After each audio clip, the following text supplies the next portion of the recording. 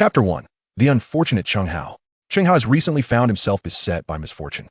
Upon graduating from university, he encountered the most challenging employment season in history. As a graduate of the obscure archival management program, he sent out numerous resumes, only to have them vanish without a trace. After enduring countless rejections, he finally secured a job that aligned with his field, but just 2 days into his employment, disaster struck. A fire engulfed the warehouse, leading to the company's abrupt closure, and he received not a single penny of his wages. Undeterred, he sought a second position in sales. Although the salary was meager, he persevered. Yet, after merely a month, he was dealt another blow when news broke that his boss had absconded with his mistress, resulting in yet another company shutdown. As if this were not enough, calamity continued to rain down upon him. Just 3 days ago, he had rented a room in a city village, paying 3,000 yuan in advance. In the dead of night, a utility pole unexpectedly collapsed, demolishing the very room he had secured. Terrified, he spent the night huddled under a blanket on a park bench, enduring a symphony of mosquito bites. As if to add insult to injury, he awoke the next morning only to discover that his wallet and phone had been stolen. Curse that thieving scoundrel! Even a destitute wretch like myself is not spared. Penniless and in despair, Chen Hao railed against the thief for half an hour, only to be regarded with sympathy by a passing homeless man who mistook him for a fellow vagabond and generously offered him a recently scavenged soda can. What am I to be? A charity case? Chen Hao was left in a state of amusement, both touched and disheartened. He returned the can to the homeless man and, in a gesture of goodwill, pressed the last 20 yuan from his pocket into the man's hand. Upon hearing of his plight, the kind-hearted villagers flocked to offer consolation. "Howsy, it seems you've offended the Tai Sui. You should visit Master Wu at the temple on the back mountain to remedy your misfortunes." Unfazed by the notion of offending celestial powers, Chen Hao was skeptical. Who is this Master Wu? Curiosity piqued. He inquired further, learning that Master Wu was the esteemed proprietor of the temple, reputed for his profound mystical abilities in fortune-telling, divination, and other arcane practices. Chen Hao scoffed at the tales but found the villagers fervently extolling Master Wu's virtues that a neighbor, Aunt Wang, recounted. "It's astonishing. Our sow had been barren, and after I sought Master Wu's advice, he provided me with some talismans to feed her. She then birthed a litter of 20 piglets. I was so elated I couldn't sleep for nights." Chen Hao rolled his eyes at the absurdity. Surely, veterinary care was the answer to infertility, not talismanic rites. Then there was the village simpleton, Taiju, who chimed in, "I'm 36 and still single due to my lack of education, and my father urged me to take 2 baskets of eggs to Master Wu, and he gifted me a charm to wear." I was skeptical at first, but last month, while tending my cattle in the cornfield, a fashionable young woman approached me for a drink and asked, "Good sir, are you in need of a wife?" Now, my wife is already 2 months pregnant. Isn't that miraculous? Chen Hao gazed sympathetically at the blissfully naive Taiju, pondering whether to gently dissuade him.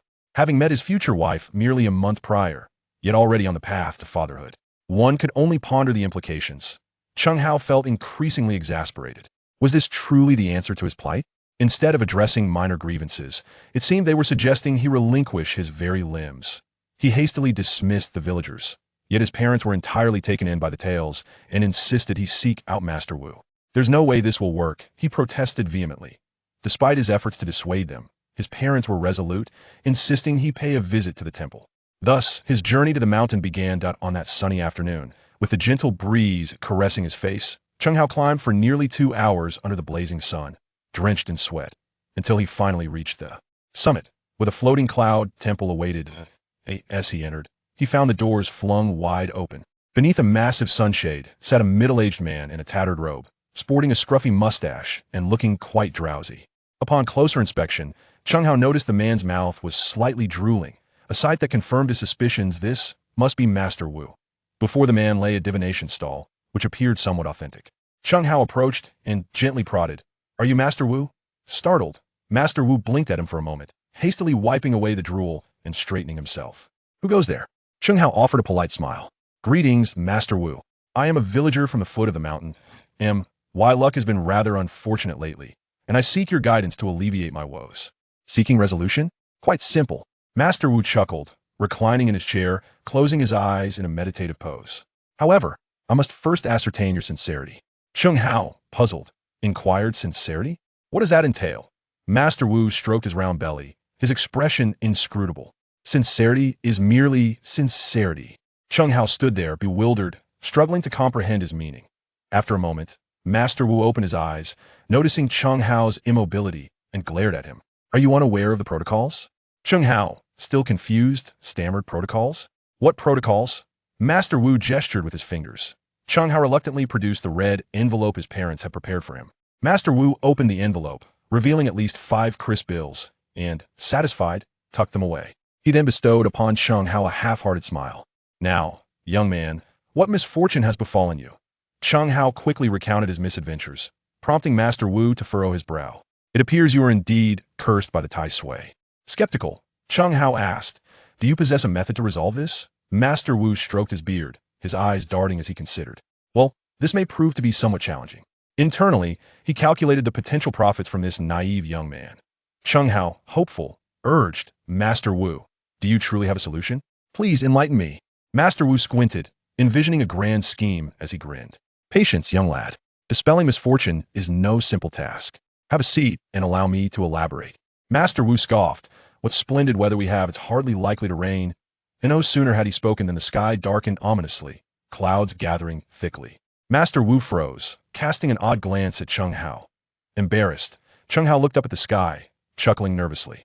It seems a storm is brewing, let's hope there's no thunder. As if in answer, a tremendous clap of thunder reverberated, and a bolt of lightning descended, striking the sunshade above the divination stall. The fabric blackened, a gaping hole appearing as Master Wu fell backward in shock, landing unceremoniously on the ground. His face pale, Master Wu scrambled to his feet, retreating several steps to distance himself from Chen Hao. You can't possibly be that cursed. Chen Hao himself was bewildered. This is merely a coincidence. Master Wu, trembling, pointed an accusatory finger at Chen Hao. You are a harbinger of doom. Our floating cloud mountain is renowned for its serene weather. Rain here is gentle and poetic. Yet you arrive, and suddenly, the skies turn ominous. Chen Hao was at his wit's end. Master, I assure you, this is nothing but happenstance. Before the echoes of his voice could fade, a bolt of divine thunder, as wide as a bowl, descended from the heavens, cleaving the fortune-telling stall in twain. A surge of 100,000 volts is no trifling matter. The strike landed a mere 10 centimeters away from Taoist Wu, who was so terrified that every hair on his body stood on end, and his heart raced with trepidation. Boom! Thunderous roars followed. The third and fourth bolts of lightning soon followed, both exploding at Wu's feet, with one even tearing the hem of his Taoist robe to shreds. In a panic, Taoist Wu scurried away, akin to a plump and clumsy groundhog, leaving Chen Hao in a state of astonishment, both amused and bewildered. Taoist Wu shouted in exasperation, don't deny it. Ever since you arrived, these thunderbolts have been targeting me. Overcome with fear, Taoist Wu, disregarding all else, forcefully shoved Chen Hao out of the courtyard, exclaiming, you are indeed a harbinger of disaster. Get away. Keep your distance from my temple. Within the courtyard, echoes of Taoist Wu's frantic curses could still be heard.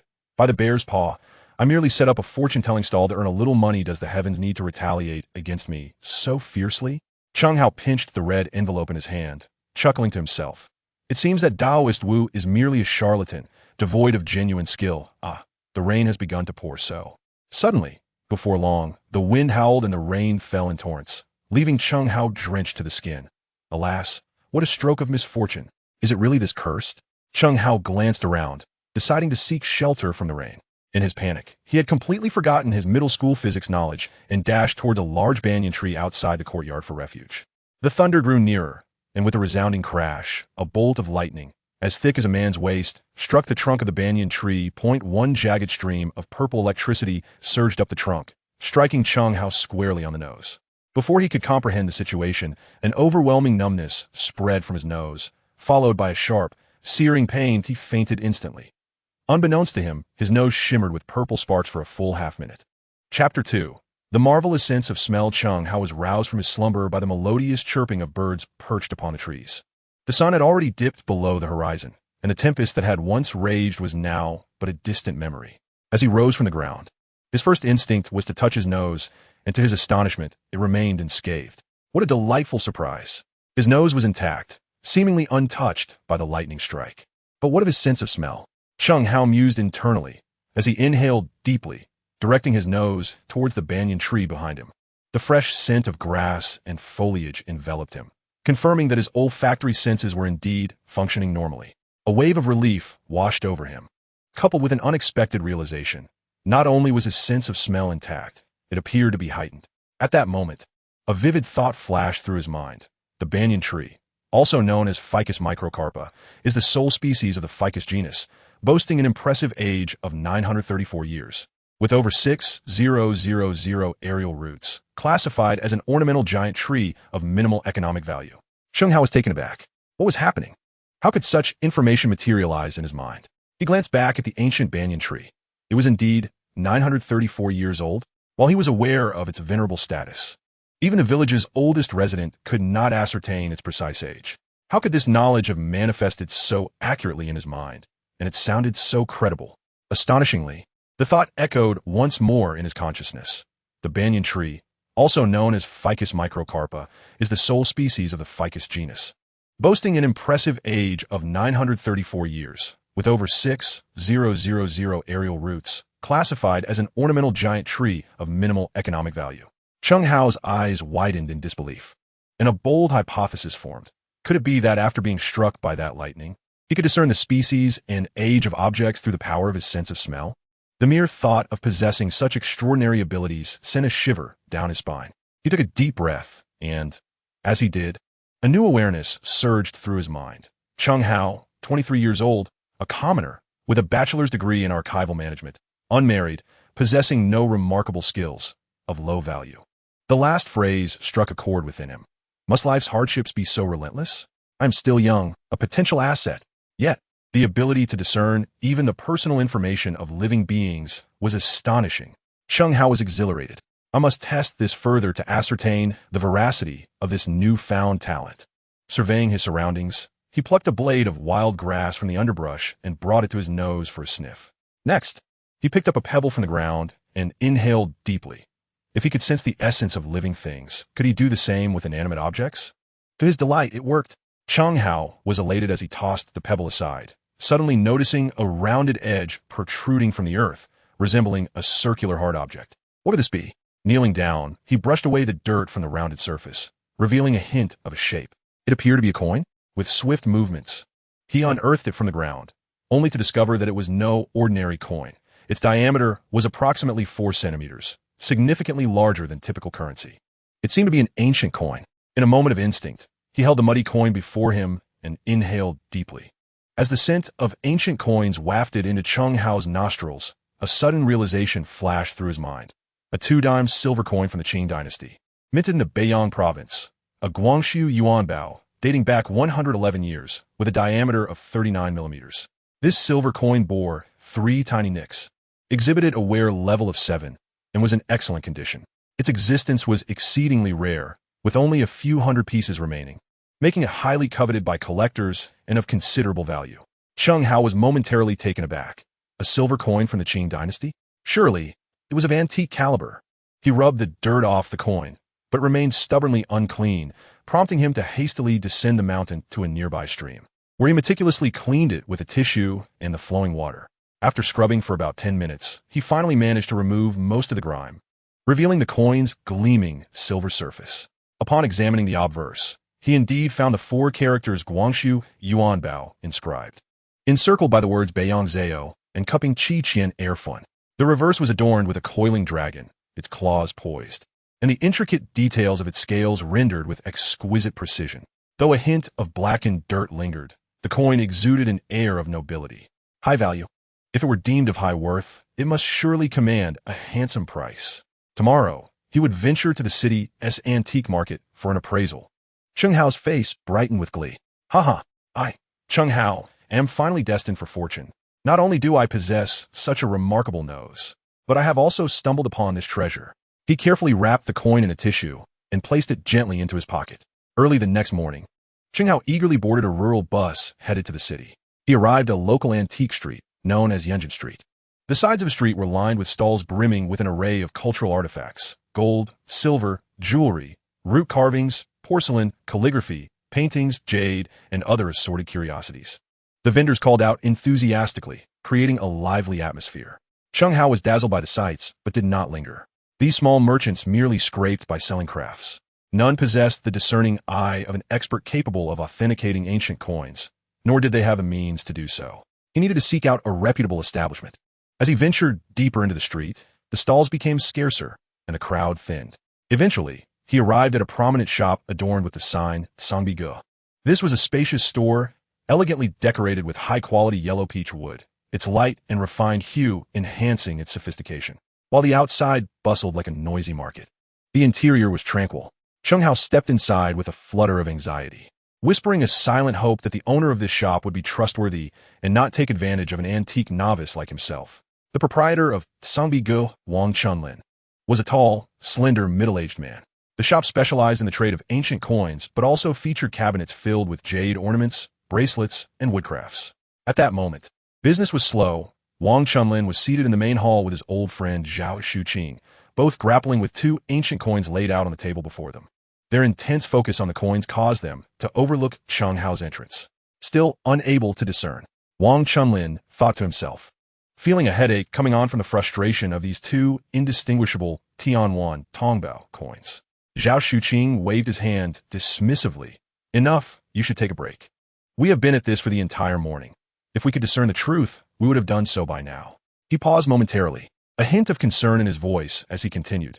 This afternoon, you are to attend the grand celebration for Old Master Zhong's 75th birthday. If we still cannot ascertain the authenticity of these coins, it would be quite the embarrassment at such a prestigious gathering, and it could tarnish the reputation of your coin pavilion. Indeed, Wang Chunlin sighed, reluctantly placing down his magnifying glass. These two Tianyuan Tongbao coins are so remarkably similar that they blur the line between genuine and counterfeit.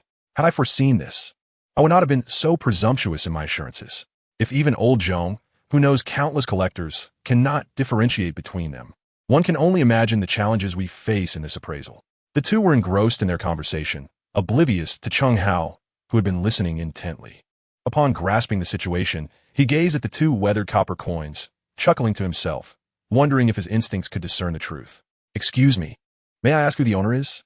Chen Hao inquired softly. Wang Chunlin and Zhao Shuqing turned in surprise to see Chen Hao, momentarily taken aback. Typically, establishments of such stature conducted substantial business, and those who dared to browse were often esteemed or affluent connoisseurs. It was their first encounter with someone as unassuming as Chen Hao, who appeared to be a novice in the realm of antiquities, and notably, quite young. Fortunately, Wang Chunlin was not one to judge by appearances. Despite Chen Hao's modest attire, he rose to greet him. I'm the owner, Wang Chunlin. How can I assist you, young man? Stepping forward, Chen Hao inhaled deeply, and his mind immediately provided him with a wealth of information. Wang Chunlin, age 58, owner of an antique shop, widowed, with a beautiful daughter, skilled in identifying small antiques, particularly adept at discerning ancient coins, with a fortune in the millions. With a smile, Chen Hao pointed to the coins on the table. Mr. Wang, might I have a look at the ancient coins you have displayed? Wang Chunlin was taken aback, scrutinizing Chen Hao with a hint of skepticism. Young man, do you have knowledge of ancient coins? Chen Hao, undeterred, nodded with bravado. I possess a modest understanding. I simply wish to examine them. Zhao Shuqing interjected, a note of disdain in his voice. Children should be playing outside at the street stalls. This is not a place for you. Clearly, he did not believe Chen Hao possessed any knowledge of numismatics. Chen Hao chose not to engage with him further. Noticing that Wang Chunlin had not outright rejected his request, he approached the table, picking up the coin on the right and feigning an inspection. Be careful.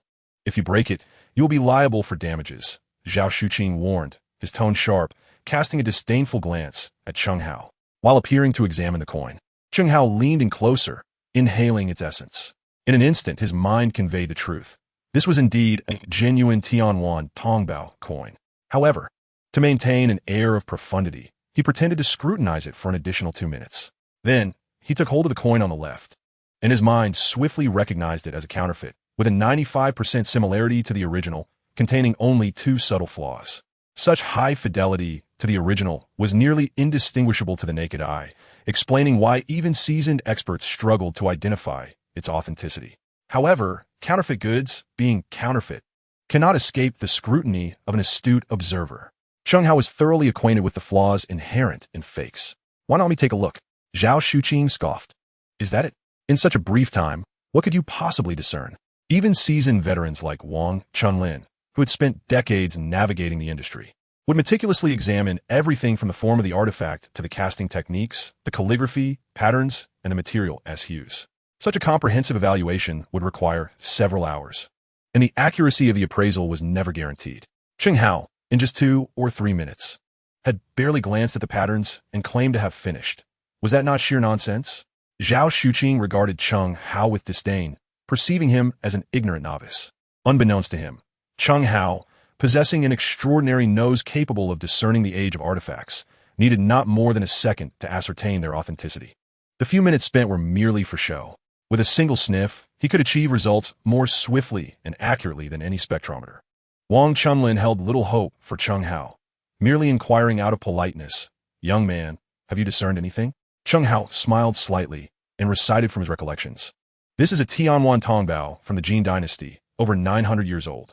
It is a genuine Zhuozhe 2-type copper coin, with a diameter of 3 centimeters and weighing approximately 7 grams. There are only 3 known specimens, making it exceedingly rare and highly collectible." A thunderbolt from a clear sky. Wang Chunlin's gaze toward Chen Hao shifted dramatically.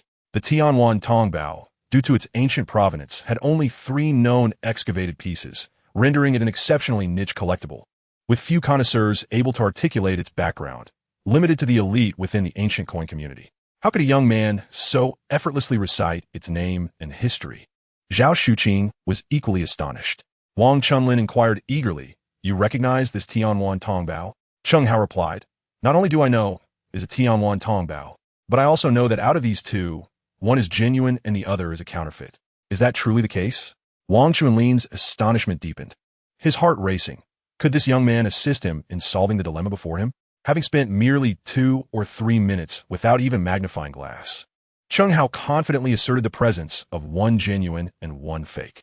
It was worth noting that, had it not been for Mr. Zhong's prior clarification, he himself would not have dared to declare 1 genuine and 1 fake. Could this young man possess a discerning eye? Zhao Shuqing, though still skeptical, softened his tone slightly. "Young man, one must be careful when making grand claims." Wang Chunlin pressed urgently, "Which is the genuine one and which is the counterfeit?" Chen Hao responded with assurance. "The piece on my right is the authentic item, while the one on my left is merely a replica, a crafted artifact." Zhao Shuqing frowned. "That's mere conjecture. How did you determine that the right piece is genuine and the left is a fake?" Wang Chunlin nodded vigorously, awaiting Chen Hao's explanation. He has been operating an antique shop for 30 years, handling thousands of ancient coins. Some counterfeits are poorly made, riddled with flaws, and he can discern their authenticity with a mere glance. However, these 2 Tianwan Tongbao coins appear nearly identical. Both he and Zhao Shuqing are experts in coin appraisal. Yet despite their prolonged examination, they remain unable to differentiate between the genuine and the fake. How did Chen Hao manage to identify the truth so swiftly? Chen Hao elaborated, "It is quite simple. The imitation on the left does indeed possess a high degree of resemblance, almost indistinguishable at first glance. But hidden within are 2 fatal defects. First, the green patina on the surface of the counterfeit is artificial. At first sight, the verdigris of both coins seems identical. Yet upon closer inspection, one can feel that the surface of the imitation is somewhat thicker, although the weights of both coins are nearly the same. Why is this one thicker? This thickness is a deliberate addition of new patina, crafted from lead-free copper, thus rendering it lighter. Consequently, despite its increased thickness, its weight remains largely unchanged. Second, pay attention to the sound when tapping the reverse side. The genuine coin produces a consistent and harmonious tone from all 4 corners, whereas the imitation exhibits a noticeable difference in sound between the upper and lower sections due to uneven casting materials. The upper section, being denser, yields a finer sound. The lower section, being more porous, produces a lighter, hollow sound. Upon hearing Chen Hao's detailed explanation, not only was Wang Chunlin astonished, but Zhao Shuqing was equally taken aback. They had completely overlooked these 2 significant flaws. Wang Chunlin gazed intently at Chen Hao, bringing the counterfeit coin to his ear and gently tapping it with his finger. Indeed, the sound from the upper and lower parts was distinctly different. He excitedly handed it to Zhao Shuqing, exclaiming, "There truly is a difference." They both understood the principle of sound differentiation and had experimented with it before, but they had never considered a comparison between the upper and lower sections. However, even with this revelation, Zhao Shuqing remained somewhat skeptical. Noticing their astonishment but lingering doubt, Chen Hao couldn't help but chuckle inwardly. "If you still harbor doubts, I can provide you with a simple method of distinction. Gently wipe it with alcohol. The surface of the counterfeit will lose its patina, and since it was recently applied, it will emit a musty odor upon contact with the alcohol. Wipe it with alcohol. Wang Chunlin and Zhao Shuqing exchange glances to avoid damaging the antique coins. It is generally uncommon to use chemical agents like alcohol for cleaning. Chen Hao perceived their apprehension. Do not worry. Just a tiny amount will suffice, and without high temperature, it will not harm a coin. With a determined nod, Wang Chunlin procured some alcohol and cotton swabs, applying a drop to each coin. Moments later, the green patina of the counterfeit indeed began to flake off. Wang Chunlin lifted it to his nose, and a distinct musty scent confirmed Chen Hao's assertion. This was utterly astonishing. At that moment, Wang Chunlin was completely convinced regarding Chen Hao with the reverence one would afford a master, no longer daring to underestimate him. Initially perceiving him as an amateur, he now recognized him as a true authority. Wang Chunlin grasped Chen Hao's hand tightly, excitement radiating from him as he said, "My friend, how shall I address you? I am immensely grateful to you. You have truly been a tremendous help." This, in turn, left Chen Hao feeling somewhat bashful. It was nothing, merely a small effort on my part. Please call me Chen Hao. In fact, I have come to seek your appraisal of an ancient coin, Boss Wang. I hope it is convenient for you. Having resolved the issue concerning the Tianwan Tongbao, Wang Chunlin was in high spirits. Oh, an appraisal? Young man, do you also collect ancient coins? Of course, please take it out for me to examine. Chen Hao retrieved a silver coin from his pocket, wrapped in a handkerchief, and unveiled it. Wang Chunlin, well-versed in numismatics, instantly brightened upon seeing the Guangxu Yuanbao. The Guangxu Yuanbao. If it is genuine, this is indeed a treasure. Chapter 4. Narrow Paths of Enmity. Wang Chunlin swiftly took the silver coin, scrutinizing it with a magnifying glass. Meanwhile, Zhao Shuqing stood in stunned silence, astonished that a seemingly impoverished young man would casually produce a Guangxu Yuanbao. With a skeptical gaze, he leaned in to join Wang Chunlin in verifying the authenticity of the coin. Chen Hao, however, remained unperturbed, for it was indeed genuine. True gold fears no fire. 5 minutes passed, and Wang Chunlin confirmed that it was an authentic Guangxu Yuanbao. Even Zhao Shuqing, with his discerning eye, had to concede its genuineness. Reluctantly, Wang Chunlin returned the coin to Chen Hao and served him a cup of fine tea. Young man, this is a Guangxu Yuanbao minted during the Qing dynasty from the Beiyang province and in excellent condition. It possesses not only collectible value, but also significant historical worth, making it quite valuable. Chen Hao nodded. What would be the estimated value? Wang Chunlin replied with a smile. According to the current market conditions, the starting price is 1.5 million. 1.5 million? Chen Hao struggled to suppress a grin, trying to contain his inner elation. Wang Chunlin, thinking he was skeptical, elaborated based on recent auction records. The price typically ranges from 1.5 million to 2 million, with better condition yielding higher prices, truly boundless financial prospects. Chen Hao pinched his arm to quell his excitement, ensuring he did not betray his joy before Wang Chunlin and Zhao Shuqing. Then what specific price could my coin achieve? Wang Chunlin pondered, based on its condition. It could fetch around 1.7 million. 1.7 million. Chen Hao's heart soared with joy. He felt he was on the brink of a fortune. Young man, are you considering selling? If so, why not sell it directly to me? Wang Chunlin proposed, somewhat aware that it might be an excessive request.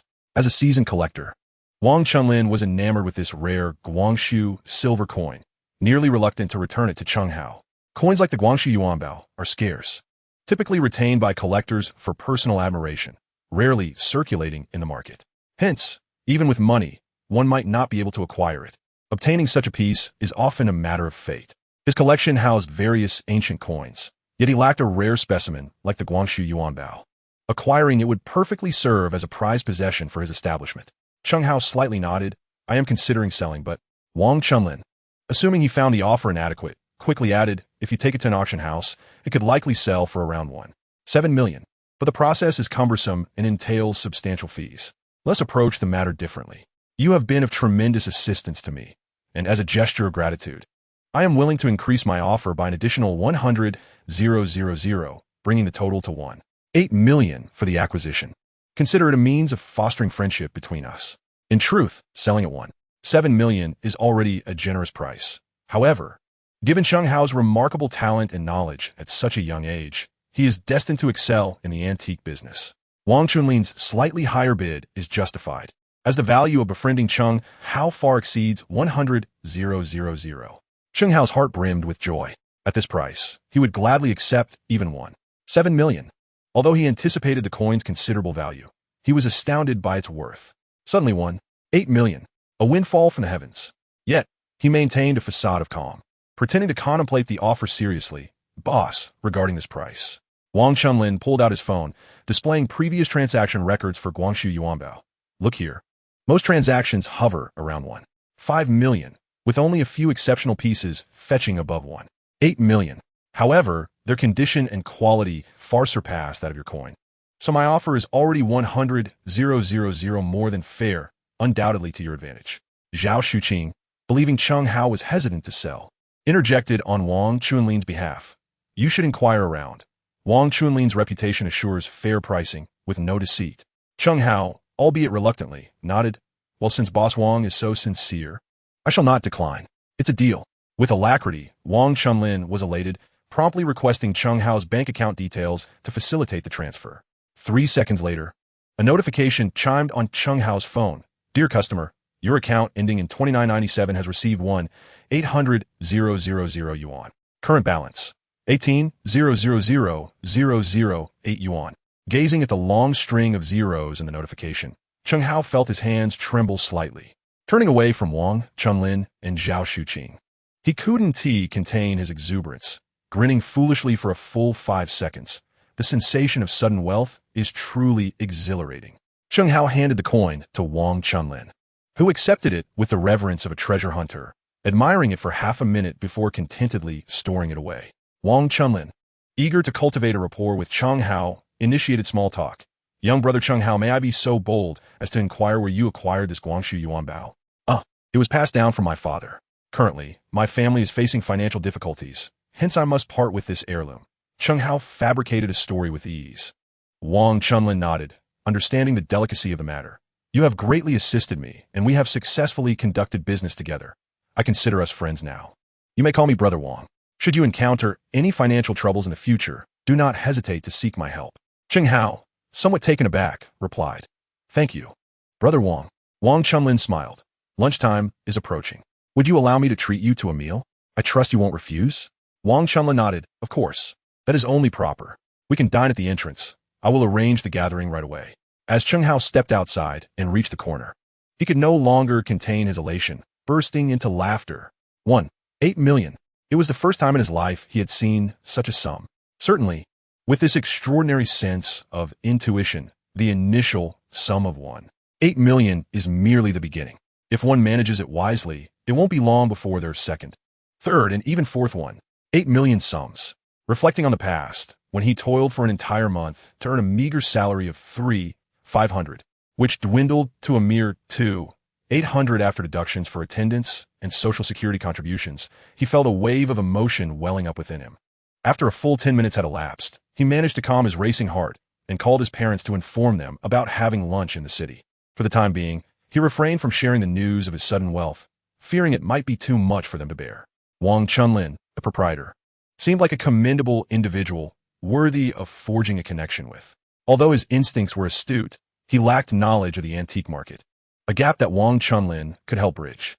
However, just as he reached the doorway, he unexpectedly encountered a couple he never wished to see again, descending from a BMW X7. Chapter 5, Envy. Ma Jun and Lu Tingting. Lu Tingting was his ex-girlfriend. 3 months prior, she had unceremoniously cast aside Chen Hao, only to embrace the affluent Ma Jun, living a life of leisure and indulgence. Lu Tingting, with her delicate oval face and large, expressive eyes, donned a strikingly short skirt that revealed her long, fair legs, appearing as enchanting as ever. Yet, her demeanor had grown even more superficial and materialistic. Upon spotting Chen Hao, Lu Tingting immediately raised her voice in derision. Chen Hao, what are you doing here? She continued, how could a poor nobody like you come to Yunjin Street? And to such a grand establishment as Tsangbai Ge? Beside her, Ma Jun clearly noted Chen Hao's presence and laughed mockingly. Though Ma Jun was reasonably handsome, his eyes were puffy, and his complexion slightly pallid, revealing the signs of excessive indulgence and poor health. Lu Tingting clung tightly to Ma Jun's arm, giggling. Perhaps he's here to be an apprentice? With his background, he is only fit to be a novice here. Chen Hao clenched his fists, his expression impassive as he regarded her.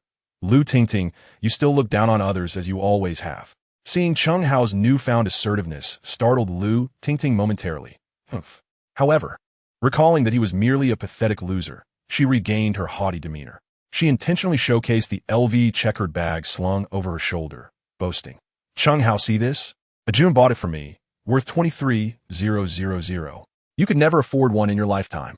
Chen Hao merely smirked, disinterested in engaging in a futile argument. Did this materialistic girl truly believe he was still as impoverished as before? His current fortune was sufficient to purchase dozens of LV bags to bury her superficiality. Ma Jun, believing he had struck a nerve with Chen Hao, arrogantly draped his arm around Lu Tingting's shoulders. Good dogs don't obstruct the way. Don't block the entrance. I specifically brought Tingting here to select a jade necklace at Sangbai Ge. He swaggered past Chen Hao, deliberately jostling his shoulder. Chen Hao frowned, suppressing the unpleasant odor wafting from Ma Jun, and took a moment to inhale. A thought flashed through his mind. Ma Jun, 24 years old, a wealthy heir. Skills, indulgence in vice, single-handedly driving a Ferrari. Lacking intrinsic value, yet his family's fortune exceeded 100 million. At this moment, Wang Chunlin stepped out of the hall, holding the prepared ticket, and politely handed it to Chen Hao, saying, my young friend, please keep this ticket safe and do not lose it. Chen Hao nodded and took it, verifying the amount on the ticket and confirming its accuracy. Lu Tingting, who had merely glanced over, was suddenly taken aback upon seeing the amount, covering her mouth in shock. Goodness, am I seeing this correctly? 5 zeros, 8 million.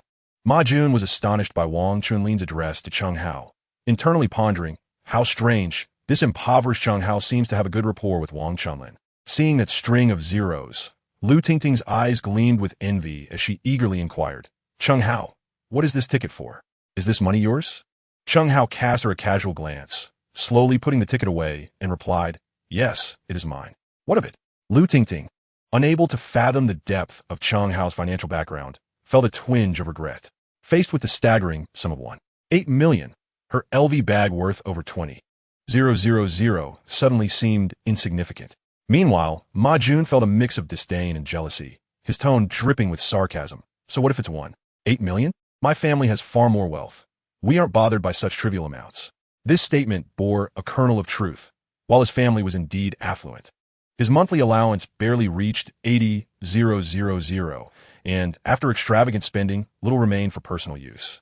The car he drove was provided by his family, and the most generous gesture he had made toward Lu Tingting was purchasing the 20,000 LV bag. Now he couldn't even produce 100,000 in cash, leaving him feeling quite resentful.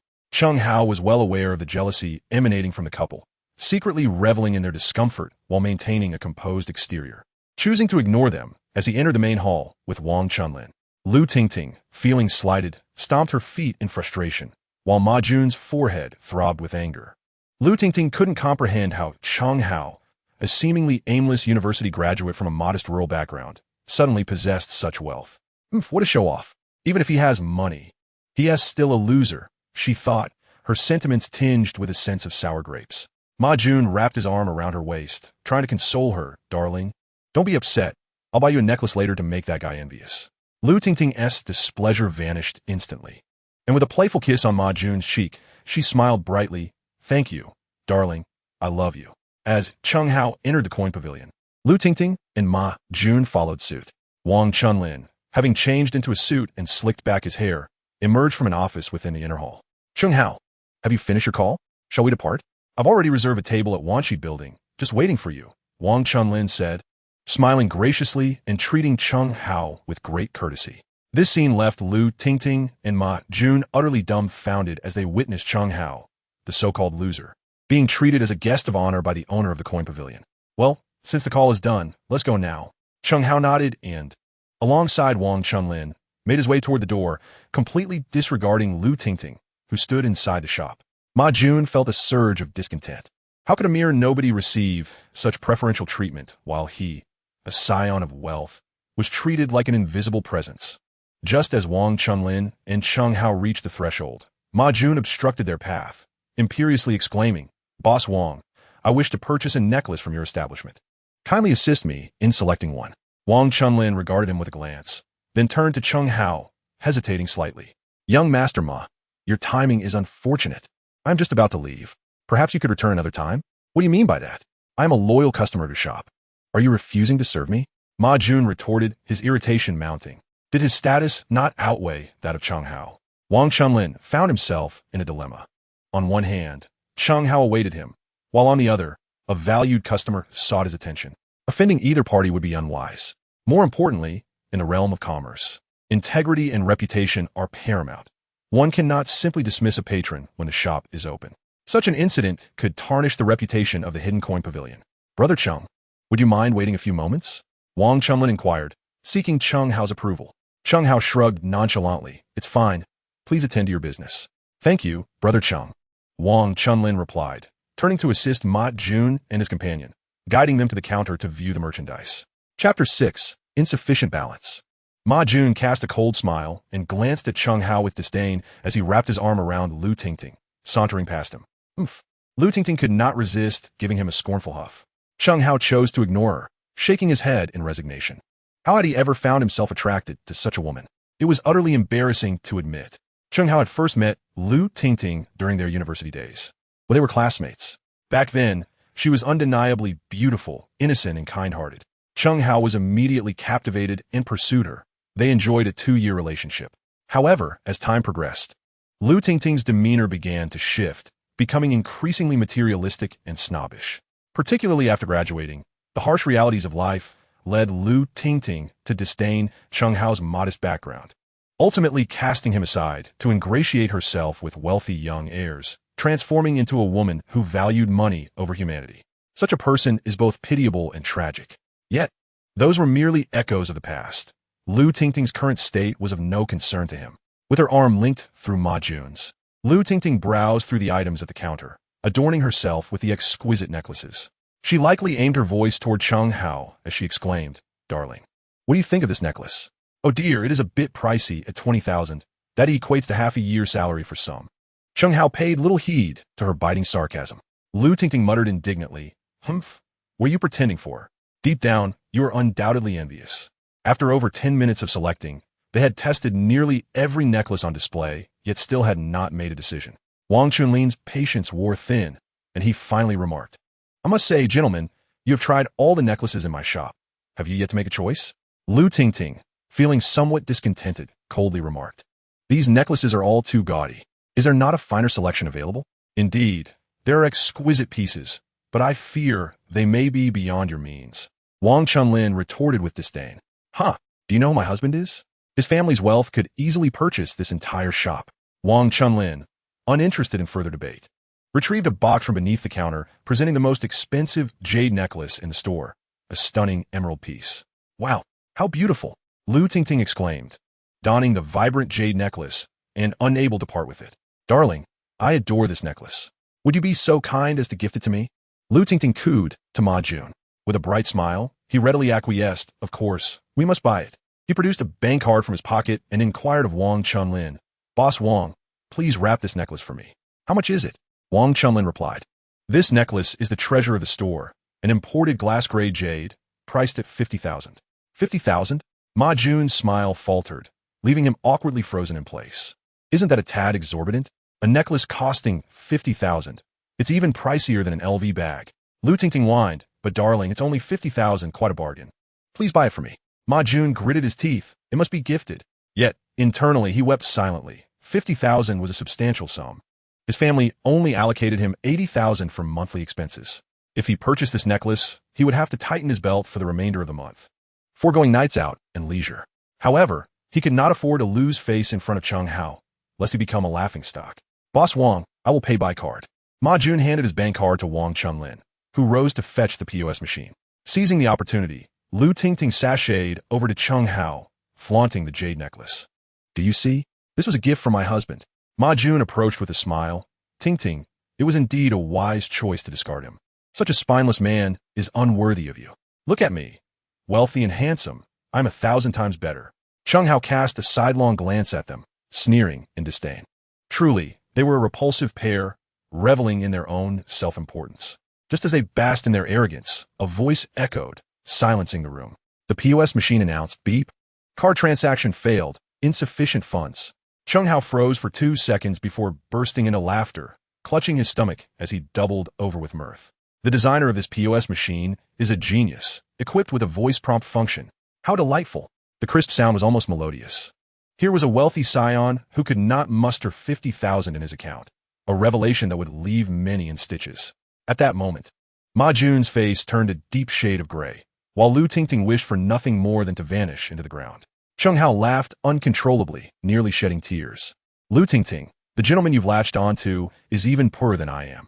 Perhaps you should reconsider and be with me instead. Huh. Lu Tingting recognized that Chen Hao had no intention of rekindling their relationship. He merely sought to humiliate her further. Ma Jun gritted his teeth, trembling with rage, feeling as if he had swallowed a fly. Darling, you claimed your family's fortune exceeds 10 million, so why did the card fail? Lu Tingting lamented, clinging to Ma Jun's arm in distress. Ma Jun shot her a glare. This foolish woman had unwittingly brought up a sore spot, making him feel utterly humiliated. His monthly allowance was a mere 80,000. He had already spent 23,000 on an LV handbag for her, followed by another 10,000 on clothing and cosmetics, leaving barely 40,000 in his account. Where could he possibly find an additional 50,000? Chen Hao chuckled. If you're broke, just admit it. Don't put on airs and blame Boss Wang's POS for malfunctioning. I can't be bothered to argue with you. Tingting, let us leave. Ma Jun attempted to make a hasty exit, pulling Lu Tingting along with him. However, Boss Wang stepped forward to block their path. Hey, return that necklace. Are you hoping to dine and dash? The jade necklace still adorned Lu Tingting's neck, as she had forgotten to remove it. This scene left Lu Tingting utterly mortified, her face burning with shame. Just moments ago, she had flaunted the necklace in front of Chen Hao, but now, due to their inability to settle the bill, she was compelled to return it to Boss Wang. Reluctantly, she removed the jade necklace from her neck, cradling it in her hands with great reluctance, for she truly cherished it. At that moment, Chen Hao stood up, producing a bank card and approaching the POS terminal with unhesitating resolve. The machine chimed, beep, card accepted. Transaction of 50,000 successful. Lu Tingting was bewildered, unable to comprehend his motives. Chen Hao gazed at her affectionately and declared, Tingting, we've shared a connection, and this necklace is my gift to you. Really? Thank you. Lu Tingting exclaimed, overwhelmed with joy, rendered momentarily speechless. Chen Hao then shifted his tone. However, I do have a condition. What condition? Do you wish to reconcile with me? I agree. Without waiting for Chen Hao to finish, Lu Tingting eagerly approached him, wrapping her arms around his arm and leaning into his embrace. Meanwhile, Ma Jun felt a wave of green jealousy wash over him, akin to the vast grasslands of Hulunber, as his girlfriend openly sought affection from another man, a blatant affront to his dignity. Yet, Chen Hao's subsequent words dealt them both another stinging blow. Chen Hao disdainfully pushed Lu Tingting away and said, No, my condition is that you call me daddy, and I shall gift you the necklace. Chen Hao, you scoundrel. Lu Tingting realized she had been played for a fool, her humiliation morphing into furious indignation as she unleashed a torrent of curses upon him. Chen Hao's demand for Lu Tingting to call him daddy was not merely a humiliation for her, but a brutal affront to Ma Jun, a masterstroke that struck two targets with a single arrow, delivering a slap to both of their faces. Ma Jun glared at Chen Hao, his eyes bloodshot with rage, veins bulging with indignation. Wang Chunlin, amused by the spectacle, chuckled at Chen Hao's ruthless maneuver, and in a bid to lend Chen Hao a favor, he added, Brother Chen, consider that jade necklace a gift from me. The cost is waived. We are acquaintances, after all, and it would be too awkward to accept your payment. Lu Tingting, once brimming with arrogance, now appeared utterly deflated, while Ma Jun, stripped of all dignity, resembled a stray dog. You better remember this. He seethed before abandoning Lu Tingting and scurrying away in disgrace. Lu Tingting, in tears, chased after him, calling out, Darling, wait for me. Get lost. Weren't you just eager to reconcile with Chen Hao? Go find him. Darling, I'm truly sorry. I genuinely like you. Chen Hao, observing the couple's quarrel as they left Yunjinjia, couldn't help but smirk faintly. This mismatched pair was indeed well suited. The woman, materialistic, and the man, a libertine, were a match made in heaven. After resolving the situation, Wang Chunlin entrusted the coin pavilion to Zhao Shuqing for safekeeping, then drove Chen Hao to Wanqi Building. Wanqi Building, a renowned five-star restaurant in the vicinity, boasted opulent decor and an exquisite loft-style architecture, with each private room adorned with delicate porcelain and paintings. The ambience was elegant and refined, typically reserved for the affluent. Wang Chunlin ordered an extravagant spread of dishes, featuring chicken, duck, goose, and fish, to which Chen Hao indulged heartily without reservation. With Wang Chunlin's warm hospitality, the two engaged in lively conversation. Seizing the opportunity, Wang Chunlin inquired about Chen Hao's background, asking where he was from and what his family did. Upon learning that Chen Hao was unemployed, Wang Chunlin promptly extended an olive branch. "Cheng, how about becoming my antique appraisal consultant? I'll offer you a monthly salary of 10,000. Chen Hao was momentarily taken aback, processing the proposal. Assuming Cheng found the salary insufficient, Wang Chunlin quickly amended. "All right, how about 20,000 a month? You won't even need to be in the shop. I'll call you when I need your expertise on antiques." "Sound good?" Chen Hao eagerly agreed. Previously earning a mere 3,500 a month while toiling from 9 to 9, the prospect of earning 20,000 with a flexible and easy job seemed too good to be true. The series of events that had transpired that day left Chen Hao in disbelief. First struck by lightning, he unexpectedly gained an extraordinary sense of smell. Then sold a copper coin for 1.8 million, and now, a job with a monthly salary of 20,000. Oh heavens, my streak of bad luck has finally turned. After finishing their meal, the two departed from Wanchi Building. Wang Chunlin resumed driving, taking Chen Hao to another destination. "Boss Wang, where are you taking me?" Chen Hao inquired. Puzzled. "I'm taking you to the Di Huang Hotel to attend my father-in-law, Old Master Zhong's birthday banquet." Wang Chunlin replied with a smile from the driver's seat. "Old Master Zhong is your father-in-law?" Chen Hao exclaimed, astonished by the depth of Wang's connections. Chapter 7. Flirting by Calling Daddy. Old Master Zhong is a renowned antique appraisal master from Jiangnan, hailing from a family steeped in antiquities.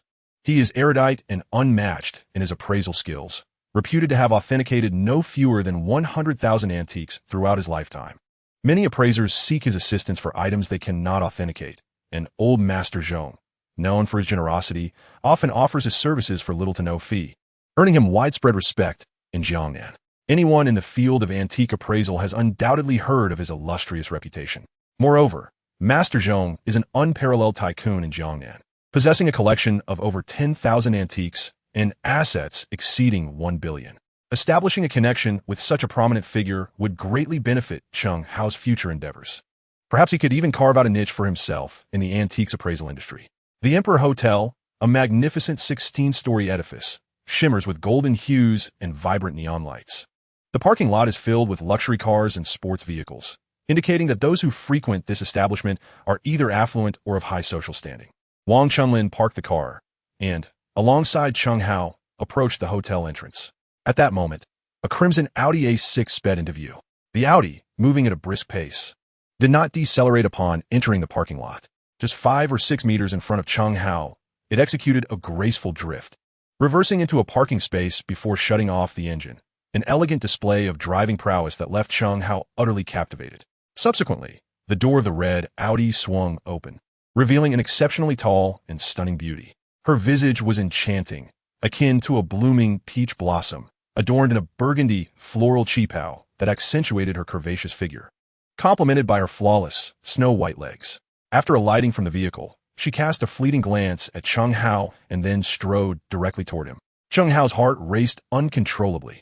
Akin to a startled fawn, his emotions stirred by an inexplicable thrill. This woman was breathtakingly beautiful. In comparison, his ex-girlfriend, Lu Tingting, seemed utterly unremarkable.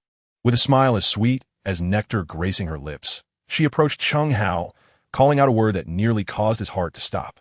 "Dad!" Chen Hao was instantly petrified, his eyes widening in disbelief. What on earth was happening? Are people in the city now so audacious as to greet someone by calling them father upon first meeting? Who could withstand such a surprise? Chen Hao's excitement surged within him, yet he forced a smile and replied, "Hello, beautiful. My name is Chen Hao." To his astonishment, the beauty completely disregarded him, brushing past him to link arms with Wang Chunlin. "Dad, why are you so late? Grandpa's birthday banquet is about to commence." She pouted, playfully chiding Wang Chunlin. She was actually the daughter of Boss Wang. Chen Hao felt an overwhelming urge to dig a hole in the ground and hide his head in embarrassment. He almost caused a misunderstanding. Wang Chunlin gently patted his daughter's hand, explaining with a smile, "There was a minor issue that delayed us. By the way, let me introduce you to this young man." He pulled her toward Chen Hao, stating, "This is Chen Hao, a new friend of mine and also an antiques appraiser. He is currently my assistant." The beauty's deep, captivating eyes briefly scanned Chen Hao, her expression tinged with skepticism. Could such a young antiques appraiser truly possess expertise? Or was he merely an inexperienced novice? She whispered to Wang Chunlin, "Dad, why waste money hiring an apprentice as an assistant? If you're overwhelmed, you could simply ask me for help. Do not underestimate him. He possesses remarkable skills in appraisal. The 2 ancient coins from the Tianwan era that old Zhong gave me were authenticated by him. Is that so? He is that impressive?" Wang Chunlin stepped forward to introduce her to Chen Hao. "Cheng, this is my daughter, Wang Wenjing." Wang Wenjing politely extended her hand, greeting him, "Hello." "Hello." Chen Hao quickly grasped her hand. Her palm was soft and fair, with a slight chill, her fingers slender and elongated, adorned with exquisite grape-purple nails. A gentle breeze wafted by, carrying a captivating fragrance from her, stirring Chen Hao's heart. Simultaneously, a thought flashed through his mind. Wang Wenjing, female, 26 years old, single and unmarried, with a graduate degree, had studied gem appraisal under her grandfather since childhood, specializing in the identification of paintings in jade. Her skills included exceptional driving abilities, capable of racing F4 Formula cars, culinary expertise in the 8 major cuisines, and a remarkable ability to unfasten a bra with one hand. An invaluable talent. Chen Hao gasped in astonishment. He lacked such a skill and felt a twinge of inadequacy. Beautiful, with an enviable figure, culinary skills, and the ability to unhook a bra with one hand, she epitomized his ideal girlfriend. Meanwhile, Wang Chunlin observed the scene with a subtle smile. The banquet is about to begin. Let us proceed inside. Wang Chunlin walked towards the hotel, with Wang Wenjing and Chen Hao following closely behind. The banquet was hosted on the 16th floor, where the venerable Mr. Zhong had booked an entire floor, creating an extravagant affair, attracting prominent figures from Jiangnan. The hall was bustling with activity, with 300 to 400 seats filled to capacity, a testament to Mr. Zhong's widespread popularity and esteemed character. Mr. Wang Chunlin, son-in-law of Mr. Zhong, has arrived. Miss Wang Wenjing, granddaughter of Mr. Zhong, has arrived. As the trio entered the hall, the welcoming shouts drew the attention of all present. Numerous familiar faces from the gem appraisal community flocked to greet Wang Chunlin and Wang Wenjing. "Oh, Mr. Wang, it's been a long time." "Oh, the esteemed young Master Jing has arrived? I have heard that she's the most beautiful woman in Jiangnan. Seeing her in person is truly a delight." Due to her notable reputation in the gem appraisal field, Wang Wenjing was affectionately referred to as Young Master Jing, a term of respect. After exchanging pleasantries, Wang Chunlin and the others proceeded to offer their birthday wishes to Mr. Zhong, leaving Chen Hao momentarily aside. However, he was unconcerned, as he had come merely to broaden his horizons, and thus settled into a corner seat. At the head table, Mr. Zhong sat gracefully, donned in a festive red robe, his demeanor amiable. Although he was of advanced age, his eyes sparkled with vitality, as if capable of penetrating the essence of all beings and objects. "Old Master, I wish you a happy birthday. May your fortune be as vast as the East Sea and your lifespan as enduring as the South Mountain," Wang Chunlin said respectfully, bowing. Mr. Zhong nodded slightly, his expression neutral. No need for such formalities.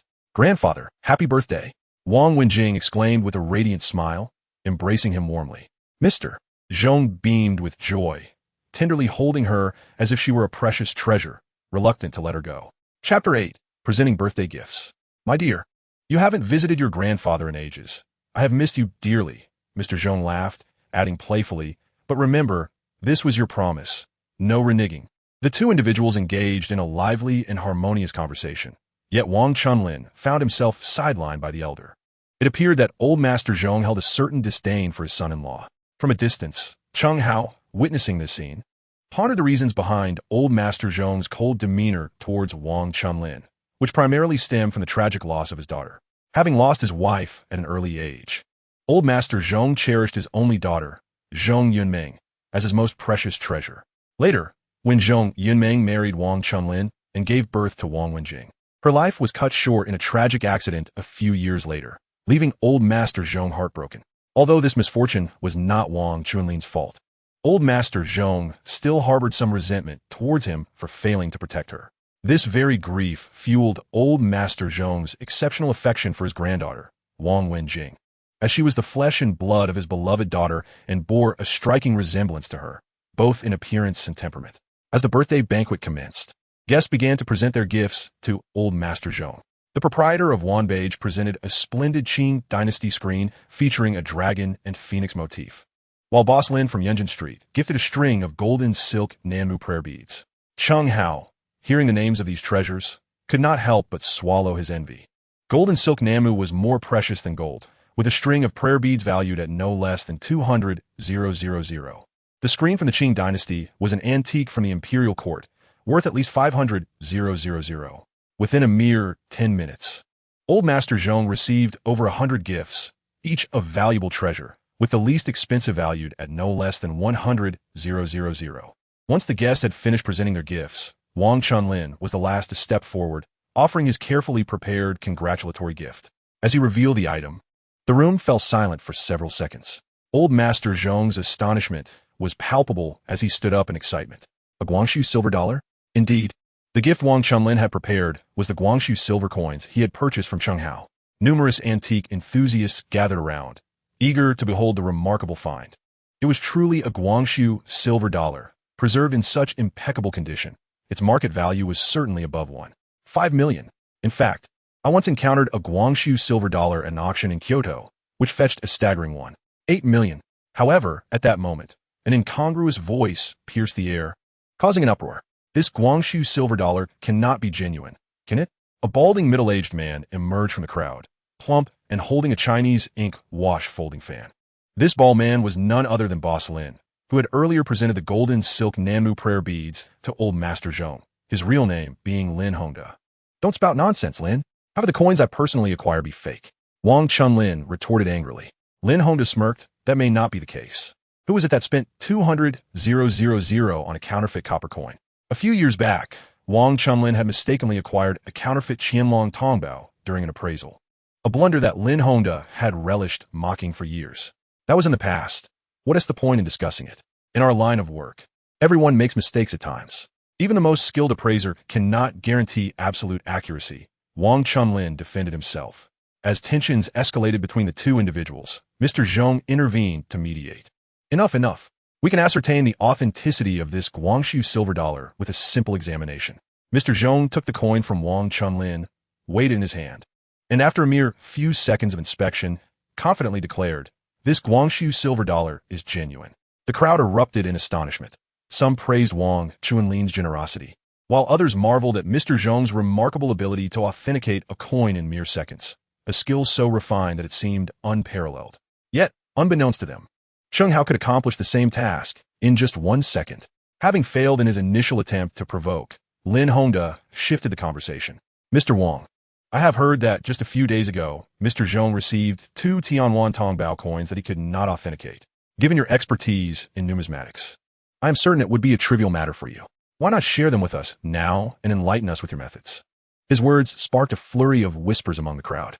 Was there truly a treasure that even Mr. Zhong could not identify? Lin Hongda's intentions were clear. He sought to embarrass Mr. Wang in front of everyone. The onlookers, eager for spectacle, turned their attention to Wang Chunlin. If he failed to demonstrate his knowledge today, his reputation would surely suffer. In the front row, Mr. Zhong's expression darkened. Today marked his 75th birthday, and Lin Hongda's antics during his celebration were utterly disrespectful.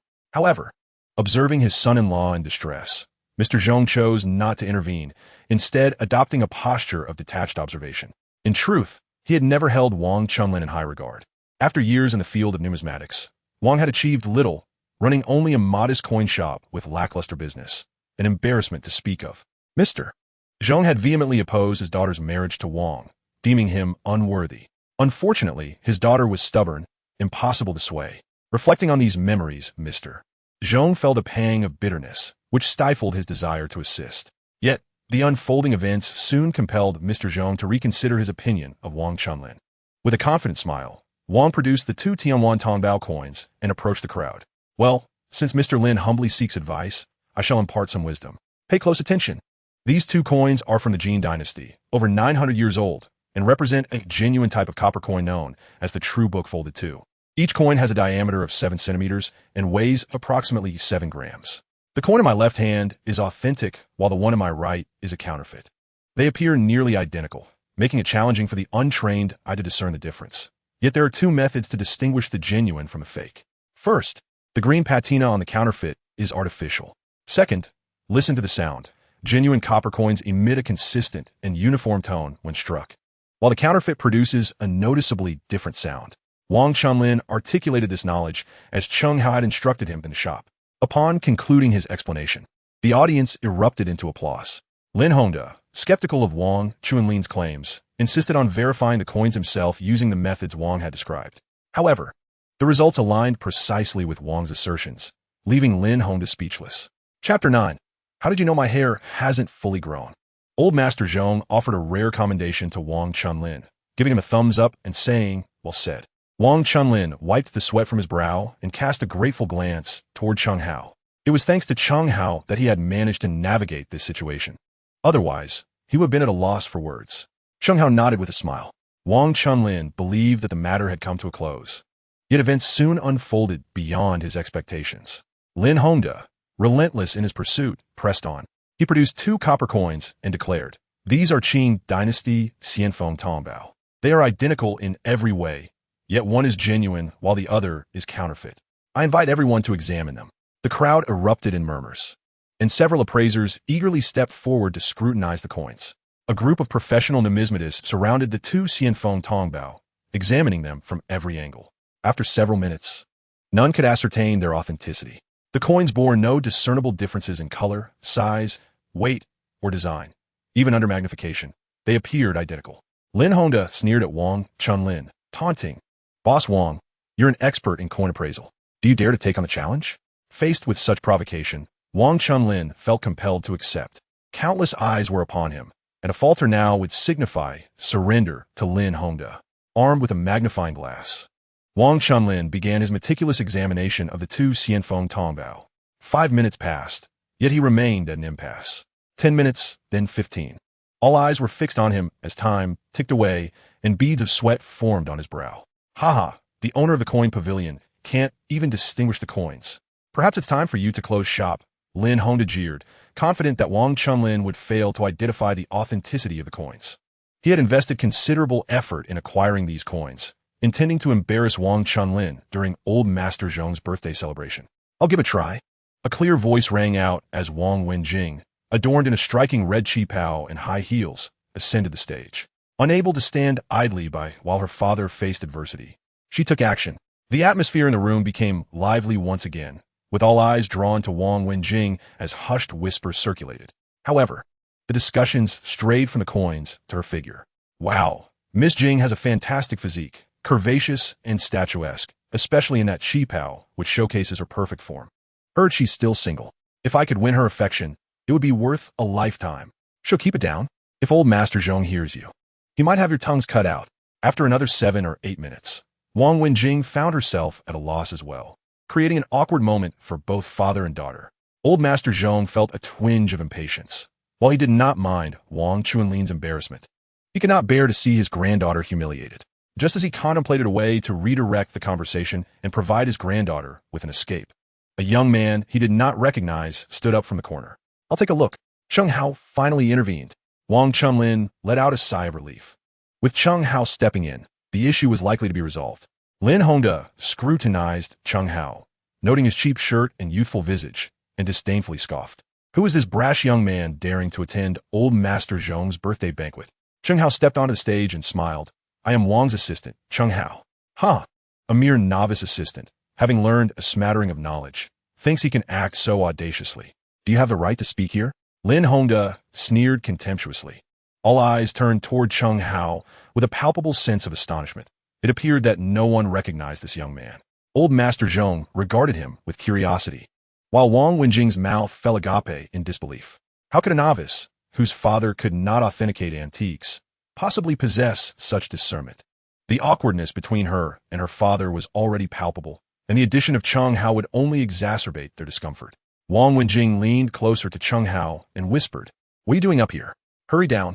Let me give it a try. Perhaps I could authenticate them." "Humph, you haven't even matured enough for that." Wang Wenjing rolled her eyes at him. "How do you know I haven't matured?" Chen Hao retorted. Wang Wenjing's face flushed with indignation. This little rascal dared to take advantage of her before so many witnesses. Observing her flustered demeanor brought Chen Hao a secret delight. This young lady was rather endearing. Beautiful and skilled in the kitchen, she possessed the remarkable ability to unfasten a bra with one hand. If Wang Wenjing were aware of his thoughts, she would undoubtedly be infuriated enough to wish him harm.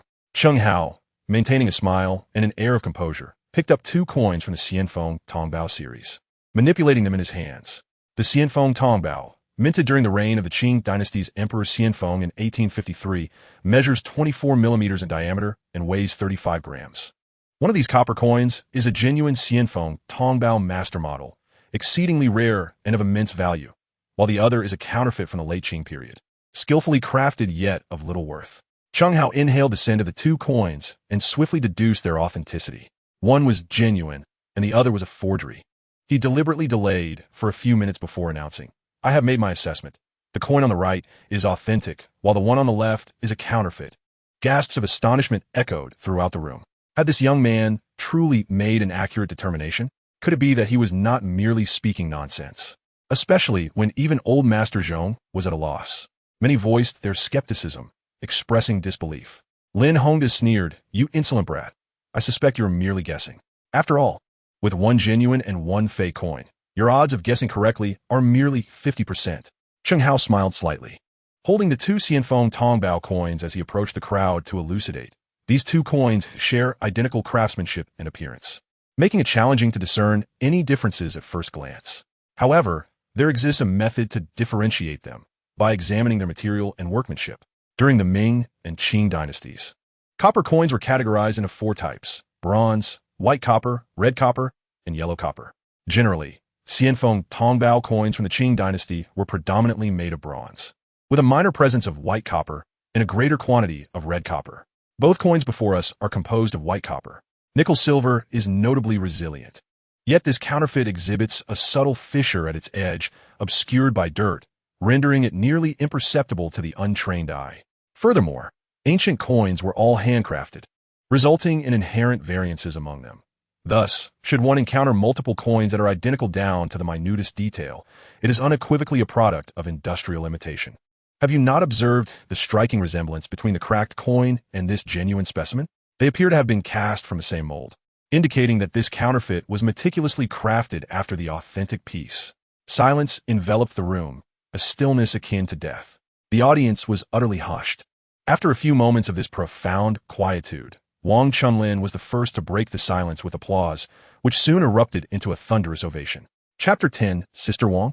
Chen Hao's discerning eye for antiques garnered high praise from Elder Zhong, who was eager to form an acquaintance with him. "Haha, young brother. I did not anticipate such remarkable prowess at your tender age. Whom did you study under in this art of appraisal?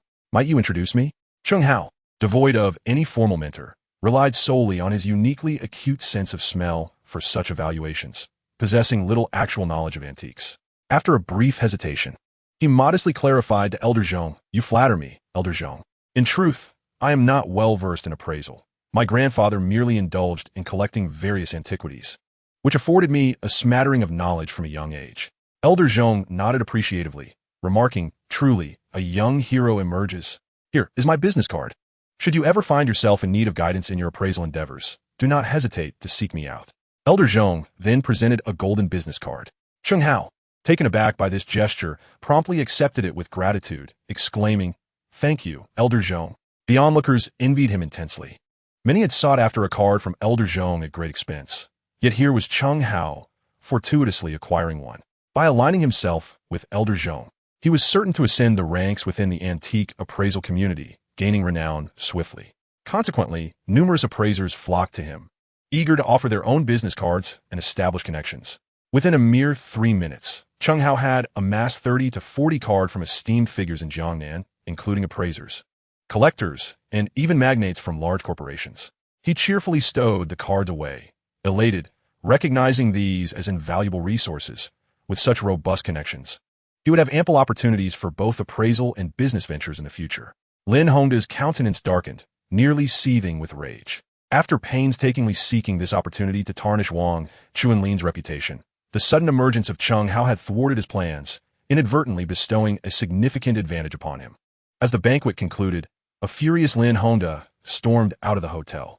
Observing Lin Hongda's retreating figure, Wang Chunlin felt a surge of satisfaction.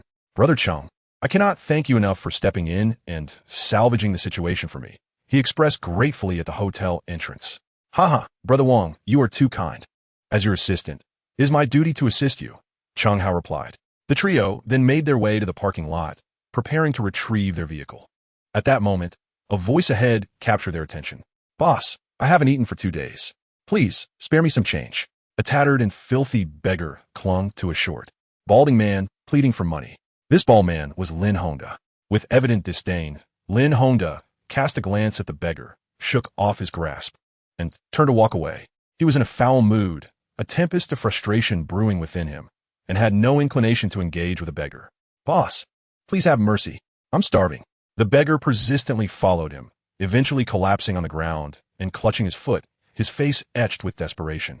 Enraged, Lin Honda kicked the beggar, shouting, "Get lost. Do you have any idea how much these shoes cost? You couldn't repay me even with your life if you dirty them." Scram!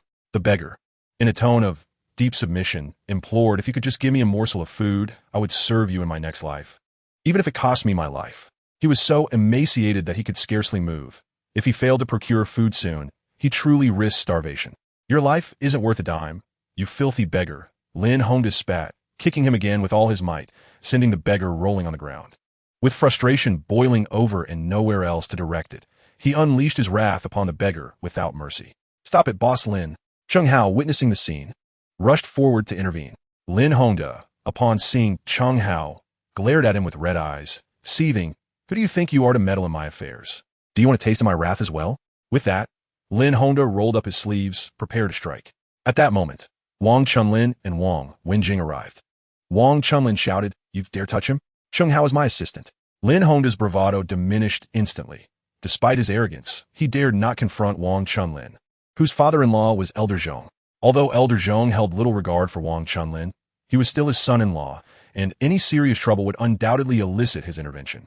With a huff, Lin Honda stormed off to his car and sped away. After his departure, Chen Hao helped the beggar to his feet and inquired about his injuries. The beggar shook his head helplessly, offering a bitter smile. "It's nothing, just a worthless life, I won't die." Bruised and battered, the beggar's plight tugged at Chen Hao's heartstrings. As the beggar spotted a pile of delicacies, his mouth watered. He abandoned the chopsticks and devoured the food with fervor. Clearly, he was desperately hungry. Chen Hao patted his pockets, intending to give him some money. Wang Chunlin shook his head, noting he had no cash on him. Fortunately, Wang Wenjing had some. She pulled out 2 stacks of bills from her handbag, totaling 20,000 yuan, and handed them to Chen Hao. "Thank you, Sister Wang." Chen Hao expressed his gratitude. Wang Wenjing shot him a look, her eyes narrowing. "Sister? Am I that old?" Chen Hao realized his faux pas and quickly clarified. No, that is not what I meant." Wang Chunli laughed heartily and said to Chen Hao, "My daughter is merely 3 years younger than you, so you may call her Xiaojing, as I usually do at home." Xiaojing? Such an affectionate term feels rather intimate, does it not? If Chen Hao were to address her thus, it would resemble the way a boyfriend speaks to his girlfriend. Wang Wenjing blushed at the thought, stamping her foot in playful reproach. "Dad, please refrain from such remarks." Wang Boss laughed boisterously. Without a moment's hesitation, Chen Hao pressed 2,000 yuan into the beggar's hands. The beggar, overwhelmed with emotion, wept tears of gratitude, having never encountered such a sum in his lifetime. He immediately knelt before Chen Hao, bowing deeply. "Your generosity is boundless. Kind sir, good deeds are rewarded." Chen Hao quickly assisted him to his feet, saying, "Take this money to purchase some clothing, and perhaps set up a stall to engage in small business. Do not continue to beg." Chapter 11. Ming Dynasty Blue and White Porcelain Bowl. The beggar wiped his tears with his sleeve. "Thank you, benefactor. I shall never be able to repay your kindness. Please allow me to leave my name. When I earn money in the future, I will surely return it to you." "No need for that. It is merely 2,000 yuan. Take it," Chen Hao replied, shaking his head. The beggar felt a pang of guilt for his inability to reciprocate, and in a gesture of gratitude, he handed over his dirty begging bowl. "Esteemed benefactor, this bowl has been passed down through my family. Though it holds little monetary value, it is a token of my heartfelt appreciation. Please accept it." The beggar then departed, carrying the 2,000 yuan and his unfinished meal. Chen Hao stood there, holding the beggar's old porcelain bowl, at a loss. He was not a beggar himself. What use had he for shabby bowl? Yet, this bowl represented the beggar's sincere gratitude, and discarding it seemed improper. Habitually, Wang Chunlin took the bowl from him for a closer inspection and gasped in astonishment. "This bowl appears to be an antique. Could it be?" Chen Hao, skeptical, brought the bowl to his nose and inhaled deeply. Instantly, memories of the bowl's provenance flooded his mind. Ming Dynasty blue and white porcelain. This is an authentic antique of considerable value. Even those unfamiliar with antiques have heard of the renown of blue and white porcelain, particularly those from Jingdezhen during the Ming Dynasty, which epitomizes fine ceramics. It is indeed an antique Ming Dynasty blue and white porcelain. The question remains, how much is it worth? Chen Hao exclaimed excitedly. Wang Chunlin remarked, "My daughter is an expert in appraising paintings and porcelain. Let her assist you." Chen Hao turned to Wang Wenjing. "Sister Xiaojing, could you kindly help me ascertain the value of this porcelain piece?" Wang Wenjing shot him a cold glance, but fortunately, Chen Hao swiftly adjusted his address, averting her ire. "Very well, I shall assist you." Wang Wenjing took the blue and white porcelain bowl and began her careful appraisal. The bowl was remarkably well preserved, devoid of cracks, with a character for fortune painted on the bottom and adorned with a ring of blue floral patterns along the rim. Typical of folk kiln porcelain. Ming Dynasty porcelain is classified into folk kiln and imperial kiln. The latter, reserved for the court, is exceedingly rare and thus highly valuable, while folk kiln pieces are relatively more affordable, starting at no less than $1 million. Wang Wenjing pondered for a few moments before murmuring, "Indeed. The larger the Ming Dynasty blue and white porcelain, the more valuable it is. This bowl, however, is a small piece of blue and white porcelain, not particularly precious. Yet it is well preserved with exquisite craftsmanship. I estimate its worth to be around 1.5 to 2 million. 2 million. Ha ha ha." Chen Hao could not contain his laughter. The thought that a bowl casually given to a roadside beggar could be worth 2 million felt as if gold were raining from the heavens. Wealth had arrived. Wealth had arrived. A charitable act of 20,000 resulted in a return of 2 million. Truly, good deeds are rewarded. Chen Hao, brimming with excitement, danced about, though he restrained himself somewhat in the presence of Wang Chunlin and Wang Wenjing. Suppressing his joy, he asked, "Boss Wang, will you take this bowl? If you want it, I can let it go for a lower price, 1.5 million, since we are acquaintances." Wang Chunlin hesitated for a moment and apologetically replied, "I primarily collect ancient coins and rarely deal in porcelain. You can leave it with me. I will help you sell it," Wang Wenjing suggested. "Yes, my daughter runs an auction house, and she can assist you in selling it." "Thank you, Wang Jie. Oh, I mean Xiaojing. If you call me Wang Jie again, I will have to take drastic measures." Wang Wenjing pouted and snorted. "Oh my, this young lady is quite fierce," Chen Hao exclaimed, quickly covering himself. "Ha ha." Wang Chunlin was amused by the banter, laughing heartily. Wang Wenjing, shedding her previous aloofness, could not help but chuckle, her mouth curling into a delightful dimpled smile, utterly charming. Chen Hao's heart fluttered as he stole a glance at her. How wonderful it would be to marry such a beautiful woman. All right. Chen Hao grinned foolishly, nodding eagerly. Having Wang Wenjing drive him was essentially creating an opportunity for the two to be alone together. Such a fortunate circumstance was certainly welcomed by Chen Hao. However, it wasn't long before Chen Hao's smile faded. "Oh dear, please drive slowly. We're going to crash." A red Audi sped recklessly on the elevated highway outside the city, wind rushing through the open window, causing Chen Hao's hair to stand on end like a rooster's comb, clinging tightly to the handle above the passenger seat. He shrieked in panic. Wang Wenjing shot him a disdainful look and snapped, "Be quiet, or I'll throw you out." Chen Hao was nearly in tears, exclaiming, "Sister, I am not married, nor do I have children. I do not wish to die." Unfortunately, this outburst displeased Wang Wenjing, prompting her to slam the accelerator down, the speedometer needle soaring into the red zone. "Oh dear, I was wrong. The engine roared, producing a thunderous growl. Chen Hao felt as though the car might take flight. Riding in her vehicle was more exhilarating than a roller coaster. Yet, as he adapted to the thrill, he found that it was not as terrifying as it seemed. The night breeze brushed against him, refreshing his spirit, as if all his troubles were carried away by the wind. Wang Wenjing's long, black hair fluttered across his face, tickling yet delightful, with a faint fragrance of her hair wafting into his nostrils. Chen Hao, like a beautiful jade, stood entranced, as if time itself had come to a halt, merely tilting his head to gaze at her. The qipao accentuated her ample bosom, curvaceous figure, and long, snow-white legs. She was stunning beyond words. After taking a spin in her crimson Audi, Wang Wenjing parked in front of a hotel. Upon exiting the vehicle, she unfastened her seatbelt and commanded, "Get out." Chen Hao's face flushed crimson, and he shyly replied, "Is this really appropriate? Isn't it a bit too swift?" At that moment, Wang Wenjing felt an overwhelming urge to slap him. "Didn't you say you had nowhere to stay in the city? If I don't bring you to the hotel, would you prefer to sleep on the streets?" Chapter 12. Do you have a boyfriend? The two alighted and entered the hotel together. Chen Hao, having rushed into the city without his ID, requested Wang Wenjing to assist him with the registration. Once the formalities were completed, the attendant escorted them to their room and departed. Inside, Wang Wenjing and Chen Hao exchanged glances. It was Chen Hao's first time in such an establishment, especially with a man, which naturally made her feel somewhat bashful. I'll take my leave now. If you need anything, just call my father. By the way, could you give me that blue and white porcelain bowl? Tomorrow morning, there's an auction at my house, and I can help you display it.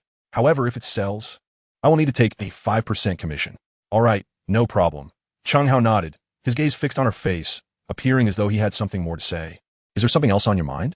Chen Hao mustered his courage and posed a question that left them both blushing. Do you have a boyfriend? Upon uttering those words, he wished he could vanish beneath the bed. Although he was aware that Wang Wenjing was single and unmarried, the implications of his inquiry were unmistakable. Wang Wenjing's cheeks turned as red as an apple. Biting her lip, she playfully retorted, "Get lost." With that, she fled the room, leaving him behind. Chen Hao smiled sweetly, his heart brimming with joy.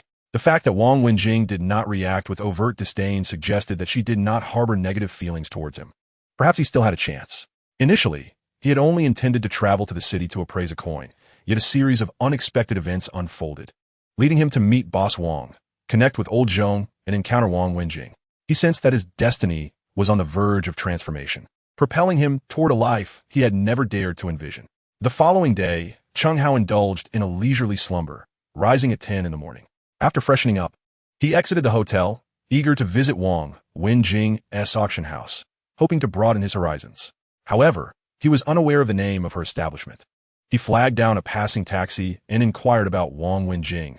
To his surprise, the driver was familiar with her. Young Master Jing is a renowned beauty in Jiangnan, and she is the granddaughter of Old Zhong. She holds significant clout in the world of antique appraisal and runs an auction house called Jingzi Auction House. 20 minutes later, the taxi halted in front of Jingzi Auction House.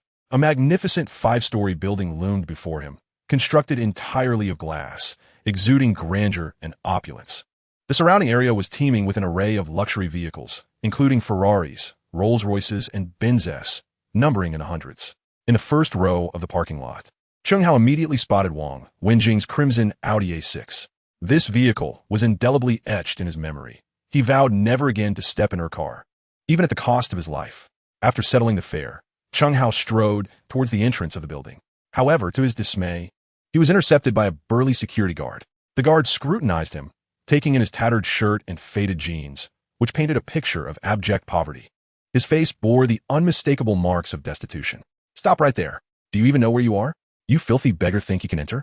The guard scoffed. "Sir, I merely wish to take a look inside," Chen Hao replied. Just then, a derisive laugh came from behind him.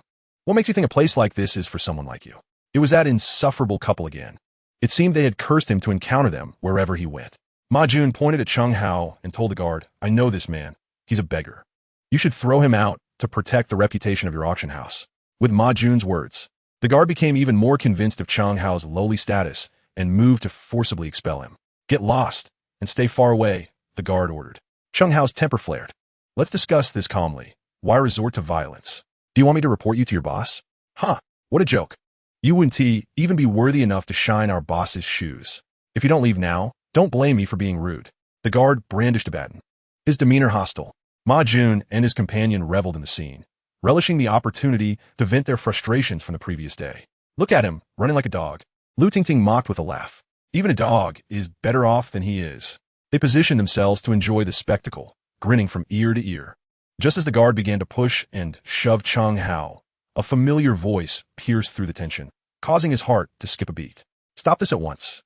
Turning towards the sound, Chen Hao beheld an extraordinary beauty emerging from the auction house, clad in a fitted black dress that accentuated her long, flawless legs and a tailored blouse that hugged her voluptuous figure. Her stunning visage was breathtaking. How beautiful! Chen Hao, along with Ma Jun and the security guard, found themselves entranced by her presence. The guard instantly adopted a respectful tone, addressing her as boss. Ma Jun's interest piqued. Boss, could she be Wang Wenjing, the granddaughter of old Master Zhong, renowned as the illustrious young Lady Jing? He had heard of her, but had never seen her in person until now. She was utterly captivating. With a broad smile, Ma Jun approached her, attempting to strike up a conversation. "Hello, young Lady Jing." The heir of the Ma group. Wang Wenjing cast a fleeting glance in his direction, her brow furrowing slightly. She had indeed heard of the Ma Group.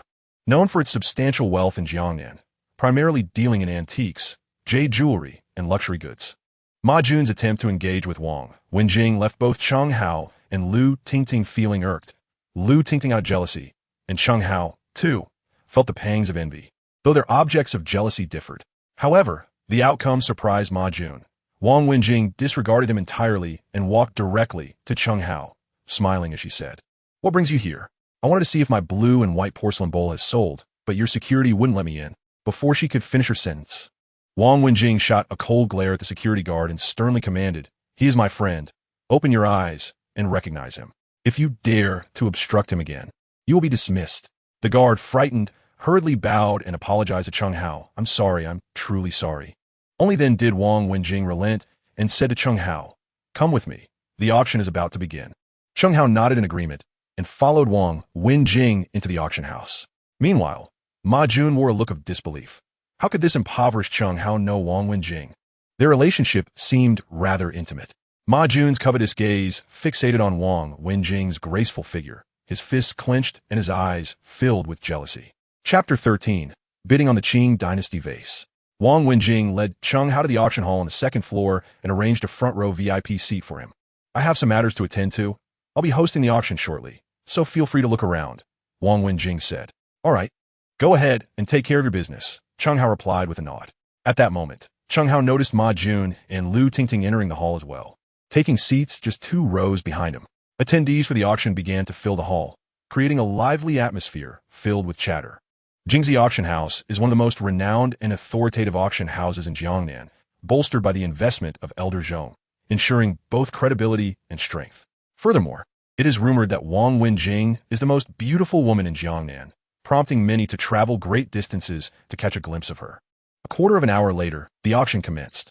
Wang Wenjing, dressed in a fitted black dress and high heels, ascended the podium. The hall fell silent in an instant, all eyes converging upon her. "Welcome, esteemed guests. I am Wang Wenjing, the owner of Jingxi Auction House. I will be hosting today's auction." As she delivered her opening remarks, she outlined the auction rules and regulations. In truth, the rules at antique auction houses are largely similar. The host announces the starting bid. Bidders respond with their offers, and the minimum increment is set at 10,000. Should anyone falsely inflate the price leading to a failed auction, they would incur a 50% penalty fee and be blacklisted from all auction houses. Now, let us present the first item for auction. Wang Wenjing continued. "This is a Qing Dynasty porcelain vase, crafted in 1910, and it remains in relatively good condition. It stands 55 centimeters tall, with a base diameter of 25 centimeters and a mouth diameter of 22 centimeters. Qing Dynasty porcelain is generally of lesser quality compared to Ming Dynasty pieces, thus more affordable. A vase of this size from the Ming era would fetch no less than 5 million. However, as Qing Dynasty porcelain is exceedingly rare, its collectible value is considerable. This vase, if genuine, could be worth approximately 1.5 million. As the owner has opted for anonymous bidding and no identification certificate is available, we invite you to discern its authenticity at your own risk.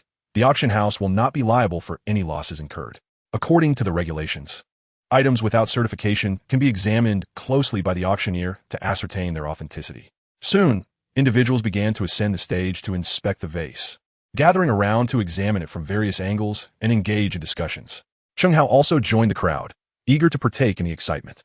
"The patterns and textures of this vase reflect the style of the Qing Dynasty. It could very well be genuine," remarked an elderly collector, his head adorned with white hair.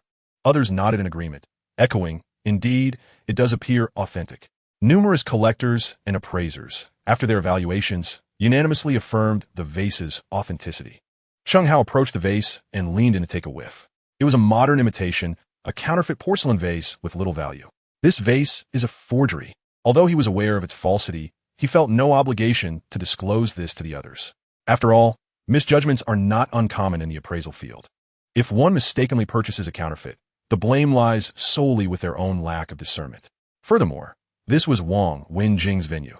Should he reveal the vase's true nature, the transaction would undoubtedly fall through. At that moment, Chen Hao noticed Ma Jun and Lu Tingting had also taken to the stage, circling the vase before descending again. Did Ma Jun intend to bid on this vase? A sly smile suddenly crept across his face. Moments later, Wang Wenjing announced, The appraisal period is over. We shall commence the auction with a starting price of 500,000.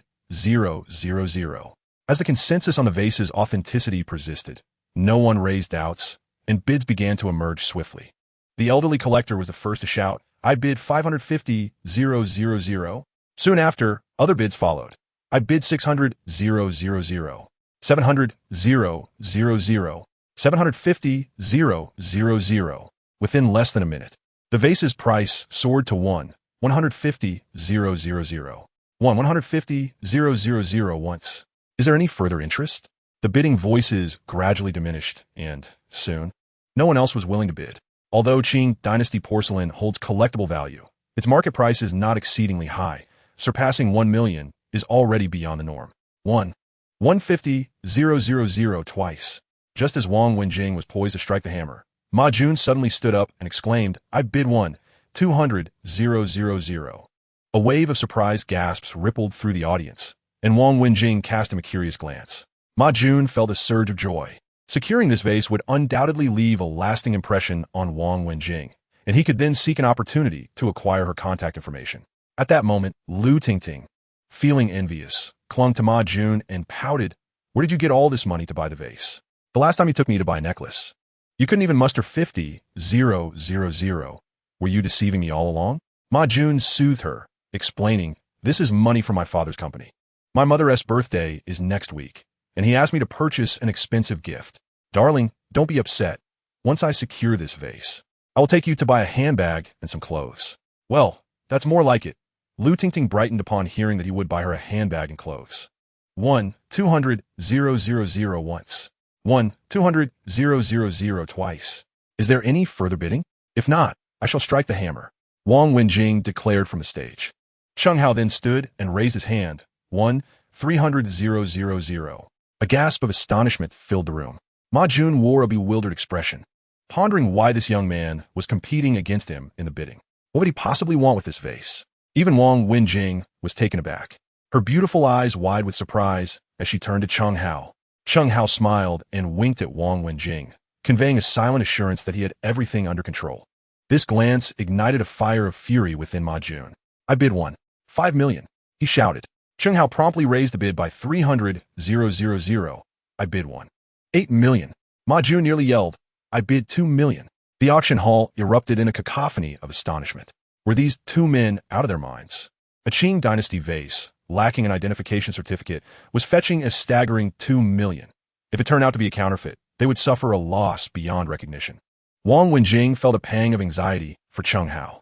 She contemplated halting the auction several times to inquire what this foolish man was thinking. Even if one had wealth, such extravagance was unwarranted. Wang Wenjing quickly called out, 2 million once, 2 million twice. Sold. Strangely, Chen Hao did not raise his bid again. "Congratulations, sir, on acquiring this Qing Dynasty porcelain vase." Ma Jun stood up, laughing heartily, and insultingly raised his middle finger toward Chen Hao. At that moment, Chen Hao rose and said with a smile, "Congratulations, Boss Ma, on purchasing a counterfeit vase." Chapter 14. This fish is a bit dim-witted. Thunderous applause echoed, as if a bolt of lightning had struck the venue, leaving everyone in shock. Who was this novice, daring to utter such brazen words? Mayunis Hatsank. But he soon sneered, "Stop talking nonsense. Everyone just confirmed that this vase is authentic. Do you think you can fool me?" An elderly collector with white hair stood up to question, "Young man, you can eat haphazardly, but you cannot speak recklessly. What evidence do you have to prove this vase is a fake?" Chen Hao stepped onto the stage before the crowd, standing alongside Wang Wenjing, and began to articulate his points about the vase. First, a well-preserved porcelain vase will exhibit deglazing features, with a glaze that is as warm and smooth as jade. A delicate base, and visible chicken foot-like patterns on the inner wall. The elderly collector approached the vase for a closer inspection and remarked, "The characteristics you mentioned are all present on this vase. Doesn't that prove it is authentic?" Indeed, the first characteristic matches perfectly, but all these traits are fabricated. Chen Hao asserted, "This vase has been artificially aged using common chemicals. First, a solution of potassium permanganate was applied to the porcelain, mixed with a small amount of brown sugar, and evenly spread over the vase, making its exterior indistinguishable from a genuine antique. If you do not believe me, fetch a bottle of water. If we clean the vase, the water will turn a light purple, and if you touch your finger to the water, it will become stained brown, indicative of the chemicals used. Skeptical, Ma Jun indeed found a bottle of water and dipped his finger into it, rubbing it against the vase. After a few seconds, his finger was stained brown. At that moment, all present fell silent. The vase was indeed a counterfeit. Wang Wenjing inquired with curiosity. So you already knew that the vase was a counterfeit. Why then did you bid on it? Chen Hao, wearing a mischievous grin, cast a glance at the sullen-faced Ma Jun, choosing to remain silent. It was at that moment that Ma Jun realized he had been deceived by Chen Hao. You little rascal, how dare you betray me? Ma Jun clenched his fists, his eyes blazing with fury. Ah, Ma boss in the realm of antiques. Success hinges solely on one's own capabilities. If you've been duped, it is but a reflection of your own lack of discernment, and not the fault of others. Chen Hao unreservedly humiliated him in front of the crowd. Ma Jun was filled with indignation. And were it not for his desire to maintain his composure in front of the goddess Wang Wenjing, he would have rushed forward to deliver a beating to Chen Hao. You better remember this. In the end, Ma Jun could only swallow his anger, accepting his silent defeat. He had already bid on the vase. And should he now retract his commitment, according to the auction house's rules, he would incur a penalty of 50, amounting to 1 million. Moreover, he would find himself blacklisted by all major auction houses, barred from setting foot in any of them in the future. Rather than lose 1 million for nothing, it would be wiser to acquire the vase and later sell it to an unsuspecting novice, thus mitigating his losses. Now, let us present the final item of today's auction, a Ming Dynasty blue and white porcelain bowl. As Wang Wenjing's announcement echoed, a stunning blue and white porcelain bowl emerged on the screen, nestled within its box. This exquisite bowl was the very one Chen Hao had acquired from a beggar the previous day. Its surface exuded a warm luster, impeccably preserved, with the blue patterns strikingly distinct, unmistakably indicative of premium quality blue and white glaze, a rarity among antiques. This bowl, originating from the Ming Dynasty and crafted in the folk kilns of Jingdezhen, featured a base diameter of 14 centimeters and a mouth diameter of 22.5 centimeters, weighing approximately 175 grams. Verified by the auction house's experts, the bowl was indeed authentic and came with a certification of authenticity, assuring all participants of a secure bidding experience, with a starting price set at 1 million. No sooner had she concluded her statement than the crowd began to rub their hands together, their eyes gleaming with anticipation. Ming Dynasty blue and white porcelain from Jingdezhen was a coveted treasure, especially with the added assurance of a certification, thus posing no risk and certainly worthy of investment. Ma Jun, having composed himself, began to calculate his next move. Resolute in his intent, he declared, I bid 1 million. Just as he finished, another voice chimed in, a white-haired elderly collector who had also set his sights on the porcelain bowl, bidding, I offer 2 million. 3 million. Others soon joined in. 45 million. 5 million. 6 million. The atmosphere in the room became electric, each participant displaying an unyielding spirit of competition. Chen Hao was elated, reveling in the prospect of profit. Let them fight. The more fervently they compete, the better. 9 million. Came Ma Jun's voice again. 2 million. The elderly gentleman relentlessly pursued the bid. Ma Jun glared at the aging collector, gritting his teeth in anger. This old man had already tricked him into purchasing a fake, and now he was competing for the bowl. With determination, he shouted, I bid 5 million. A wave of astonishment swept through the room, as all eyes turned to Ma Jun with envy. With a sudden increase of 500,000, the display of extravagance was astounding. At that moment, no one dared to bid further. Even the elderly gentleman with white hair, who had held a fondness for the porcelain bowl, relinquished his interest.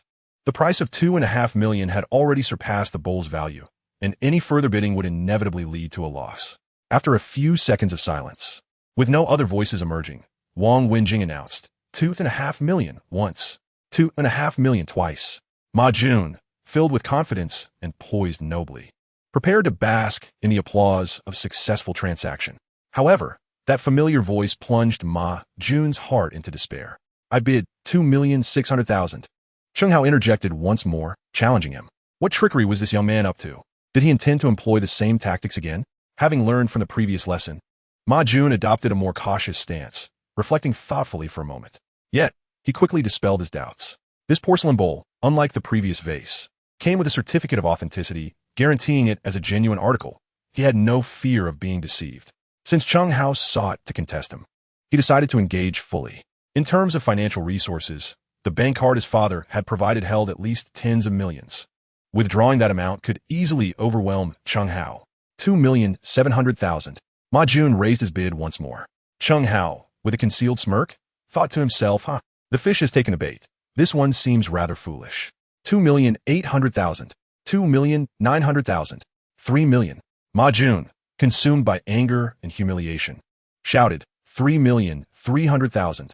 Unexpectedly, Chen Hao withdrew this time, not continuing the bidding, but instead displaying a smile identical to the one he wore earlier. Congratulations. You have won again. Chapter 15, Trouble at Home. Ma Jun was utterly bewildered. What did this young man mean? 3,300,000 once. 3,300,000 twice. Sold. On stage, Wang Wenjing, after striking the auction hammer, struggled to suppress her laughter. Chen Hao was a rascal, intentionally inflating the price and taking a hefty profit from the situation. If Ma Jun were to discover that the owner of the porcelain bowl was Chen Hao, he would likely be enraged to the point of bloodshed. Congratulations, sir. You have successfully acquired a Ming Dynasty blue and white porcelain bowl. Please proceed to the back office to complete the necessary procedures. With the auction concluded, the attendees departed with lingering excitement. Ma Jun cast a cold glare at Chen Hao, as if to express his disdain, then smilingly accompanied Lu Tingting to the backstage to settle the fees. The backstage of the auction house was located on the first floor in a small office. After presiding over the auction, Wang Wenjing also arrived there, instructing several employees to handle the paperwork for the event. Ma Jun and Lu Tingting entered the office, swiping their card to pay the auction fee of 5,300,000, completing the process in a matter of minutes. Wang Wenjing instructed someone to retrieve the vase and porcelain bowl, handing them to Ma Jun. Congratulations, Mr. Ma, on acquiring 2 treasures. Wang Wenjing smiled politely. Ma Jun covertly eyed Wang Wenjing's long legs beneath her skirt, his gaze lecherous. Hee. Thank you, Miss Wang. I wonder if you are free this evening. I would like to invite you to dinner. Miss Wang, I harbor no ulterior motives. I merely wish to express my gratitude by treating you to a meal. Mr. Ma, please take your leave. Wang Wenjing furrowed her brow, gesturing with her hand to invite him to exit. Ma Jun, dejected, turned away, preparing to leave with Lu Tingting. Just as they reached the doorway, it swung open, and Chen Hao collided with Ma Jun. Damn it, you again. What brings you here? Ma Jun could not suppress an expletive, glaring at him with palpable fury. Chen Hao chuckled lightly. Why is it only you who can come? Am I not allowed? This is the backstage of the auction house. Only esteemed guests are permitted entry. You, with your meager means, having failed to secure any treasures, possess no right to be here. To his surprise, Wang Wenjing disregarded his remarks and instead approached Chen Hao with a respectful smile. Mr. Chen, the Ming Dynasty blue and white porcelain bowl you commissioned for auction has been sold for 3 million. After deducting a 5 commission, the total comes to 135 million. I shall ensure that the funds are transferred to your account shortly. What did you say? Ma Jun questioned his hearing, his eyes widening in disbelief. The blue and white porcelain bowl he purchased for 3 million was, in fact, entrusted to auction by Chen Hao. Boss Ma, you are exceedingly generous, a bowl valued at 5 million, and you insisted on paying me 3 million. How very kind of you. Chen Hao smiled, his expression dripping with sarcasm. Ma Jun felt as though he had swallowed a dead fly, discomfort overwhelming him. No wonder this brat was bidding against him. He was the very auctioneer of the bowl. In a fit of indignation, he turned to Wang Wenjing. Miss Wang, he is the auctioneer. How can he participate in the bidding? Isn't this allowing him to exploit a loophole to artificially inflate the price? Wang Wenjing shrugged, explaining, the auction house does not prohibit auctioneers from bidding. And your participation was voluntary. No one coerced you. Thus, this auction fully adheres to protocol. Ma Jun found himself at a loss for a rebuttal, his face turning a shade of green with rage. Having been duped twice, and in silence, he now harbored murderous thoughts towards Chen Hao. At that moment, Chen Hao added insult to injury, taunting him. Oh, boss Ma, you don't look well. Are you feeling unwell? Ma Yunis fui erupted instantaneously, veins bulging, eyes reddening with rage. You little brat, you're courting death. He swung his fist, aiming a blow at Chen Hao's face. What are you doing? Wang Wenjing gasped in shock, never expecting Ma Jun to resort to violence on her territory. Chen Hao reacted swiftly, stepping back just in time, bending and turning to evade the punch. Ma Jun's fist whistled past his ear, missing its target entirely. Undeterred by his failure, Ma Jun sought to continue his assault. Wang Wenjing hastily called for security via her intercom. The guards responded with remarkable speed. Within seconds, 3 or 4 of them stormed into the office, collectively restraining Ma Jun and forcing him to the ground. "Throw him out," Wang Wenjing commanded coldly. Several guards escorted Ma Jun, along with Lu Tingting, out of the auction house. "Chen Hao, mark my words, I will make you repay this debt double." Before being sent away, Ma Jun left a harsh remark. Chen Hao, still shaken, calmed himself and expressed his gratitude to Wang Wenjing. "Thank you, Wang Xiaojing." Wang Wenjing scoffed softly and rolled her eyes. That was close. She was fortunate not to have uttered the words Wang Jia. Otherwise, his fate might have mirrored that of Ma Jun, being thrown out. "Give me your bank account number. I will transfer the money to you." Wang Wenjing extended her hand. Chen Hao promptly jotted down his account number and handed it to her. Mere seconds later, his phone buzzed with a message. "Dear customer, your account ending in 2997 has received a deposit of 3,135,000 yuan. Your current balance is 49,350,008 yuan." In just 2 days, the balance in his account had skyrocketed from a mere 8 cents to an astonishing 4.93 million. Ha ha! Chen Hao yearned for a secluded place to revel in laughter. What an exhilarating sensation! How delightful it is to possess wealth. With this money, his parents would no longer toil in the fields. They could enjoy a good life and embrace a blissful old age. Just then his phone rang. It was a call from his mother. He hurriedly answered. "Hello, Mom?" On the other end, his mother's anxious voice reached him. Chen Hao's heart raced as he inquired, "Mom, what is wrong with Dad?" Beep beep. The call disconnected, and Chen Hao noticed his phone had died from a lack of battery. "What happened? Is there something wrong at home?" Wang Wenjing asked. "Thank you." Chapter 16. A blue and white porcelain bowl from a beggar.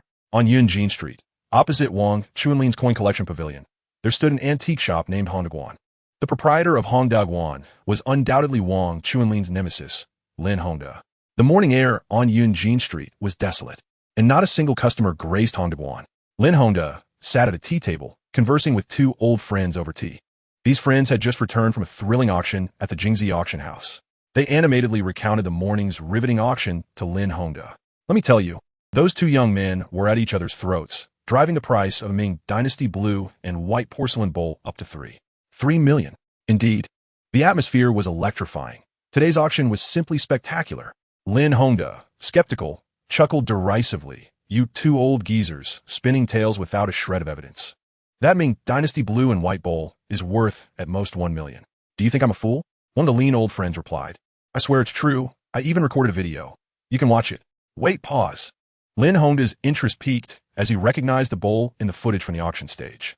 After pondering for half a minute, he suddenly smacked his thigh, exclaiming, "That blue and white bowl, wasn't it the beggar's bowl from outside the Imperial Hotel last night?" As if to affirm his suspicion, the other friend casually remarked, "I heard the auctioneer's name is Chen Hao. The bowl was gifted to him by a beggar." The lean friend interjected, "No way. A beggar gifted it? Where did you hear that?" The man said, "I have a friend who works at the Jingzi auction house. He heard it directly from his boss, Wang Wenjing, and he would never deceive." With a resounding slap, Lin Hongda regretted his actions, striking himself across the face. His 2 old friends were taken aback, exclaiming, "Old Lin, what are you doing?" Overwhelmed by remorse, Lin Hongda lamented, "Oh dear, I encountered that beggar yesterday, and in my foolishness, I struck him. Had I known the bowl in his hands was an antique, I would never have laid a hand on him. What a fool I am." Lin Hongda felt an ache of regret deep within. That bowl had sold for 3 million, equivalent to half a year's income for the Hongda Gallery. Alongside his regret, envy also brewed within him. That rascal Chen Hao is simply too fortunate. At old Zhong's birthday banquet yesterday, Chen Hao had humiliated him, causing him to lose face, and he had been unable to eat all night in his fury. This grudge must be avenged. As the vehicle traversed the bumpy, uneven dirt road, the ride was quite jarring. The rural roads differed vastly from those in the city, laden with yellow mud and scattered stones, making the small car struggle onward. When they were still 5 or 6 kilometers from the village entrance, a sudden noise erupted, and the car came to a halt. The driver exited to inspect the vehicle and reported, "Apologies, Mr. Cheng. The car is broken down. We must call for a tow." "Madam Boss?" The driver paused momentarily before breaking into a smile. At the village's edge stood a newly constructed 2-story concrete house, Chen Hao's home. His parents had poured their life savings into building this house and had borrowed over 100,000 from relatives to make it a reality. The exterior was adorned with pristine white tiles, and the decoration was quite grand. Without a doubt, This two-story residence was the epitome of luxury within the entire village. Chen Hao pushed open the door and entered, only to find the house empty. Inside were merely a few rickety wooden tables and chairs, devoid of any other furnishings, leaving the space feeling desolate. Although on the surface it appeared that Chen Hao's family was thriving with their new home, he knew all too well that his parents had exhausted their savings for this construction and were encumbered with significant debt. Their daily lives were frugal. They wore tattered clothing and consumed simple meals. Chen Hao ascended to the second floor and searched every room, but his parents were nowhere to be found, and their phones were absent as well. He poured himself a glass of water and gulped it down before preparing to head out in search of news about his parents' whereabouts. Just as he stepped outside, he spotted Dog Dan by the field. "Hao Yi! Hao Yi!" Dog Dan called out excitedly. Chen Hao smiled faintly and walked toward him.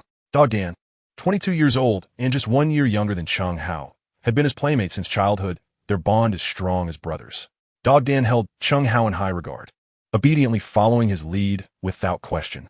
However, as they grew older, Chen Hao went to the city for university, while Dog Dan, unable to afford schooling, remained in the countryside, and they had not seen each other for several years. "Dog Dan, how have you grown so tall?" Chen Hao embraced Dog Dan, patting him on the shoulder. The lad had grown markedly since their last meeting, towering nearly 1.8 meters taller by half a head than Chen Hao, and his physique was robust and muscular, exuding an impressive strength. "Hao, I have missed you dearly." "Haha, I have missed you as well." Chen Hao felt an overwhelming joy, a sentiment he had not experienced in quite some time. "By the way, Dog Dan, have you seen my parents?" Chen Hao, recalling his parents, asked with urgency. Dog Dan replied, "I was just about to tell you this. Your father has been injured, but it is not severe. He has been bandaged up and is currently at the village clinic for a dressing change." Chen Hao's heart surged with anger as he clenched his fists and demanded, "Who did this?" Dog Dan answered, "It was the local ruffian from the neighboring village, the Toad." The Toad is notorious for his misdeeds, often engaging in theft and bullying, and is well known across several nearby villages for his nefarious actions. "I shall go to the clinic to see my father. Dog Dan, gather some people from the village, and bring along Tai Zhu. Arm yourselves, for we must go to the neighboring village. I intend to break that Toad's legs." "No problem, Hao." Without hesitation, Dog Dan rushed off to rally support. Chen Hao arrived at the village clinic and found his parents there. His father, Chen Fengshi, was lying on the bed as an elderly doctor removed his stitches, while his mother, Lu Feng, stood by anxiously. "Mother, what transpired?" Lu Feng explained, "Last year, when we built our house, we owed the Toad 20,000 yuan for cement, with an interest of 5. We agreed to repay it this year, totaling 21,000. However, yesterday when the Toad came to collect, he suddenly raised the interest to 15, demanding we repay 24,000. Your father argued with him, and a quarrel ensued, leading the Toad to strike him." Chen Hao seethed with rage and coldly declared, "Father, mother, leave this matter to me. I will seek justice." His father, Chen Fengshi, cautioned, "Hao, do not act impulsively. That Toad is not a good person. You will be at a disadvantage alone." "Father, I have already sent Dog Dan and Tai Zhu to gather support. Do not worry." With that, Chen Hao turned and exited the clinic. At the village entrance, Dog Dan had gathered a dozen or so men, all robust and brawny, wielding wooden clubs and poles. Among them was a particularly large man in a white tank top, in his 30s, with a rugged appearance, a beard, and unkempt hair, bearing a distinctive black birthmark on his arm. He was Tai Zhu, the village's well-known bachelor. Tai Zhu had a good rapport with Chen Hao and Dog Dan, having played together in their youth. Furthermore, Tai Zhu had previously clashed with the Toad, and their animosity was palpable. When Dog Dan called for him, he immediately brandished a sickle, emanating an intimidating aura. Chen Hao felt a twinge of concern that Tai Zhu's impulsiveness might lead to actual harm, escalating the situation. He preemptively cautioned Tai Zhu, "We are merely seeking an explanation from the Toad, not intending to harm him. Please do not act recklessly." Tai Zhu, with a hearty laugh, replied, "I understand. I will only brandish the sickle to intimidate him, but when I see the Toad, I intend to give him a proper beating. Do not hold me back. Rest assured, we will not hinder you. The more severe the beating, the better." The group of men formed a line, marching fiercely toward the neighboring village. The two villages were in close proximity, separated merely by a river. Crossing the bridge led directly to the neighboring village. The abode of the Toad lay by the riverbank, within a dilapidated courtyard. Chen Hao arrived at the entrance of the courtyard with his companions, and with a powerful kick, Tai Zhu sent the heavy wooden door crashing down. In the center of the courtyard, 7 or 8 individuals were gathered around a table, engrossed in a game of cards. The sudden commotion startled the toad. "Who dares to seek their demise?" he exclaimed, tossing aside his cards and rising to his feet. Though he was not tall, standing at about 1 meter 60, he exuded an air of brashness, with a distinct thuggish demeanor and a scar etched across his face. The toad scrutinized the group, and soon locked eyes with Chen Hao, who stood at the forefront. With a sneer, he remarked, well, if it isn't the unemployed university student from the neighboring village." Chen Hao stepped forward and demanded, "Enough with the nonsense, Toad. Did you strike my father?" The toad chuckled maliciously. "And if I did? He owes money and refuses to repay. He deserves a beating. How much does my father owe you?" Chen Hao inquired. 24,000. The toad retorted. "You lie.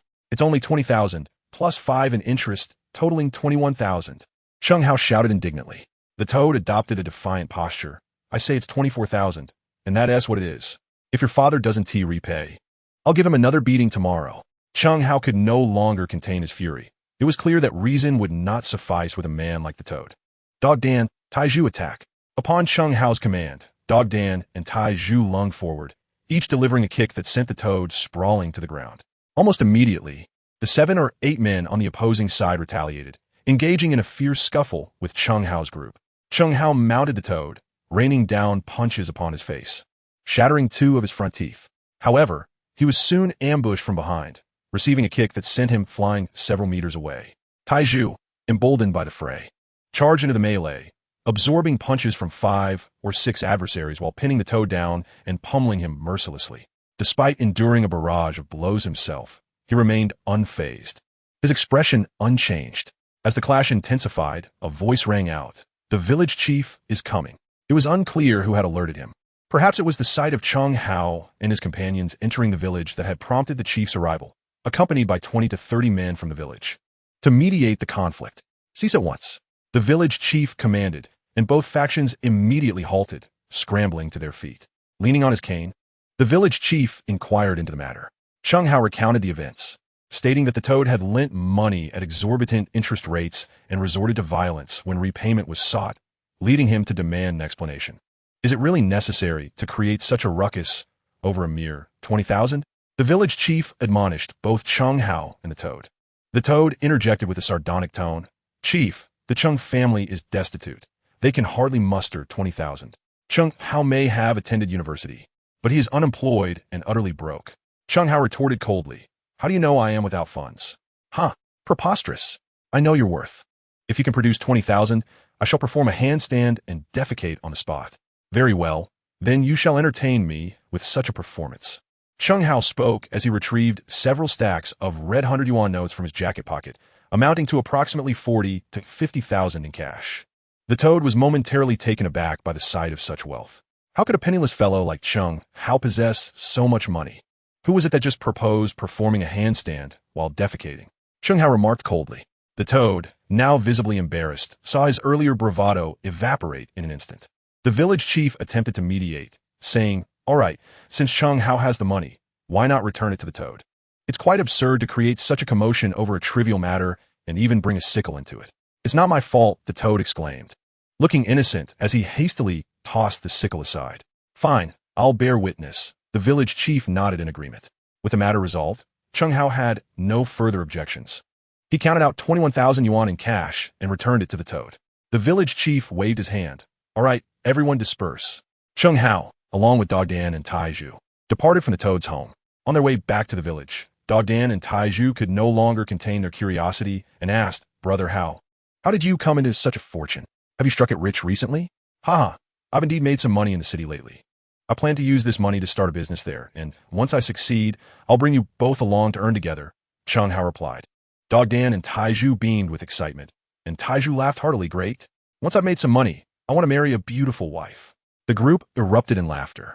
Chen Fengshi, Chen Hao's father, learned of his son's brawl and scolded him severely, while his mother, Lu Feng, worriedly inquired if he had been hurt. Chapter 18. The Blind Date with the Cousin's Daughter. Chen Hao shook his head, assuring them he was fine. He, along with Dog Dan and Taizhu, had given the toad a thorough beating, avenging his father's grievances. Chen Fengshi snorted, suddenly asking, "Hao, I heard you returned over 20,000 yuan to the toad. Tell me honestly, where did you acquire such a sum?" Lu Fang interjected urgently. Oh dear son, you mustn't engage in any illegal activities. You are our only child. What would your father and I do if he got caught? Realizing he could no longer hide the truth, Chen Hao decided to confess and told his parents about discovering the ancient coins. Really? His parents were so thrilled at the news they nearly fainted. Over 1 million. They could never earn that much in their lifetime. Of course it's true, Chen Hao stated, promptly transferring 500,000 yuan into his father's bank account via his phone. Moments later, Cheng Fangshi received a text message. Dear Agricultural Bank user, your account ending in 5748 has received 500,000 yuan. Your current balance is 137,505 yuan. His father excitedly showed the message to Lu Fang, both of them beaming with joy as their faces lit up with smiles. Chen Hao said, Mom and Dad, take this money to repay the loans for building the house. Once I earn a fortune in the future, I'll build you both a grand villa and ensure you live well. Lu Fang chuckled, Son, we're already old. Save this money for your future wife. You're 23 now. It's time to settle down. All I wish for is to hold a grandchild soon. Lu Fang immediately recalled, slapping her thigh and exclaiming, Yes, yes. My cousin has a daughter named Zhang Qianli, who is 22 years old. I heard she works at an auction house in the city, earning a monthly salary of several thousand. She is currently looking for a partner. Her father chuckled, saying, What are we waiting for? Quickly call your cousin and arrange for her to introduce her daughter to Hao. I'll do it right away. Lu Fang eagerly stood up and went upstairs to fetch her phone. Mom, I don't want... A few minutes later, her mother came down with the phone, beaming with joy. Son, your aunt has agreed. She wants you to come to the city tomorrow and have dinner with her daughter, so you can get to know each other. Chen Hao looked troubled and replied, Mom, I really don't want to go. His mother, instantly distressed, her eyes reddening, scolded, You ungrateful child. Are you trying to drive me to my grave? You refuse to go on a blind date, and when will you ever get married? Do you intend to wait until your father and I are gone? She stamped her foot in frustration on the verge of tears. Chen Hao quickly softened, realizing he couldn't be obstinate anymore, and hurried to comfort her. Mom, please don't be upset. I'll go, all right? I will. That's more like it, she replied, her mood settling. She instructed him, Wake up early tomorrow and prepare well. I'll take you into the city for the blind date. You must make us proud and not embarrass your parents. Okay, I understand, Chen Hao replied helplessly. Though he felt 100 reluctances, he agreed to avoid worrying his parents. He thought to himself that he would agree for now and devise a way to delay it later. As night fell, Chen Hao had dinner with his parents and then took a solitary stroll by the small river beside the village. Life in the countryside offered limited entertainment, and villagers typically went to bed early in the evening. The distant lights twinkled sporadically, and a gentle breeze swept by the river, carrying the earthy scent of grass. Indeed, rural life had its own charm. However, he knew that his aspirations were still far off, despite having 4 to 5 million in hand. It was insufficient to build a villa. Moreover, he lacked a stable job and consistent income. With such limited finances, he could hardly hope to attract someone of Wang Wenjing's caliber, a goddess in his eyes. It appeared he would need to continue striving for his goals. The following morning, before 7, Chen Hao was awakened by his mother, Lu Fang. After washing up and finishing breakfast, his mother rummaged through the wardrobe and pulled out a smart outfit for him to wear. He donned a white turtleneck shirt and black business trousers, the most expensive set of clothing he owned, purchased for over 500 yuan when he first started working. Your aunt's daughter is very beautiful and a university graduate, and you are well matched in age. You must seize this opportunity, do you understand? Before they departed, his mother repeatedly urged him to take this blind date seriously and not to be careless. Chen Hao, somewhat exasperated, replied nonchalantly, I know, Mom. They took a bus from the village to the city, bumping along the dirt road for over 2 hours before finally arriving. The designated meeting place for the blind date was a high-end Chinese restaurant in the city center, elegantly decorated and situated in a stylish environment. Truly a place of refined tastes. Chen Hao and Lu Fang entered the restaurant, awaiting the arrival of his aunt and her daughter. While they waited, they casually ordered a few dishes along with 2 bottles of orange juice, settling in for a leisurely wait. The appointed hour was 11 o'clock. Yet Chen Hao found himself waiting until nearly 12 before their guests finally appeared. A woman in her 40s approached, holding the hand of a strikingly beautiful girl. The girl, with her alluring features, wore heavy makeup, carried a red Louis Vuitton handbag, and was dressed in a low-cut white gown that accentuated her voluptuous figure. Despite her beauty, Chen Hao only cast her a fleeting glance before losing interest. Compared to Wang Wenjing, this girl seemed excessively gaudy and not to his taste. Ah, cousin, I'm so sorry for the delay. The traffic was dreadful. You must have been waiting for quite a while. The woman beamed with a smile.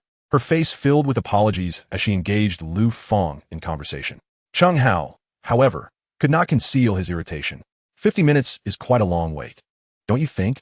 He remarked, clearly displeased. They had agreed to meet at 11, yet he had been left waiting for almost an hour, causing the food to nearly cool. Who could remain unfazed by such a situation? The woman's expression darkened immediately. Her gaze swept over Chen Hao, her brows knitting together in discontent. Chapter 19. Aunt, I am Chen Hao, your girlfriend. Cousin, is this your son? He seems quite presentable, she remarked, her tone laced with a hint of sarcasm. Just as Chen Hao was about to retort, Lu Fong pinched his waist and shot him a warning glance before smiling and introducing. This is my son Chen Hao, age 23 and a university graduate. So, this is your aunt, who used to carry you when you were little. Don't be impolite. Greet her. Aunt, hello, Chen Hao muttered with little enthusiasm. The displeasure on the woman's face softened somewhat as they all took a seat and engaged in casual conversation. Chen Hao's cousin, Zhang Qianli, sat across from him. Since their entry, she had exchanged only a single glance with Chen Hao before completely ignoring him. Moreover, he could sense the disdain she harbored towards him. It appeared that this mother-daughter duo was not of the most amiable sort. Cousin, what is your son currently doing for work? What is his salary? The woman inquired between bites. What? No job? She exclaimed sharply, her expression akin to someone who had stepped in dog feces. A mixture of shock and disdain etched on her face. Cousin, she continued coldly, if your son is unemployed, how can he possibly think of marriage? My daughter spends several thousand a month. Can he support that? Furthermore, while she can forego a house and car, the bride price must be no less than 500,000. Can your son afford such a sum? 500,000 for a bride price? What an outrageous demand. How can one make such a claim? Chen Hao finally lost his composure, retorting with a sneer. Ha! 500,000? Does your daughter even deserve that? With a resounding clap of her hands on the table, the woman rose in anger, exclaiming, Chen Hao, what do you mean by that? My daughter is beautiful, has a great figure, and boasts a high education. She is currently employed at an auction house, earning 20,000 a month. How could she not be worthy of you? Look at your pitiful appearance, dressed in a shabby outfit worth merely a few hundred yuan. You are unemployed and penniless. If I am not mistaken, you took the bus here this morning, did you?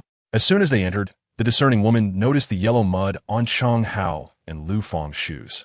At that moment, Zhang Qianli could no longer contain herself. She picked up her handbag, stood up, and declared, Mom, stop wasting time with these country bumpkins. Let us leave.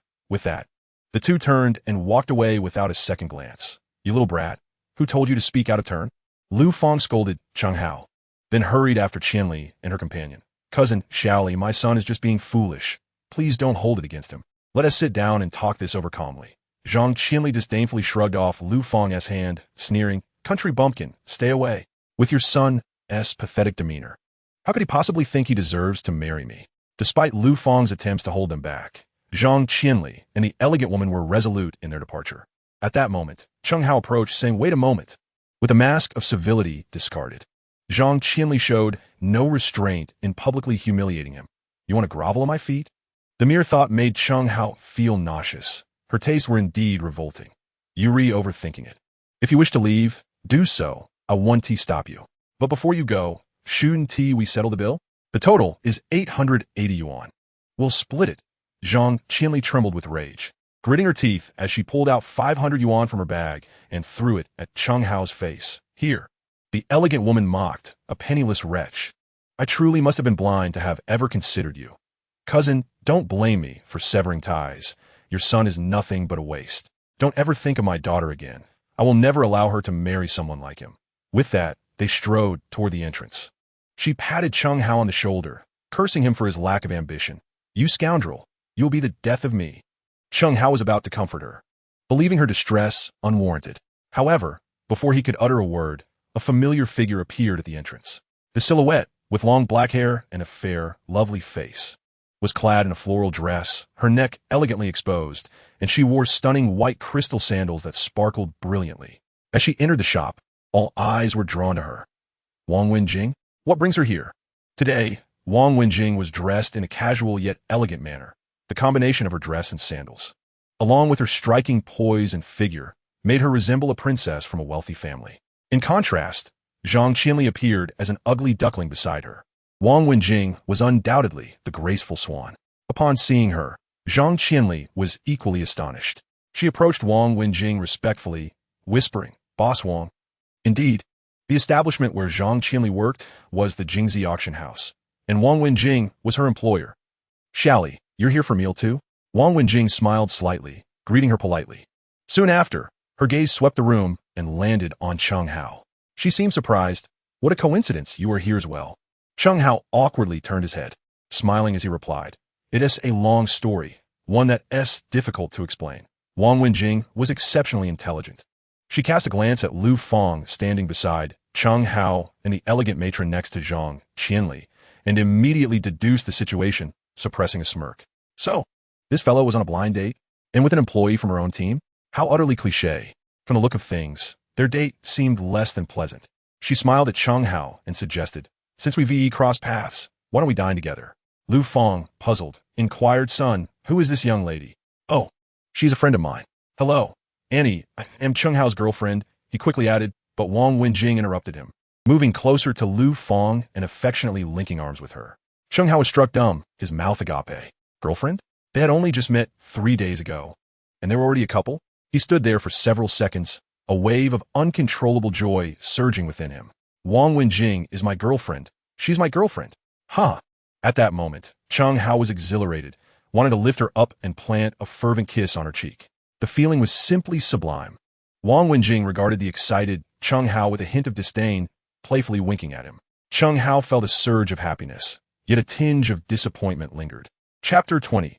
Hand in hand with the goddess. Soon after, Lu Fang drew Wang Wenjing to a seat, eagerly asking her name, age, and engaging in delightful conversation.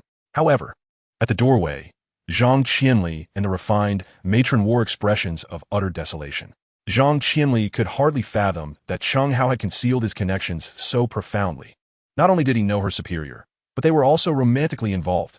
Reflecting on her earlier harsh words towards Chen Hao filled her with regret. Offending him equated to offending Wang Wenjing. Her job, her car, her apartment, all were gifts from Wang Wenjing. With a mere word from her, she could lose everything. With this realization, Zhang Qianli's expression darkened as she approached Chen Hao. "Aren't you leaving? What more is there to discuss?" Chen Hao asked coldly. "I said things I shouldn't have. Please forgive me, Mr. Cheng. I'm truly sorry." Zhang Qianli spoke humbly, bowing deeply in a gesture of contrition. A wave of humiliation washed over her, her cheeks burning with shame. "For my mother's sake, I want to hold this against you. But I prefer not to see you again. Please leave." Even knowing she was an employee under Wang Wenjing, Chen Hao showed her no kindness. Zhang Qianli glanced up at Wang Wenjing, only to find her expression stoic and frigid, with no hint of defense for her. Despair etched across her face. She bowed once more to the two of them before hastily retreating. After Zhang Qianli and her mother departed, Lu Fang insisted on ordering more dishes, eager to treat Wang Wenjing. "Come on, Xiaojing, eat more, don't be shy. We will all be family from now on." "Son, why are you dawdling? Serve your girlfriend some food." Chen Hao pouted, using his chopsticks to place a piece of meat into Wang Wenjing's bowl, looking rather put upon. Wang Wenjing couldn't help but chuckle, letting out a soft laugh. The three of them chatted and dined for over an hour. After finishing all the dishes, Chen Hao settled the bill, and the trio exited the restaurant together. "Xiaojing, I am truly delighted today. Come over to my house to play sometime. I will personally cook for you," Lu Fang said affectionately, holding Wang Wenjing's hand. Wang Wenjing obediently nodded. "Thank you, Annie." "Annie, let me give you a ride," she offered, pulling out the keys to her Audi A6. Chen Hao's heart raced in surprise. "My mother riding in your car? Wouldn't that give her a heart attack?" "All right then, Annie. Take care," he replied. Wang Wenjing and Chen Hao escorted her to the bus station, watching her board the bus. After their mother departed, Chen Hao let out a slight sigh of relief. "Thank you so much for today. You really helped me out." A mischievous smile appeared on Wang Wenjing's charming face as she twirled the car key on her finger, saying, "No need for thanks. It was just a small favor. However, since I've assisted you, shouldn't you repay me? How would you like me to repay you? Shall I offer myself?" Chen Hao teased. "You're partially correct," she replied. "What do you mean?" Chen Hao felt a surge of excitement. Could it be that she truly wanted him to offer himself? "Once we get in the car, you'll know," Wang Wenjing said, pulling him into the vehicle without giving him a chance to resist. The Audi roared to life and sped away. This time, however, Chen Hao felt less fearful. Wang Wenjing drove steadily, maintaining a moderate speed. Of course, this was relative to their last experience. in comparison to the surrounding cars. Her speed remained swift, weaving through traffic and leaving others far behind in an instant. In the car, Wang Wenjing revealed her intentions. She had assisted him earlier because she, too, faced pressure from her family regarding marriage and could empathize with his situation, hence her pretense of being his girlfriend. Now, the roles would reverse. She needed Chen Hao to play the part of her boyfriend. You pretending to be my boyfriend while I play your girlfriend? Aren't they different? Chen Hao jested. Of course they are. My grandfather isn't as simple-minded as your mother. He's quite shrewd. So, be cautious with your words and follow my lead. If we slip up, it will be disastrous. What are the consequences of slipping up? Chen Hao asked, curious. Wang Wenjing's playful expression turned serious, a glint of menace flashing in her beautiful eyes. If we get exposed, my grandfather will force me into blind dates, and if I become unhappy, I might just have to chop you up and feed you to the fish. Chen Hao shuddered. Goodness, your sister is truly fierce. The Audi drove toward the outskirts, following a tranquil road into a lush villa district. Each villa was an exquisite European-style duplex, boasting vast gardens and swimming pools, all adorned with opulent decor. Chen Hao estimated that each villa was worth at least over 100 million. Only distinguished individuals like the esteemed Zhong Lao could afford to purchase property here. The Audi circled the villa area before coming to a stop in front of one of the grand residences. We've arrived. Wang Wenjing turned off the engine, unfastened her seatbelt, and stepped out of the car alongside Chen Hao. She tossed her bag and the car keys to him, then inquired, "Is my grandfather at home? Please prepare dinner. We have guests today." With that, Wang Wenjing took Chen Hao's hand, leading him into the villa. Chen Hao was momentarily taken aback. Had he truly just held hands with his goddess? The suddenness of it all left him breathless, as happiness arrived without warning. As he felt the delicate touch of her hand, his heart swelled with secret delight. Upon entering the villa, Wang Wenjing effortlessly pushed open the door to the study. Old Master Zhong was inside, examining a wooden folding fan through a magnifying glass. This fan, originating from an unknown dynasty, was adorned with exquisite ink paintings depicting a vast expanse of bamboo, captivating enough to be cherished. Bamboo held a significant place in ancient culture, symbolizing integrity and purity, leading to the preservation of numerous bamboo-themed antiques that collectors adored. This particular folding fan was a recent acquisition of Old Master Zhong, yet after much contemplation, he was unable to ascertain its authenticity. Chapter 21. Tang Yin Group, Tang Xiaodian. So engrossed was he in his examination that he failed to notice Wang Wenjing and Chen Hao approaching. "Grandfather," Wang Wenjing called out playfully, prompting Old Master Zhong to finally lift his gaze. My dear girl, come here and let your grandfather give you a hug." His face beamed with joy as he embraced his granddaughter tenderly. Soon after, his attention shifted to Chen Hao, who he scrutinized for a moment before exclaiming, "Young man, I remember you. You were the one who dazzled at my birthday banquet. What was your name again?" Old Master Zhong pondered for a while, unable to recall. Wang Wenjing offered a prompt. "Grandfather, his name is Chen Hao. Look at your memory.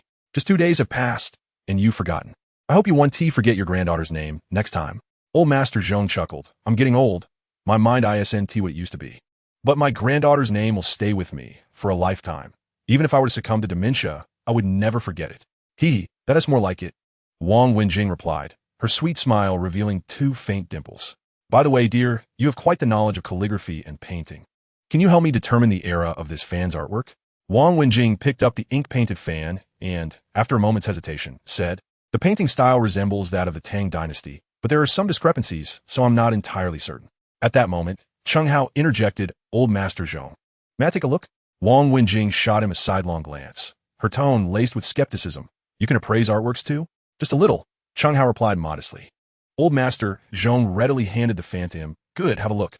If you can help me identify it, I'll reward you handsomely." Chen Hao thought to himself, "No need for a hefty reward.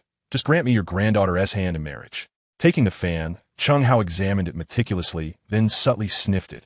This Nama folding fan was indeed a genuine artifact from the late Tang dynasty. However, it had been repaired. The ink painting had been retouched, intensifying the colors, and a fine crack running through the center indicated that the fan had previously been broken and subsequently restored. Its value, therefore, was rather modest. Old Master Zhong picked up the folding fan and examined it once more, realizing with astonishment that Chen Hao's words were indeed accurate.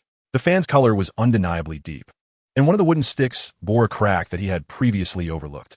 Indeed, this young man possessed an impressive depth of knowledge in antique appraisal, showcasing exceptional talent and potential. Master Zhong held him in high regard. At that moment, the housekeeper knocked and entered, reporting, "Sir, Miss, the president of Jiangnan Tingyun Group, Tang Xiaotian, has come to pay a visit." Upon hearing the name Tang Xiaotian, Wang Wenjing's expression reflected a hint of distaste. The Tang family, like the Zhong family, was renowned in the antique world, both families standing at the pinnacle of Jiangnan's antique circles, wielding significant influence. The elder of the Tang family, Tang Yun, shared a long-standing friendship with old Master Zhong, and their families maintained a cordial relationship. However, Tang Xiaotian harbored romantic feelings for Wang Wenjing and had persistently pursued her, leading the elder gentlemen of both families to believe they were a good match, thus subtly attempting to facilitate their union, much to Wang Wenjing's displeasure. Old Master Zhong, however, was delighted and quickly urged, "Please invite young Master Tang in." Shortly thereafter, a dapper young man entered the study, dressed in a black suit. Tang Xiaotian was tall and handsome, exuding an air of confidence and gentlemanly grace. Upon entering, he cast a furtive glance at Wang Wenjing, followed by a fleeting, disdainful look towards Chen Hao, though it was gone almost as quickly as it had appeared, barely noticeable. Holding a finely crafted wooden box, he approached old Master Zhong and bowed respectfully, saying, "Old Master Zhong, I've come to wish you a happy birthday." Old Master Zhong responded graciously, "Young Master Tang, it is the thought that counts. There is no need for formality. Your grandfather and I are close friends." Tang Xiaotian opened the wooden box to reveal a translucent jade carving of a longevity peach. The peach was only the size of half a fist. It was flawlessly crafted with a rich patina. Beneath the peach were intricately carved leaves, showcasing exceptional technique and meticulous polishing, remarkably lifelike. Upon seeing such an exquisite longevity peach, old Master Zhong could not help but swallow hard. Having encountered countless treasures in his lifetime, he knew that such a rare and precious item was indeed hard to come by. "Old Master, this longevity peach is a special gift for you from me. It is a piece of Heqian jade, an antique from the Tang dynasty, valued at over 10 million. Please accept it. This is far too generous, young master." "You must take it back," old Master Zhong replied, though he was clearly fond of it. "Please, old master, accept it. This is also my grandfather's wish." Unable to refuse the heartfelt gesture, old Master Zhong ultimately accepted the longevity peach with a warm smile. He stood to place the peach in the wooden cabinet at the center of the study.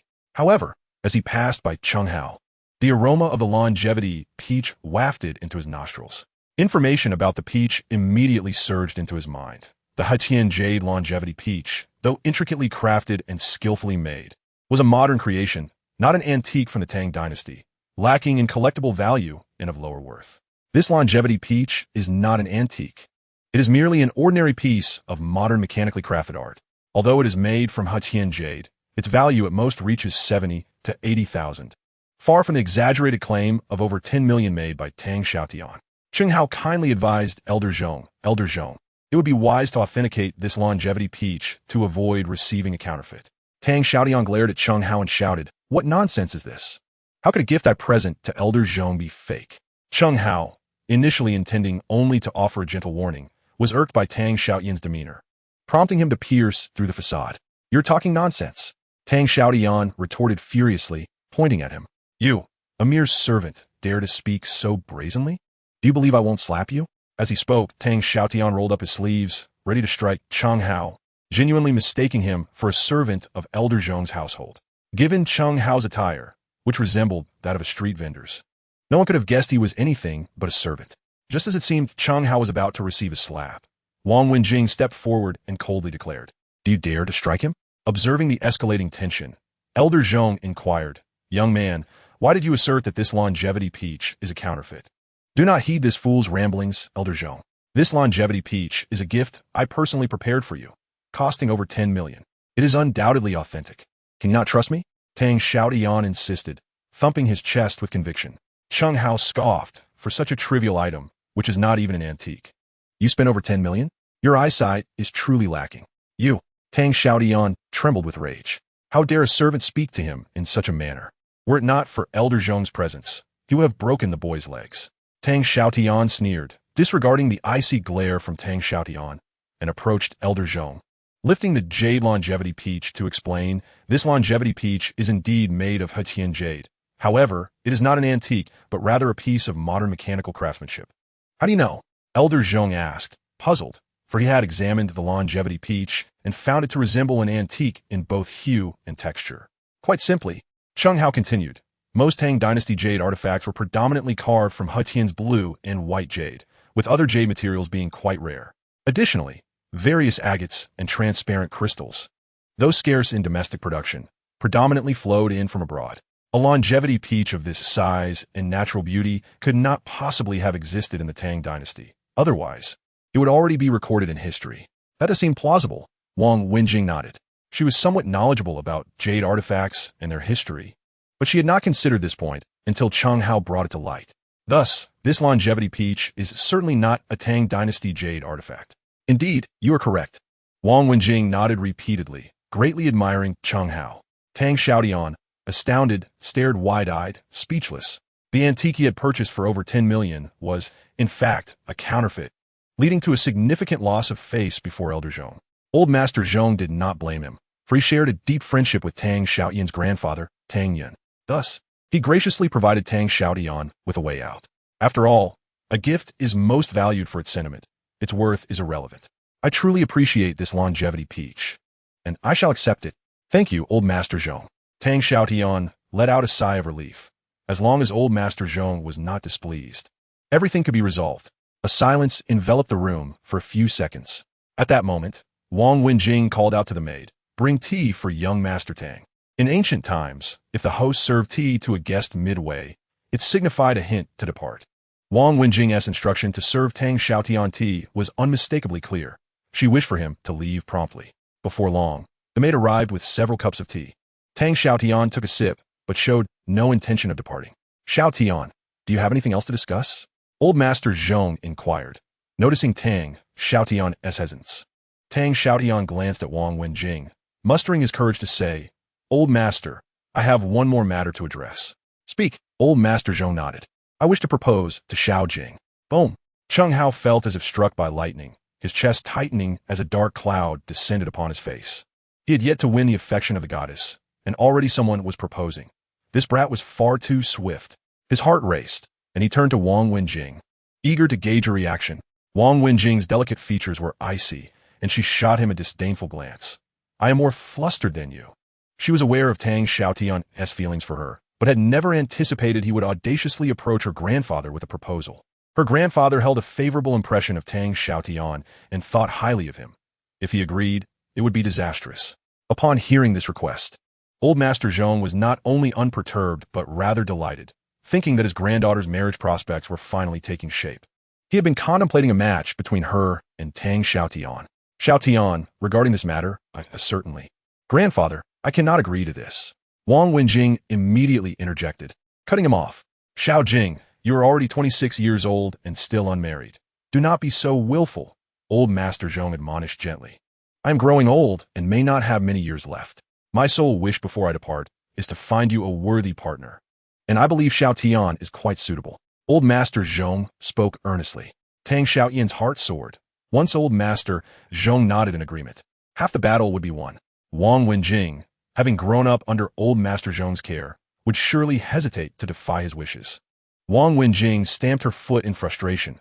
"Grandfather, I do not wish to marry Tang Xiaotian." "Why not?" Old Master Zhong inquired, perplexed by her reasoning. Because Xiao Jing has a boyfriend." Both Old Master Zhong and Tang Xiaotian were left utterly astonished, their mouths agape in disbelief. Yes, Wang Wenjing said, linking her arm with Chen Hao's and affectionately leaning against him. "Grandfather, I almost forgot to introduce you. This is my new boyfriend, Chen Hao." Old Master Zhong was taken aback, speechless with surprise. Tang Xiaotian's gaze towards Chen Hao was filled with jealousy and disdain. How could this be? He had pursued Wang Wenjing with fervor, and yet she had chosen such a meager, impoverished fellow? "Xiao Jing, even if you harbor no affection for me, there is no need to resort to fabricating a false boyfriend to deceive your grandfather, is there? Just observe his demeanor. How could he possibly be worthy of you? Your boyfriend isn't merely a rental, is he? How much does it cost per hour?" Tang Xiaotian incisively exposed the nature of their relationship. Elder Zhong began to harbor doubts and earnestly inquired of Wang Wenjing, "Xiao Jing, please be honest with your grandfather. Did you enlist Chen Hao to feign your boyfriend merely to fend off my marriage inquiries?" Given Elder Zhong's understanding of his granddaughter, It seemed implausible that Xiao Jing could ever develop feelings for a boy like Chen Hao, especially since their acquaintance was barely a matter of days. As the truth hung in the air, Wang Wenjing felt a surge of urgency and devised a plan. With determination, she wrapped her arms around Chen Hao's waist and, standing on tiptoe, boldly pressed her crimson lips against his cheek before the eyes of Elder Zhong and Tang Xiaotian.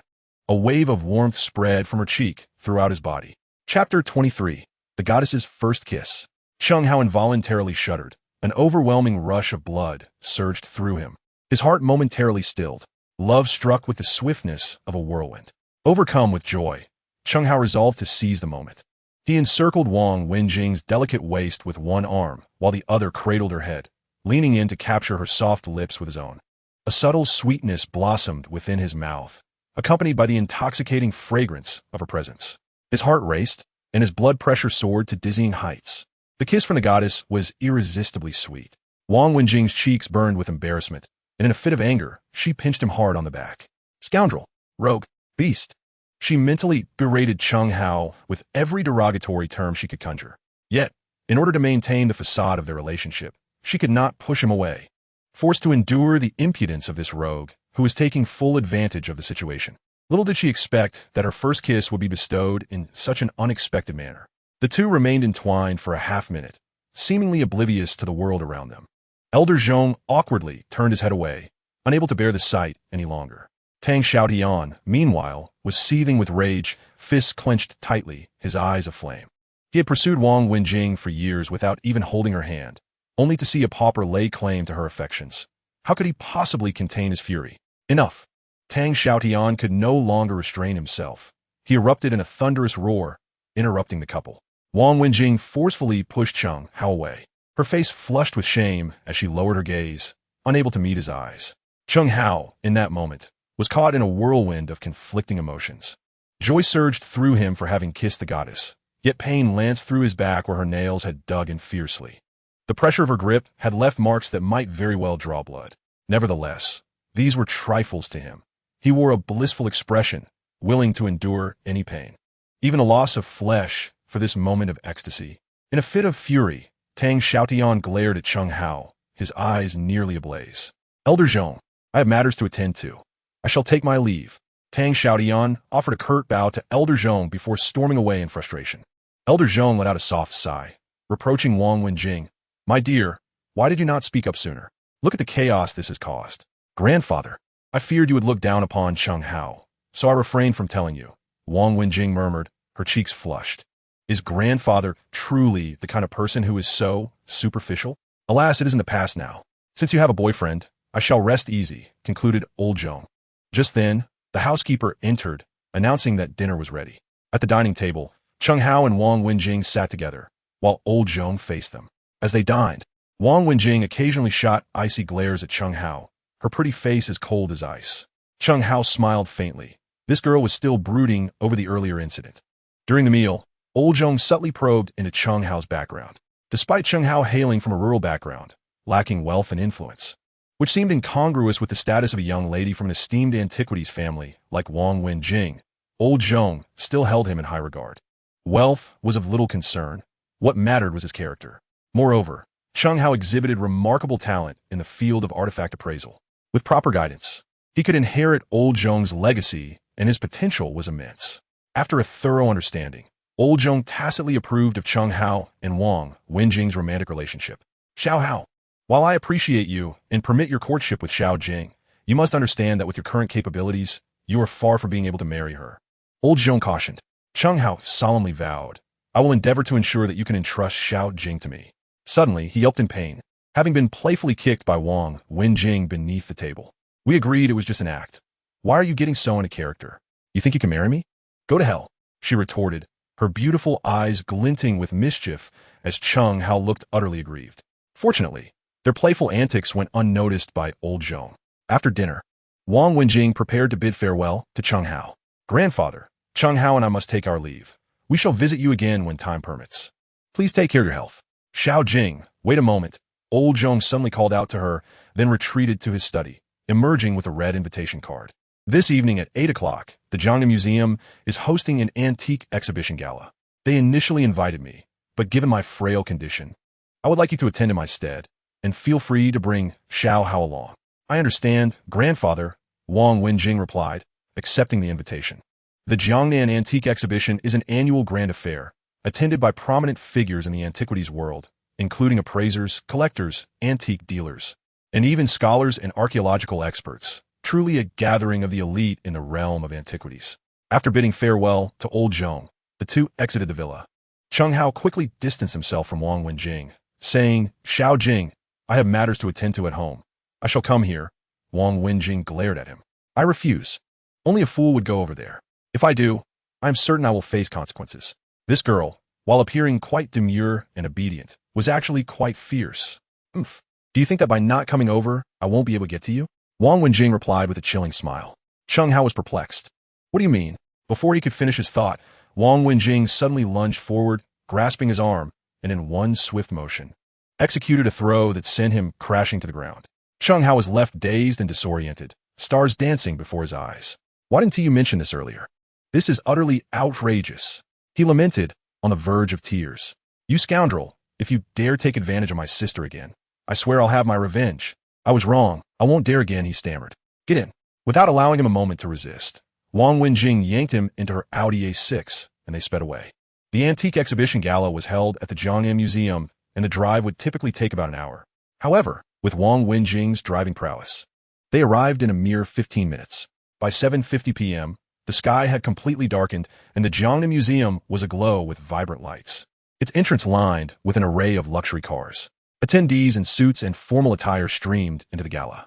Once Chen Hao and Wang Wenjing exited the vehicle, they walked side by side towards the museum entrance.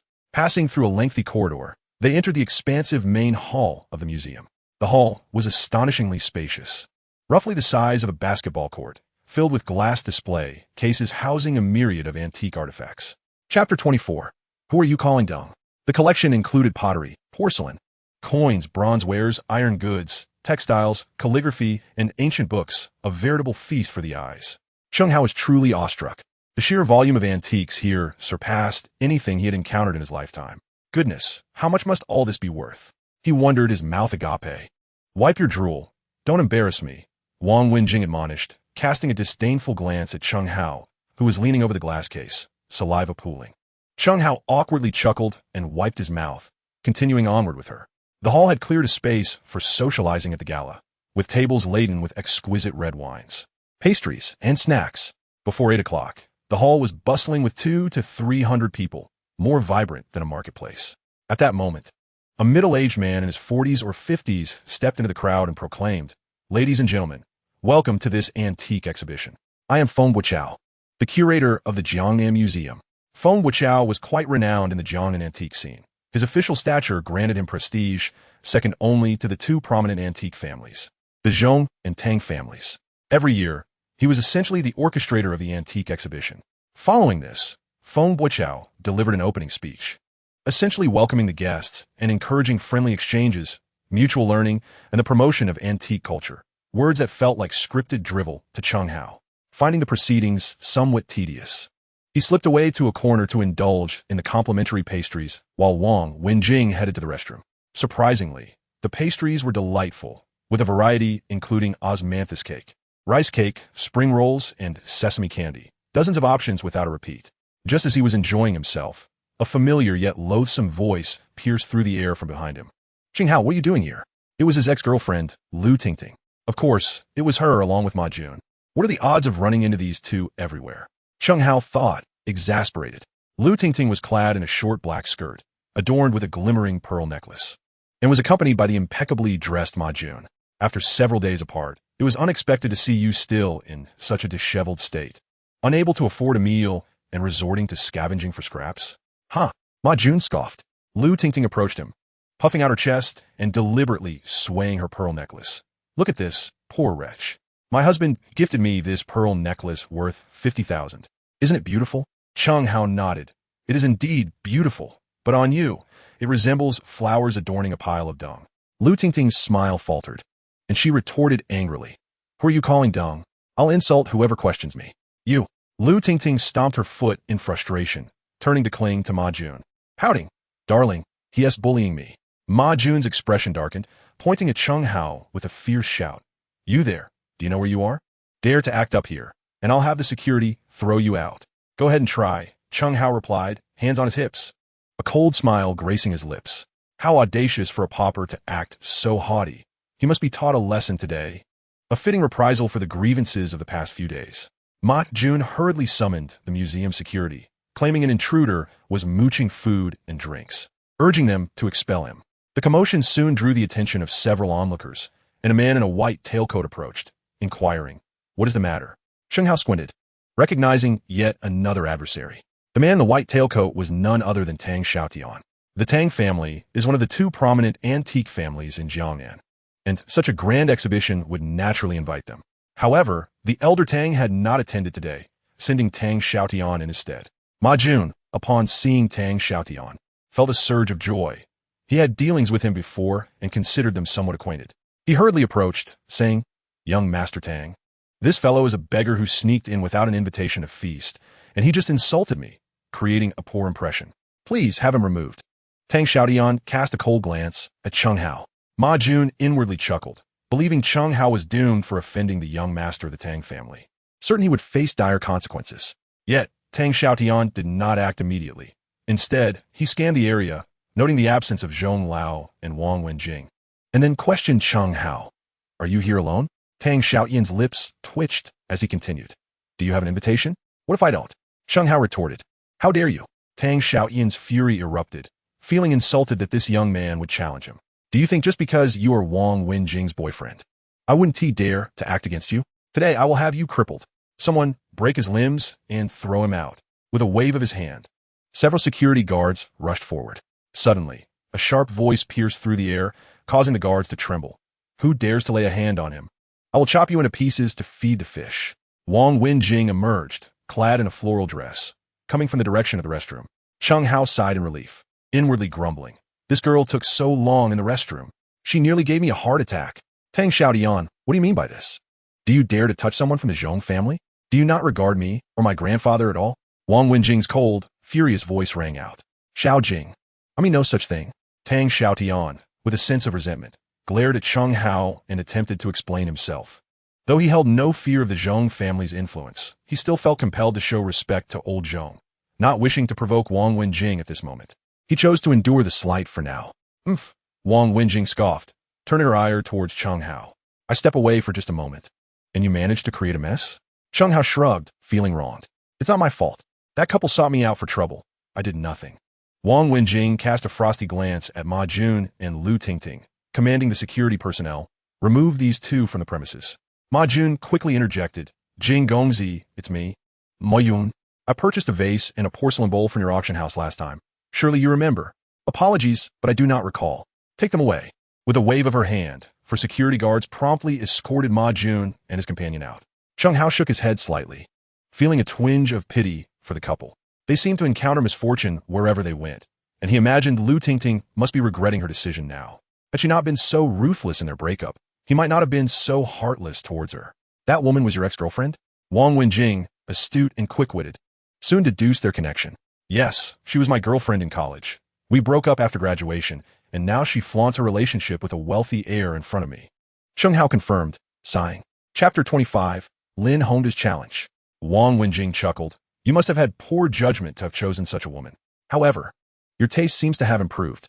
Are you complimenting me or insulting me?" Chen Hao retorted, flabbergasted. "It's quite contradictory to both praise and belittle in the same breath. It's like slapping someone and then offering them a piece of candy, leaving them without a reason to be angry." Wang Wenjing laughed heartily. "If you perceive my words as praise, then they are indeed compliments. If you believe I am scolding you, then so be it."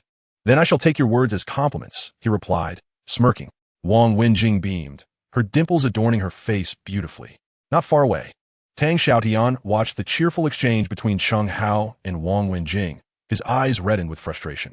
After a series of minor incidents subsided, the exhibition continued. The museum director, Feng Buichao, invited representatives from the Tang and Zhong families to the stage to speak. Since both Old Tang and Old Zhong were absent, Tang Xiaotian and Wang Wenjing stepped in to represent them. They delivered a few remarks, mostly cordial pleasantries, and once their speeches concluded, the attendees mingled freely. Though labeled as an antique exhibition, it resembled more of a social gathering. where the primary aim was to forge connections within the community. As the heirs of the two prominent antique families of Jiangnan, Tang Xiaotian and Wang Wenjing became the center of attention, with a throng of individuals queuing up to greet them. Chen Hao, benefiting from Wang Wenjing's presence, received numerous business cards. Jing Gongzi, who is this friend of yours? Feng Wuchao inquired, approaching Wang Wenjing with a glass in hand, his gaze settling on Chen Hao, a face he found unfamiliar. Wang Wenjing pursed her lips, expressing her disdain as she remarked, "Oh, he's my boyfriend, Chen Hao." Chen Hao felt an avalanche of thoughts surge within him. Am I truly so unremarkable? After all, I possess decent features, with a refined appearance that is hardly unsightly. Feng Wuchao politely extended his hand, greeting, "Hello, Boss Cheng." Boss Cheng? Chen Hao chuckled inwardly. It was the first time someone had addressed him as such. The sensation was exhilarating. He reached out to shake Feng Wuchao's hand. However, at that moment, a voice drew everyone's attention.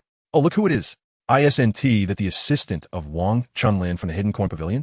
Upon hearing this, a short, portly, balding middle-aged man stepped into view. Lin Hongda? Chen Hao's mind raced. How unfortunate that I did not consult the almanac before leaving home today. Having just bid farewell to Ma Jun and Lu Tingting, now Lin Hongda appears. All those who should and should not be here have gathered. With a forced smile, Lin Hongda approached Chen Hao and said, "Assistant Chen, it's been a few days. I trust you are well." Chen Hao cast him a cold glance, choosing to ignore him. At this moment, Feng Wuchao kindly reminded Lin Hongda, "Boss Lin, this is not merely an assistant. He is the boyfriend of Miss Jing. Please refrain from speaking out of turn." Lin Hongda was taken aback. When did this young man become Wang Wenjing's boyfriend? After his surprise faded, he continued with a mocking tone, "Director Feng, you may be unaware, but Chen Hao holds another title. He is the assistant appointed by Wang Chunlin." This revelation stunned the crowd. Wang Wenjing dating an employee from her father's shop? Moreover, he is merely a lowly assistant? Should this news circulate, it would undoubtedly create a sensational uproar across Jiangnan. How melodramatic. Wang Wenjing's expression turned frosty, but she quickly regained her composure, stating coldly, "Whom I choose to date is my own affair. It is not for others to critique." Lin Hongda replied, Miss Jing, while your romantic choices are your own, I cannot forget that at old Zhong's birthday banquet, I lost to Chen Hao. I am unwilling to accept defeat. Today, I wish to challenge him once more. I wonder if Assistant Cheng dares to accept?" Before Chen Hao could respond, the crowd erupted in cheers, many eager to witness the spectacle. The annual exhibition had grown tiresome, offering nothing beyond drinking and idle chatter, devoid of novelty. Now that someone was eager to engage in a contest of appraisal, the audience was delighted. Chen Hao stepped forward, responding, "Very well. How do you propose we challenge each other?"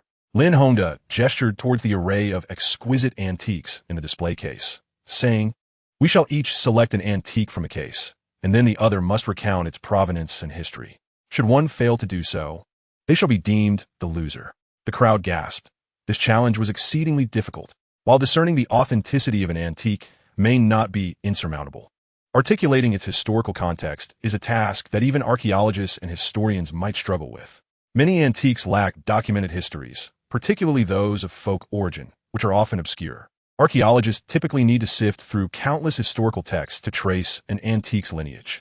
Chen Hao smiled slightly. "I accept your challenge, but the loser must face a penalty." "What sort of penalty?" Lin Hongda inquired. "The defeated party must prostrate themselves on the ground and bark like a dog." "Excellent." Lin Hongda confidently agreed, for he believed that Chen Hao was already destined to lose. When the time comes for him to kneel and mimic a dog, he would surely take great pleasure in humiliating him, avenging their previous encounter. At this moment, Wang Wenjing quietly cautioned Chen Hao, "Lin Hongda is an expert in history, well-versed in the antiquities. Are you certain you can hold your own? Do not embarrass yourself if you lose." "Fear not, I cannot possibly lose." With the crowd surrounding them, Chen Hao and Lin Hongda approached the display case. After a few minutes of careful selection, Chen Hao chose a bronze wine vessel, while Lin Hongda opted for a tiger tally. "I shall go first." Lin Hongda stepped forward to the bronze wine vessel, observing it meticulously for a moment, then smirked disdainfully. This bronze wine vessel is the Fuxinju from the Western Zhou dynasty, dating back to the Midwestern Zhou period, excavated from the No. 1 Western Zhou bronze vessel pit in Xishan province. This vessel stands at 223 centimeters high, with a depth of 98 centimeters, and weighs approximately 1,050 grams. "Incorrect," Chen Hao coldly informed him. "You are spouting nonsense. Where's the error? Pray enlighten me." Lin Hongda's eyes widened in fury. Chen Hao approached the bronze vessel and elaborated. Indeed, this is an artifact from the Western Zhou dynasty, but the vessel before us is not the Fuxin Ju. It is the Fengyao pattern Ju. According to archaeological studies, the Fengyao pattern Ju first appeared during the Inshu period.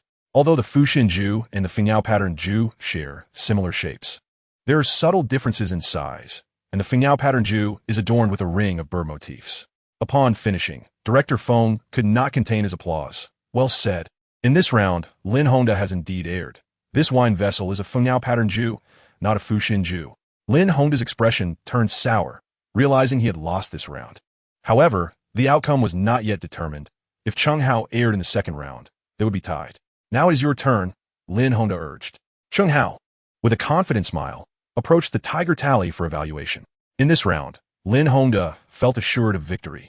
For this tiger tally was the most challenging artifact he had painstakingly selected from the museum.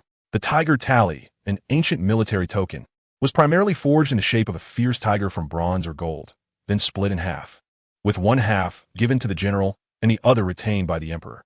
Only when both halves of the tiger tally were united could the supreme commander command the army. In the realm of the common people, tiger tallies are exceedingly rare, and many appraisers have never encountered one. Only institutions like museums possess such collections. Without specialized historical knowledge, one could not possibly elucidate the origins of this tiger tally. Chen Hao gazed intently at the palm-sized tally, scrutinizing it for 2 minutes, then brought it closer, inhaling its ancient, weighty aroma. Instantly, information about the tally surged into his mind. This was the Du tiger tally from the Warring States period, specifically a military token from the late Qin state during that era. The reverse side of the tally bore inscriptions in small seal script, comprising 9 lines of 40 characters, engraved using the technique of inlaying gold thread into the carved characters, which were then polished smoothly and split into 2 halves. The scene was steeped in silence. Everyone rendered speechless. Chen Hao paused briefly before continuing. The Du who flew before us was used by King Huiyuan of Qin, dating back to approximately 337 to 325 BC. Upon hearing this, both Director Feng and Lin Hongda were struck as if by lightning, dumbfounded and unable to believe their ears. Chen Hao's words were nothing short of exact. In the second round, once again, the Chung brothers emerged victorious. Director Feng, acting as the referee, announced the results to the crowd. An immediate eruption of fervent cheers and applause filled the air. Meanwhile, Lin Hongda's complexion turned an ashen hue, a blend of green and purple, feeling more miserable than if he had consumed a dead fly. Chen Hao sneered disdainfully. Boss Lin, a wager is a wager. I want to make it difficult for you. Just a single bark will suffice. No need for you to prostrate yourself. Lin Hongda contemplated reneging on his word, but then he realized that to do so in front of so many would irreparably damage his integrity and reputation. Who would dare do business with him afterward? Regret coursed through him like poison. Had he known he would lose, he would never have accepted Chen Hao's bet. Now, he found himself in an unbearable predicament, worse than death itself. Today, he had to sacrifice either his reputation or his pride. After a half-minute of hesitation, Lin Hongda steeled himself, his face flushed, and emitted a reluctant bark. Woof! Laughter erupted throughout the venue, and Chen Hao nearly doubled over in mirth. So, you find yourself in this predicament as well. Lin Hongda wished for nothing more than to dig a hole and bury himself. At that moment, he became the subject of ridicule among the crowd. Amidst the laughter of hundreds, Lin Hongda, his face burning with shame, fled the scene like a beaten dog. Chen Hao had once again made waves in the antique world, capturing the attention and respect of onlookers. In no time, a throng of admirers surged forth to engage with him. Young man, here's my business card. Let us be friends, said a middle-aged businessman, handing Chen Hao a card. Chen Hao caught a whiff of the man's scent, deducing he was the owner of a company worth millions. Excellent, he thought, quickly tucking the card into his pocket. Hello, Brother Cheng, here is my card. Another middle-aged gentleman, impeccably dressed in a suit, approached with an air of distinction. Chen Hao noted the man's fragrance, deducing he was an antique collector, a Ph.D. in history, a university professor, indeed, a figure of considerable stature. Good-looking fellow, are you free tonight? I'd like to treat you to dinner. A woman in a black micro-skirt, heavily made up with lips painted in a striking shade of deathly Barbie pink, approached him, a glass of red wine in hand. Chen Hao inhaled her perfume, astonished. Was she a wealthy, divorced woman worth millions? Could this be the fabled rich woman? He was taken aback by the thought that a woman of such means would take an interest in him. He resolved to accept her card, envisioning the day when he might find himself in dire straits and would seek refuge with a wealthy benefactor. Just as he reached out to accept the rich woman's card, Wang Wenjing suddenly pinched him sharply at his waist and stepped forward, saying, "I'm sorry. My boyfriend is unavailable tonight."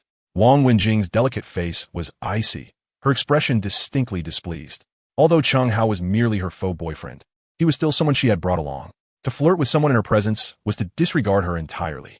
After assertively declaring her territory, the wealthy woman, sensing the tension, chose to retreat in discontent. Chen Hao felt a twinge of regret and shot Wang Wenjing a mocking glance. "Aren't you obstructing my financial prospects? Is it possible this girl is envious?" Noticing his peculiar gaze, Wang Wenjing let out a soft scoff and calmly clarified, "Do not misconstrue my intentions. I simply wish to prevent you from associating with such individuals, to spare you from emotional manipulation and potential harm." "Goodness, harm?" Chen Hao exclaimed, alarmed, as he instinctively shielded his waist, fearing for his well-being. Wang Wenjing stifled a laugh at his comical reaction. At that moment, another approached, but this time it was an unwelcome visage. Tang Xiaotian, clad in an elegant white tailcoat and holding 2 glasses of red wine, approached with an icy demeanor. "Xiaojing, shall we share a toast?" he inquired, extending a glass toward her. Wang Wenjing cast a dismissive glance and retorted, "You know I do not enjoy drinking." "Xiaojing, do not misunderstand. I harbor no ulterior motives.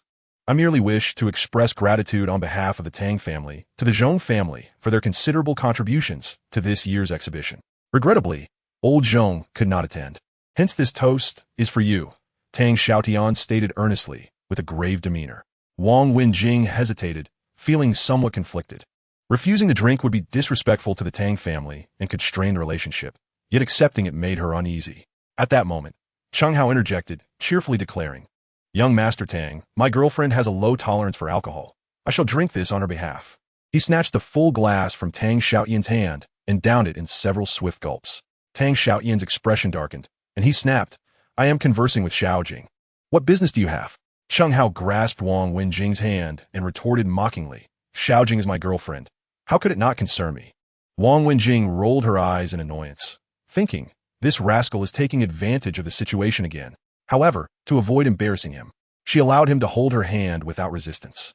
A flicker of anger crossed Tang Xiaotian's eyes as he coldly replied, "Very well, if you drink on her behalf. Let us continue. Here, I shall toast you again." He filled the glass anew and handed it to Chen Hao, who promptly downed his drink in one go. "I will not let you leave this evening without being thoroughly intoxicated." Chen Hao chuckled inwardly, contemplating, "You wish to challenge my drinking capacity? You are not yet worthy." When he first began his internship, he often accompanied his superiors for meals, shielding them from excessive drinking, thus honing his own impressive tolerance. Without hesitation, he declared, "If you wish to compete in drinking, I am more than willing. However, let us agree to take turns. Whoever concedes first shall be the loser." "Ha! Absurd. I, Tang Xiaotian, fear no one when it comes to drinking," he retorted, brimming with bravado. Without uttering a word, Chen Hao downed a full glass of red wine in one go. The commotion attracted a crowd, many of whom gathered to observe. What a day this is! Just as one wave calms, another rises. This exhibition is indeed captivating, surpassing those of previous years. Our attendance is far from wasted. Look over there.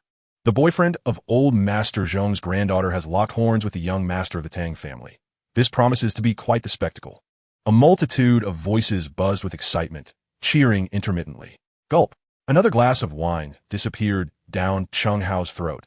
He had already consumed 3 glasses, while Tang Xiaotian had down 2.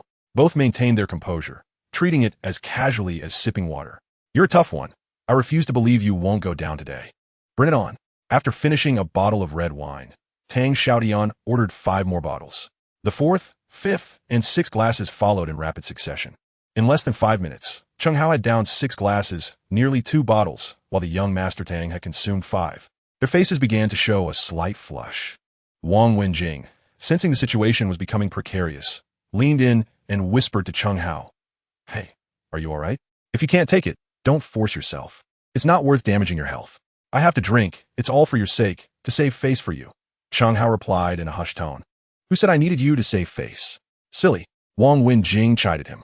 In truth, Chen Hao was not merely seeking to preserve her dignity. He was also fighting for his own pride. Ever since he met Wang Wenjing, He had relied on her support for everything. Just moments ago, it was she who intervened to send Ma Jun and Lu Tingting away, just as she had previously at the auction house. He did not wish to perpetually cling to Wang Wenjing's coattails, subject to others' disdain. This time, he intended to confront Tang Xiaotian head-on, to engage in a duel befitting men. Wagering dignity, the one who concedes shall be deemed the lesser. At that moment, Tang Xiaotian harbored thoughts akin to Chen Hao's. Having initiated this charade, he was determined to see it through. I refuse to believe I cannot rattle this hot-headed youth, he thought. Bring it on. Tang Xiaotian opened a new bottle of red wine, filling their glasses once more. They had now consumed 7 glasses consecutively. Gulp. The 8th glass. Both remained unflinching, unable to discern a victor. This is too slow. Let us just drink straight from the bottle, Chen Hao proposed. Then let us do it. Do you think I fear you? Tang Xiaotian retorted, his tone fierce and unyielding. The onlookers were stunned, mouths agape as if they could swallow a bun whole. They gone mad. Drinking straight from the bottle? Chen Hao and Tang Xiaotian each seized a bottle of red wine, tilting their heads back in wild abandon. In less than half a minute, Chen Hao's bottle was emptied, with Tang Xiaotian not far behind in pace. After finishing one bottle, they swiftly moved on to another. The 3rd and 4th bottles were consumed with remarkable ease. However, by the 5th bottle, Chen Hao began to falter, his face reddening like a monkey's backside, his body aflame. Tang Xiaotian was not faring much better, his head swaying slightly, already feeling the effects of intoxication.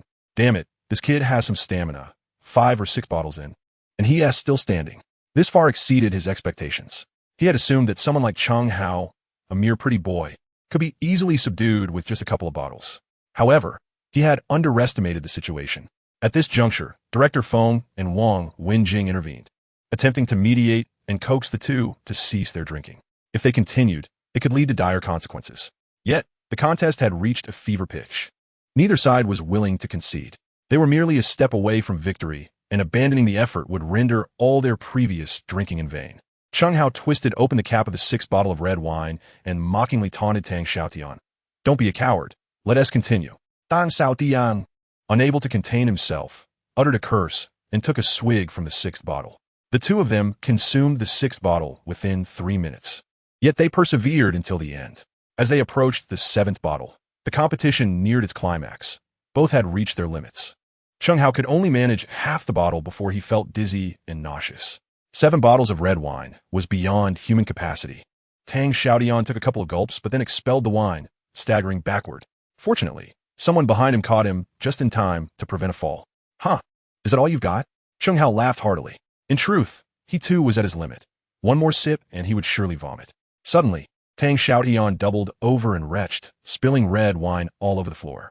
The sour scent wafted into his nostrils, prompting him to feel queasy.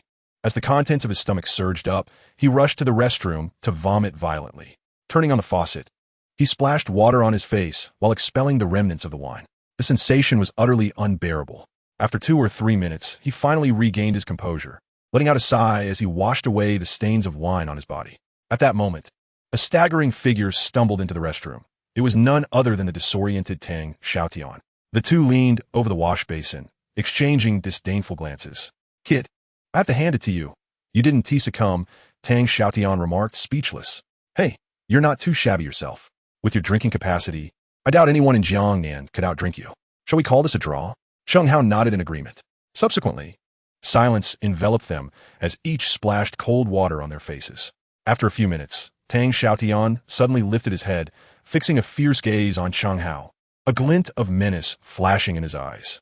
Kid, while I respect you, I must warn you to stay away from Xiaojing. You are simply unworthy of her. A pauper like you cannot provide her with happiness. Only I can. Chapter 28, Sleeping in the Goddess's Bed. What if I don't? Then don't blame me for being ruthless. An aura of hostility radiated from Tang Xiaotian, his eyes bloodshot and terrifying. Chen Hao felt a chill run down his spine. He understood that this animosity was genuine, not feigned. A person of Tang Xiaotian's caliber could easily arrange for someone to eliminate him. He had not anticipated the situation would escalate to this point, where bloodshed would be a consideration for a woman. Chen Hao hesitated. Was it worth risking his life for Wang Wenjing? Damn it, does it even matter? Regardless, the woman I cherish will never be relinquished to another. Otherwise, I might as well perish. A man must possess courage. Just as Chen Hao finished his declaration, The voice of Wang Wenjing echoed from outside the restroom. Chen Hao, how long will you take? Are you all right? Having waited for 5 or 6 minutes without any sign of Chen Hao, she grew anxious, fearing something might have happened to him. Chen Hao cast a glance at Tang Xiaotian and stepped out first, with Tang Xiaotian closely following. Wang Wenjing exchanged a glance with Tang Xiaotian before inquiring, Are you all right? I'm fine. Chen Hao intended to shake his head, but suddenly the effects of the alcohol overwhelmed him, causing him to falter and collapse.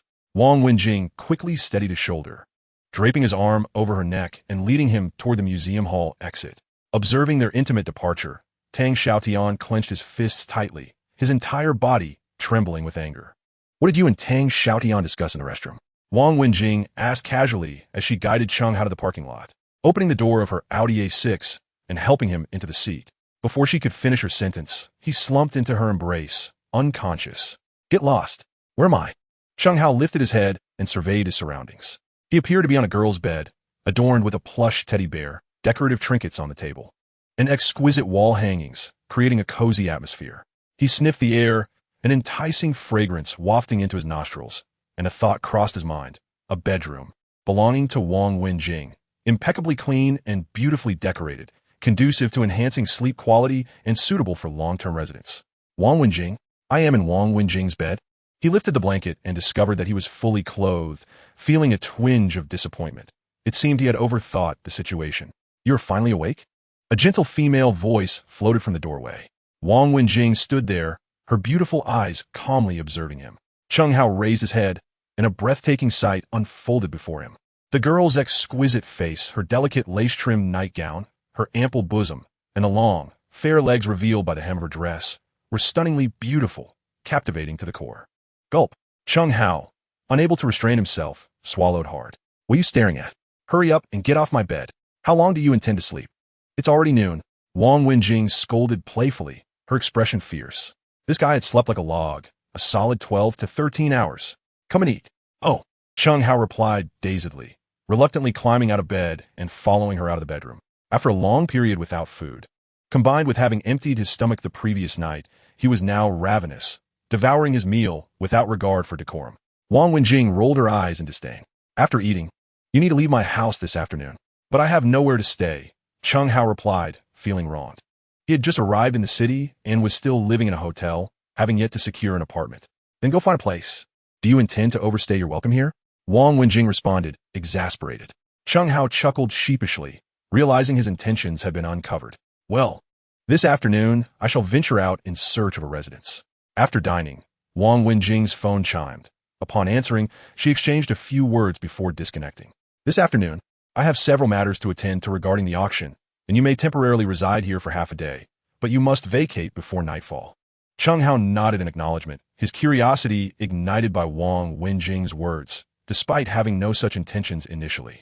Once she departed, a mischievous grin adorned his face as he approached her bedroom and opened her storage cabinet. Before him lay a dazzling array of antiques, an assortment of various sizes, including ancient coins, porcelain, jade jewelry, bronze artifacts, folding fans, and scrolls of calligraphy and paintings. Goodness, how many antiques could there possibly be?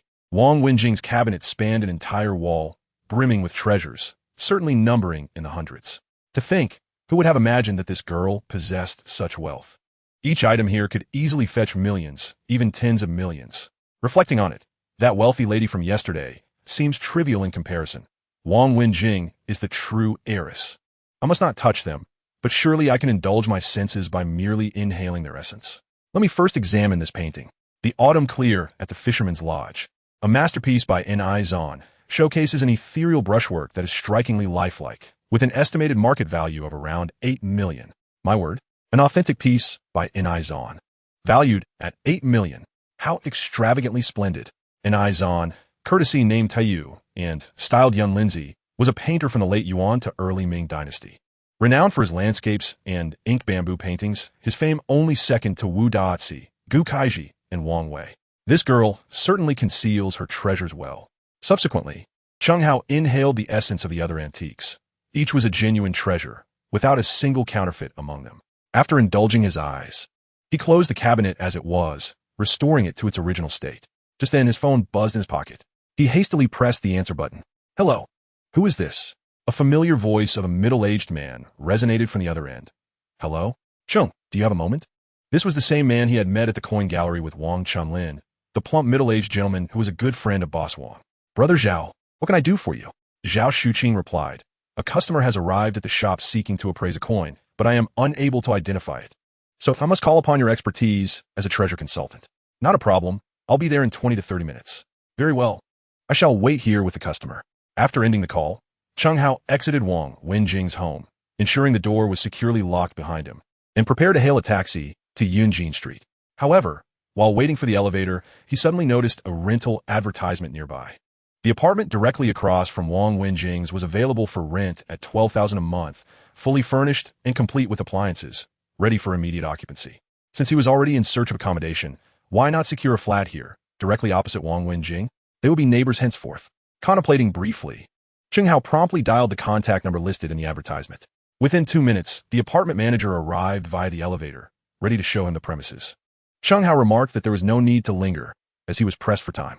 He promptly transferred 24,000 yuan via his mobile phone, covering 1 month's rent and a month's deposit. Descending the elevator of the apartment building, he hailed a taxi at the roadside, heading straight for the Tsangbi Pavilion on Yunjin Street.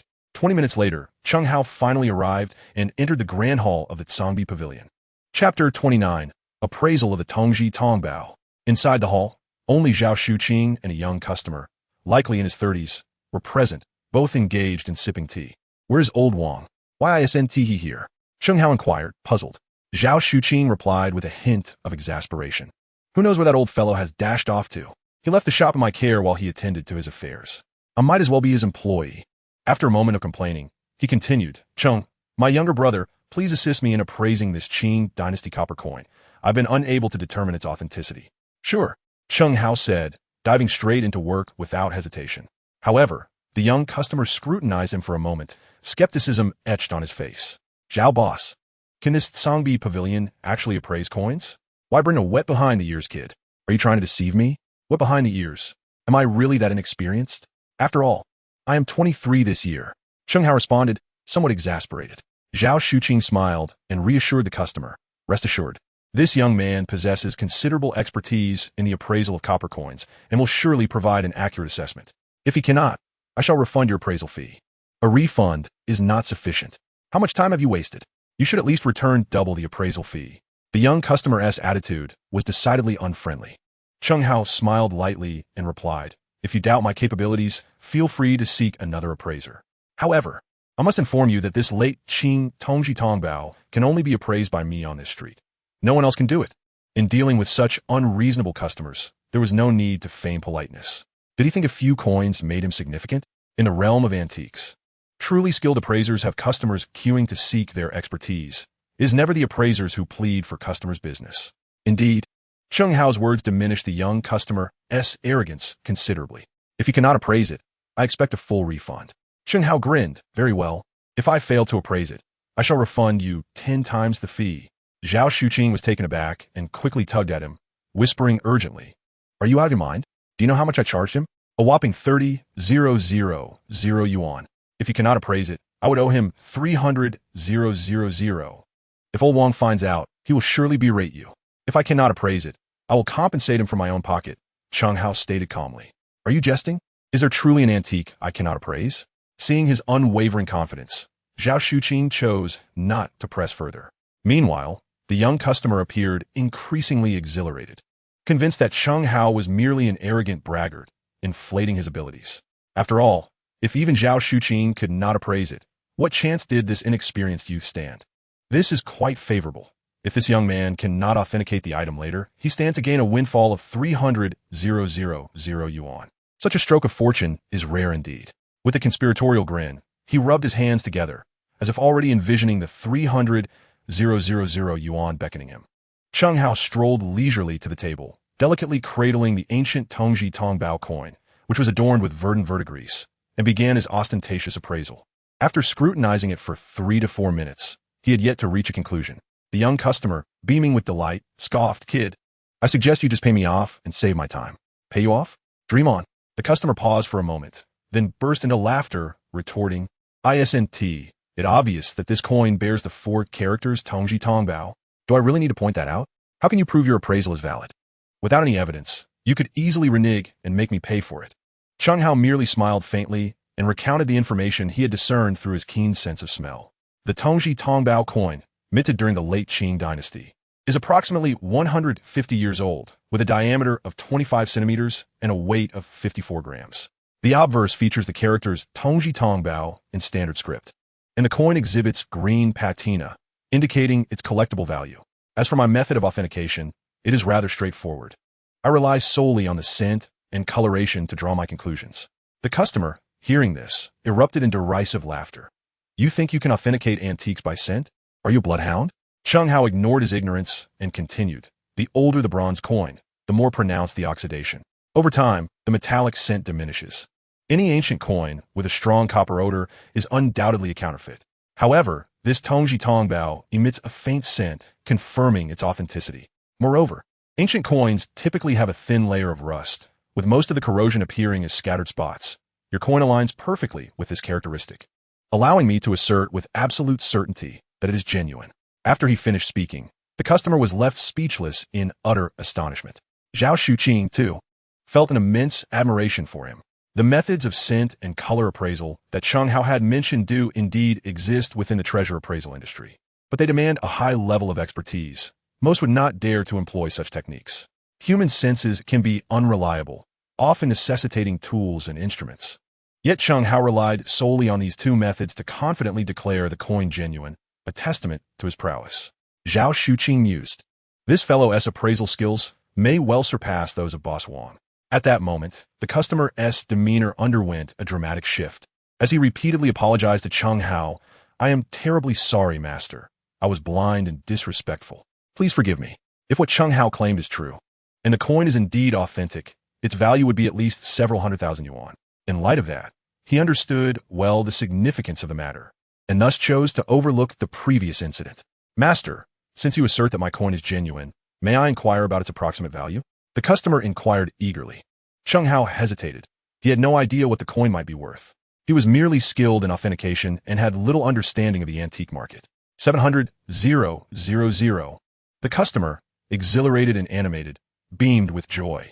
This coin from the Tongji era, procured from the black market for 50,000 yuan, unexpectedly held a value of 700,000 yuan, resulting in a profit of 650,000 yuan. Even after deducting a 30,000 yuan authentication fee, he still earned 620,000 yuan. Although the black market and antique trade are rife with counterfeit items and forgeries, fortune occasionally smiles upon the lucky, allowing treasures to be unearthed at bargain prices. This customer was evidently one of the fortunate few. With a glimmer of excitement, the young customer promptly inquired, "Boss Zhao, will your coin pavilion accept this copper coin?"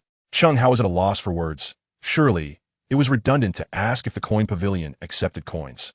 Upon hearing this, Zhao Shuqing seized the opportunity for business, smilingly nodded, and replied, "Of course we do. However, the 700,000 yuan quote I provided earlier was based on last year's auction results, and given the current downturn in the antique market, the price may have declined. But if you are willing to sell it to me, I can offer an additional 30,000 yuan, making it a generous 730,000 yuan. 730,000 yuan? Such an opportunity was not to be missed. "All right, Boss Zhao, I shall sell you this copper coin," exclaimed the young man, filled with delight. The two struck a deal, and Zhao Shuqing promptly transferred 730,000 yuan to the young customer. Upon receiving the bank notification, the young man was overjoyed and skipped out of the coin pavilion. Once the customer departed, Zhao Shuqing could no longer contain himself, revealing a sly grin. Chen Hao understood that the customer had undoubtedly been taken advantage of. The true value of the Tongji coin was certainly far beyond 730,000 yuan. Chapter 30. Learning the Art of Collecting Antiques. "Brother Zhao, how much is this coin truly worth?" he humbly asked Zhao Shuqing. Seeing him as one of his own, Zhao Shuqing decided to be forthright, confessing, in truth, this Tongji coin has a market value starting at no less than 1 million yuan. That man was swindled out of 700,000 yuan. Yet he left gleefully like a fool. 140,000 yuan. Chen Hao's eyes widened in astonishment. A profit of 700,000 yuan from this transaction was simply exhilarating. Compared to the meager earnings from appraising antiques for others, this was a windfall. It dawned on Chen Hao that this entire encounter had been a calculated scheme. When a customer inquired about the price, Zhao Shuqing had already been plotting, deliberately mentioning the current unfavorable market conditions and subsequent price drop, only to offer an extra 30,000 yuan to create the illusion of a bargain, thus ensnaring the unsuspecting customer. Indeed, the world of antique dealing is fraught with intricate schemes. Brother Zhao, I lack knowledge in the realm of antique trading. Could you kindly impart some wisdom to me? Chen Hao eagerly sought Zhao Shuqing's guidance, eager to learn. Zhao Shuqing pondered for a moment, recognizing Chen Hao as a promising protege, and decided to mentor him without reservation. Firstly, in the business of antiques, the most crucial aspect is to learn to exploit the information asymmetry. What is information asymmetry?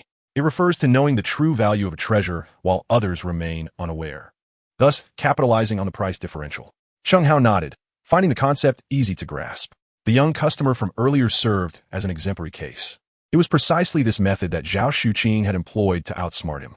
Zhao Shuqing continued his discourse, stating that to exploit the information gap, one must possess a greater wealth of knowledge than others, coupled with a deeper understanding of the fluctuations in the antique market. This demands not only extensive experience but also diligent study. Taking the earlier example of the Tongji Tongbao, it is essential to note that this coin comes in various types, such as Zhisan, Zhiwu, and Xiaoping, each differing in value. For instance, the Zhiwu issued by various bureaus is priced at 1.2 million, while the Zhisan from the Beibao Gongju is valued at 800,000. The Xiaoping issued by various bureaus holds only 70,000, and the Xiaoping from multiple monitoring bureaus is worth merely 200, an astonishing disparity. Subsequently, Zhao Shuqing elaborated on numerous aspects of copper coins, explaining the distinctions between Zhisan, Zhiwu, and the various bureau-issued samples. He imparted knowledge to Chen Hao for a solid half hour until his throat grew parched, at which point he concluded, "For today, this is sufficient. After all, the intricacies of treasure appraisal cannot be exhausted in mere days or months.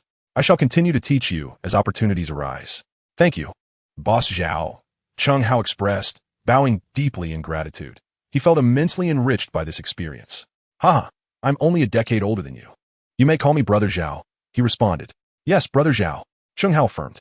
He then chose to stay and assist Zhao Shuqing in attending to Boss Wang's shop. When noon arrived, Zhao Shuqing placed an order for takeout from a five-star restaurant, spending 5,000 yuan on a lavish spread of over 10 dishes as a treat for himself. Chen Hao was taken aback. Spending such a sum for a meal for just the two of them seemed extravagant. In less than half an hour, the delivery arrived. A van parked at the entrance, and several waitstaff brought in an array of takeout bags, delivering them to the Tibetan coin pavilion. Gazing at the table laden with food, Chen Hao remarked with concern, "Brother Zhao, ordering so many dishes for just the two of us seems rather wasteful, doesn't it?" Zhao Shuqing burst into hearty laughter, saying, "It's merely 5,000 yuan. What is that? I just made 700,000 on a single deal." Chen Hao reasoned that given the profit of 700,000, spending 5,000 on a celebratory feast was not excessive. Lowering his voice, Zhao Shuqing smirked, "The key is it's not our money. I used old Wang's bank card to settle the bill." Chen Hao chuckled quietly, realizing why Zhao was so unconcerned. It was Wang Chunlin's funds being used. That old fellow, always acting as if he's hands off, leaving the shop to me. If I don't take advantage, who will? With a complimentary feast at their disposal, Chen Hao decided to indulge without reservations. Together with Brother Zhao, they devoured the lavish spread, leaving nothing behind. Having filled his stomach to the brim, Chen Hao wiped the grease from his lips and resolved to take a stroll outside to aid digestion. He exchanged farewells with Brother Zhao before stepping out of the shop. Located deep within Yunjin Street, the Tibetan coin pavilion was surrounded by upscale establishments, resulting in a sparse flow of customers. However, outside on Yunjin Street, the atmosphere was bustling with activity, the streets alive with the movement of vehicles. Both sides of the street were lined with an eclectic mix of shops, antique stores, appraisal houses, jewelry boutiques, and pawn shops, showcasing a vibrant array of offerings. In a vacant lot along the street, numerous vendors set up their stalls, attracting a throng of onlookers. The area outside Yunjin Street is particularly lively. Chen Hao had never taken the time to explore this place thoroughly, so he wandered about, hoping to stumble upon a stroke of luck and perhaps uncover a hidden treasure. Young man, don't miss this opportunity. Come and see. These Ming Dynasty blue and white porcelain pieces are genuine treasures. A vendor with a face adorned with dark stubble seized Chen Hao's attention, insisting that he purchase some blue and white porcelain. Chen Hao casually picked up a porcelain bowl, weighed it in his hands, and inquired, "How much for this, shopkeeper?" The shopkeeper grinned. "Ah, young man, you have a discerning eye. This is the prized possession of my stall, a colorful glaze from the official kills of Jingdezhen from the Ming Dynasty, priced at 30,000. However, considering our fateful encounter, I can let it go for 20,000. Chen Hao brought the bowl to his nose for a whiff. It was merely an ordinary porcelain bowl, a low-quality imitation, serving no purpose beyond holding rice, and thus worth very little.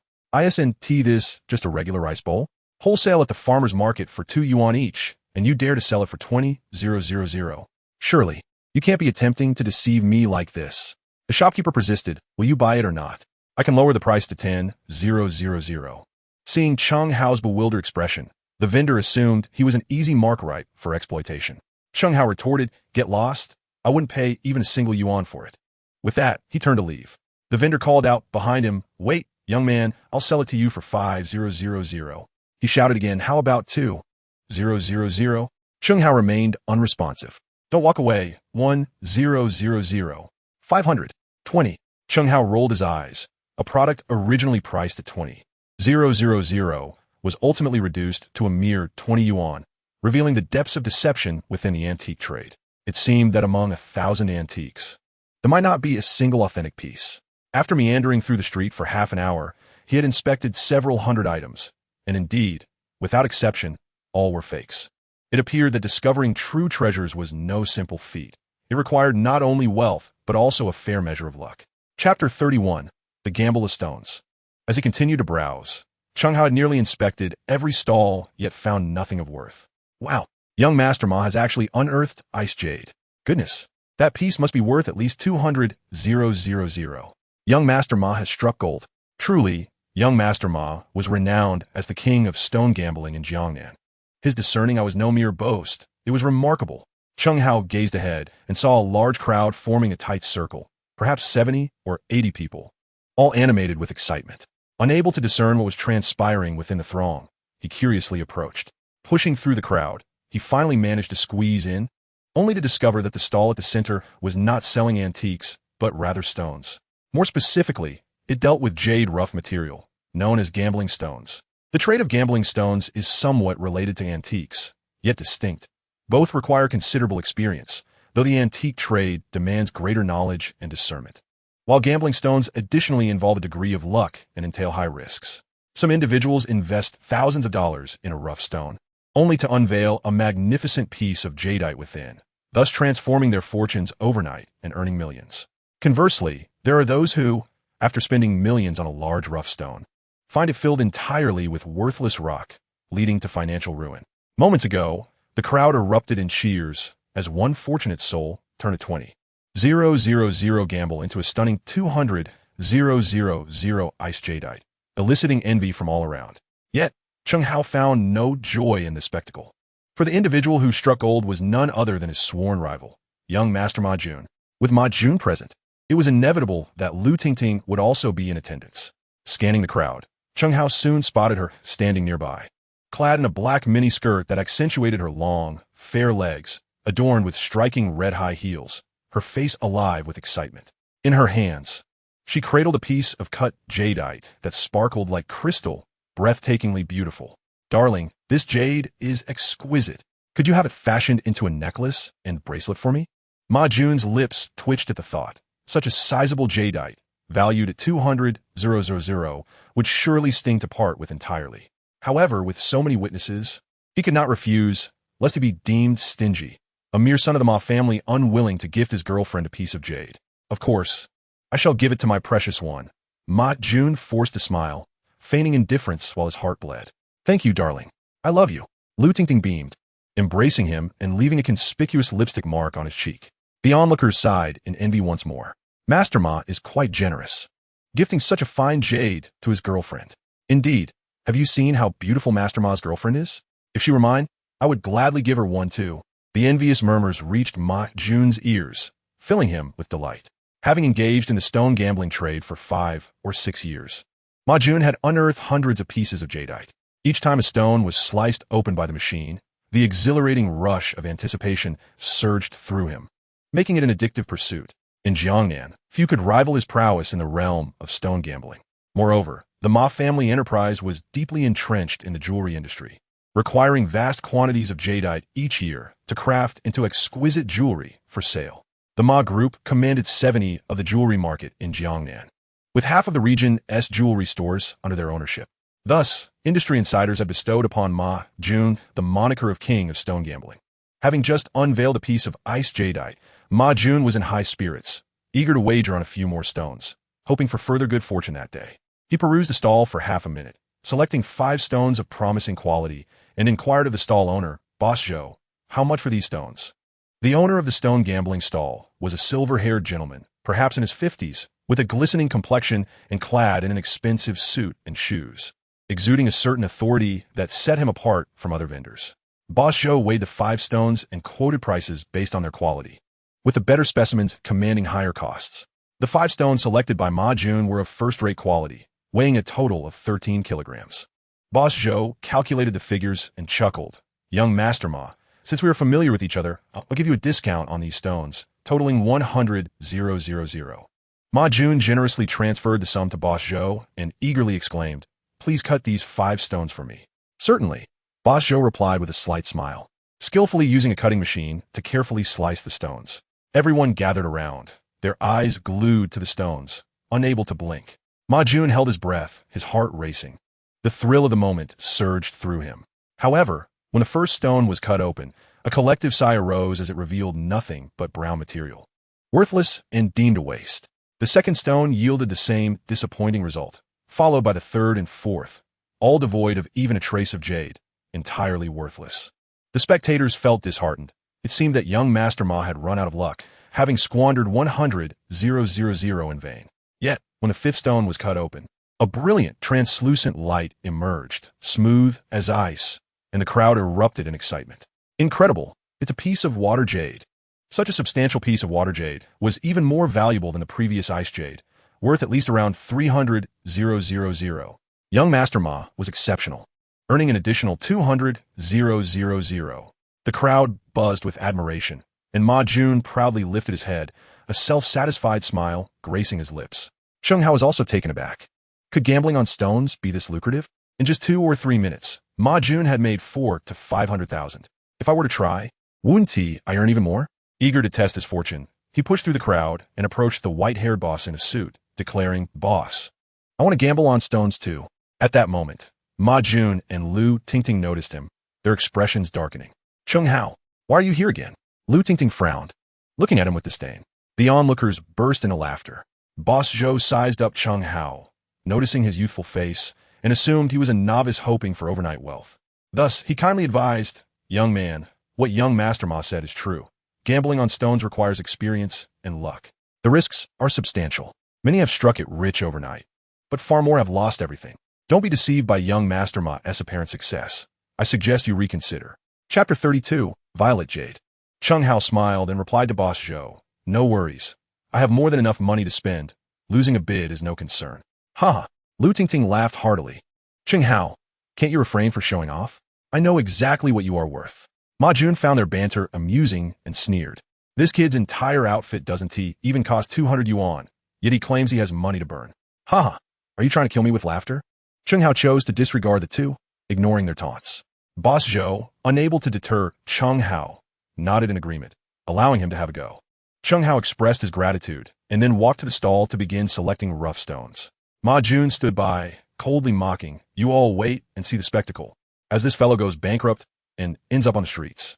Lu Tingting approached him directly, teasingly saying, "Chen Hao, fret not, when you find yourself begging on the streets.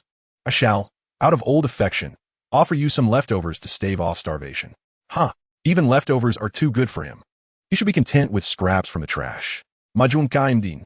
Chen Hao, however, remained focused, meticulously selecting the raw materials, completely oblivious to the taunts of the two.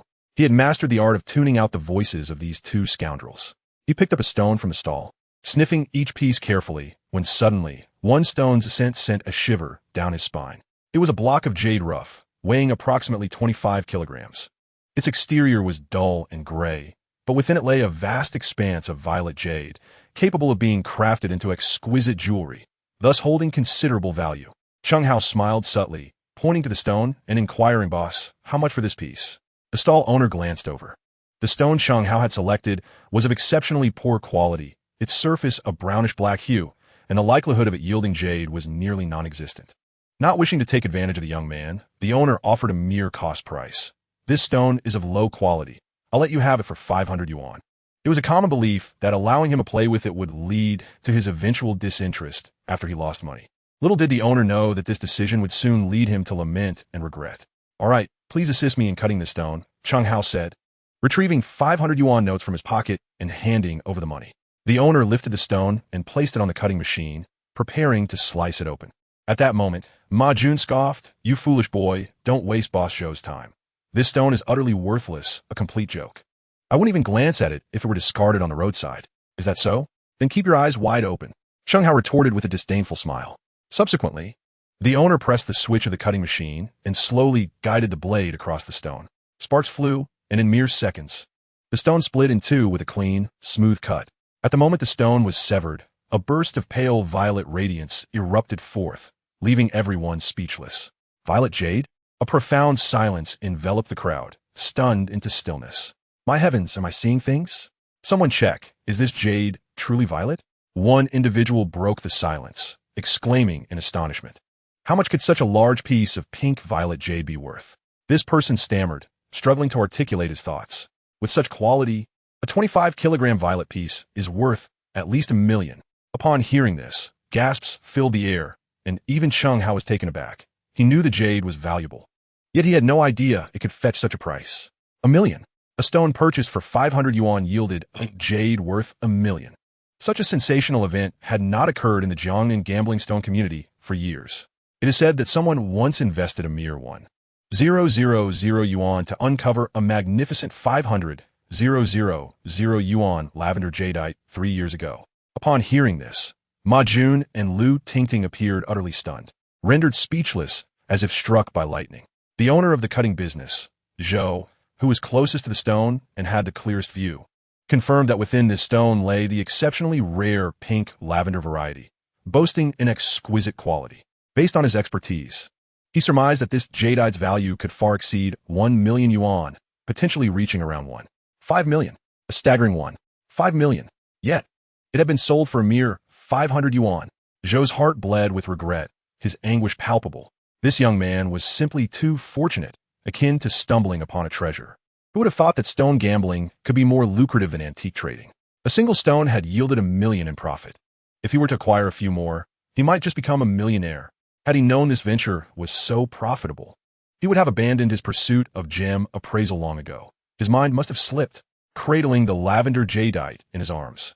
Chen Hao approached Ma Jun with a broad grin and said, "Young Master Ma, what do you think? My lavender jadeite is far more stunning than your icy jade. Isn't it?" Ma Jun's face turned ashen, akin to someone who had just tasted something vile. Moments ago, he had mocked this stone as worthless, dismissing it disdainfully. Now, he was faced with a bitter reality. Don't get too smug. You merely stumbled upon a stroke of luck. Prove your worth by gambling on a few more stones. Ma Jun retorted defiantly. In his eyes, Chen Hao was simply fortunate to have found a bargain. If it came to experience in stone gambling, he was woefully inexperienced. With a little provocation, he was certain that Chen Hao would soon squander his newfound fortune. Chen Hao smiled lightly. "Do you dare to wager with me?" "Wager on what?" "Let us each choose 10 stones, and then cut them open to see who discovers the most jadeite. The loser must pay for the winner's stones." "Very well," Ma Jun replied with a cold smirk, quickly agreeing. Chen Hao wished to compete in stone gambling? How utterly foolish. Having experienced a stroke of luck, he had grown arrogant. Ma Jun was renowned as the stone gambling king of Jiangnan, having gambled on more stones than Chen Hao had ever seen. Defeat was simply not an option. Since this young man had no sense of humility, he would ensure he relinquished that hard-earned million, leaving him destitute.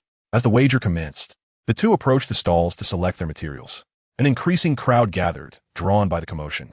While selecting his stones, Ma Jun deliberately chose larger, higher-quality materials. confident that once Chen Hao lost, he would bear the financial burden. Ma Jun intended to crush him thoroughly, leading him to financial ruin. In contrast, Chen Hao meticulously selected each stone, carefully inspecting them and only choosing those that emitted the scent of jadeite, regardless of their appearance. After 7 or 8 minutes, both had completed their selections of 10 stones each. Zhou, with a cheerful demeanor, assisted the two in calculating the costs, having sold numerous stones that morning and reaping considerable profits, much to his delight. The stone chosen by Ma Jun was substantial, each weighing between 7 to 8 kilograms, and quite expensive, totaling 600,000 for 10 stones.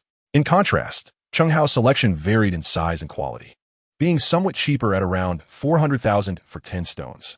According to their wager, they would first cut the stones, competing to see who would reveal more jadeite. The loser would have to pay the other 1 million yuan. 1 million is no trivial sum, and should one lose without uncovering quality stones, the loss would be significant. Boss Zhou glanced at the two seemingly confident contenders and inquired, "Who will go first?" "I will," Ma Yun proclaimed, positioning his 10 stones beside the cutting machine for Boss Zhou to process. With adept skill, Boss Zhou began slicing the first stone. Before long, the initial stone was opened, revealing a light green hue indicative of jadeite within. After examining it meticulously, Boss Zhou declared, "This is a piece of Baishan jade." Baishan jade is a variety of jadeite known for its diverse colors, including pale purple, light green, and blue-gray. However, this particular variety possesses a loose structure and inferior quality, categorizing it as lower grade and not particularly valuable. Such a sizable piece would only be worth 50 to 60,000. Nonetheless, as Ma Jun and Chen Hao were competing on the quantity of jadeite revealed, any jadeite found counted towards their total. Ma Jun had secured an early victory and wore a smug expression, having already revealed jadeite from the first stone. If he managed to unveil 2 or 3 more from the remaining 9, his victory would be nearly assured. It is worth noting that the odds of successfully revealing jadeite are quite low, typically around 1 in 10, and uncovering 3 pieces from 10 stones is considered extraordinary, a feat generally unattainable by those lacking Ma Jun's extensive experience. Subsequently, Boss Zhou commenced cutting the second stone, which astonishingly also revealed a vibrant green interior. "Another piece of Baishan jade," Boss Zhou exclaimed, prompting an uproar among the onlookers. If Ma Jun's success with the first stone was attributed to luck, the second was undoubtedly a testament to his skill. Young Master Ma is impressive, unveiling 2 pieces of jadeite consecutively. Indeed, young Master Ma reigns as the king of stone gambling in Jiangnan. Who could possibly defeat him? That fellow is doomed. To challenge young Master Ma is to invite disaster. The spectators murmured, nearly all convinced that Chen Hao was destined to lose. However, Chen Hao remained unfazed, hands on his hips, exuding an air of indifference. Boss Zhou proceeded to cut the third stone, but this time, Ma Jun's luck faltered. The stone yielded nothing but waste. This pattern continued through the 4th and 5th stones. And up until the 9th, Ma Jun had not revealed a single piece of jadeite. His demeanor shifted to one of anxiety, a grave expression clouding his face. But upon cutting the 10th stone, his countenance brightened once more. The 10th stone revealed a type of jadeite known as bean seed jade, a common variety valued at approximately 70 to 80,000. However, this outcome had already brought him immense satisfaction. With 3 pieces of jade emerging from 10 stones, there was no doubt that Chen Hao would ultimately lose. In terms of monetary value, Ma Jun was at a loss, having spent 600,000 yuan on the 10 stones, only to unveil jade worth approximately 150,000 yuan, thus incurring a loss of 450,000 yuan. Nevertheless, Ma Jun remained in high spirits, for that 600,000 yuan would be covered by the loser, effectively allowing him to pocket 150,000 yuan without any cost. "It's your turn now," Ma Jun said with a mocking smile. Arms crossed, Chen Hao, with a smile playing on his lips, moved his selected 10 stones to the cutting machine and handed them to Boss Zhou. In truth, he was already aware of his victory without the need for cutting, as 8 of the 10 stones he chose contained jade. Why only 8? Chen Hao was concerned about revealing his extraordinary ability, which might raise suspicions among others, so he intentionally selected 2 stones that did not contain jade. Imagine if all 10 stones he selected yielded jade. The onlookers would surely erupt in excitement. In no time, word of Chen Hao would spread throughout Jiangnan, possibly making headlines and garnering societal attention. The thought of his unique talent being exposed leading others to consider him an extraterrestrial and subjecting him to dissection in a laboratory. Sent shivers down his spine. Thus, he deemed it prudent to remain low-key. If only 8 stones yielded jade, he could simply attribute it to good fortune. At that moment, Boss Zhou had commenced the cutting of Chen Hao's first stone. As the stone was sliced, it revealed a brownish-black interior, devoid of jade. Soon after, the second stone was cut, revealing the same brownish-black hue, another worthless stone. Ma Jun could no longer contain his laughter. You should just admit defeat. Save yourself from embarrassment. That violet jade you uncovered was merely a stroke of luck. Do you really believe you can maintain such fortune? What's the rush? I still have 8 stones remaining. How can I know my luck without cutting them? Chen Hao replied calmly with a smile. I will ensure you lose convincingly. Boss Zhou, proceed with the cutting. Yet, when Chen Hao's third stone was sliced open, Ma Jun was left dumbfounded, while Boss Zhou and the onlookers gasped in astonishment. Was that an old pit jade? Known in the jewelry realm as old pit glass jade, its texture is exquisite, pure, and flawless, with vibrant coloration, uniform granule distribution, and transparency that lies between translucent and transparent. It is the pinnacle of jade, even more precious than violet jade. My goodness, such a large piece of old pit jade is worth at least 2 million. Boss Zhou murmured in utter shock. The spectators' eyes sparkled with envy, and saliva dripped from their mouths. Ma Jun trembled with jealousy, his fists clenched in a fit of rage. This brat, what incredible luck had he stumbled upon to encounter such fortune? Upon hearing the 2 million price tag, Chen Hao's face lit up with excitement. He was one step closer to his goal of becoming a millionaire. If he were to sell that piece of violet and this block of old pit jade, he would have earned a staggering 3 million. Coupled with the 4 million in his bank account, his total wealth would amount to 7 million, leaving him merely a step away from becoming a millionaire. After regaining his composure from the shock, Boss Zhou continued to slice the 4th stone. The 4th stone revealed yet another piece of jade. Chapter 34. The ex-girlfriend seeks reconciliation. This was a piece of Beishan jade, although it held little value. It was still classified as jade. Now Chen Hao had opened 4 stones, yielding 2 pieces of jade. Ma Jun's face fluctuated between shades of blue and purple, resembling a liver more than a human visage. Subsequently, the 5th stone was cut open, revealing yet another piece of Beishan jade. The crowd could not help but murmur in hushed tones. Who is this young man? His luck is simply extraordinary, with 3 pieces of jade emerging from 5 stones. He had already matched Ma Xiaoyi. If he were to unveil another piece of jade, victory would be his. Ma Yun swallowed hot, his heart racing as he silently prayed that Chen Hao would not uncover any more jade. Otherwise, he would suffer significant losses. The loser was to compensate 1 million, a sum he could scarcely afford. His entire savings amounted to merely a few tens of thousands, a recent gift from his father. Should his father discover that he squandered his money in this gamble, he would undoubtedly face dire consequences. Soon after, the 6th stone was slowly cut open, and all eyes were fixated on the colors emerging from within. Green, another piece of jade. This was a type of bean jade, modest in price at merely several thousand. However, Ma Jun was utterly defeated. Chen Hao had unveiled 4 pieces of jade, surpassing him entirely. Cold sweat broke out on Ma Jun's brow. His hands and feet felt icy, wishing for an opportunity to slip away, but the crowd surrounded him tightly, leaving no room for escape. Chen Hao turned to Boss Zhou and said, "Let us cut open the remaining 4 stones all at once." All right, Boss Zhou nodded, arranging the 4 stones in a row as the cutting machine's blade sliced through them like a cake. The 7th stone revealed icy jade. The 8th stone was yet another piece of Beishan jade. The 9th stone, Beishan jade again. The 10th stone, bean jade. 4 consecutive stones yielded jade, their combined worth nearing 500,000. As the 4 stones were cut open, a wave of astonished gasps erupted from the crowd, growing more intense with each revelation. Once all 10 stones were unveiled, the crowd erupted like boiling water. Is this for real? 10 stones produced 8 pieces of jade. It was utterly insane. This young man had struck it rich, earning over 4 million in just one morning. Chen Hao smiled, casting a glance at the ashen-faced Ma Jun, and said, "Well, young Master Ma, what do you think? Will you concede defeat?" Ma Jun gritted his teeth in frustration, yet found himself powerless in front of so many witnesses. He could not resort to deceit. "Fine, boy. Remember this," he said, glaring intensely at Chen Hao, his eyes sharp enough to seem as if he wished to carve flesh from him. He then produced a credit card, overdrawn by 1 million. And after settling the payment with Boss Zhou, he scurried away into the crowd like a stray dog, fleeing the scene. Lu Tingting gazed at her boyfriend as he departed with a dejected demeanor. After a brief moment of shock, her face abruptly contorted into a sycophantic smile as she rushed toward Chen Hao, wrapping her arms around his. Chen Hao, I'm truly sorry. I was blind to let you go. Now I realize that my June is nothing but a worthless man. I was wrong. Should we reconcile, please? Chen Hao, filled with disdain, pushed her away and coldly retorted, get lost. Such a materialistic and repugnant woman was not worth his time, even if she were offered to him for free. Chen Hao, please forgive me. Lu Tingting resorted to a combination of feigned innocence and petulance, her eyes welling with tears.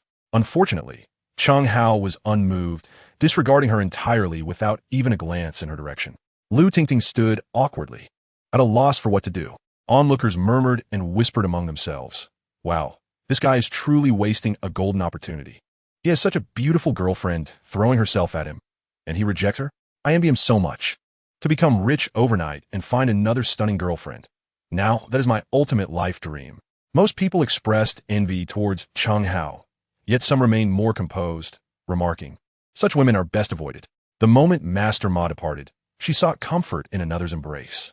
Indeed, if she could betray Master Ma for money, she would surely betray you one day as well.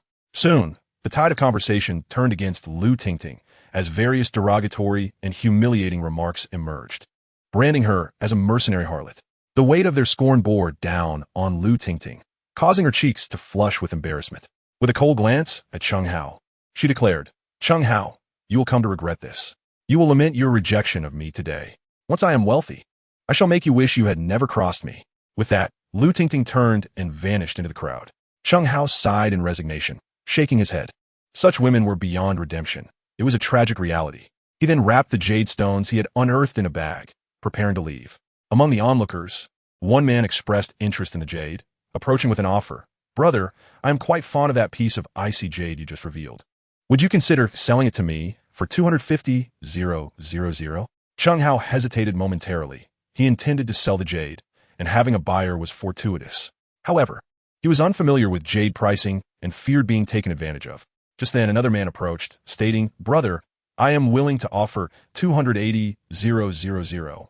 Immediately, another voice chimed in. I bid 300,000. Chen Hao chuckled. The competition was heating up, and as long as there was rivalry, he had no fear of being exploited. True to form, within less than half a minute, someone escalated the bidding to 350,000 for his piece of icy jade. Chen Hao considered this, finding the price to align closely with his expectations, and promptly agreed, selling the jade for 350,000. Dear esteemed customer, your bank card ending in 2997 has received a transfer of 350,000 yuan, resulting in an account balance of 480,000 yuan. Shortly thereafter, another individual expressed interest in his exquisite piece of old pit glass jade, offering a price of 2 million yuan. Chen Hao found this offer quite favorable and nodded in agreement. The transaction was executed seamlessly. Upon handing over the jade of exceptional quality, the individual promptly transferred the funds. In less than half a minute, another substantial sum was credited to his account. Beep. Dear esteemed customer, your bank card ending in 2997 has received a transfer of 220,000 yuan, leading to an account balance of 700,000 yuan. Chen Hao stared at the text message, meticulously counting the zeros following the balance and confirming it to be 7 million, his smile widening with joy. Earning several million in just one morning was exhilarating. Subsequently, he continued to sell the remaining pieces of Beishan jade and Bean Seed jade, eventually liquidating them all for a total of 300,000 yuan. His bank account balance now stood at an impressive 3 million yuan. Chapter 35. The Iron Brother Chen Daxiong. Chen Hao had sold all his jade except for a piece of lavender jade, despite receiving an exorbitant offer of 7 million yuan for it. He steadfastly refused to part with it. Surely, the two women in his life would be delighted, as every woman has an affinity for beautiful things. Chen Hao recounted his recent experience of gambling on stones to Zhao Shuqing, who was left utterly astounded, inquiring if he indeed possessed such skills. Chen Hao chuckled lightly, explaining that while gambling on stones differs from appraising treasures, they share similarities, primarily involving the observation of color and texture, perhaps coupled with a stroke of good fortune that allowed him to seize a bargain. Zhao Shuqing was thoroughly impressed, having initially believed that his own earnings of 700,000 yuan that morning were remarkable, only to learn that Chen Hao had surpassed him, amassing over 4 million in mere hours. Indeed, Wang Chunlin had not erred in his judgment. This young man possessed extraordinary talent, and with proper guidance, a boundless future awaited him. Brother Zhao, I wish to have this piece of lavender jade fashioned into a necklace and bracelet. Do you know anyone skilled in jewelry making? Chen Hao casually inquired. To his surprise, Zhao Shuqing nodded with a smile, responding, I happen to have a friend who is a jewelry craftsman. You may leave the stone with me, and tomorrow I will take it to him for processing. However, he might charge you a fee. Haha, my dear brother, you are too courteous. It's merely a small sum, and I shall cover it, Chen Hao teased. You aren't planning to use Boss Wan's card again, are you? Zhao Shuqing grinned mischievously, lowering his voice to say, Ha, just don't let that old fellow Wang Chunlin find out, or he will surely be furious with me. Chen Hao felt a twinge of sympathy for Boss Wang, but reflecting on their close relationship, he surmised that Wang would not truly be upset over such a trivial expense. Chen Hao retrieved a wooden box, carefully wrapping the jade, and handing it to Zhao Shuqing. Just then, his phone rang, displaying a familiar number. Chen Daxiong? Chen Daxiong was Chen Hao's roommate during university, his close friend, and currently the only old classmate with whom he still maintained contact. Their camaraderie was quite strong. Why'd he suddenly call me? Chen Hao hurriedly answered the phone. Hello, Daxiong? Haha, how go? It's been a while since we last connected. What have you been up to? Not much, just lost my job and am idling about, living the life of an unemployed drifter, Chen Hao replied with self-deprecation. I heard you broke up with Lu Tingting. What happened? Was it because you couldn't afford the bride price to marry her? If you're short on cash, my brother, I can lend you some. I just got paid and have a little extra. If you're facing any difficulties, don't hesitate to let me know. Chen Daxiong inquired with genuine concern. Chen Hao sighed. Don't mention that gold digger to me. Just thinking about her makes me nauseous. I have no ties with her anymore. Sensing Chen Hao's discontent, Chen Daxiong refrained from probing further and changed the subject. Hao Yi, have you seen the announcement in our class group? The class monitor's birthday is tonight, and she is treating everyone to dinner, inviting classmates to the gathering. Would you like to go? Truthfully, Chen Hao had no desire to attend, as he had long lost contact with his classmates. Moreover, since it was a class gathering, Lu Tingting would likely be present as well, and encountering her again would surely be unpleasant. Chen Hao replied frankly, I don't want to go. What about you, Daxiong? Are you planning to attend? Of course I want to go. Today is the class monitor's birthday, and you know how much I adore her. Chen Daxiong said with a bold face. Chen Hao smiled slightly. He was well aware that Chen Daxiong had harbored a crush on the class monitor, Lu Shitao, since their freshman year. Later, in their junior year, Chen Daxiong mustered the courage to confess his feelings to Lu Shitao, but was politely declined. Nevertheless, he did not give up and pursued her for 2 years. Today, on Lu Shitao's birthday, Chen Daxiong was determined to celebrate with her. Come on, how could just go? We can have a couple of drinks together. It's been half a year since we last saw each other. Surely, you wouldn't deny me this small favor? Chen Daxiong urged him. After a moment of hesitation, Chen Hao agreed. All right, I'll go. Daxiong was his close friend, and he certainly wanted to grant him this request. Moreover, he was eager to reminisce and share a few drinks together. Thank you, Hao Ge. I'll see you tonight. After hanging up, Chen Daxiong sent him the location. The gathering would be held at the Emperor Hotel at 6 in the evening. Having recently rented a new apartment, Chen Hao realized he needed various essentials, such as toothbrushes, toothpaste, towels, and slippers. After greeting Brother Zhao, Chen Hao left the Sangbi Pavilion and took a taxi to the shopping plaza.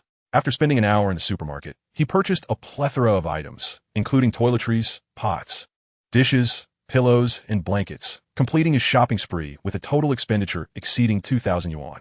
In the end, he begrudgingly spent an additional 1,000 yuan on an exquisite white checkered shirt, reasoning that since he was attending a class reunion, he should not appear too shabby to avoid being ridiculed by his classmates.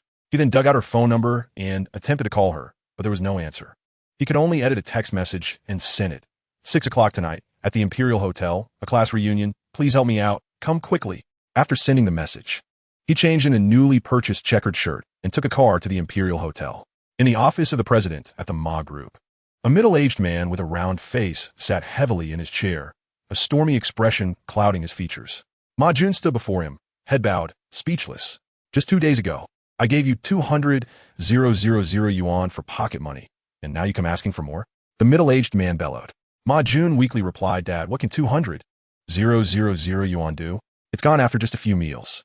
You're talking nonsense. The man thundered, demanding, "Have you been gambling again?" Ma Jun's heart sank, and he quickly defended himself. "Dad, I haven't." Chapter 36, Class Reunion. The middle-aged man snorted derisively and asked, "No gambling? Then why is your credit card overdrawn by $1 million? Tell me, where has that money gone?" Ma Jun's mind raced, and he concocted an excuse. "Dad, Ting Ting's mother is ill and needs surgery. I used that money to pay for her hospital bills." "Is that true?" the middle-aged man asked, half believing. "Absolutely, I swear." "I did not gamble," Ma Jun insisted earnestly. The man's demeanor softened considerably as he said solemnly, "As long as you steer clear of gambling, that's all I ask. That vice is to be avoided at all costs. You lost $1 million last year, and still Haven T learned your lesson. Son, as long as you refrain from gambling, my company will eventually be entrusted to you to manage. Just engage in legitimate jewelry business and marry a good woman to live a proper life. My expectations of you are not excessive." Ma Yun nodded earnestly. "You understand that I'll cover your credit card debt and give you 200,000 yuan as pocket money each month. But you must be honest with me and refrain from living extravagantly," the middle-aged man said, pulling out a check for 200,000 yuan. "Thank you, Dad." Ma Jun felt a surge of joy as he hurriedly took the check and left the office. When Chen Hao arrived at the entrance of the Imperial Hotel, it was exactly 6 in the evening. The sky had darkened, and the city's neon lights flickered in vibrant colors. Inside a private room on the second floor of the Imperial Hotel, laughter and cheerful voices filled the air, creating a lively atmosphere. There were about 40 young men and women dressed in stylish attire. In the center of the crowd was a girl in a pink dress. Surrounded by admirers, she was Lu Shirtao, the star of the evening. "Peach sister, I heard you've joined a Fortune 500 company after graduation and are now a senior manager? Oh my goodness, Sister Peach, you're incredible." Several girls chimed in, chatting and flattering Lu Shirtao. Lu Shirtao smiled modestly. "Actually, it's not that exaggerated. I still have a long way to go compared to all of you successful entrepreneurs." As everyone continued their animated conversation, the door to the private room swung open, and a girl clad in a black miniskirt with a jade pendant necklace entered, accompanied by a suited gentleman. Upon her arrival, the room erupted in hushed whispers. "Look, isn't that Lu Tingting?" To my surprise, in just a year or two apart, she has transformed into such a beautiful and graceful woman. "Oh, the necklace around his neck is made of jade. It must be quite valuable. Wait, isn't Lu Tingting's boyfriend Chen Hao? Who is that man beside her?" Lu Tingting disregarded her classmate's speculations, taking Ma Jun's hand with an air of pride as she approached Lu Shirtao, smilingly saying, "Well, class monitor, long time no see. I didn't expect you to remain unchanged since our school days." Lu Shirtao's brow furrowed, her expression instantly cooling. During their school years, there had been friction between her and Lu Tingting, resulting in a less than amicable relationship. It was unexpected for Lu Tingting to show up today, and her first remark was a veiled jab. "Unchanged since our school days?" At first glance, it seemed a compliment, implying Lu Shirtao remained youthful and beautiful. However, upon deeper reflection, it became evident that Lu Tingting was mocking her, suggesting she still resembled a naive, impoverished student. Lu Tingting proudly introduced Ma Jun, saying, "Class monitor, let me introduce you to my boyfriend, Ma Jun. He is the heir of the Ma Group, with assets worth millions." A gasp of astonishment echoed in the private room, and several girls nearby squealed in envy. Yet, Lu Shirtao remained unfazed, responding coolly, "Is that so? Congratulations." Lu Tingting scoffed disdainfully, thinking to herself, "What are you trying to portray with your aloof demeanor? You are obviously envious of me, but insist on acting like a pure white lotus."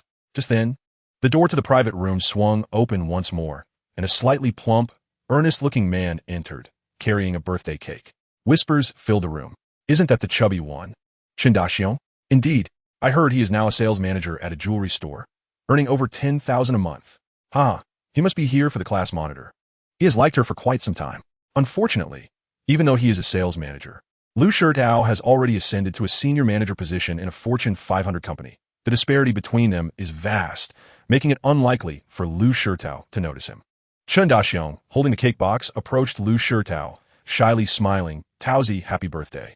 As he unveiled the cake, a delicate gold necklace arranged in the shape of a heart adorned its surface, exuding romance. "Taozi, this is my birthday gift for you. I hope you like it." The room erupted in enthusiastic applause, with some urging, "Get together, get together." Lu Shirtao felt a mix of shyness and emotion, her eyes welling with tears, unsure of how to respond. However, a discordant sneer interrupted the moment. On someone's birthday, You present just a gold necklace? How impoverished. The speaker was none other than Lu Tingting, who regarded Chen Daxiong with open disdain. Chen Daxiong, incensed, retorted, "Do you know how much this necklace costs? 20,000. It took me 2 months' salary to buy it. Can you afford it?" Lu Tingting erupted in laughter, stepping closer to him, pointing at the icy jade necklace around her neck, and taunted, "You poor thing. Do you have any idea how much this necklace was given to me by my husband? 200,000. This is icy jade. Far more beautiful than your shabby gold necklace. Even if it is exorbitantly priced, it is not you who purchased it, you materialistic scoundrel. Relying on your ample bosom and fair thighs to seduce wealthy heirs, shamelessly so. When they tire of you, it is only a matter of time before you are cast aside." Chen Daxiong's words struck with precision, hitting Lu Tingting's sore spot. His disdain for her was already palpable, exacerbated by her betrayal of his good friend Chen Hao in favor of a wealthy suitor. Chen Daxiong showed her no mercy, even in front of their classmates. Lu Tingting's face turned pale with anger as she retaliated by striking him across the face. The sharp sound reverberated, freezing the atmosphere in the private room. Enraged, Chen Daxiong retaliated by throwing a cake at Lu Tingting, leaving her in a state of disarray. "Dare to slap me again? Do not think that your gender protects you from my wrath. Why you?" Lu Tingting burst into tears, turning to Ma Jun with a feigned innocence. "Darling, he is bullying me." "Sobi." Ma Jun's expression darkened. Chen Daxiong's insult towards his girlfriend was akin to a slap in his own face. He stepped forward, his voice icy. "You insolent brat. Apologize to my girlfriend immediately." Chapter 37. She is merely a dog. "What are you? You have no right to speak here." Chen Daxiong scoffed, his contempt evident as he disregarded Ma Jun entirely. Ma Jun's face flushed with rage, his eyes widened as he glared at Chen Daxiong, fists clenched tightly. Chen Daxiong sneered. "What's the matter? Do you wish to take a swing at me? Go ahead and try." This was a blatant provocation. Ma Jun's veins throbbed with anger, but he found himself at a loss. Chen Daxiong was robust, and should a fight ensue, he could only expect to be on the receiving end of blows. After a moment of intense scrutiny, Ma Jun's eyes lit up as if he recognized him. "Aren't you employed at the Wanfu Jewelry Store on Dongyan Pedestrian Street?" "How do you know?" Chen Daxiong was taken aback. Ma Jun laughed heartily. "Because I've seen you there. Do you know who I am?" At this moment, Lu Tingting chimed in, her expression one of pride as she announced, "My husband is the young master of the Ma Group. He is your boss. Wanfu Jewelry is a brand under the Ma Group." Thus, it became clear that Ma Jun was indeed Chen Daxiong's superior. This revelation struck Chen Daxiong like a thunderbolt, his face a mask of shock. After struggling for months to secure a position in jewelry sales, he had finally been promoted to sales manager, only to discover that his boss was the current boyfriend of his good friend's ex-girlfriend. What kind of predicament was this? Now, having offended his superior, a single word from Ma Jun could lead to his dismissal, jeopardizing his livelihood.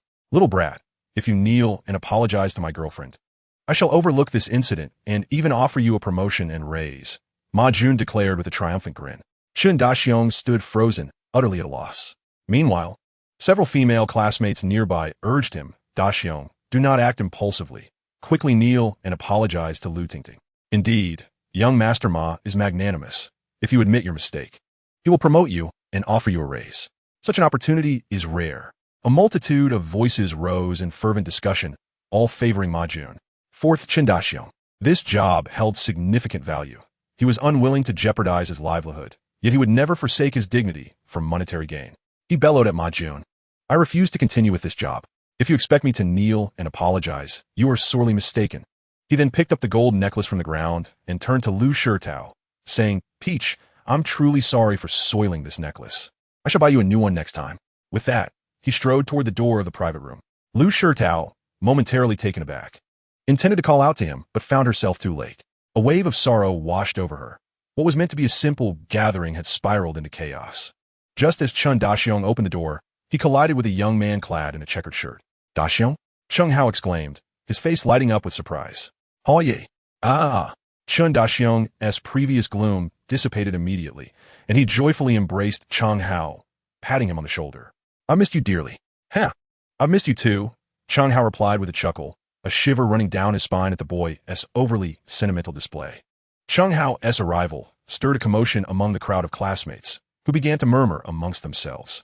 After releasing Chen Daxiong, Chen Hao noticed a bright red handprint on his face. He surveyed the disheveled room, where Lu Tingting sat with cake frosting smeared across her face, glaring coldly at him and Daxiong. What transpired here? He inquired with curiosity. After a brief hesitation, Chen Daxiong recounted the altercation he had with Lu Tingting. Chen Hao's countenance darkened with fury. This couple had crossed the line. How dare they strike my brother? This is intolerable. He strode directly to Lu Tingting, his voice icy as he commanded, "You have 10 seconds to apologize to my brother." Instead of offering an apology, Lu Tingting laughed defiantly. "Your brother brought it upon himself with his insolence. Why should I apologize?" "You have 5 seconds left," Chen Hao warned. "Don't get carried away, Chen Hao. You're just as despicable as your brother." Lu Tingting retorted, her anger flaring. Before she could finish, Chen Hao swiftly raised his hand and delivered a resounding slap to her face. The impact left her reeling, stars dancing before her eyes. The onlookers gasped in shock, and a few girls, who had been friends with Lu Tingting during school, stepped forward to defend her. "Chen Hao, what are you doing? She's a girl. How can you justify hitting a woman?" Chen Hao responded coldly, "A woman? She is less than human. She is hardly more than a dog." "Ma Yun, infuriated, hold." Pointing at him, "You insolent brat. How dare you strike my girlfriend? If you don't kneel and beg for forgiveness, I swear I'll break your legs." "Fool! Today is our class gathering. You have no say here. Call out again, and I'll take you down with him.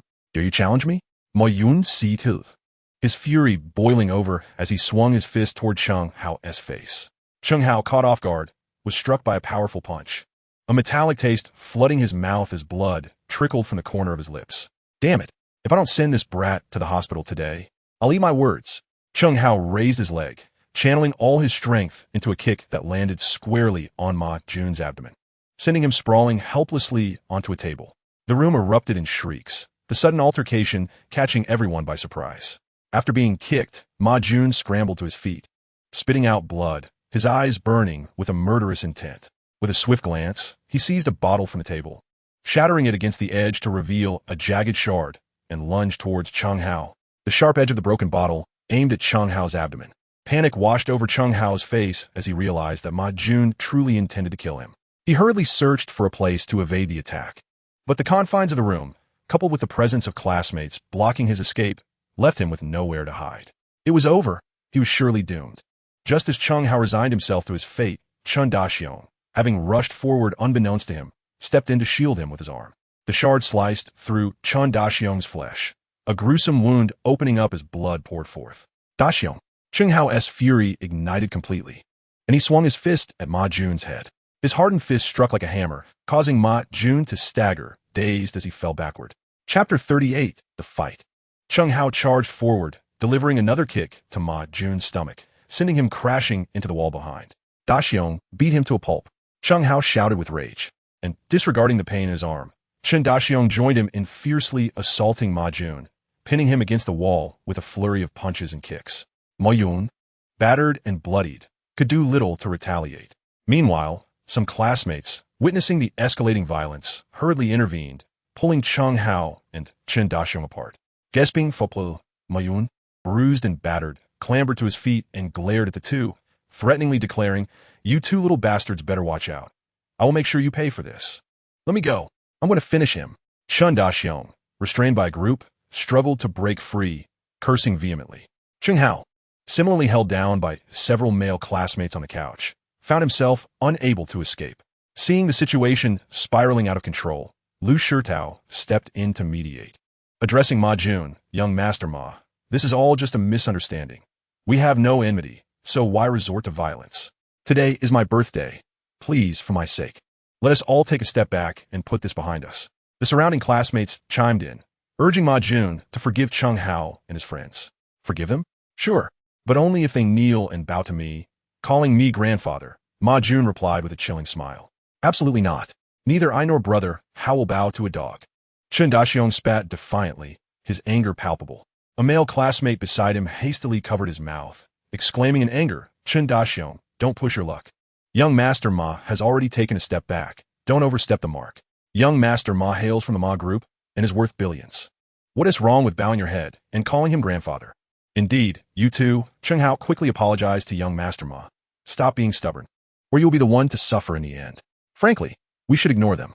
These two impoverished fools are a disgrace to our entire class." Other classmates echoed in agreement, some urging Chen Hao and Chen Daxiong to apologize, while others stood with their hands on their hips, delivering cold, mocking remarks. One absurd bunch of classmates, just as shallow as Lu Tingting, looking down on others. If he weren't being held down, he would have relished the opportunity to slap each of them across the face. Ma Jun, seeing that Chen Hao and his companion remained unmoved, impatiently pressed on. My patience is limited. Don't say I haven't given you a chance. If you two kneel down now, I might spare you. Otherwise, I will ensure you disappear from Jiangnan. At that moment, a melodious voice rang out from the entrance.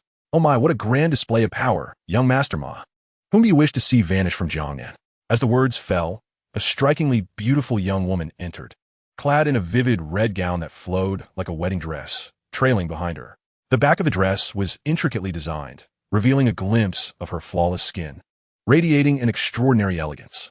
Inside the room, everyone was momentarily entranced, unable to tear their gazes away from the enchanting figure before them. She is simply stunning, one male classmate murmured. Another whispered, who is this beautiful lady? How on earth did she come here? Wang Wenjing, with her captivating eyes, casually scanned the crowd before striding directly toward Chen Hao, a playful smile gracing her lips. What an unusual position you're in. Are you playing cosplay? Chen Hao, pinned to the sofa by several male classmates who held him like a crab, could only roll his eyes at Wang Wenjing, his expression one of exasperation. Cosplay? Can't you see I'm in the middle of a fight? And why do you come to our class gathering dressed so extravagantly? It's not a wedding. Wang Wenjing replied, her voice lowered but firm. Didn't you ask me to help you out? Of course, I have to look presentable. How did you end up in a scuffle with Ma Jun? Their hushed conversation left those nearby in disbelief. How could Chen Hao, of all people, be acquainted with Jiangnan's most renowned goddess? Even Chen Daxiong was taken aback. After a brief exchange, Wang Wenjing turned sharply to the boys restraining Chen Hao, her voice cold and commanding, release my boyfriend, or I swear I'll chop off your hands. A spark of anger flickered in her beautiful eyes, her icy demeanor sending shivers through the boys, compelling them to release Chen Hao immediately. At that moment, astonishment filled the room. What? Jiangnan's foremost goddess, Wang Wenjing, is actually Chen Hao's girlfriend. A group of over 20 male classmates looked on with envy, their eyes filled with a burning crimson. Ma Jun and Lu Tingting stood nearby, their faces ashen. Young Master Ma, what is the meaning of this? Have you sought to oppose the Zhong family by reducing my boyfriend to this state? Wang Wenjing's gaze flicked toward Ma Jun, her eyes as frigid as ice. Ma Jun trembled, a chill creeping down his spine. Although the Ma group held a respectable position in Jiangnan, it paled in comparison to the esteemed Zhong family, akin to an ant before a giant. The Zhong family could extinguish him with the slightest effort. Young Master Jing, this is merely a misunderstanding. I harbor no intent against the Zhong family, Ma Jun stammered, feeling as though he were swallowing bitter bile.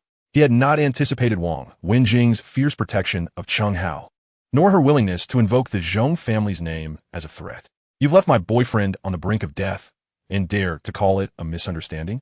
If my grandfather were to learn of your assault on the future son-in-law of the Zhong family, do you think he would hesitate to have you eliminated? In truth, Chen Hao had only sustained minor injuries, and Wang Wenjing exaggerated the situation to extort Ma Jun. Mentioning the elder Zhong's name finally instilled fear in Ma Jun, who quickly lowered his voice and submitted. Young Master Jing, please do not inform Elder Zhong. I am willing to compensate your boyfriend with 50,000 yuan from medical expenses. 50,000 yuan? Is that a pittance you offer? Wang Wenjing retorted coldly. Then how about 100,000? Ma Yun replied, visibly piqued. Wang Wenjing rolled her eyes in disdain, having hoped to extort a sum in the realm of 1 or 2 million. But it appeared this youth was devoid of riches, with all the money likely under his father's control. She waved her hand dismissively and stated, forget the medical expenses. All I require is for you to kneel and apologize to him. What? Ma Jun looked at her in shock, despair etched across his face. Will you kneel or not? Wang Wenjing commanded, her tone frigid. Chapter 39, Retribution. Ma Jun, caught in a dilemma, hesitated for half a minute before gritting his teeth and sinking to his knees before Chen Hao. I am sorry, I was wrong. Upon uttering these words, his face burned with humiliation, akin to receiving a stinging slap. The esteemed heir of the Ma group kneeling before a mere commoner, if word got out. He would never be able to face anyone again. However, to refuse kneeling would surely incur Wang Wenjing's wrath, and if Elder Zhong learned of his offense, the consequences would be dire. It was well known in Jiangnan how dearly Elder Zhong cherished his granddaughter, treating her as a prized jewel. Should Wang Wenjing be wronged, Elder Zhong would undoubtedly take action. After Ma Jun offered his apology, he immediately stood to flee. My boyfriend has yet to speak. Did I grant you permission to rise? Wang Wenjing snapped coldly. Ma Jun's face drained of color, alternating between shades of blue and red, his fists clenched in rage, trembling with fury. What? Did you not hear me? Kneel! Wang Wenjing's threat rendered Ma Jun speechless, and he obediently knelt once more. The onlookers were struck dumb, their eyes nearly popping from their sockets. The heir of the Ma group, reduced to kneeling at Wang Wenjing's command, dared not utter a single word in protest. The power she wielded was truly formidable. Master Jing, I have knelt and apologized. Can you now release me? Wang Wenjing clung to Chen Hao's arm, her face adorned with a plethora of charming smiles as she sweetly inquired, Darling, do you think this suffices? Darling? The male classmates in the private room were enveloped in jealousy and envy. Chen Hao felt a surge of blood rush to his heart, nearly choking him.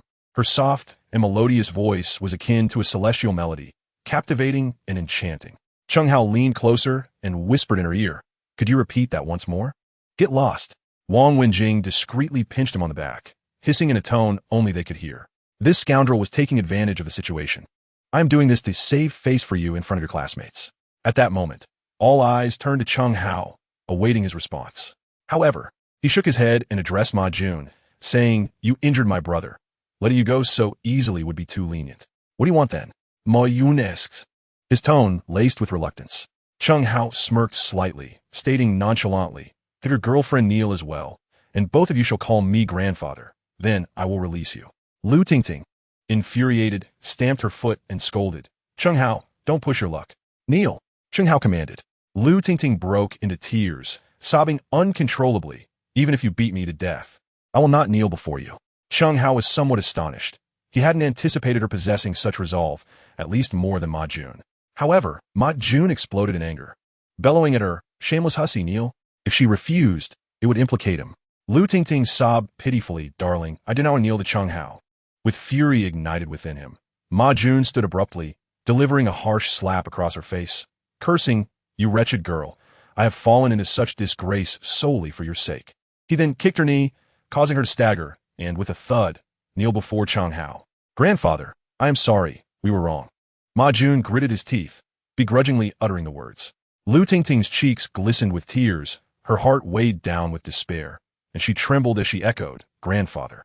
Chen Hao's lips curled into a cold smile, harboring no sympathy for the couple. Had they known better, they would not have acted as they did. Begone. Do not let me see you again. He waved his hand dismissively, and the two hastily rose, fleeing like frightened animals. Before departing, Ma Jun clenched his fists, his eyes glinting with malice as he glared at Chen Hao. After such a tumultuous episode, Lu Shirtao's birthday celebration was thoroughly spoiled. Chen Hao approached Lu Shirtao with sincere regret, saying, I apologize, Xiao Dao. I did not anticipate this turn of events. Lu Shirtao offered a polite smile and replied, It's all right. He then retrieved a beautifully wrapped box of lipstick from his pocket, saying, Xiao Dao, happy birthday. This is my gift for you. A nearby female classmate, upon seeing the exquisite packaging of the lipstick, was left dumbfounded. Oh my, this is Guerlain's diamond lipstick, worth 350,000 a box. A group of female classmates gazed at Lu Shirtao with envious eyes, their jealousy palpable. Lu Shirtao was taken aback. 350,000 was her entire annual salary. Chen Hao, thank you for such an extravagant gift, but I cannot accept it. Perhaps you should give it to your girlfriend instead, she replied. Chen Hao chuckled. Don't be so formal. Consider it an early wedding gift for you and Xiong. Lu Shirtao's cheeks flushed with embarrassment as she cast a sidelong glance at Chen Xiong, shyly retorting, Please, don't speak such nonsense. Xiong and I are not in that kind of relationship. Chen Xiong's face reddened as he bashfully averted his gaze, unable to meet Lu Shirtao's eyes. After much insistence, Lu Shirtao ultimately refused to accept the lavish lipstick, and Chen Hao had no choice but to relent. However, she gladly accepted the gold necklace that Chen Xiong gifted her. Chen Hao secretly chuckled, sensing that Lu Shirtao harbored some feelings for Xiong. Not only did Lu Shirtao accept Xiong's present, but she also fetched some gauze to tend to his arm wound, causing Xiong to beam with joy. Chen Hao felt elated that day, sharing a few bottles of baijiu with Chen Xiong in spirited revelry. During this time, many classmates attempted to engage him in conversation. but he dismissed them with indifference. Just moments before, they had urged Ma Jun to kneel and apologize. And now they sought to leverage their connection with him to befriend Wang Wenjing. Chen Hao held no affection for these opportunistic classmates. After consuming around 3 bottles, he felt slightly inebriated. Wang Wenjing pouted and said, "Don't get as drunk as you did last time, or I will leave you on the streets without a second thought. Xiong, Xiao Tao, we will take our leave now. Let's plan to gather again when we have the chance," she added. "Take care, Hao Ge." Chen Hao bid farewell and left the Emperor Hotel alongside Xiao Jing, heading to the parking lot. Wang Wenjing produced her car keys, starting her Audi A6 and taking the driver's seat, while Chen Hao swiftly climbed in beside her. "You haven't rented a place yet, have you? Just so, you know, there's no way you're staying at my house tonight," Wang Wenjing declared, arms crossed in indignation. Chen Hao replied with a smile. "I rented a place right across from your house." "Oomph," Wang Wenjing huffed, stepping on the gas and speeding away. Meanwhile, Ma Jun emerged from the hotel, seething with unexpressed anger. "That wretched Wang Wenjing and Chen Hao, I'll make you both pay." He immediately took out his phone and made a call. "Hello, Huang Mao. Bring 20 brothers over to help me take care of 2 people. I'll pay you 1 million. "Yes, come now, hurry." Chapter 40. Ambush and Assassination. Huang Mao was the leader of a gang in Jiangnan, notorious for extorting money and causing trouble for others. He had likely caused the deaths of no fewer than 40 or 50 individuals, known for his ruthlessness and commanding a crew of followers who terrorized Jiangnan with impunity, making him a local tyrant. Before long, 4 vans arrived and parked in front of the Emperor Hotel. 20 young men descended from the vehicles, led by a slender man with dyed blonde hair, wielding a short knife and exuding a fierce demeanor. "Young Master Ma, who has wronged you? We'll help you take care of them." The young man with yellow hair approached Ma Jun with a smile plastered across his face, offering him a cigarette. Ma Jun coldly replied, "A filthy harlot named Wang Wenjing." Upon hearing this name, the young man's face turned ashen, and he stammered, "Master Ma, please don't jest. Wang Wenjing is the granddaughter of old Master Zhong. Even with 100 lives, I wouldn't dare to harm her." Ma Yun scolded them killed. "Aren't you the one who boasts of having the greatest courage in Jiangnan? You can't even do this? I am sorry, Master Ma. I cannot undertake this job. You should find someone else. Brothers, let's go," the young man said, turning to leave with his companions. Ma Jun quickly stopped him, gritting his teeth. "Huang Mao, if you help me, I will add another 1 million. You will receive a total of 2 million after the deed is done. I only need you to take care of Wang Wenjing's boyfriend and then abduct her." Huang Mao hesitated for a moment. The astronomical sum of 2 million was tempting. Typically, a hit would fetch only 20 to 30,000, but Ma Jun was offering 10 times that amount. Naturally, Huang Mao didn't want to pass up such a lucrative opportunity. "All right, I'll take the job." Huang Mao nodded. "However, let me be clear. I will only assist in abducting Wang Wenjing. What happens afterward is none of my concern. If anything goes wrong, it's not my responsibility." "Agreed." Ma Jun nodded, producing a 20,000 yuan check his father had given him that afternoon, and then overdrawn 5 or 6 credit cards, totaling 180,000, thus gathering the 2 million to transfer to Huang Mao. After receiving the money, Huang Mao grinned broadly, rubbing his hands together. "Master Ma, when do we make our move?" "All right, brothers, let us go. It's time to get to work."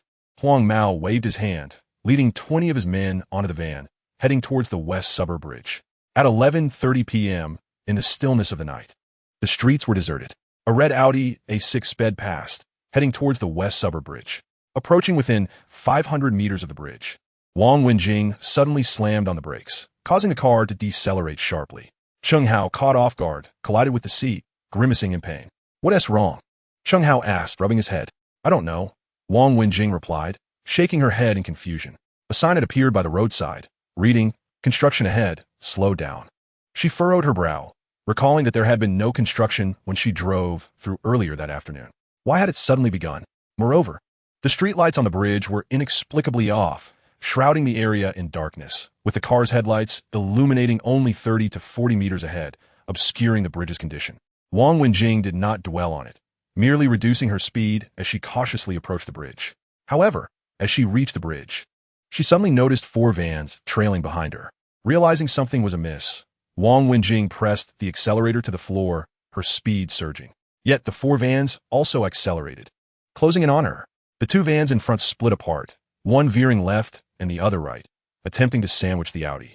A smirk crossed Wang Wenjing's lips. "Racing with me? You're still too inexperienced." As she fiercely gripped the steering wheel, She pressed the accelerator with fervor, propelling the Audi forward with full power, the engine roaring like a beast. It darted through the narrow gap between two vans, and in a swift motion, the rear of the Audi swung left, colliding with the front of the left van, leaving it skewed. Chen Hao's heart raced, a surge of panic coursing through him. What on earth was happening? Was this some sort of bumper car game? After the Audi slipped away from the encirclement of the two vans, it veered into the right lane, hugging the bridge's guardrail to prevent any further entrapment. However, at that moment, the four vans suddenly decelerated, forming a blockade behind the Audi, completely obstructing the road and leaving no escape route. Wang Wenjing's brows knitted together in alarm, exclaiming, "This is bad." Suddenly, a row of concrete barriers appeared ahead, sealing off the bridge completely without a single gap. If the Audi were to crash into them, it would surely spell disaster. Yet, the four vans were now advancing towards them. Gritting her teeth, Wang Wenjing asked, "Chen Hao, do you have any last words?" "Last words? What the hell? What are you planning?" Chen Hao leapt from his seat in fright. Wang Wenjing urged him urgently, "Speak quickly, or there will be no chance left." I like you," Chen Hao stammered. Wang Wenjing froze for a fleeting moment. Then her cheeks flushed as she playfully retorted, "You can go to hell." With that, she slammed the accelerator down, charging towards the four vans. The opposing drivers were taken aback, all four slamming their brakes in a panic. What the hell? Was this woman insane? This was tantamount to suicide. Despite the opposing drivers' attempts to stop, the Audi barreled forward. Moments later, a deafening crash echoed. Boom! Like a thunderclap. The front of the Audi collided with another van, the immense force crumpling the Audi's front end and deploying the airbags, while the windshield shattered, sending shards of glass flying and cutting Wang Wenjing's hand and Chen Hao's face. The other van fared far worse, its body crushed and rolling over towards the bridge's edge, flipping twice before crashing into the guardrail and plummeting off the bridge. Below lay a raging river. The occupants of that van would likely not survive. Huang Mao's heart ached with fury. How ruthless this woman was. In the blink of an eye, 5 of his brothers were gone. "Brothers, get out and take her down." Huang Mao, his eyes ablaze with rage, brandished a knife and charged out of the vehicle, followed by Ma Jun and a dozen young men, all wielding knives as they descended. Chapter 41. If we are to die, let us die together. Inside the red Audi, Wang Wenjing felt dizzy, taking several seconds to regain her composure. She unfastened her seatbelt and anxiously inquired of Chen Hao beside her. "Are you all right? Are you hurt?" "I'm fine," Chen Hao replied, shaking his head as he wiped the blood from his face. At that moment, Huang Mao and Ma Jun had already brought their men to encircle the Audi. Wang Wenjing cast a cold glance, furiously cursing. "So it's that scoundrel Ma Jun. They're definitely coming for me. I will go down and hold them off. You take the opportunity to escape from the other end of the bridge."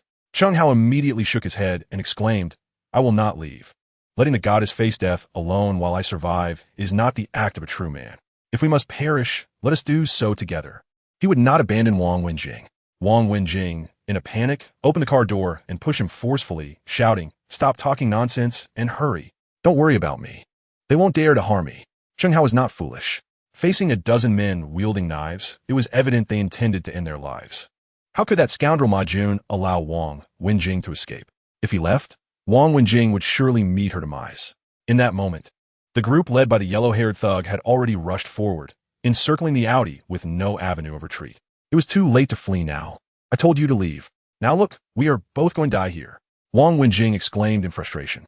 Chen Hao replied calmly, "To die alongside you is no regret for me." Wang Wenjing's eyes glistened with tears as she gazed at him, deeply moved. Bang! Ma Yun stepped forward, striking the Audi's hood with his knife, taunting, "Chen Hao, you little brat, get down here and face your death." Damn it! Just because a tiger is silent does not mean you can mistake it for a sick cat. Even if he were to die today, he would drag that scoundrel Ma Jun down with him. He smashed his fist against the windshield, tearing off a jagged piece of glass as sharp as a dagger. Then, he removed his white shirt and tied it around his wrist, gripping the shard tightly as he exited the car. Seeing him prepare to fight, Wang Wenjing retrieved a baseball bat lock from beneath the car seat, clutching it as she joined him outside. The bat lock, typically used to secure steering wheels, resembled a long iron rod, measuring over half a meter and weighing several pounds. Striking someone in the head with it could be as lethal as a knife. "Ma Yun, have you lost your mind? How dare you lay a hand on me here in Jiangnan? Are you tired of living?" Wang Wenjing stood shoulder to shoulder with Chen Hao, confronting Ma Yun defiantly. Ma Jun glanced at her disdainfully, coldly replying, "Wang Wenjing, I had no deep-seated grudge against you and didn't wish to involve you. However, your support for this brat Chen Hao, who has humiliated me, baffles me. What is it about him that makes you so dedicated to protecting him? Chen Hao is my boyfriend.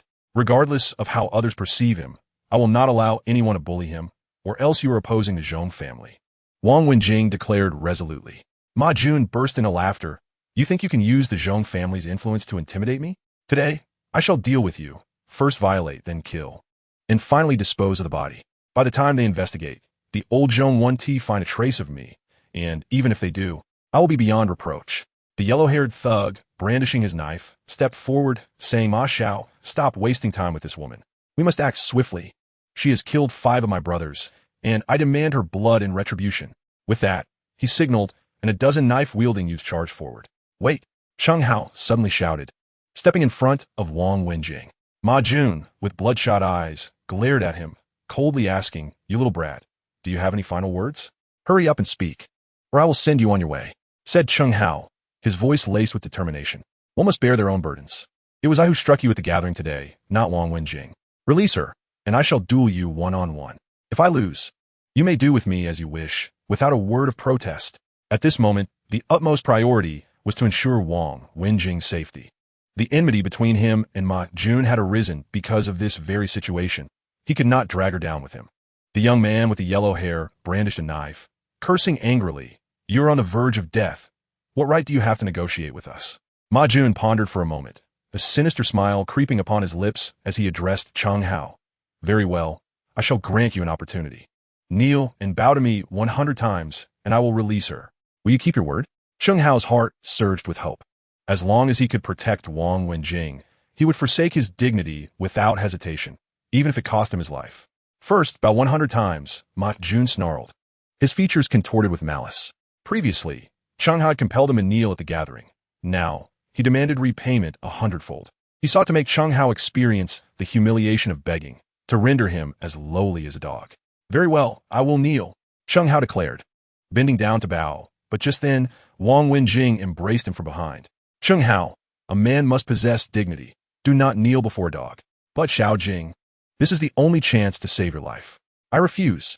If you kneel, I will never speak to you again. With that, tears streamed down her face, her sorrow palpable. This was the first time Chen Hao had witnessed her weep. All right, I promise you, I shall not kneel. His heart a tumult of emotions. He clenched his fists and stood tall once more. Ma Jun, witnessing this scene, was immediately consumed with rage. He charged forward, knife in hand, exclaiming, So you refuse to kneel? I will send you on your way right now. The young man with yellow hair followed suit, commanding, Brothers, take that man down with your knives and bind the woman. We will have our fun with her afterward. A dozen young men, their eyes ablaze with fury, advanced menacingly. Chen Hao steeled himself, gripping a shard of glass, and charged forward, embracing the inevitability of battle. In the darkness, a blade flashed perilously close to Chen Hao's head. One youth missed a strike, and Chen Hao retaliated with a powerful kick to his chest, sending him flying. Simultaneously, another youth with a knife lunged at him, and Chen Hao stepped back, thrusting the shard into his abdomen. Thud! The assailant coughed blood, clutching his stomach, his face contorted in agony. Just as he subdued the first two, Ma Jun and a young man with yellow hair surged towards him, offering no respite. Outnumbered, Chen Hao found himself weaponless and vulnerable against their relentless assault. Simultaneously, Ma Jun and a young man with yellow hair struck. One blade aimed for his chest, while the other sliced in his right arm. Slash! The searing pain coursed through him. The blade pierced through the skin, slicing into flesh, and blood gushed forth. Chapter 42. The Mysterious Surgery. Nearby, Wang Wenjing wielded a baseball bat, engaged in a struggle with 7 or 8 youths, unable to extricate herself. Fortunately, having studied some taekwondo, she possessed a foundational combat skill that prevented her from sustaining injuries too swiftly. Clang! Wang Wenjing blocked an incoming blade with her bat, then swiftly countered with a strike aimed at her assailant's head, causing him to grunt and stumble back several meters, a pool of blood forming beneath him. Chen Hao, are you all right? She suddenly noticed Chen Hao nearby, wounded with 2 knife cuts, bloodied and in dire distress. Yet, she found herself overwhelmed and unable to assist him. At that moment, a young man seized the opportunity while Wang Wenjing was distracted, kicking her to the ground. Instantly, 5 or 6 others rushed in, pinning her down and tightly binding her limbs. Xiao Jing, Chen Hao, witnessing this scene, wrested a knife from one of the youths and charged forward like a vengeful deity. He felled the young man, blocking his path, but the blonde rushed in to stop him, sustaining a cut to his arm. Chen Hao, consumed by rage, fought recklessly. However, despite his valor, he was but a mortal man, unable to single-handedly vanquish the multitude before him. Soon, Ma Jun, allied with another youth, pursued from behind. Striking down with his blade, Chen Hao received 2 more cuts to his back, collapsing to the ground in excruciating pain. Both Chen Hao and Wang Wenjing were heartbroken at this sight. Ma Jun sneered coldly, reveling in the moment. The blonde shouted, "Take that woman away." 5 or 6 individuals restrained Wang Wenjing and dragged her to a vehicle, and as she cast her final glance at Chen Hao, tears glistened in her eyes. Chen Hao could only watch helplessly as she was taken away, his heart gnawed by despair, akin to being devoured by countless ants. "You little brat, die." Ma Jun charged at him again, this time aiming the blade directly at his neck. Chen Hao was struck with terror, instinctively driven by the will to survive. He kicked Ma Jun and rolled backward, narrowly evading the strike.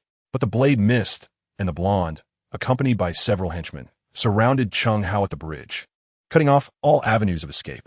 Ma Jun grinned malevolently. "You little brat, this time you won't escape death?" He swung his knife once more, and with nowhere to retreat. Chen Hao felt the impending threat of death looming over him.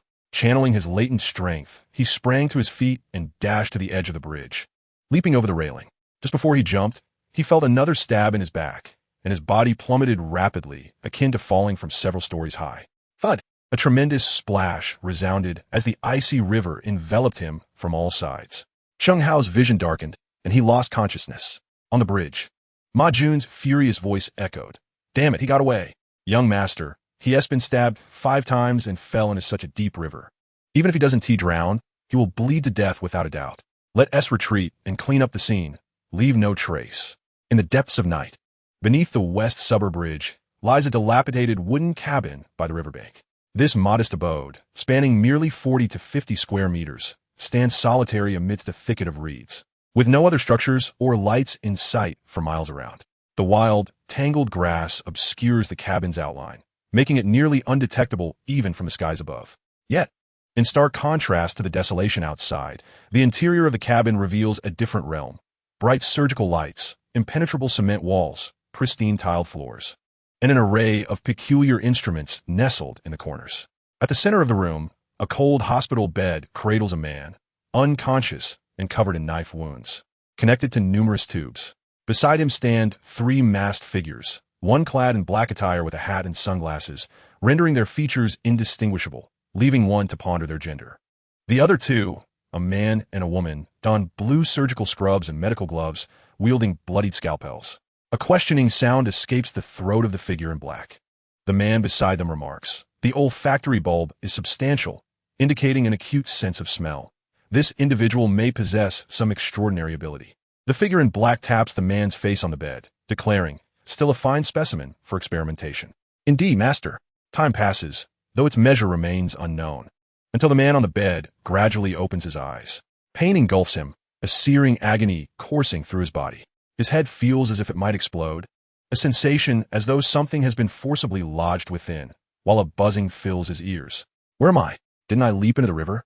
Chen Hao murmurs, attempting to rise from the bed, yet his limbs feel as though they have been numbed, devoid of sensation. Wang Wenjing. I must save Wang Wenjing. A sudden realization strikes him. She remains in peril, igniting a fervent urgency within him. He laboriously shifts his limbs, and after several arduous minutes, feeling begins to return. He slowly sits up, surveying his surroundings. The empty room, devoid of anything but the hospital bed, does not resemble a hospital. Not a hospital? Then who rescued me? Chen Hao's mind is awash with confusion as he reaches for his chest, discovering that his wounds have been skillfully sutured, leaving no scars, and the area feels devoid of pain. How peculiar. All of this seems extraordinarily strange, though he cannot pinpoint exactly what is amiss. Just as he prepares to rise from the bed, a jolt of pain surges through his head, as if struck by electricity. The first-generation AI intelligence system is now initializing. Initialization complete, loading. Who the hell is speaking? Chen Hao exclaims in shock, scanning every corner of the room, yet finding no one, nor any electronic devices, such as speakers or phones. Yet, he distinctly hears that strange, synthesized voice again. At that moment, the voice resonates once more. Smart loading complete. Connecting neurons, pinpointing global coordinates. Current coordinates 155, 35, 33, 68, 34, 44. Current body metrics stable. Heart rate 98 beats per minute. Blood pressure 115/75. Brainwave frequency 28 Hz. Chen Hao was startled to the point of almost crying out. The sound emanated from within his own mind. What on earth was happening? Had his brain mutated? After being struck by lightning, he had unexpectedly developed an extraordinary sense of smell. And now this peculiar phenomenon had occurred. Chen Hao pondered for quite some time, unable to comprehend the situation. Ultimately, he decided to cast aside his confusion. Survival was paramount. He needed to rescue Xiao Jing without delay. Shaking his head to dispel his thoughts, he staggered out and sprinted into the open. Chapter 43. The Superbrain. Upon reaching the small cabin, Chen Hao was met with an expanse of desolate grassland, rendering him incapable of discerning his location. With that realization, he wasted no time and dashed along the riverbank. However, the several vans had vanished, along with the wrecked red Audi belonging to Wang Wenjing. It was as if the events of the previous night had never transpired. Chen Hao furrowed his brow in agitation. This was dire. He had no idea which direction Ma Jun had departed, nor did he know Wang Wenjing's current whereabouts. Suddenly, it struck him his phone. He hastily retrieved it from his pocket. Fortunately, although it had taken on some water, it still powered on. He scrolled through his contacts to find Wang Wenjing's number and attempted to call her. Unfortunately, the call did not connect. He was met with the disheartening message that he was out of the service area. His heart sank once more. The only solution he could think of to save Wang Wenjing was to call the police. However, dawn had already begun to break, and if he reported the incident, by the time they located her, she might already have met with misfortune. Time was not on his side. Just as Chen Hao found himself at a loss, he unexpectedly spotted a red tire mark on the bridge's surface. This crimson trace stretched along the roadway like a piece of chalk leading into the distance. He crouched down, touched the red powder, and brought it to his nose for a sniff. To his astonishment, it was the very Guerlain lipstick he had gifted to Lu Shitao. It must have been ejected from the car during the crash and had fallen to the ground, subsequently crushed by the yellow-haired man's van, leaving this long trail behind. There's always a way out, he thought, laughing with newfound hope. If he followed the lipstick trail, he could catch up to the yellow-haired individuals. At around 5 or 6 in the morning on the West Suburban Bridge, vehicles were already passing by. Just then, a middle-aged man on a motorcycle rode past Chen Hao. He hurriedly approached the man and stopped him. "Sir, may I borrow your motorcycle?" Chen Hao inquired. The man shot him a glare and retorted, "Are you out of your mind? I'm late for work. Move along. I'll give you 20,000 yuan for it. Just sell it to me," Chen Hao declared, pulling out his phone to initiate a transfer. The man, skeptical, presented his payment code. Moments later, he was genuinely delighted to find that he had received the money, and with a beaming smile, he immediately sold the motorcycle to Chen Hao. Chen Hao mounted the motorcycle and pursued the lipstick's trail, twisting the throttle to its maximum as he sped away. The lipstick traces on the ground twisted and turned, eventually leading out of the city and pointing towards the southern outskirts. However, once outside the city, the trail grew fainter until it completely vanished. What to do? The area beyond the southern suburbs was an abandoned industrial zone, sprawling over the equivalent of half the city's area. Where could Wang Wenjing be found? Furthermore, Chen Hao had never been to this place before and was unfamiliar with the road conditions, leaving him at a loss. He was sweating profusely with anxiety.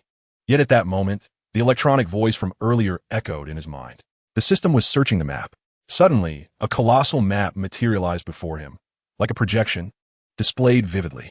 The system was loading its intelligent algorithm, calculating all possible routes and targets. Shortly thereafter, a red line appeared on the immense map, tracing the path Chen Hao had just taken, for which extended countless red lines, marking hundreds of thousands of locations. The system was eliminating targets. The marked locations gradually disappeared until only one red that remained, Jiangnan Chemical Factory, located within the industrial area of the southern outskirts. This factory had relocated years ago due to environmental pollution, leaving behind only an empty building. Could it be that Ma Jun had abducted Wang Wenjing to this chemical factory? Why did my mind know all this? Chen Hao felt perplexed. The inexplicable voice in his head and the map left him baffled. He could not comprehend why this was happening. Yet he had a strange sense that his brain was connected to a supercomputer, allowing him to search any information on the internet, even performing calculations beyond ordinary capabilities. Time was of the essence, and Chen Hao temporarily suppressed his questions, revving his motorcycle towards the direction of the Jiangnan chemical factory. Xiaojing, wait for me. I will rescue you soon. Inside the Jiangnan chemical factory, in a metal shed, a girl in a red backless gown had teary eyes, her hands bound behind a pillar, surrounded by a circle of lewd gazes. Hey, this girl is stunning. Her face and alluring figure are simply captivating. A young man with yellow hair leered. Another youth smirked. She is the most beautiful woman in Jiangnan, my dream goddess. How could she not be beautiful? Hey, boss, once you're done, let the brothers have a taste too. Ma Jun, with a gloomy expression, spoke with displeasure. Huang Mao. Your task is complete. You have no further business here. Take your brothers and leave. Huang Mao, feeling disgruntled, coldly asked, Young Master Ma, what do you mean by that? Do you intend to keep all the spoils for yourself? We had an agreement. Once Chen Hao is dealt with, Wang Wenjing is mine to handle. And you get paid for your service. The rest is not your concern. Ma Jun snorted coldly. Huang Mao was displeased. Young Master Ma, you only gave me 2 million. For this job, I lost 5 brothers. Shouldn't you offer me some compensation? Damn it, Huang Mao, don't push your luck. How dare you bargain with me? Get lost. A dark cloud loomed over Ma Jun's face as he directed a torrent of anger towards the yellow-haired man. The latter's expression flickered with indignation as he picked up a knife from the ground, prompting his dozen subordinates to encircle Ma Jun. What do you intend to do? Ma Jun's complexion paled in fear, his bravado deflating instantaneously. He never anticipated that the yellow-haired man would turn against him after receiving payment. The yellow-haired man sneered coldly. Young Master Ma, I regret to inform you that I have incurred a loss in this transaction. You must provide some compensation for my brothers.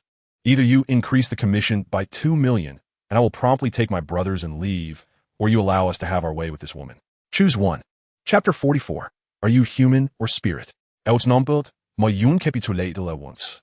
2 million was an outrageous demand. His bank account was already overdrawn, leaving him with no alternative but to select the latter option. Fine, you can have your fun, but I must go first. You and your brothers will follow behind me. Ma Jun gritted his teeth. Yet the yellow-haired man shook his head, stating, no, I will go first. With a boisterous laugh, he exclaimed, Young Master Ma, who are you trying to intimidate? The abduction of Wang Wenjing was not orchestrated by me. You are the true mastermind. If I were to be exposed, you would not survive either. Ma Jun's attempt to threaten the yellow-haired man backfired, leaving him enraged, his face cycling between pale and green. Sensing Ma Jun's reluctance to protest further, the yellow-haired man smirked triumphantly and turned his attention back to Wang Wenjing, striding towards her. Goodness, what a stunning beauty, he remarked, lifting her chin to admire her closely. Wang Wenjing's face was pale, devoid of any spark of life, resembling a mere shell of a person. Chen Hao was dead. If she were to be defiled by these brutes, she would rather not survive.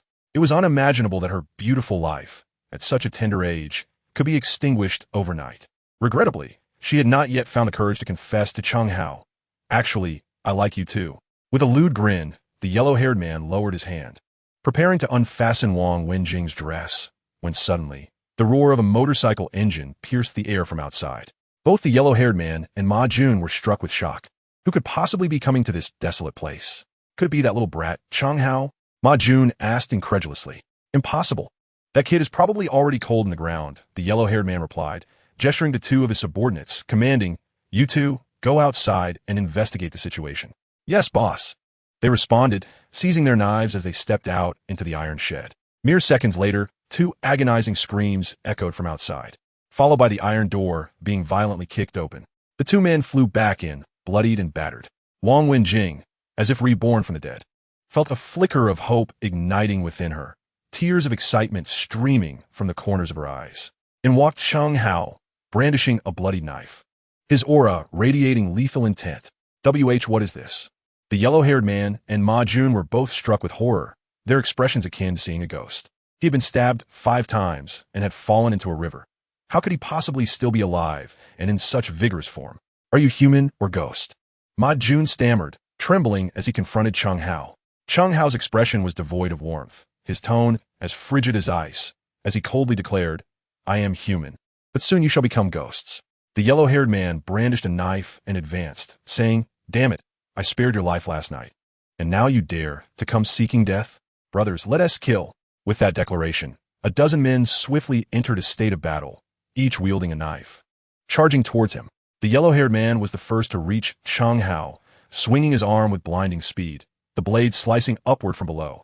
Had it been before, Chen Hao would have undoubtedly struggled to evade such a cunning strike, but he was no longer the same as last night. Just as the yellow-haired man's knife approached, Chen Hao deftly sidestepped, as though he had anticipated the man's movements in advance. Surprised that his strike had missed, the yellow-haired man attempted a second slash, which Chen Hao again evaded. This was peculiar. Despite having never trained in martial arts, the boy's reflexes were astonishingly quick, a stark contrast to the combat proficiency he displayed the previous night. In truth, every action of the yellow-haired man had long been captured in Chen Hao's mind, calculated and predicted in mere fractions of a second, as swift as lightning. Thus, the yellow-haired man could not land a blow. After 2 failed attempts, Chen Hao was not inclined to grant him a third opportunity. With a flick of his wrist, he unleashed his own knife. The yellow-haired man, seasoned in combat, had anticipated this and took a large step to the left, bending his waist to create distance. However, Chen Hao had already foreseen this maneuver, pivoting his arm with the blade, suddenly redirecting leftward, striking down with precision. A harrowing scream pierced the air as the knife struck the yellow-haired man in the chest, tearing a long gash in his clothing, the wound ghastly. Boss! The henchmen, witnessing their leader's injury, were consumed with rage, surging forward to attack Chen Hao.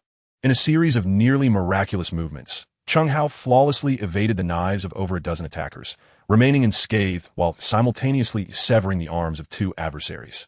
The scene was chaotic. A dozen men were no match for a single Chen Hao. Ma Jun, observing this spectacle, retreated several steps, his eyes wide in disbelief. How has this boy suddenly become so formidable?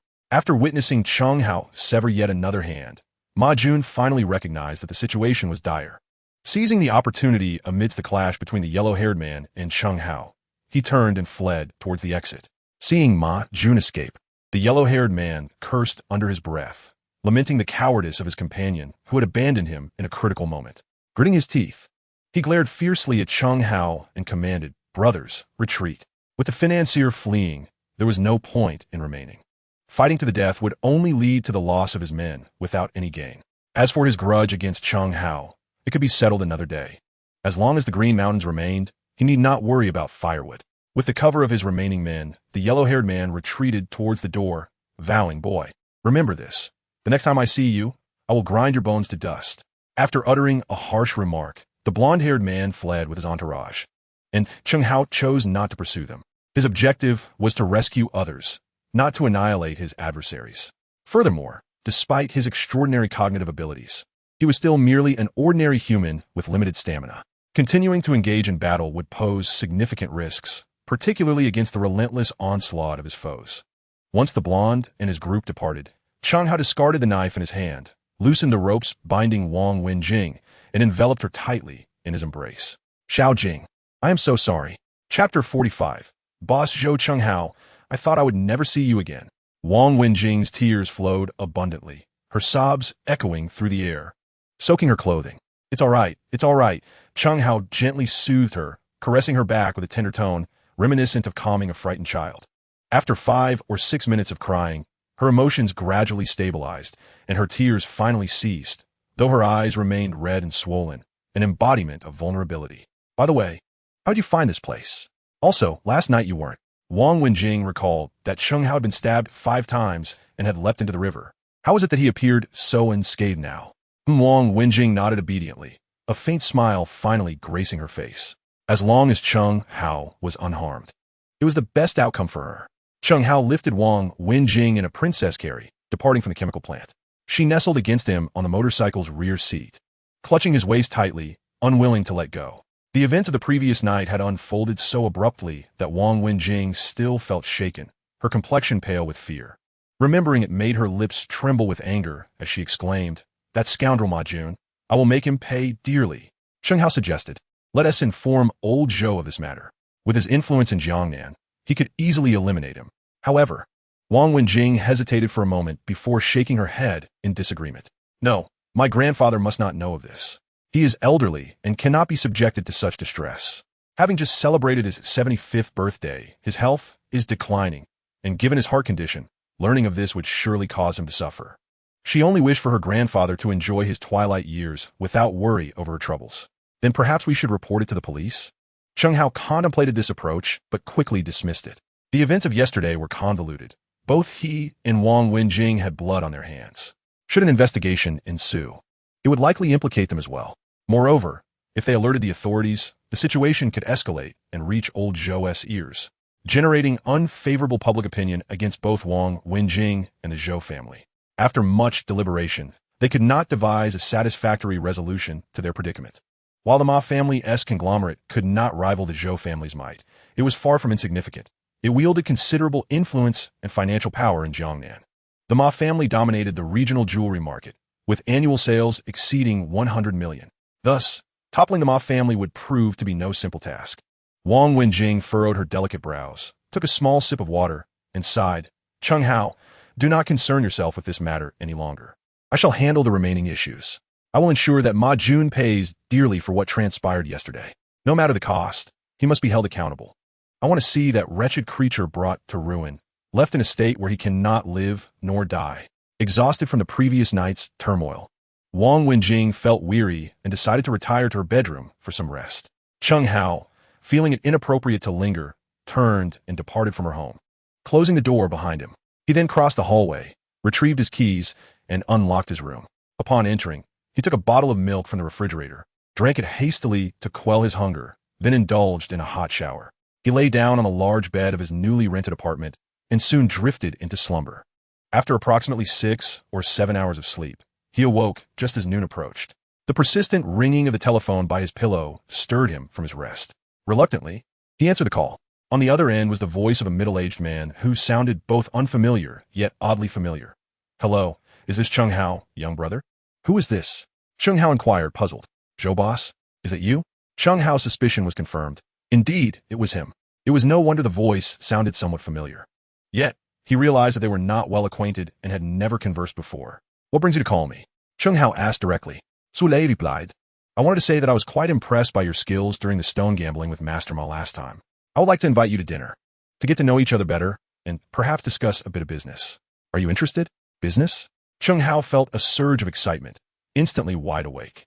Engaging in business equated to earning money, and who wouldn't be interested in that? All right, where shall we meet? At the cafe on Danyang Street. I shall await your arrival. With that, Zhou Lei concluded the call. Chen Hao quickly got up, freshened up, changed into clean clothes, and set out with his phone in hand. While waiting for the elevator, he paused in front of Wang Wenjing's door, knocking gently. He wondered what she was doing at that moment, and whether she had recovered her spirits. Chen Hao felt a genuine concern for her. However, there was no response to his knocking. Perhaps she had gone out? After a moment of contemplation, he smiled softly at a text message that had a cheerful emoticon attached. Miss me? Not likely, he thought, feeling a warmth in his heart, as a faint smile graced his lips. Subsequently, he took the elevator down and hailed a taxi to the cafe on Danyang Street. Chapter 46, A Large Appetite. The cafe was located on the second floor beside the street, boasting an excellent location. Its decor exuded a business-like ambience, with a tranquil and elegant environment.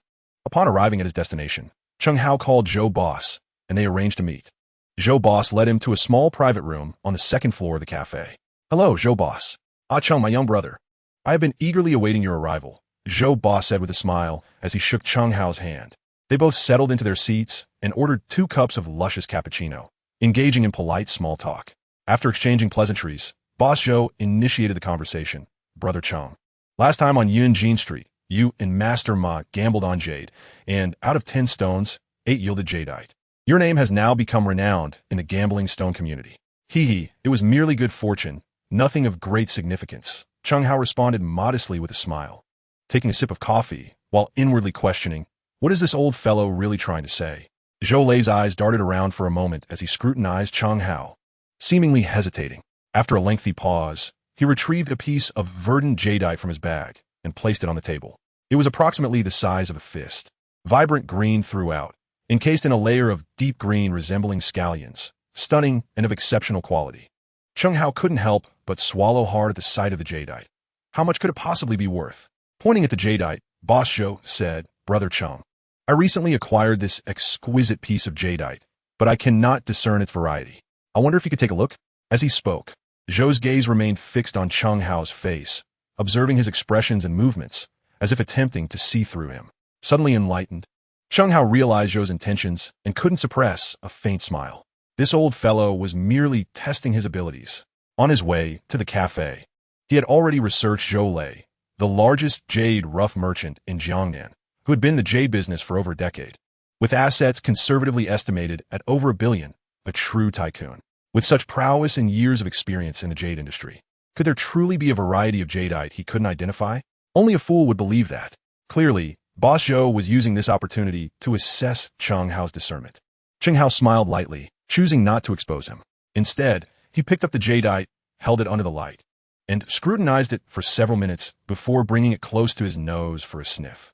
This was an artificially synthesized jadeite with vibrant colors, finely and evenly granulated, weighing approximately 3 kilograms. It belonged to the dragonstone variety, which is relatively rare, yet being synthetic, its value was diminished. To his astonishment, this was a fake jadeite. Chen Hao cast a sidelong glance at Boss Zhou, inwardly cursing the old fellow for presenting him with a counterfeit for appraisal. The cunning was rather deep. Boss Zhou's expression shifted to one of disappointment. It seemed he had overestimated the young man before him, who, like Ma Jun, was merely an ordinary individual, lucky and experienced, but lacking true skill. However, Chen Hao's subsequent words left him utterly astonished. Boss Zhou, I believe you may have been deceived.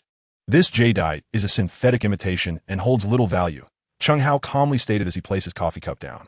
Boss Zhou, filled with curiosity, inquired, Brother Chen, how did you come to that conclusion?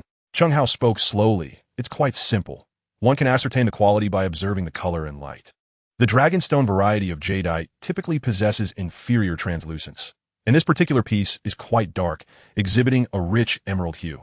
Logically, it should not allow light to pass through, or at best, only a modicum of light. However, yours exhibits exceptional translucence, allowing one to discern the internal colors distinctly, which suggests it is artificially fabricated, subjected to special processing and treatment. At once, Zhou Lei regarded him with newfound respect, awash in admiration. The craftsmanship of this dragonstone jadeite was exceedingly intricate, to the point of being indistinguishable from a genuine piece. It was evident that he had not misjudged this young man. He was truly extraordinary, possessing a depth of knowledge that was not immediately apparent. Boss Zhou, did you not mention wanting to discuss business with me? Chen Hao inquired abruptly. Oh yes, Zhou Boss chuckled awkwardly, stowing the counterfeit jadeite away, his expression shifting to one of seriousness. Little Chen, I am in the jade rough business, primarily sourcing from the mines in Yunnan and Myanmar, purchasing jadeite which I then process and resell to other jewelers for the creation of finished jewelry. However, in recent years, the quality of jadeite sourced from the mines has deteriorated significantly, and the moisture content has increased. There have been instances where I purchased several tons of, or only to yield a mere couple of 100 kilograms of jadeite, with most being worthless stone debris, resulting in considerable financial losses. Zhou Boss sighed, unable to suppress his lament. Chen Hao surmised his intent and asked, so, you wish to hire me as your consultant to ensure the quality of during procurement? Precisely, Su Lei nodded. As long as you are willing to assist me, I can offer you a remuneration of 2 million. 2 million? Chen Hao was taken aback, contemplating the generosity of this old fellow, who was willing to part with such a significant sum. Yet, he quickly realized that this man's cunning ran deep. His willingness to offer 2 million indicated that the profit was far greater than the sum suggested. He feigned calmness and shook his head, saying, that's not acceptable. Zhou Boss promptly inquired, then how much does little Chen desire? Name your price. I do not seek payment, Chen Hao replied nonchalantly. Zhou Boss was taken aback. No payment? Then what is it that you want? A smile graced Chen Hao's lips as he replied, I only desire a share of the profits. You provide the capital. I provide the expertise, and we split the earnings 50-50. What do you say? Upon hearing this, Zhou Boss's lips twitched slightly, his expression turning awkward. This young man's appetite is rather large, isn't it? 50-50? He desires half of the profits without investing a single penny? It's worth noting that his profit from each purchase hovers around 5 million. That would mean 2.5 million. He typically makes 2 to 3 purchases a month, which would amount to over 50 million a year. Little Chen, I did not expect someone your youth to possess such grand ambitions. Zhou Boss remarked with a hint of jest in his tone. Since Boss Zhou wishes to engage me in substantial business, one must be willing to invest significantly. Otherwise, how can one expect to reap great rewards? Chen Hao replied coolly. After a moment of contemplation, Boss Zhou gritted his teeth and nodded. All right, I agree to your terms. I shall grant you a 50 share of the profits, But let it be clear that this is contingent upon our success. Should we incur losses, you shall receive no remuneration whatsoever. Chapter 47. The Journey to Mandiang Mine. Well then, I wish us a fruitful collaboration.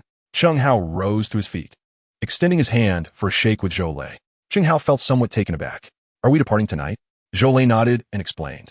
I have recently heard of a newly discovered mine in Mandiang, yielding a considerable amount of jade, we must hurry. Otherwise, if others arrive before us, they may select the finest stones, leaving us only scraps. How many days are we likely to be gone? Chen Hao inquired. All right. He went to the supermarket to purchase a backpack, packed a few articles of clothing, and then bought some eggs and tomatoes to prepare a simple lunch. After finishing his meal, he had 3 to 4 hours before departure. Chen Hao settled on the sofa and casually turned on the television to pass the time. However, the news unfolding on the screen sent a shiver down his spine. According to a citizen's report, several male corpses had been discovered beneath the West Suburb Bridge this morning, alongside a van that had plunged into the river. The police, having received the report, promptly arrived on the scene. Due to the severe disfigurement of the bodies, which suggested a vehicular accident, their identities could not be confirmed at this time, and the investigation was ongoing, as reported by a Jiangnan television journalist. The West Suburb Bridge. The van, the accident, male corpses. This was precisely what had transpired the previous night. That van was driven by Wang Wenjing, who had knocked them into the river. Chen Hao was now deeply concerned about the potential exposure of this incident, fearing it would undoubtedly cause a scandal in Jiangnan. With Wang Wenjing and the Zhong family becoming the focal point of the affair, he could only fervently hope that the situation would not escalate further. Otherwise, the consequences would be unimaginable. After mindlessly watching television for an hour, the evening grew late, and by 7 o'clock, darkness enveloped the sky. Chen Hao had no choice but to send her a text. I will be heading to Mandiang tonight, likely for 2 or 3 days. The signal may be poor, so do not worry if you cannot reach me. After sending the message, he slung his backpack over his shoulder, locked the door, and descended the stairs, making his way to the cafe. At 8 o'clock, he met Zhou Lei as scheduled, who arrived in a black BMW to pick him up. Chen Hao found it peculiar that Zhou Lei did not intend to take him to the airport or the train station. Boss Zhou, are we driving to Mandiang? He finally could not help but ask. How long will it take to drive from Jiangnan to Mandiang? At least a day and a night, including breaks and other delays. Won't this trip take 4 or 5 days? Zhou Lei seemed to sense the multitude of questions swirling in Chen Hao's mind and smiled, saying, Don't worry. Once we arrive at our destination, everything will be made clear. He drove southeast for about 200 kilometers, leaving the city of Jiangnan behind, and, around 10 o'clock, they stopped in a remote village. Chen, my brother, let's get out. I want to show you my jade factory. Chen Hao disembarked alongside Boss Zhou, and, upon entering the quaint village, soon discovered that it was not merely a village, but rather a processing hub for jadeite stones. A series of cement buildings, each the size of a basketball court, stood in alignment, their floors piled high with brown stones of varying sizes. These were uncut jadeite stones. This place served as a warehouse, housing all the unprocessed jadeite materials, as Boss Zhou elaborated. Chen Hao marveled at the sight. The stones within the warehouse totaled at least several tens of tons. If these stones were valued at 10,000 yuan per kilogram, it would mean that the warehouse held several 100 million yuan worth of goods.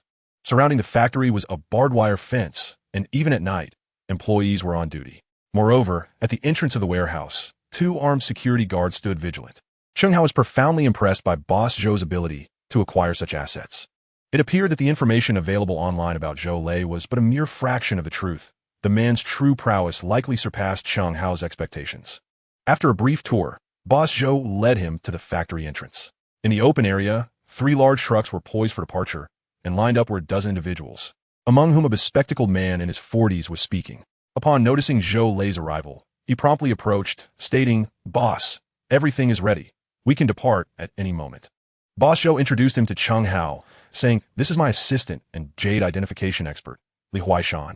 Chen Hao exchanged pleasantries with Li Huaishan, who regarded him with an air of arrogance and disdain, yet Chen Hao paid it no heed. Subsequently, the group began to board the vehicles for their journey. Zhou Lei switched to an off-road vehicle, with Chen Hao and Li Huaishan accompanying him, while 3 large trucks followed behind, with several individuals taking turns driving, allowing for a continuous journey around the clock. After several hours of travel, they distanced themselves from Jiangnan and gradually approached the border. Upon awakening, they found themselves at the border checkpoint, where they needed to undergo inspections and present their passports. as Zhou Lei and his companions frequently crossed borders. Their documentation was in order, whereas Chen Hao spent over an hour waiting to process his identification. Once Chen Hao completed the necessary formalities, the convoy set off once more. They traversed mountains and valleys, enduring a rugged journey. As evening approached, they finally neared their destination, close to a mining pit in northern Miandian, specifically known as the Balu Mine. The area surrounding the pit was characterized by rocky terrain, desolate yet bustling with activity, as makeshift tents and rudimentary wooden houses dotted the landscape. Not far away, a massive circular pit, approximately 2 kilometers in diameter, revealed a hive of heavy machinery at work. Stone crushers, drilling machines, towering cranes, and trucks transporting ore, with hundreds of miners laboring diligently. Chen Hao stepped out of the vehicle. Stretched, inside at last we have arrived. Chapter 48, A Reunion with Ma Jun. The mining site was heavily guarded by fully armed mercenaries, exhibiting a level of security comparable to a military installation. The mercenaries were all armed with identical Mk-23s, a formidable foreign submachine gun renowned for its power and performance. Among military enthusiasts, this weapon is affectionately dubbed the Sister Khan 23. In foreign lands, regulations concerning such matters are rather lax. So it comes as no surprise to Chen Hao that they could acquire such professional-grade weaponry, especially since Boss Zhou's men were also equipped with handguns. Given the chaotic law enforcement and the substantial financial transactions involved, it is customary to carry weapons for self-defense, just to be safe. After 2 rounds of security checks, Zhou Lei's convoy smoothly entered the mining site. Everyone disembarked, and not far away, a bearded middle-aged man accompanied by several Mk-23 wielding mercenaries approached. "Hello, Boss Wu." Zhou Lei greeted him with a handshake, displaying a familiarity that spoke of their long-standing rapport. "Haha, Boss Zhou. It has been a while," the bearded man replied. As a member of the Myanmarese, he bore no surname. Instead, titles are added before names to denote respect. Thus, Zhou Lei habitually referred to him as Boss Wu. Having conducted business with the Chinese for years, Boss Wu spoke fluent Mandarin and was well acquainted with Zhou Lei, having engaged in numerous transactions together. After exchanging pleasantries, Boss Wu led them to a temporary accommodation within the mining site. "Boss Zhou, it's getting late. Tomorrow morning, I will take you to select the goods. You and your team can stay here for the night." "Thank you, Boss Wu," Zhou Lei replied graciously. Soon after, Boss Wu arranged for dinner to be delivered. They hastily finished their meal, and by around 8 or 9 in the evening, they settled into the modest room, which housed a dozen beds, where Chen Hao and Boss Zhou's men squeezed together for the night. At dawn the next day, the mining site came alive with the humming of machinery, commencing a new day's work, occasionally punctuated by the sounds of rock explosions as tons of jade were unearthed. The ground was strewn with jade stones, and stepping on a small rock could reveal a piece worth thousands. Chen Hao was left in awe, contemplating the immense value of the jade or surrounding him. Shortly thereafter, the bearded boss Wu approached Boss Zhou, stating, "Boss Zhou, we are familiar enough that I shall refrain from unnecessary words. You are free to choose any stones here. Just let me know which ones you fancy, and I will offer you the lowest price, 2,000 per kilogram." Chen Hao was taken aback by this pricing. "Wow, so the cost of jade, or is this low? Only 2,000 per kilogram? In our country, it would fetch at least 5,000, with top-quality stones even reaching over 10,000. The profit margin here is astonishing." Boss Zhou nodded and then turned his gaze toward Chen Hao, smiling, "Brother Chen, it's your turn to shine. The more quality materials you select, the more we stand to gain." "No problem. Leave it to me," Chen Hao assured. Chen Hao bore a confident smile as he made his way into the mining site, diligently sifting through the scattered ore. Meanwhile, Li Huaishan, standing beside Boss Zhou, wore an expression of discontent. Previously, the task of selecting ore had always fallen to him. It was perplexing that Boss Zhou had suddenly chosen a newcomer, especially one so young and inexperienced. "Boss Zhou, where did you find this youth? I sense he may be rather unreliable," Li Huaishan remarked, skepticism etched across his face. Boss Zhou observed Chen Hao, who was engrossed in his task of selecting, or his demeanor somewhat grave. He too was uncertain of Chen Hao's capabilities. Selecting jadeite ore was distinctly different from gambling on stones. Generally, gambling stones had undergone several processing stages, making them easier to evaluate, and they were typically small, weighing only a few kilograms. In contrast, the stones here had just been excavated from the depths of the earth, still caked in mud and of considerable size. Some massive boulders could weigh tens or even hundreds of tons. From the exterior, It was exceedingly challenging to ascertain whether they contained jadeite. Some large stones were encased in a layer of jadeite, leading one to believe they were valuable, only to discover, upon cutting them open, that apart from the outer layer of jadeite, the interior was filled with worthless stone debris, resulting in losses of millions in an instant. In truth, selecting jadeite or bore similarities to gambling on stones, albeit with greater costs and risks, yet the potential rewards were substantial. In the quarry, Chen Hao crouched before an oval stone, roughly the size of a compact car. The stone's surface was entirely black, presenting a poor appearance, resembling nothing more than an ordinary rock. However, upon leaning in to inhale its scent, a wave of exhilaration washed over him, illuminating his countenance. This jadeite, or freshly unearthed, weighed approximately 68 tons. Its outer layer was sandstone, concealing a high-quality icy jadeite within, with a jadeite content of around 60. The information flooded Chen Hao's mind with elation. This stone's weight of 68 tons, coupled with a jadeite content of 60, implied that the ore contained nearly 4 tons of jadeite. For tons of icy jadeite, this was worth at least several million, possibly even hundreds of millions. He felt an overwhelming surge of joy at the prospect of wealth. Suddenly, at the entrance of the quarry, 4 trucks rumbled in, led by 2 SUVs. Another convoy, observing the license plates, it appeared to be a domestic fleet. Chen Hao and Boss Zhou's group immediately became alert, their gaze fixed on the approaching vehicles. The convoy came to a halt before them, and over 20 individuals disembarked. Leading the group was a young man whom Chen Hao knew all too well, Ma Jun. How unexpected to see this scoundrel, Chen Hao thought, a familiar animosity igniting within him. Upon seeing Ma Jun, his eyes reddened with fury, a surge of murderous intent welling from the depths of his heart.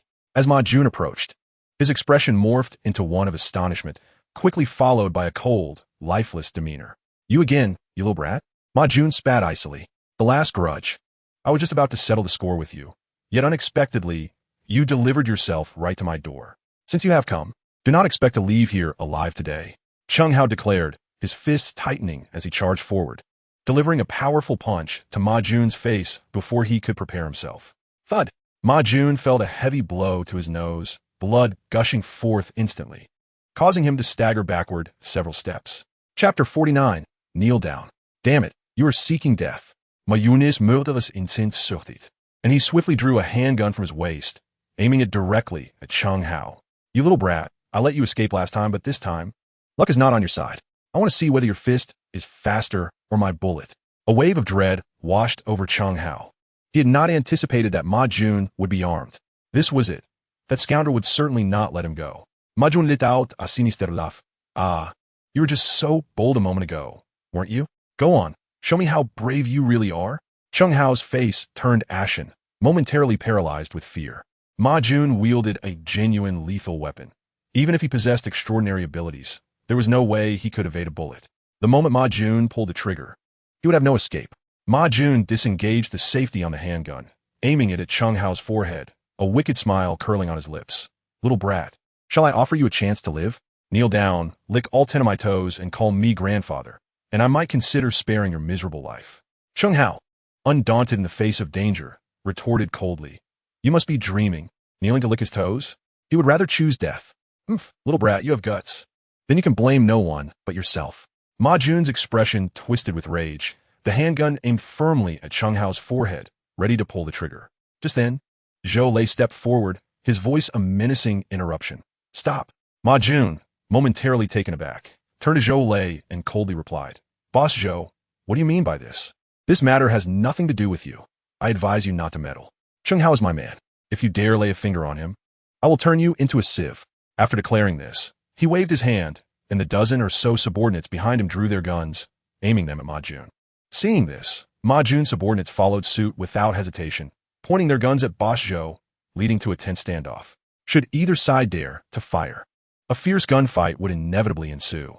Ma Jun's face turned ashen, his body trembling with rage. He could not comprehend how Chen Hao had formed an alliance with Zhou Lei.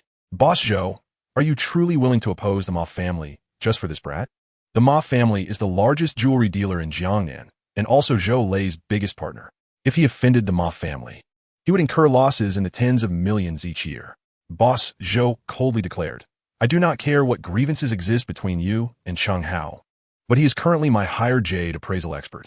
To kill him in front of me is a slap in my face. Chen Hao, a jade appraisal expert? Ha ha ha. Ma Jun was initially stunned, then burst into uproarious laughter, tears nearly streaming from his eyes. Boss Zhou, are you jesting with me? Chen Hao, a lad yet to fully mature, is entrusted with the task of appraising jadeite, or are you not fearful that he might lead you to financial ruin? Su Lai scolded, asserting, this is my concern. It is none of your business. I caution you once more. Instruct your men to lower their weapons. Ma Jun's face darkened with ire, feeling deeply unsettled. How dare this old man speak to him in such a manner? Zhou, I too issue a warning to you. This matter is unrelated to you. Chen Hao must perish today. Do not interfere, or I shall not hesitate to sever our ties. Neither party was willing to yield, tensions rising as swords drawn. Chen Hao stood between them, his head targeted by the barrels of over 20 guns, paralyzed with fear as beads of cold sweat formed on his forehead. At that moment, Boss Wu of a mine, upon witnessing the standoff, rushed over with a contingent of mercenaries armed with MK-23s, encircling both factions. Ma Jun addressed him with utmost respect, saying, Boss Wu, there is no cause for alarm. This is merely a private matter between myself and Boss Zhou. Boss Wu surveyed the two groups with a cold gaze, commanding, your private affairs are of no concern to me, but this is my territory. Should anyone dare to instigate trouble here, they must not blame me for my lack of courtesy.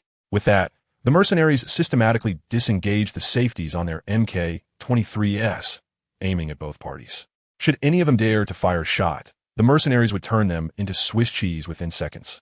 The mercenaries under Boss Wu were well-trained and equipped with professional weaponry, far surpassing the capabilities of Zhou Lei and Ma Jun's men. Moreover, they were on Boss Wu's territory. Here, his word was law. Reluctant to offend Boss Wu, Zhou Lei promptly ordered his men to lower their weapons, and Ma Jun followed suit. Chen Hao sneered. Who will meet their demise remains uncertain. Oof. Ma Jun retorted coldly, turning to his subordinates and commanding, brothers, get to work. Ma Jun's purpose for being there mirrored that of Zhou Lei. He too sought to procure jadeite, or the Ma Group is the largest supplier of jewelry in Jiangnan, importing dozens of tons of jadeite from Myanmar each year.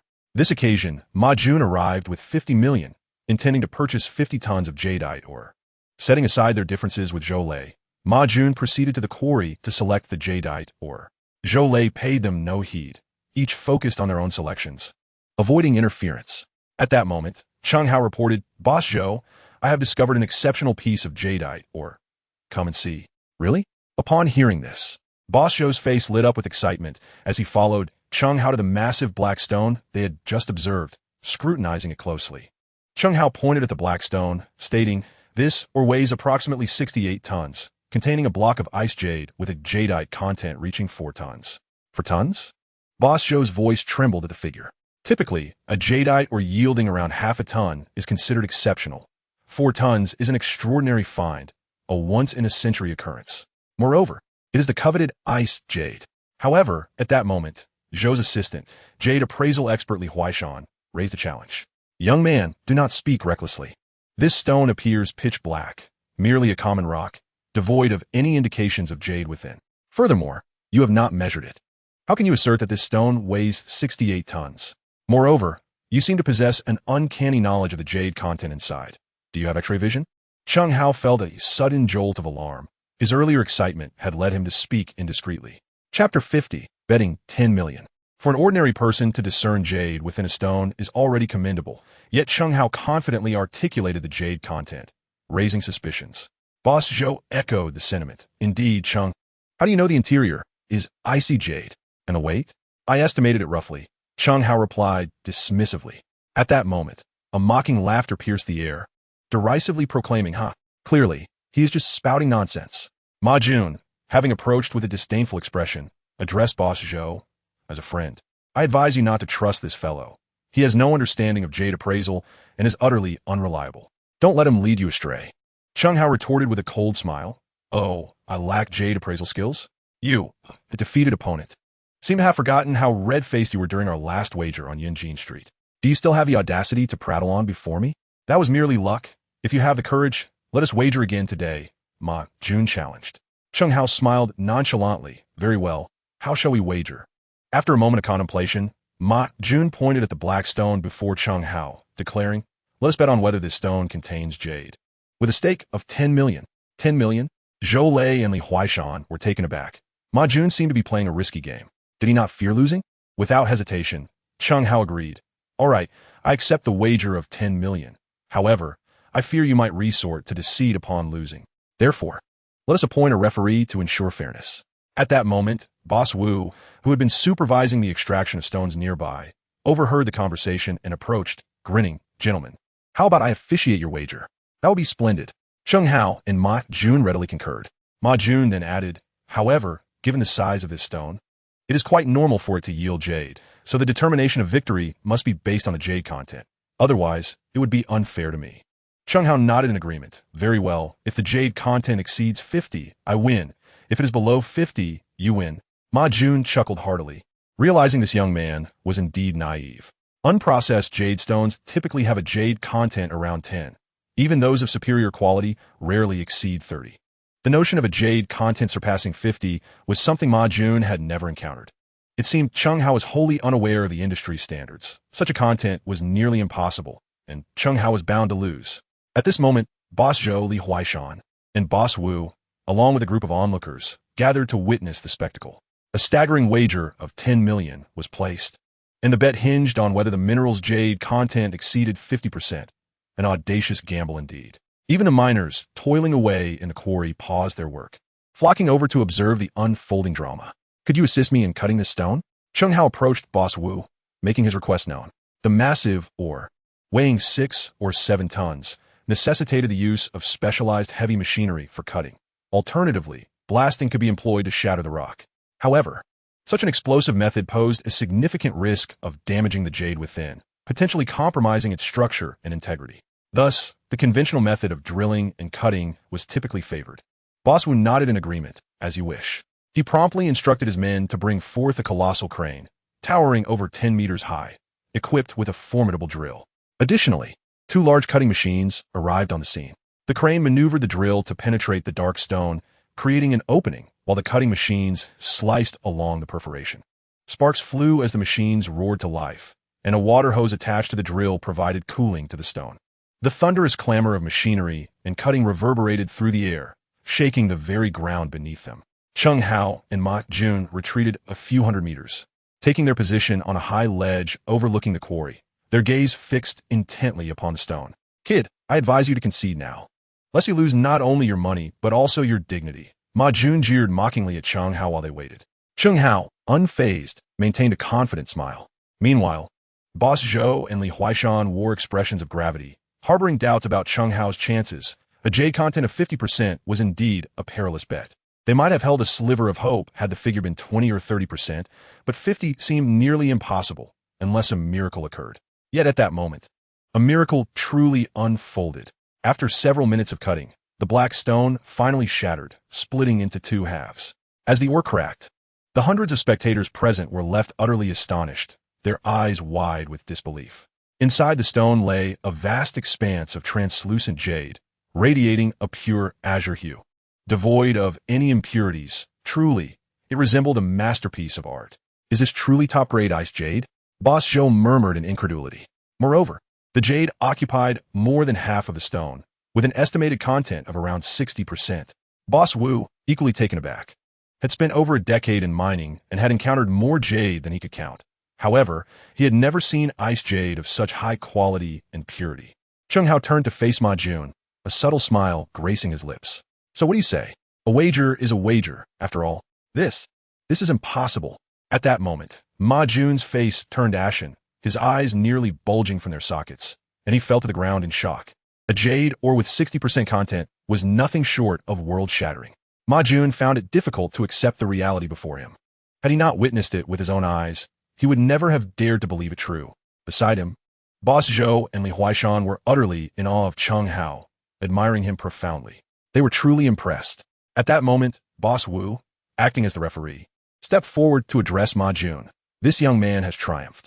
According to our agreement, you are obliged to compensate him with 10 million. I, Ma Jun, sat on the ground, overwhelmed with sorrow, pounding the earth in frustration, my face a mask of regret. 10 million, a staggering sum.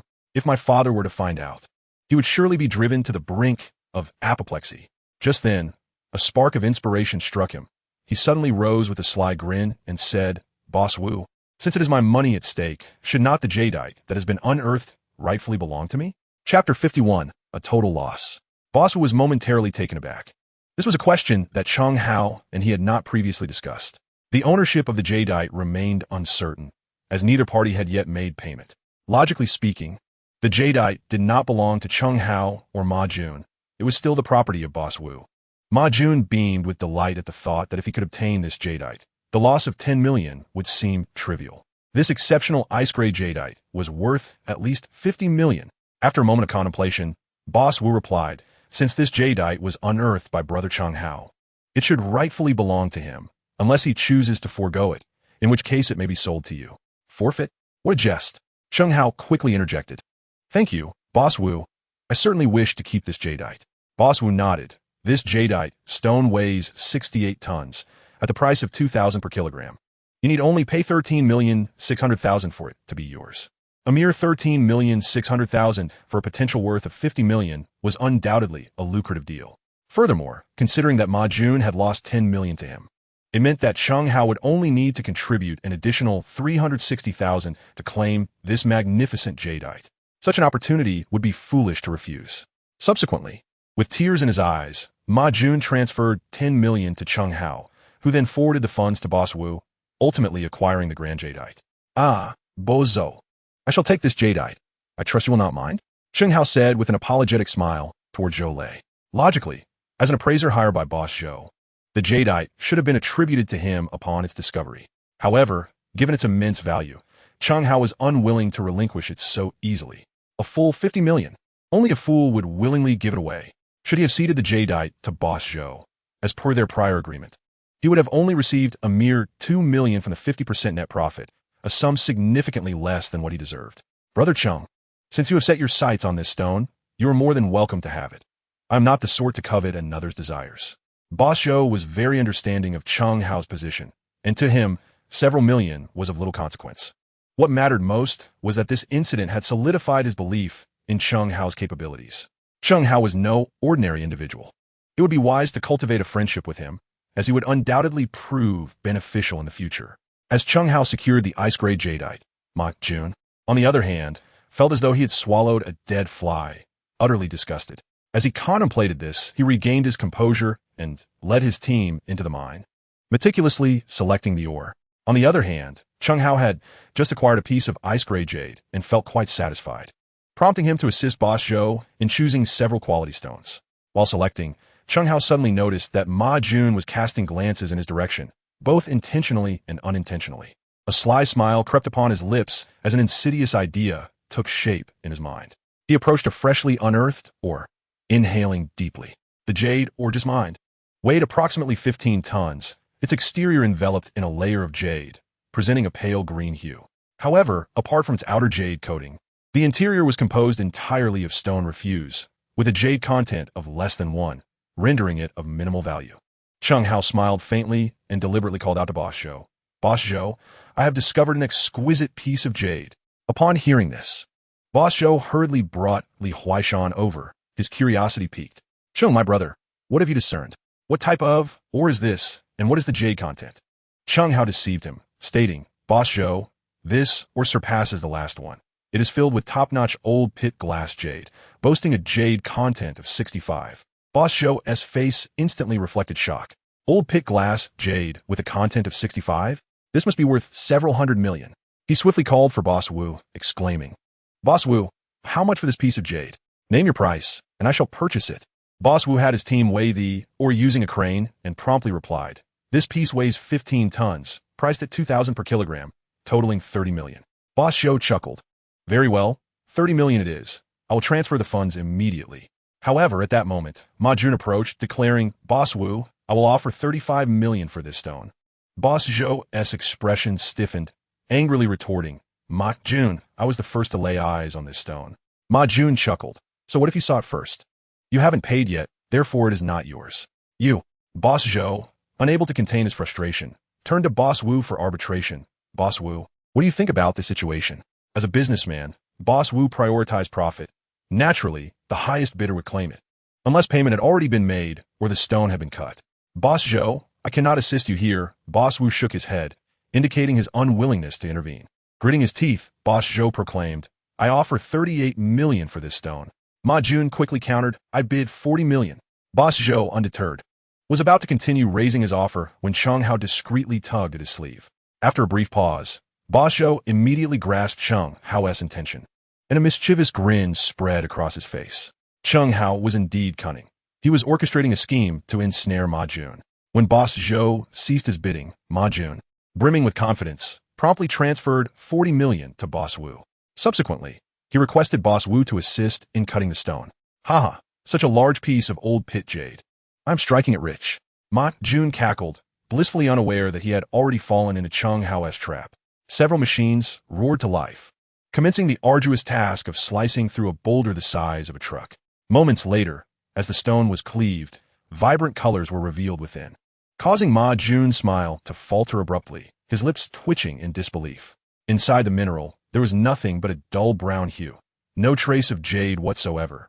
A sudden realization washed over Ma Jun, and his fury ignited as he clenched his fists and stormed towards Chen Hao, hurling accusations. You little bastard, did you dare to deceive me? Chen Hao replied with a calm smile. Young Master Ma, how have I wronged you? It was you who insisted on acquiring the stone. Besides, we all have moments of misjudgment. Is it so terrible to acknowledge my error? For a million vanished without a trace, coupled with the previous loss of 10 million. He had suffered a staggering total of 50 million. The funds provided by his father for purchasing stock had dissipated entirely. At this moment, Ma Jun was seething, his eyes bloodshot and brimming with murderous intent, wishing he could eliminate Chen Hao on the spot. Chen Hao reveled in his discomfort. The more Ma Jun suffered, the greater his delight. Chapter 52, An Odd Request. Trembling with rage, Ma Jun simmered, knowing that if this were not Boss Wu's territory, he would have already shot this insolent brat. Very well, we shall see what unfolds. With that, he turned on his heel, accompanied by his subordinates, departing the quarry with a load of worthless stones, his tail between his legs. After Ma Jun's departure, Boss Zhou solemnly warned Chen Hao, Brother Chen, Ma Jun is no good. Be cautious, and do not let him lead you astray. I understand. Thank you for the warning, Boss Zhou, Chen Hao replied. Subsequently, he assisted Boss Zhou in selecting minerals, surveying the quarry before ultimately choosing 3 promising stones with substantial jade content. The trio weighed a total of 20 tons and cost 4 million. Zhou Lei, placing unwavering trust in Chen Hao, promptly paid Boss Wu without hesitation and requested him to assist in cutting the 3 stones. The first stone was sliced open, revealing a vibrant emerald green, crystalline and translucent. Is this old pit jade? And of the finest quality. Both Boss Zhou and Li Huaishan were visibly astonished, their eyes wide with excitement. This old pit jade contained at least 40 jade content, with an estimated worth of no less than 35 million. The second stone was of a pea jade variety, slightly lower in price, but boasting an impressive jade content of approximately 50, valued around 15 million. Boss Zhou's elation was palpable, his excitement impossible to conceal. With 35 million plus 15 million, they had already surpassed the 4 million cost, ensuring at least a guaranteed profit of 10 million. Next, they turned their attention to the third stone. As the cutting machine descended, the several-ton stone split apart, revealing colors that electrified Boss Zhou. The interior was flawless and crystalline, resembling a colossal ice block. Was this water jade? Moreover, it was of the highest quality with a minimum jade content of around 45, and its weight was projected to exceed 5 tons. Li Huaishan was left speechless, murmuring to himself, such an enormous piece of exquisite water jade must be worth at least 30 million. Boss Zhou could no longer contain his laughter, gazing skyward. 3 stones, valued at a staggering 80 million. In comparison to the cost, their worth had doubled, signifying a profit of nearly 40 million. Having engaged in the jade business for over a decade, he had never experienced such a windfall, leading him to regard Chen Hao with profound admiration. Brother Chen, your discerning eye is remarkable. All 3 are exquisite treasures. We have struck gold this time. Chen Hao smiled modestly. If it weren't for the limited capacity of our truck, I could have ensured your earnings reached 100 million. Li Huaishan, who previously held him in low esteem, could not help but exclaim, Brother Chen, I am genuinely impressed. Your ability to appraise jade is extraordinary. Chen Hao humbly returned a slight smile. A dozen workers, operating cranes, hoisted the cut jade stones onto the truck, securing them tightly with ropes and covering them with tarpaulin. In total, Boss Zhou's 3 jade stones, combined with Chen Hao's 5 million worth of icy jade, amounted to 4 massive stones fully loaded onto the truck, which was poised for departure. However, at that moment, Chen Hao's eyes darted around before he said, "Boss Zhou, please hold on a moment. I need to use the restroom." Without further thought, Boss Zhou nodded. "Very well, we shall wait for you." Once out of Boss Zhou's sight, Chen Hao entered an office within the mining site, knocking before stepping inside. He fixed his gaze on Boss Wu for a few seconds before slowly speaking. "Boss Wu, I would like to ask for your assistance." Boss Wu paused, then nodded. "What do you need?" Chen Hao's tone turned frigid as he stated, "I want you to sever all business ties with the Ma Group. Do not sell jade stones to them." Boss Wu's expression darkened slightly at this request. "Young man, I fear I cannot comply. In business, one must prioritize credibility. Besides, why forego profit? I understand you have a grudge against Ma Jun, but that is your affair, not mine. It is unreasonable for me to cease dealings with the Ma Group simply because of your personal vendetta, is it not?" Boss Wu articulated his reasoning with conviction. The logic was sound. Yet, Chen Hao appeared to anticipate this response. A mysterious smile curling at the corners of his mouth as he uttered an enigmatic statement. "If I were to reveal something that pertains to your life, would you still refuse me?" Boss Wu's expression tightened, his voice cold as he demanded, "What do you mean?" Chen Hao calmly countered, "First, will you agree to my request?" Boss Wu scrutinized him intently, sensing that he was not jesting. Curiosity filled him, for the matter at hand concerned his very existence. Then, Chen Hao's words nearly propelled him from his chair, akin to a thunderclap on a clear day. "Boss Wu, you have cancer. It's in the early stages. I advise you to get checked." Chen Hao's gaze remained fixed on him, his tone icy. In truth, he had sensed the illness when they first met the previous evening, yet had refrained from disclosing it until now. Now, as he spoke of the matter, Boss Wu's expression darkened, gradually revealing a countenance of indignation. "Cease your nonsense. I am in excellent health. Do not wish me ill." Boss Wu glared at Chen Hao as if he were a fool, his anger nearly igniting. Chen Hao, with a stoic demeanor, replied, "Regardless, I have conveyed all that I needed to. Whether you believe me or not is your choice. You will discover the truth when you visit the hospital tomorrow. If my words prove accurate, remember your promise. Do not engage in business with the Ma Group again." With that, he turned and exited the office, leaving Boss Wu alone in his chair, his face a tumultuous canvas of uncertainty and skepticism. The convoy halted at Boss Zhou's jade processing facility to unload their cargo. At this moment, Boss Zhou inquired, "Brother Cheng, how do you intend to handle that piece of icy jade? How about selling it to me? I will offer 50 million for it." Chapter 53. Establishing a Jewelry Company. Previously, Chen Hao had not contemplated this matter seriously, but Boss Zhou's inquiry left him momentarily speechless. After a moment's hesitation, a bold idea blossomed in his mind, and he shook his head, stating, "I'm afraid I cannot sell this piece of icy jade, Boss Zhou." "Not selling? What do you intend to do with it?" Boss Zhou questioned, perplexed, for he neither had the means to process jade nor the channels to sell such a substantial piece. Chen Hao replied earnestly, "I envision utilizing this jade to establish a jewelry company." Boss Zhou's surprise was palpable. Starting a jewelry company was no trivial endeavor, requiring at least tens of millions in investment.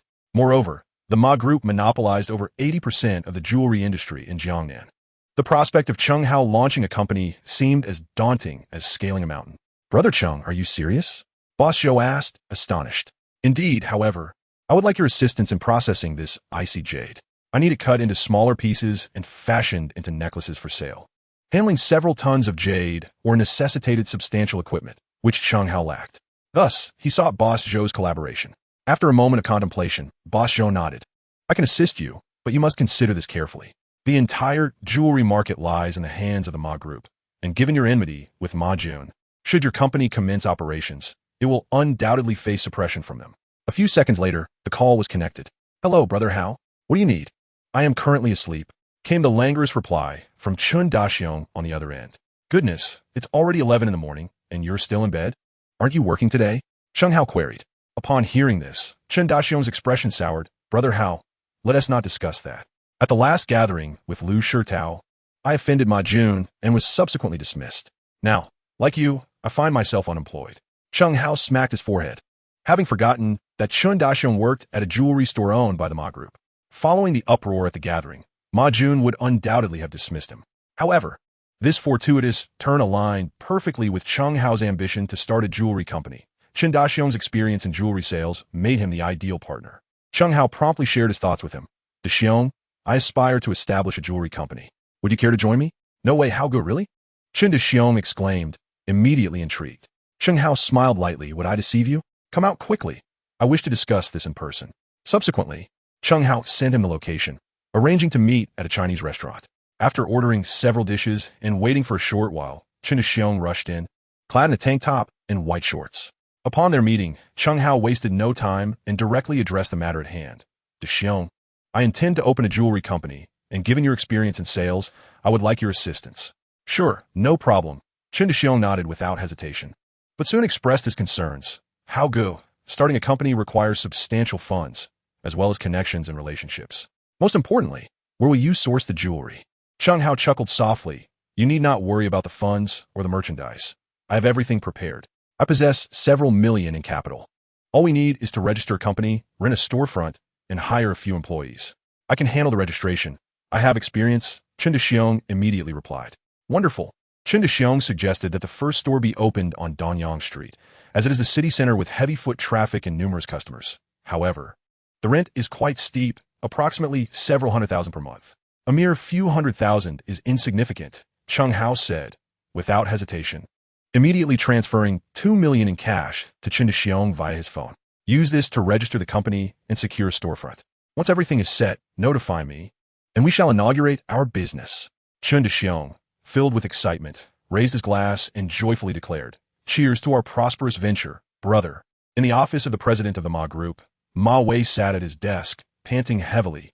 His face darkened with rage as he glared at his son before him. Ma Jun spoke softly, Dad, please don't be angry. Slap. Ma Wei struck him across the face, leaving a bright red handprint that made Ma Jun's head spin. Ma Jun, cradling his stinging cheek, meekly replied, Dad, this is not my fault. I was deceived by others. You blind fool. How can you blame others? Ma Wei roared with fury, his body trembling with anger. Ma Jun fell silent, bowing his head, too fearful to speak further.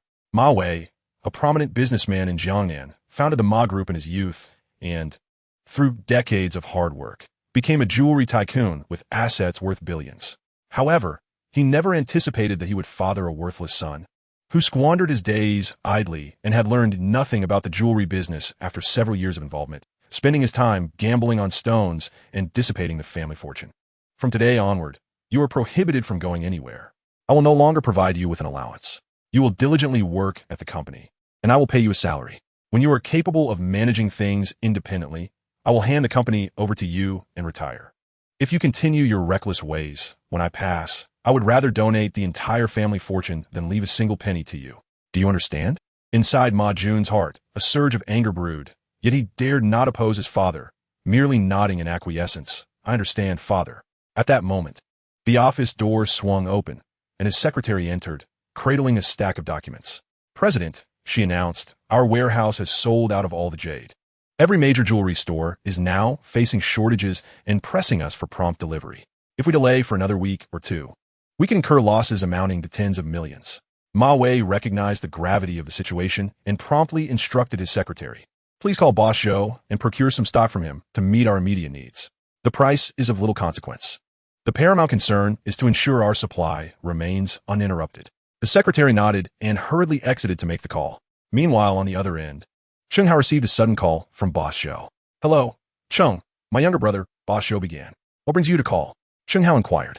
Boss Zhou got straight to the point. I just received a call from the secretary of Ma's Group. They are currently out of jade and wish to purchase from me.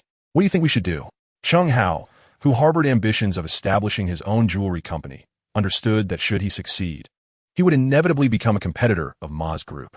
For this reason, Boss Zhou sought Chen Hao's opinion to proceed cautiously.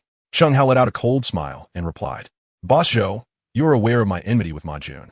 Our interests are irreconcilable. One must prevail over the other. If you choose to collaborate with Ma's Group, I shall not impede you, but henceforth I will sever all business ties with you and will no longer assist in appraising jade. Understand. I will notify Ma's Group immediately to terminate our collaboration. Boss Zhou responded without hesitation, recognizing the weight of his decision. The profits he earned from Ma's Group were merely in the tens of millions annually, whereas Chen Hao could help him earn 40 million in a single day, an incomparable difference. Boss Zhou was certainly not foolish enough to offend Chen Hao for the sake of Ma's Group. After hanging up with Chen Hao, Boss Zhou promptly called Ma's group to inform them of the cessation of their partnership. A few minutes later, in the office of the president of Ma's group, the secretary rushed in, visibly flustered. "President, bad news. Boss Zhou just called to say he is halting all cooperation with us and refusing to supply jade." "What? How could this happen?" Ma Wei exclaimed, nearly losing his composure. He had collaborated with Boss Zhou for 7 or 8 years. They were long-standing partners. Why would Boss Zhou suddenly terminate their agreement?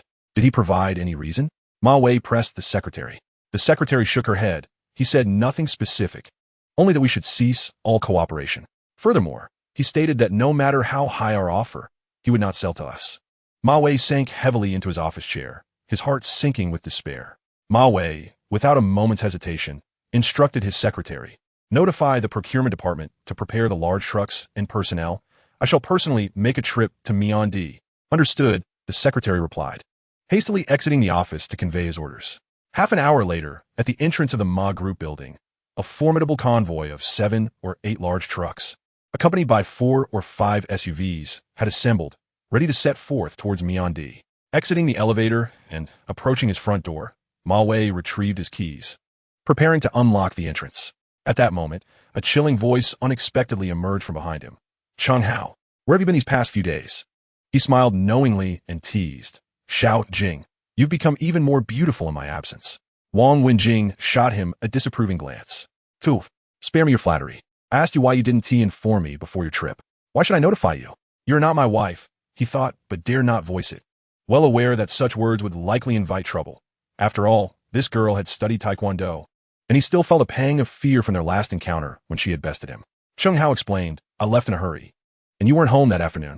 Besides, I did send you a text message, didn't I?" "Humph." She pouted, her frosty demeanor thawing slightly. Suddenly, a sweet smile broke across her face as she linked her arm with his and mischievously inquired, "Do you have any plans for tonight?" Chen Hao's heart leapt with joy. Could it be that she wished to go on a date with him? "Of course, I'm free. Where shall we go? To the movies or for dinner?" He eagerly responded. Wang Wenjing's cheeks flushed as she playfully pinched him, muttering, "You rascal. Who said anything about a date? Then why do you ask if I'm free?" Chen Hao was left speechless. "I need you to accompany me to an auction. Is that acceptable?" "Absolutely." He agreed without a second thought. Subsequently, he learned from Wang Wenjing that tonight's auction was particularly special, taking place aboard a cruise ship hosted by a foreign collector. It was rumored that the items for auction were rare treasures, including antiques that had found their way abroad. It was common knowledge that the loss of cultural artifacts from the country was a serious issue, stemming from a period of national decline when foreign powers seized numerous antiques, compounded by rampant smuggling that led to many artifacts being sold overseas. This was a shame not only for the antiquities community, but also for the nation itself. "Tonight, my grandfather and father will be attending the auction, and I must go as well. You have to accompany me, or our situation might be revealed," Wang Wenjing explained. Chen Hao nodded in understanding. "I know what to do. You need not worry."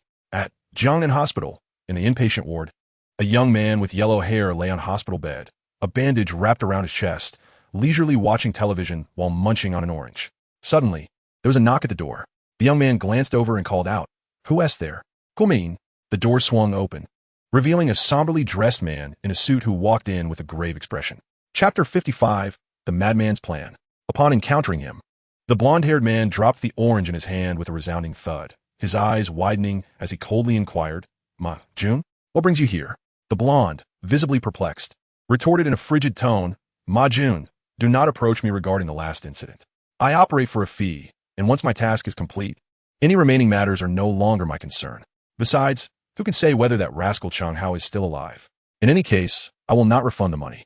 Do not harbor any thoughts of extorting me." Ma Jun settled onto the edge of the bed, picked up the orange resting on the nightstand, and while peeling it, he sneered coldly, "I have not come to discuss the previous matter." "Then what is your purpose?" the blonde asked, visibly confused. "Naturally, I am here to conduct business." Ma Jun replied with a smile that did not reach his eyes. "Business?" The blonde pondered for a moment before hastily shaking his head. No, I refuse. Last time, to earn your 2 million, I lost 5 or 6 brothers, received a stab myself, and the wound is still healing. I have suffered immensely. Seek another partner for your business. What if I were to offer you this amount?" Ma Jun gestured with 2 fingers. The blonde blinked in surprise, then scoffed derisively. 1 million? Ma Jun shook his head. The blonde's expression shifted to one of shock and astonishment, his eyes gleaming. 20 million? Ma Jun coldly smiled, neither confirming nor denying. The blonde swallowed hard, excitement bubbling within him. 20 million. Such a sum seemed astronomical. His face brightened with a sycophantic smile, and he instantly adopted a respectful demeanor towards Ma Jun. Young Master Ma, your generosity is astonishing. I shall accept this business. Who do you wish to eliminate? I will summon my brothers to take care of it immediately. However, the two words Ma Jun uttered next froze the blonde's smile, leaving him aghast. Zhong Lao. The blonde nearly leapt from the bed, wide-eyed and incredulous. He exclaimed, "What did you say? You want me to kill Zhong Lao? Are you out of your mind?" Zhong Lao was no ordinary man. He was the patriarch of one of the two esteemed antique families in Jiangnan, renowned and possessing assets worth hundreds of billions. In Jiangnan, he wielded considerable influence, and even the most audacious would not dare to harm him. Young Master Ma, you cannot be serious, the blonde stammered, disbelief etched across his features. Yet Ma Jun's expression remained grave, devoid of any jest. He peeled the orange, popped a segment into his mouth, and continued, "Tonight, there will be an auction hosted by foreigners on a cruise ship, attended by Zhong Lao, Wang Wenjing, and Chen Hao. Your task is simple. Infiltrate the event, ignite a fire, and incinerate them all. No need for you to wield knives or guns." The blonde, upon hearing this plan, turned pale, rendered speechless, and muttered incoherently. Insanity. Sheer insanity. Ma Jun must be mad. Though the blonde prided himself on being the boldest in Jiangnan, he was no fool. Such an undertaking, even for 20 million, was out of the question. If the plan were to fail, he would undoubtedly face death. Even if he earned money, he would have no life to spend it. No, this cannot be done. The blonde shook his head vigorously, resolutely rejecting the proposal. Ma Jun had anticipated this refusal and was not the least bit surprised. His gaze darkened as he coldly remarked, "Huang Mao, do not forget the last kidnapping incident. Now that Chen Hao is alive and Wang Wenjing has been rescued, they will undoubtedly inform Old Master Zhong. When that happens, Old Master Zhong's wrath will spell doom for both you and me. Rather than sitting idly by, it will be prudent to take the initiative and eliminate Zhong, Wang Wenjing, and Chen Hao all at once, thereby eradicating any future threats. Once the matter is resolved, you can take the 20 million and depart Jiangnan, wash your hands of this life, and start a legitimate business. Surely, that would be far more comfortable than continuing this cycle of violence." Upon hearing these words, Huang Mao furrowed his brow, plunged into deep contemplation. Ma Jun's words struck a nerve, directly addressing his innermost fears. If there was a chance to earn a substantial fortune, would he not entertain this perilous venture? Moreover, Ma Jun had a point. Wang Wenjing's previous incident would soon come to light, and Huang Mao had been contemplating a departure from Jiangnan to evade the storm. Now, this presented an opportunity. Perhaps it was time to take a gamble and, after completing this task, escape with the money. After several minutes of deliberation, Huang Mao steeled himself and gritted his teeth, declaring, "All right, I shall undertake this business. Ma Jun erupted in a savage laugh. Ah, truly, you're the boldest in Jiangnan. Huang Mao, I admire your spirit." Huang Mao retorted with a cold smirk, "Spare me the flattery. Let me see the money first. Here is 10 million to start. Upon completion, I will provide you with another 10 million and arrange for your departure from Jiangnan." Agreed. Huang Mao accepted the check, rising to shake hands with Ma Jun, both bearing malicious smiles. Knock, knock, knock. The door was pounded relentlessly. Chen Hao lay in bed, oblivious to the commotion. "Chen Hao, are you a fool? Wake up. It's 7 in the evening, and the auction begins in an hour." Wang Wenjing shouted from the doorway. Finally roused, Chen Hao rubbed his eyes and opened the door. There stood Wang Wenjing, her hair styled in elegant curls, clad in a seductive red qipao, her face radiant, adorned with subtle eyeliner and mascara, and a peach-hued lipstick that rendered her breathtakingly beautiful, her aura strikingly captivating. Chen Hao hadn't seen her so elaborately dressed in a long time. He recalled the last occasion was at Old Master Zhong's birthday banquet, their first meeting. Her previous Audi had been damaged, but she had acquired a new vehicle, a stunning white Ferrari sports car. "Isn't my new car gorgeous? It cost me 15 million, Wang Wenjing exclaimed, using a remote to unlock the Ferrari, her pride evident. Chen Hao nodded and replied nonchalantly, "It is indeed beautiful, though a bit extravagant." A $15 million luxury car was something only someone of Wang Wenjing's stature could afford. For the first time, Chen Hao sat in a $15 million Ferrari, and as Wang Wenjing pressed the accelerator, they sped away, leaving behind the envious gazes of passers-by. Chapter 56, Tang Family Patriarch, Tang Yun. In the heart of Jiangnan, a majestic river, over 100 meters wide, flows through the city. The water is crystal clear, flanked by verdant green belts, adorned with colorful lanterns hanging from the trees. The silhouettes of towering buildings are reflected in the water, while numerous pedestrians stroll leisurely along the riverside. This river serves not only as a vital waterway for Jiangnan, but also as a favored attraction for tourists.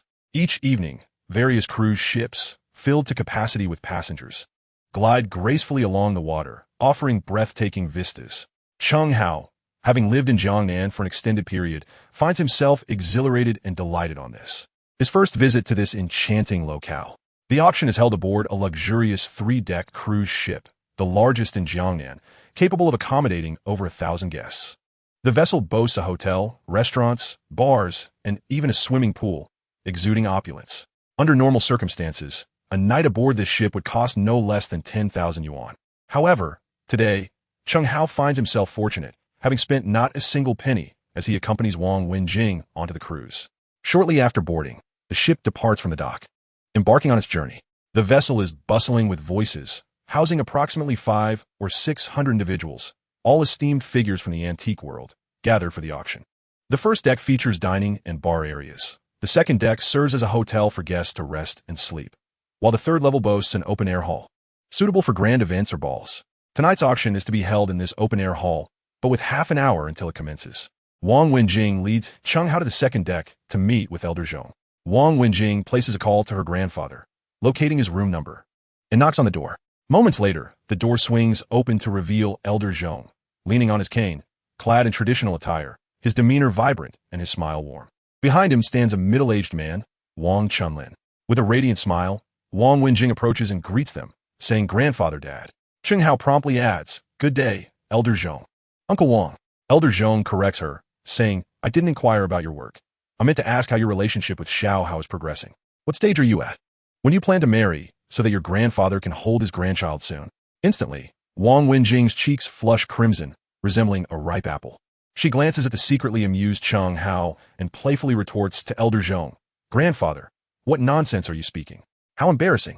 Elder Zhong bursts into hearty laughter, prompting Wang Chunlin to join in the merriment. After a brief exchange of jovial banter, the four depart the room and ascend to the third deck hall, preparing to partake in the forthcoming auction. The open-air hall is vast, comparable in size to 5 or 6 basketball courts. At the front stands a stage, with dozens of square tables neatly arranged below. Each table is adorned with red wine and snacks, accompanied by a tablet-like number plate displaying a number and buttons, which Chen Hao surmises is intended for bidding purposes. As the auction has yet to begin, guests have gradually filled the hall to capacity. The entrance of Elder Zhong and the Wang family trio creates quite a stir, as attendees flock to greet Elder Zhong. "Old Master Zhong, it has been quite a while since we last met. You appear to be as vigorous as ever. It was truly regrettable not to have seen you at the exhibition. However, I am delighted that you could join us today." Many have approached Wang Chunlin and Wang Wenjing to greet them, yet few have acknowledged Chen Hao, who stood quietly to the side. Some even whispered, "Who is that young man? I don't believe I've ever seen him before." Nearby, someone responded, "You don't recognize him? He is the boyfriend of young Master Jing, named Chen Hao. I encountered him at the exhibition before." "What? Young Master Jing is in a relationship?" This news swiftly spread through the hall, causing quite a stir, as countless gazes filled with envy were cast upon Chen Hao. Who would have thought that the most esteemed goddess of Jiangnan would be with this insufferable brat? After exchanging pleasantries with the guests, Old Master Zhong led Wang Wenjing and the others to the front row, taking their seats at table 001. The choice of table 001 undeniably underscored Old Master Zhong's unrivaled stature in the gathering. While Old Master Zhong rightfully occupied this position, Chen Hao's presence there sparked immediate discontent among some. "Brat, do you even belong here? Do you know the rules?" Tang Xiaotian? Indeed, it was Tang Xiaotian from the Tang family, the only one audacious enough to disregard Chen Hao in front of Old Master Zhong. "Why can't I sit here?" Chen Hao coldly inquired, locking eyes with Tang Xiaotian. Tang Xiaotian retorted, "What a joke. You must be aware of your own worth, right? This is a premier seat, reserved for those of considerable virtue and reputation. What place do you, Chen Hao, occupy? You lack wealth and standing in the antique world. Why should you sit here? If you do, how will others perceive it?" Chen Hao found himself at a loss for words, his confidence wavering.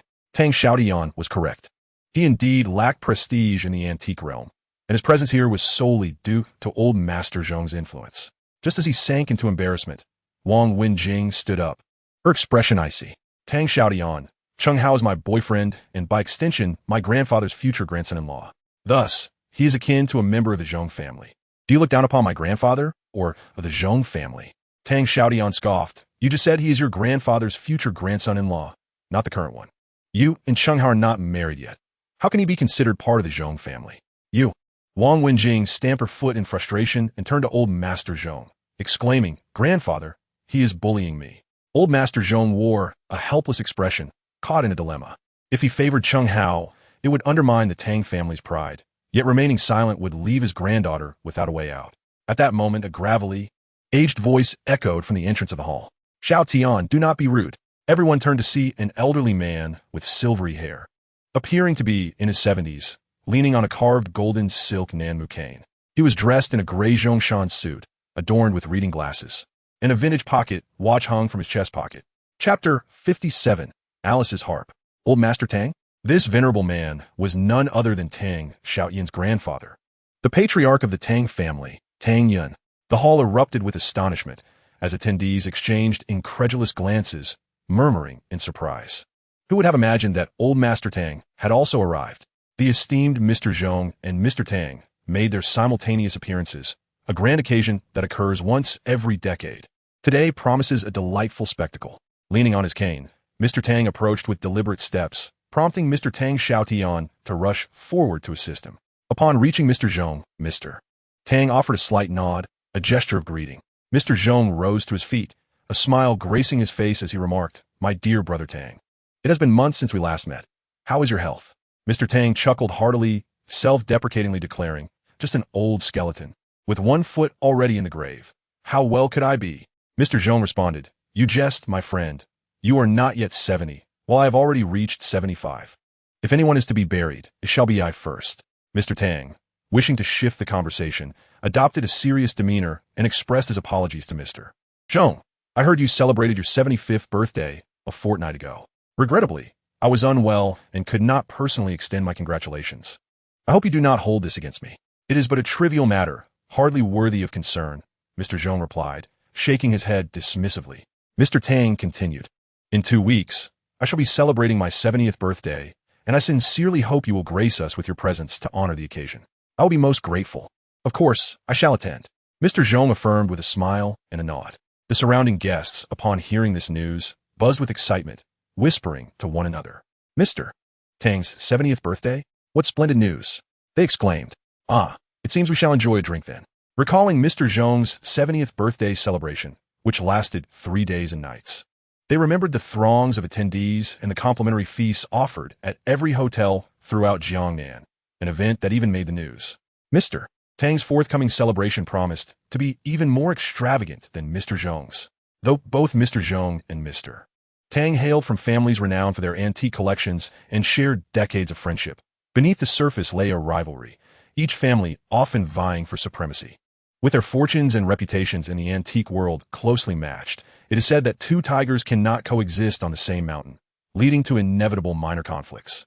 True to his nature, Mr. Tang would surely seize the opportunity of his 70th birthday to overshadow the Zhong family. At this moment, noticing that Mr. Tang had yet to be seated, Mr. Zhong scanned the room and addressed Wang Wenjing and Chen Hao.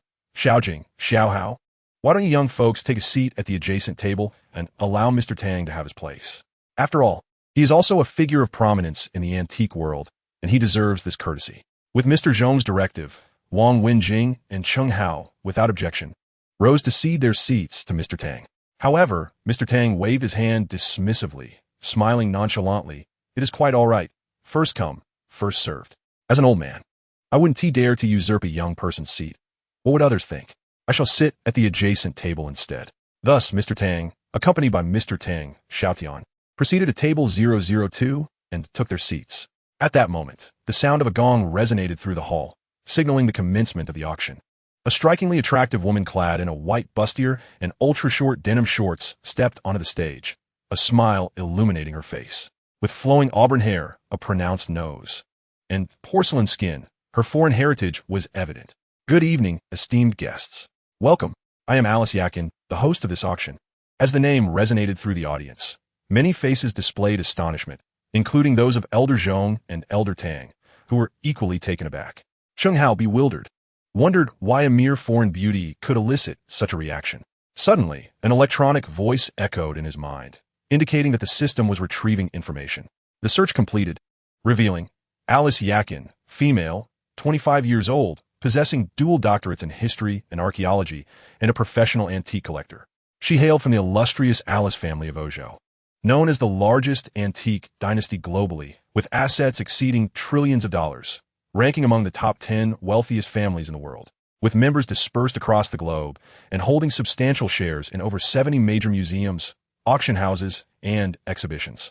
Stunned, Chen Hao gasped at the revelation of her family's immense wealth, realizing that Alice Yakin was indeed a super-rich heiress. It was no wonder that even Elder Zhong and Elder Tang were astonished when she introduced herself. At that moment, a derisive snort emerged from beside him. Humph. She's just a rich second generation. What's so impressive about that? Wang Wenjing glared at the alluring figure of Alice Yakin on stage, her expression frosty, lips pursed in displeasure. Chen Hao stifled a laugh and teased her softly. Are you feeling jealous? Wang Wenjing, clad in high heels, stepped on Chen Hao's foot with a sharp heel and retorted angrily. What do I have to be jealous about? Is she more beautiful than me? More gentle? She trailed off, casting a guilty glance at Alice Yakin's ethereal beauty and graceful demeanor, her confidence wavering as she lowered her head. Frustrated by her own thoughts, Wang Wenjing stepped on Chen Hao's foot again in indignation. Chen Hao winced in pain, thinking to himself, her gentleness and popularity have nothing to do with me. Why are you punishing me? I'm innocent. Suppressing his discomfort, he comforted her, Xiao Jing, don't be upset. While you may not be as gentle as her, your passion is quite captivating. It took Wang Wenjing a few seconds to grasp Chen Hao's meaning, and her cheeks flushed with embarrassment and rage as she seized his ear, exclaiming, what do you mean by that? Are you implying that I'm chasing after you? You think I don't know you rented a place right across from me? Speak. Are you plotting something against me, only to turn the tables now? She was determined to clarify this matter, vowing not to let it go until she had the truth. Chen Hao, covering his ear, regretted his words, realizing he had invited trouble upon himself. I truly didn't mean it, he pleaded. Wang Wenjing, her gaze icy, continued to scrutinize him. You're certain? She pressed. Absolutely, I swear. Just as Wang Wenjing was about to continue her interrogation, their playful scuffle caught the attention of Elder Zhong and Wang Chunlin. Elder Zhong admonished them quietly, Xiao Jing, Xiao Hai, cease your antics. You're disturbing the order of the auction. Chen Hao, feeling exasperated, thought, since it's already a mess, why do you still want to take my eyes? Chapter 58, Cloisonne Qilin. On the stage, Alice Yakin eloquently spoke in fluent Chinese. After a brief self-introduction, she proceeded to elucidate the rules and procedures of the auction. This auction would adopt a bidding format, requiring bidders to provide a deposit of 5 million. Upon the auction's conclusion, the deposit would be refunded in full. However, should a bidder withdraw or fail to adhere to the auction rules, the entire deposit would be forfeited. She expressed her hope for everyone's understanding. As industry professionals, all present should be familiar with the regulations, so she refrained from further elaboration. Additionally, she reminded everyone that the items for auction were all consigned and lacked certificates, urging bidders to exercise their own discernment. Should anyone acquire a counterfeit item, she would not be held accountable. Without further ado, she commenced the auction of the evening's first exhibit. With that, Alice Yakin struck the gong once more, and a staff member clad in white gloves presented a lacquered wooden box, revealing a resplendent bronze qilin. The qilin was approximately the size of a palm, adorned in vibrant colors, its lifelike artistry exuding a dignified demeanor and brilliant hues. Is this a cloisonne qilin? Someone in the audience exclaimed in astonishment. Upon hearing this, the guests surged forward, eagerly gathering around the stage to meticulously examine the cloisonne qilin. However, Mr. Zhong and Mr. Tang remained seated, unmoved by the spectacle, seemingly indifferent to the treasure before them. In truth, their lack of interest stemmed from their extensive exposure to rare and exquisite artifacts, granting them a broader perspective than most. Thus, they exhibited composure. Moreover, as the two most esteemed individuals in attendance, they deemed it beneath them to engage in the commotion with their juniors, unless the younger ones were unable to authenticate the piece, at which point they might intervene. Yes, Grandpa, Wang Wenjing responded, then took Chen Hao's hand as they approached the stage. The stage was spacious, with the treasure displayed prominently in the center, surrounded by dozens of people. Alice Yakin stood to the side, idly playing with her hair. As Wang Wenjing ascended the stage and passed by her, Alice's attention was immediately captivated by Wang Wenjing. The two exchanged a cold gaze for several seconds, an air of tension palpable between them. Upon reaching Alice Yakin, Chen Hao had the opportunity to closely observe her features: a pair of alluring almond-shaped eyes, a high-bridged nose, and delicately painted lips. Her pupils were a striking light blue, deep and luminous, reminiscent of a sapphire, undeniably beautiful. Excluding Wang Wenjing, she was the most stunning woman Chen Hao had encountered thus far. The two women exuded different styles and charms. Wang Wenjing embodied Eastern aesthetics, while Alice epitomized Western beauty, one serene and graceful, the other vibrant and spirited. If he were to assign scores, in Chen Hao's eyes, Wang Wenjing was undoubtedly a perfect 10, while Alice would receive no less than a 95. Just as the tension lingered, Alice was the first to break the ice, extending her hand towards Wang Wenjing with a smile. "Hello, I am Alice Yakin. May I ask your name?" A fleeting flash of irritation crossed Alice's fair face, but dissipated quickly as her gaze shifted to Chen Hao. She playfully remarked to Wang Wenjing, "It seems your boyfriend takes quite a liking to me." Wang Wenjing turned her head and noticed Chen Hao fixated on Alice's bosom, nearly drooling. This scoundrel, utterly lacking in dignity. Subsequently, Wang Wenjing took Chen Hao's hand and walked past Alice, arriving at the exhibition booth. The guests near the booth, upon seeing Wang Wenjing, voluntarily parted to make way. "Young Master Jing, please." "Thank you." Wang Wenjing nodded and approached the cloisonné qilin, bending down to begin her appraisal. Chen Hao merely glanced at the cloisonné qilin before sniffing, the information about this treasure immediately surfacing in his mind, leading him to lose interest. "This item is a counterfeit." Wang Wenjing, with a magnifying glass in hand, examined it from various angles for 7 or 8 minutes, furrowing her brow. At that moment, old Zhong inquired, "Xiao Jing, what do you think? Is this qilin genuine or not?" Wang Wenjing hesitated for a moment. In truth, she wasn't entirely certain due to the brief time allocated for a thorough assessment. "It should be authentic. I haven't detected any signs of forgery. The craftsmanship is exquisite, and the colors and textures appear quite ancient," Wang Wenjing responded. A group of onlookers echoed in agreement. "Indeed, young Master Jing's appraisal is correct. This treasure is genuine. Yes, my assessment aligns with young Master Jing's. Is indeed authentic." The crowd unanimously believed that the cloisonné qilin was a genuine antique. However, at that moment, a dissenting voice arose. Chen Hao stepped forward and declared loudly, "This cloisonné qilin is a fake." Upon his utterance, the audience erupted in disbelief, shocked expressions adorning their faces. A balding middle-aged man stood up from his seat, pointing at him with a sneer. "You insolent brat, refrain from spouting nonsense here." Chen Hao turned to see that the balding man was none other than his longtime rival, Lin Hongda. "Why has this old coot shown up?" Chen Hao felt a wave of frustration wash over him, his countenance darkening. "What I say is true. It is a fake. What is your opinion, Boss Lin?" Chen Hao retorted coldly. Lin Hongda, with a face full of disdain and contempt, scoffed. "A mere assistant dares to speak so boldly. Neither old Zhong nor old Tang has spoken. Who are you to interject?" Chen Hao curled his lips into a scornful smile and replied, "Since you don't believe me, let us wager. If I can prove this cloisonné qilin is fake, you shall kneel and bark like a dog 3 times. Otherwise, I will bow to you in apology. What do you say? Are you willing to wager?" Chapter 59, Conspiracy. The notion of barking like a dog ignited a fire of fury in Lin Hongda's eyes. At the last exhibition, he had lost a bet to Chen Hao and had to bark like a dog in front of everyone, an embarrassment he could not shake off. "Fine, I accept your challenge. However, if you lose, I don't require you to bow. Just bark like a dog 3 times will suffice." Today, he intended to make this brat taste the humiliation of barking, turning him into a laughingstock before all, obliterating his dignity. "Very well, that worked for me," Chen Hao replied with a wicked smile, confident in his victory and indifferent to the stakes. The wager between Chen Hao and Lin Hongda stirred a wave of excitement in the hall, with onlookers adopting eager expressions, anticipating their performance.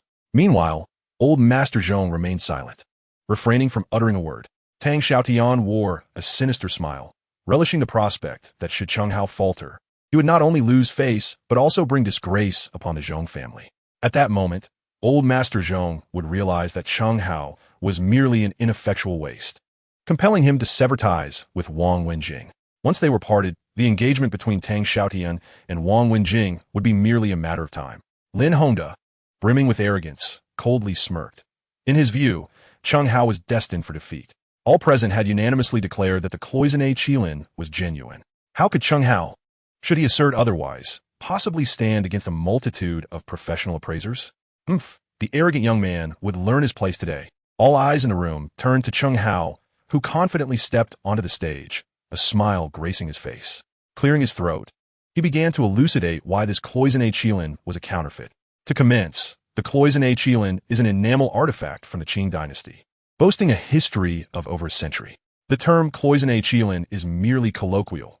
Its scholarly designation is copper-bodied cloisonné enamel. The cloisonné qilin measures 352 centimeters in length, 145 centimeters in width, and 355 centimeters in height, weighing approximately 634 grams. Its core is comprised of bronze, adorned with a spectrum of colors in enamel, all meticulously crafted and fired, resulting in its exquisite vibrancy. There's no rush. I have yet to finish. Chen Hao shot a cold glance at Lin Hongda, who interrupted him. Continuing, he stated, firstly, the enamel on the cloisonné qilin is affixed to the bronze body and is collectively fired. Therefore, in a genuine piece, each segment of enamel fits seamlessly without cracks, yet this one exhibits subtle lines on its surface, indicating its falsity. Secondly, those who frequently follow the news will be aware that the authentic cloisonné qilin was originally housed in the palace of Fontainebleau in France, but was stolen on the morning of March 1st, 2015, and its whereabouts remain unknown. Hence, the cloisonné qilin being auctioned today cannot possibly be genuine. Upon concluding, an abrupt silence enveloped the audience, their astonishment palpable. At that moment, someone produced a mobile phone and searched online, soon uncovering the news of the stolen cloisonné qilin. They exclaimed in astonishment, "It's true. Everything he said is accurate. The date and location match perfectly, word for word." The crowd erupted in admiration for Chen Hao. Meanwhile, Lin Hongda's face turned a shade akin to that of a pig's liver, his expression a portrait of despair. He stubbornly refused to concede, vehemently shaking his head and proclaiming, "I do not believe it. You present nothing but empty words, devoid of evidence." Chen Hao sighed in exasperation, having anticipated that this old curmudgeon would resort to denial upon losing.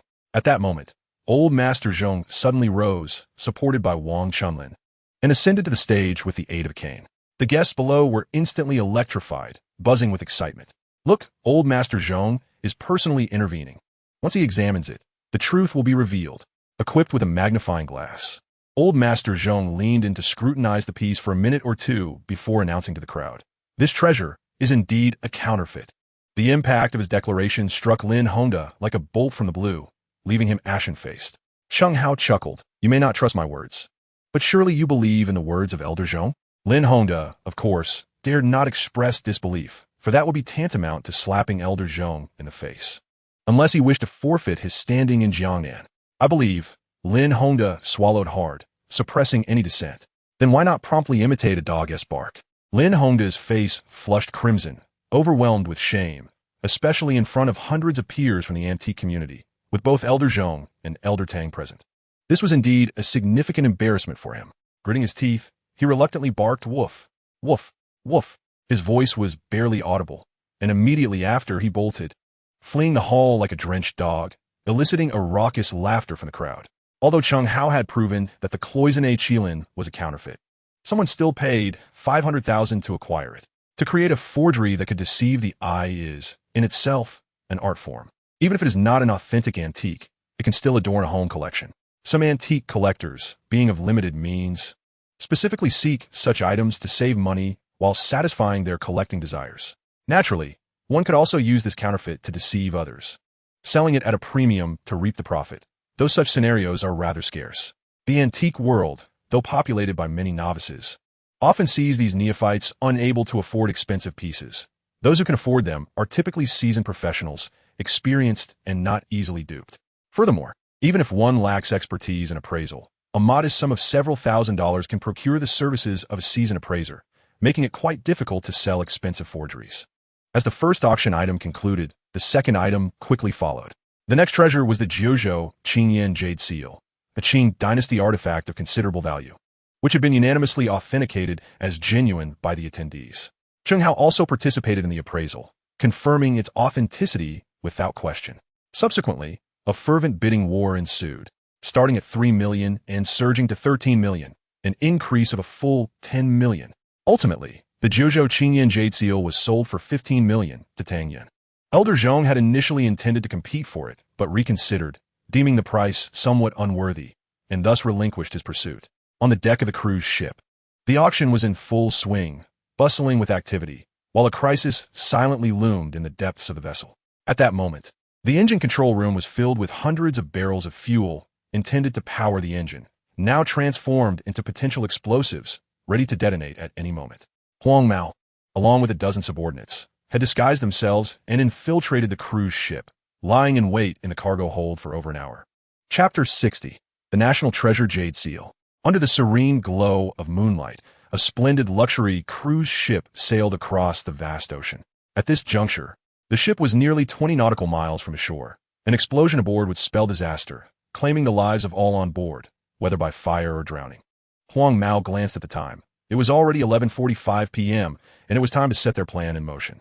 He gathered his men for a briefing, instructing, Matsi, take a few of your team to the power room and eliminate the duty personnel there. At midnight, ensure that the power is cut off precisely. Xiaoxi, gather a few brothers and take some knives to the bridge. Eliminate the captain. Xiao Wu, you and a few others at a puncture all the lifebuoys and kayaks on board. Understood? The three nodded in agreement. Huang Mao continued, once everything is accomplished, meet me at the stern. I will detonate the oil drums, and we shall escape together on the speedboat.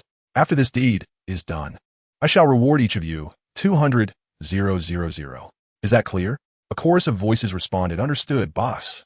A wicked smile crept across Huang Mao's lips. All right, brothers, let's commence. The group dispersed, executing the plan with precision. On the deck, the auction continued unabated. Ladies and gentlemen, the next treasures up for bid are exceedingly rare gems. Seize this opportunity. Alice waved her hand, and staff members brought forth 2 jade seals, eliciting a stir among the attendees. Are these the seals from the Yuan Minjuan? The 2 square jade seals were presented, the left one, a green jade seal inscribed with the characters Bao Taiha, while the right, a white jade seal bore the inscription Yuan Minjuanin. Both seals were similar in shape, with the green jade seal being slightly larger. Esteemed appraisers and scholars in attendance immediately recognized these national treasures. The Yuan Minjuan is a crown jewel of the Qing dynasty, widely known for its numerous artifacts that have been lost abroad, and these seals are among them. The late Qing diplomat Xue Fuqing mentioned in his diary during his mission to France that he had encountered 2 Yuan Minjuan jade seals in a museum, one named Bao Taiha, a larger green dragon seal, and the other, a smaller white jade seal labeled Yuan Minjuanin. Historical records affirm that the Yuan Minjuan jade seals are invaluable artifacts of the Qing dynasty. Elder Zhong and Elder Tang's breaths quickened. If these jade seals were genuine, no price would be too high to acquire them. The gravity of the situation dawned upon all present, leading to a solemn atmosphere. At this moment, both Elder Zhong and Elder Tang rose almost in unison, hastily making their way to the stage for a closer examination of the jade seals. This time, aside from Zhong and Tang, no one dared to approach the stage. The presence of the 2 most respected appraisers from Jiangnan rendered any further attempts superfluous, and the audience remained discreet. The 2 elders inspected the jade seals for 5 or 6 minutes, but remained perplexed, furrowing their brows as the anxious crowd awaited the outcome. Unable to contain himself, Elder Zhong inquired, what are your thoughts on these seals, Elder Tang? Tang Yin shook his head repeatedly. If you, Elder Zhong, cannot determine their authenticity, how could I? The 2 seals are nearly identical, differing only in jade quality and size, yet from their exterior, one cannot discern much. Professional instruments would require at least half a day for an accurate assessment. Elder Zhong sighed. The appraisal time is limited to 10 minutes. We have no such luxury. Tang Yin was unwilling to bear the risk, and Elder Zhong found himself equally at a loss. With only a minute remaining, both were perspiring profusely, and the audience shared in their mounting anxiety. At this moment, Chen Hao stepped forward and said, Elder Zhong, Elder Tang, why not allow me to take a look? Before the 2 elders could respond, Tang Xiaotian stood up first, scoffing, you little brat, who do you think you are? If my grandfather can't identify this treasure, what makes you think you can? The guests below nodded in agreement, expressing their disbelief. Indeed, this young man was exceedingly arrogant. If even the esteemed Elder Zhong and Elder Tang could not authenticate the items, then surely no one in Jiangnan could. It was not the novices that were to be feared, but rather the overconfident pretenders who, having learned a mere fraction of the art of appraisal, were blissfully unaware of their own limitations. Chen Hao, undeterred by the mockery, strode onto the stage, casting a glance at the two jade seals on display before inhaling deeply. A smile graced his lips as he declared, "I have appraised these two jade seals. The one on the left is genuine, while the one on the right is counterfeit." A wave of astonishment swept through the hall as the audience erupted in commotion. How could this mere youth, after only a cursory glance, discern what even the venerable elders could not after several minutes of inspection? Tang Xiaodian, equally incredulous, shouted, "You little rascal, you are merely fabricating nonsense." Chen Hao cast a dispassionate glance in his direction, dismissing him as one would a barking dog. At that moment, Elder Zhong harbored some doubts and inquired, "Young Hao, how did you come to this conclusion?" Chen Hao casually fabricated an excuse. "I was just guessing." It was not that he wished to evade the explanation, but rather that it was impossible to articulate, as the two jade seals bore no external discrepancies. Any signs of forgery lay hidden within, only to be revealed by shattering the seals. His astonishing claim left the audience in a state of disbelief. Tang Xiaodian laughed heartily, exclaiming, "Did you hear that? I told you this boy was just making things up. He doesn't understand anything at all." A flicker of anger crossed the faces of Elder Zhong and Elder Tang. Such an important matter should not be subjected to mere conjecture. Was this not sheer folly? Left with no alternative, Chen Hao resolved to validate his assertion by seizing the right jade seal and forcefully smashing it to the ground. Bang! The white jade seal shattered instantly. The crowd gasped in shock. Chen Hao had just destroyed a priceless national treasure worth tens of millions, a unique artifact. What a reckless waste. Tang Yun stamped her foot in fury, scolding, "You little brat, that is a historical relic. What if you broke the wrong one? The consequences would be dire." "Do not worry, Elder Tang," Chen Hao replied with a subtle smile, picking up the fragmented white jade seal and presenting it to the audience. "Ladies and gentlemen, observe closely. This white jade seal contains a white blemish within, indicating that it was not carved from a single piece, but rather assembled from modern materials as a forgery."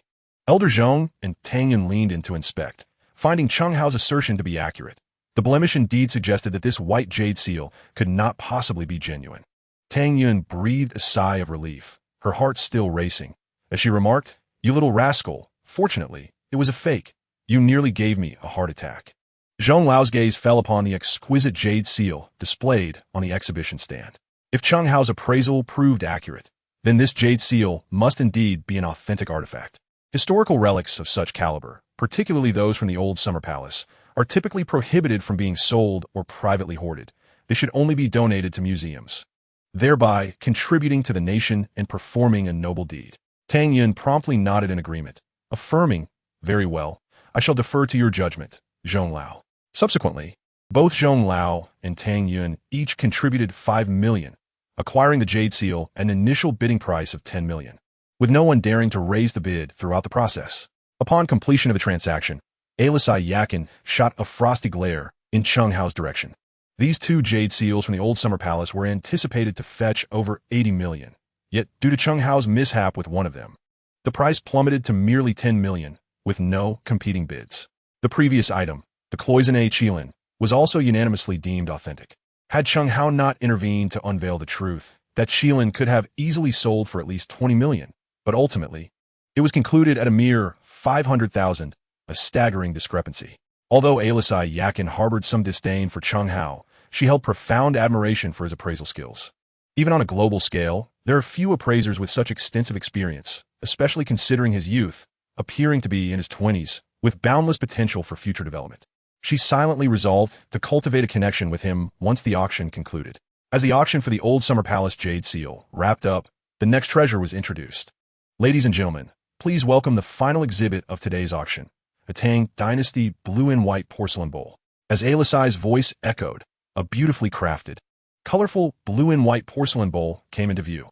The bowl, no larger than a palm, radiated brilliance, adorned with intricate blue plum blossom branches encircling its surface, showcasing exquisite craftsmanship and remarkably well-preserved, with scarcely any damage evident. The audience collectively swallowed in awe.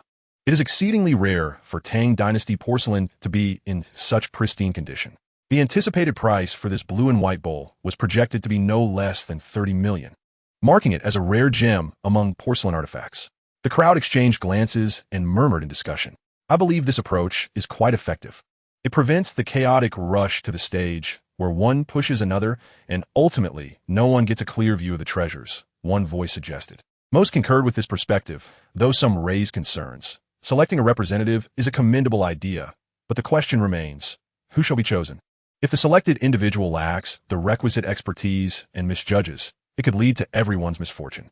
Tang Xiaotian smirked coldly, declaring, I have a suitable candidate in mind. Who? Came the collective inquiry. Chen Hao, Tang Xiaotian proclaimed, inciting a wave of astonished murmurs among the crowd. Chen Hao stood there, utterly bewildered, pondering. What does this have to do with me? What is Tang Xiaotian scheming? Tang Xiaotian's lips curled into a sinister smile. His deliberate nomination of Chen Hao as the representative to appraise the treasures was intended to publicly challenge him. In the realm of appraisals, even if one is correct 100 times, it is of little consequence, but a single misjudgment could lead to a catastrophic downfall. In a similar vein, should Chen Hao authenticate the authenticity of this blue and white porcelain bowl, Tang Xiaotian would suffer no loss. However, if Chen Hao were to err in his assessment, his reputation would plummet before the eyes of so many onlookers. After a deliberation, most of the guests below expressed their agreement. Elder Zhong also spoke up. Xiao Hao, you shall represent us, and take a look. Do not fear. Even if you make a mistake, I shall take responsibility for you. Thank you, Elder Zhong. Chen Hao replied with a gentle smile as he rose to the stage, the gaze of all guests converging upon him. Chen Hao, brimming with confidence, bore a smile that radiated assurance. For him, discerning the authenticity of a blue and white porcelain bowl was merely child's play, devoid of challenge. Yet, having been overly ostentatious in his previous authentication of the jade seal, which he concluded in mere seconds to the astonishment of the audience, he now deliberately prolonged the process for several minutes to avoid arousing suspicion. As time ticked by, Chen Hao scrutinized the porcelain bowl for 7 or 8 minutes. Yet he had yet to reach a conclusion. At that moment, Alice reminded him, you have 2.5 minutes remaining. Below, Elder Zhong and Wang Wenjing wore expressions of concern, while Tang Xiaotian burst into laughter, mockingly stating, you little brat, it appears you are not as formidable as I thought. You cannot even authenticate a simple bowl. Perhaps you should consider a different profession to spare us the embarrassment of your failure as an appraiser. Did I ever claim I could not authenticate it? Chen Hao shot him a disdainful glance, his expression slightly displeased. Then do enlighten us. What is the origin of this bowl, and is it genuine or not? Tang Xiaotian persisted in his taunting. Chen Hao replied nonchalantly, this bowl is from the Tang dynasty, a product of the imperial kiln, known for its colored glazed blue and white porcelain, dating back approximately. However, as he spoke, his brow furrowed, and panic flickered across his face. What is wrong? Why do you stop mid-sentence? The audience below was perplexed and bewildered. Ha! I knew he wouldn't be able to articulate it. Tang Xiaotian jeered loudly, ensuring that all could hear his derision. Ignoring him, Chen Hao continued to twitch his nose, inhaling the scent in the air. The nighttime sea breeze swept through, carrying a faintly peculiar odor, one he had never encountered before. At that moment, a familiar electronic voice echoed in his mind. The system was analyzing the chemical components in the air. Upon completion of the analysis, the system reported the presence of fuel, human blood, and explosives in the air. Chen Hao was taken aback. While the presence of fuel aboard the ship was not surprising, the inclusion of human blood and explosives was alarming. A terrifying thought sent a shiver down his spine. Were there desperate individuals aboard the ship intent on hijacking the cruise liner? Chapter 62, Confrontation. Chen Hao's expression darkened as he turned to Alice Yakin, stating, Miss Alice, there are individuals aboard the ship who are plotting to hijack the cruise liner. I implore you to halt the auction immediately. Alice was momentarily taken aback, her eyes revealing a hint of confusion. What? What do you mean? What else could it mean? He is merely trying to escape while he can. Tang Xiaotian interjected with a smirk, as if he had anticipated this all along. The guests in the audience began to murmur among themselves. Even old Zhong rose from his seat, squinting at Chen Hao, and said, Xiao Hao, if you truly cannot discern the truth, just say so. I, an old man, will not hold it against you. There is no need to fabricate such lies. With a sigh, old Zhong fell silent. Chen Hao felt that further discussion was futile and directly addressed Alice, saying, Miss Alice, please trust me. I have my reasons. Now, quickly take me to the area where there is fuel on the ship. Alice cast him a skeptical glance once more, but upon seeing the determination in Chen Hao's eyes, she eventually nodded, please follow me. With a wave of her hand, the substitute auctioneer took the stage, and the auction continued. As Alice led the way, She introduced Chen Hao while scrutinizing this seemingly unremarkable man. Chen Hao walked forward, his brow furrowed, and Alice's long legs struggled to keep pace with his strides. Why do you believe someone would dare to hijack this cruise ship? Don't tell me it's just a guess, she inquired. Chen Hao, oblivious to the intense gaze of the beautiful woman behind him, casually replied, it's a hunch. As they drew closer to the engine room, the scent of blood and oil grew stronger, and Chen Hao understood that he needed to act swiftly. Alice huffed coldly, just a guess. She had agreed to bring him along, believing he might have a valid reason, yet he was now dismissing her with such vague statements. Chen Hao's image in her mind plummeted. Here we are. Alice's tone turned icy, and she no longer regarded Chen Hao directly. Upon reaching the door, Chen Hao gently pushed it.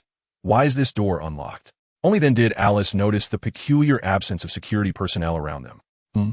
Now that you mention it, the guards seem to have vanished. Oh, why is the fuel spilling out here? Chen Hao twitched his nose as the system notification chimed in. Blonde man, unemployed male. Inherently savage and idle, of minimal value. C4 bomb, a type of plastic explosive with extreme lethality. This bomb is equipped with a countdown system and will detonate in 5 minutes. The blonde man is inside and has installed a bomb in the engine room. Chen Hao's suspicions were confirmed. That son of a BTCH, Ma Jun, he thought furiously. He has recklessly allowed the blonde man to blow up the ship. In a state of urgency, Chen Hao turned to Alice and whispered, "There's a bomb inside. Quickly, evacuate the crowd. I'll go in and install the person setting the bomb." Alice nodded and turned to leave. The situation was evidently dire, and upon closer inspection, she noticed some bloodstains around, forcing her to believe Chen Hao's words. Bang! The blonde man heard the door being kicked open and turned around impatiently. What is going on? Keep it down. If we get discovered, I'll twist your head off. Upon seeing Chen Hao, his irritated expression shifted to one of complexity. Finally, a sinister smile crept across his face as he said, Chen Hao, I was just lamenting my inability to find you, and now you have delivered yourself right to me. Chen Hao gasped in shock. He entered the room just in time to see the blonde man preparing to ignite the bomb. Blonde man, you dare! Chen Hao whispered fiercely. The blonde-haired thug touched his nose, extinguished the lighter in his hand, and wore a smug expression. What? Are you still planning to confront me? After everything that has transpired, your only course of action should be to beg for mercy. After saying this, he waved his hand, and from the shadows of the engine room emerged a dozen small-time hoodlums, encircling Chen Hao with familiar faces. Last time, it was you who injured and killed my brother. Now you have no chance of escaping. A murderous intent flickered in the thug's eyes as he drew a gun from behind him, pointing it at Chen Hao. Chen Hao was acutely aware that the current situation offered him no advantage. The thugs had clearly orchestrated everything. All he could do was feign weakness and buy time. He raised his hands in surrender, a bitter smile crossing his face. You are after me, aren't you? Therefore, there is no need to harm anyone else. This ship is filled with dignitaries. If you offend them all, not even several lives would suffice to atone for it. The thug let out a cold laugh. You are hardly worthy of being our target. However, Chen Hao was correct. With the situation exposed, the thug indeed needed a hostage to ensure his safe escape. The thug's eyes shifted, and he spoke, but if you want us to spare everyone on this ship, you must kneel and bow to me first. Then summon Wang Wenjing to come with us. Chen Hao gritted his teeth. If kneeling could save the lives of so many aboard, it would be worth it. But Wang Wenjing, the thug scoffed again. I've told you, your life is worthless. At that moment, the previously quiet entrance erupted in commotion. The thug gestured, and several of his subordinates raised their guns, aiming at the door. The first to appear was Wang Wenjing. Upon hearing Alice mention that Chen Hao was confronting the robbers alone, she immediately rushed toward the engine room without hesitation. Following her were Elder Zhong and the others. Chen Hao, Wang Wenjing called out, for no matter how strong a woman she was, concern for the one she cared for would inevitably surface. Chen Hao felt a mix of gratitude and helplessness. Xiao Jing, why aren't you running away? Upon seeing her, the thug's smile grew even more arrogant. Ha ha, the big fish of the day are all swimming in here one by one. The others reached the entrance as well, standing behind Wang Wenjing, having heard everything that transpired. Elder Zhong leaned on his cane, glanced into the engine room with a frown, and in a low yet commanding voice said, Young man, don't narrow your options. Seeing the armed bodyguards behind Elder Zhong, the thug's arrogant demeanor instantly froze. Chapter 63, A Narrow Escape. Elder Zhong looked at the thug. Oh, it has been many years since I encountered someone like you. Today feels rather novel. Now, tell me, how much do you need to cease your actions? Elder Zhong was unwilling to hand over Wang Wenjing, so he directly inquired about the price. Faced with so many guns, the thug instinctively trembled, swallowing hard. Cease our actions? At this point, how can we talk of stopping? Elder Zhong, we only wish to protect ourselves. Regret flooded his heart. Why on earth did he agree to Ma Jun's plan to eliminate such a significant figure? On one side, Tang Xiaotian remained oblivious, having been rendered speechless upon witnessing the scene in the engine room. Staggering over to Wang Wenjing, he urgently exclaimed, Wang Wenjing, you heard that, right? You must go and become a hostage alongside Chen Hao. The two of you could save an entire ship's worth of lives.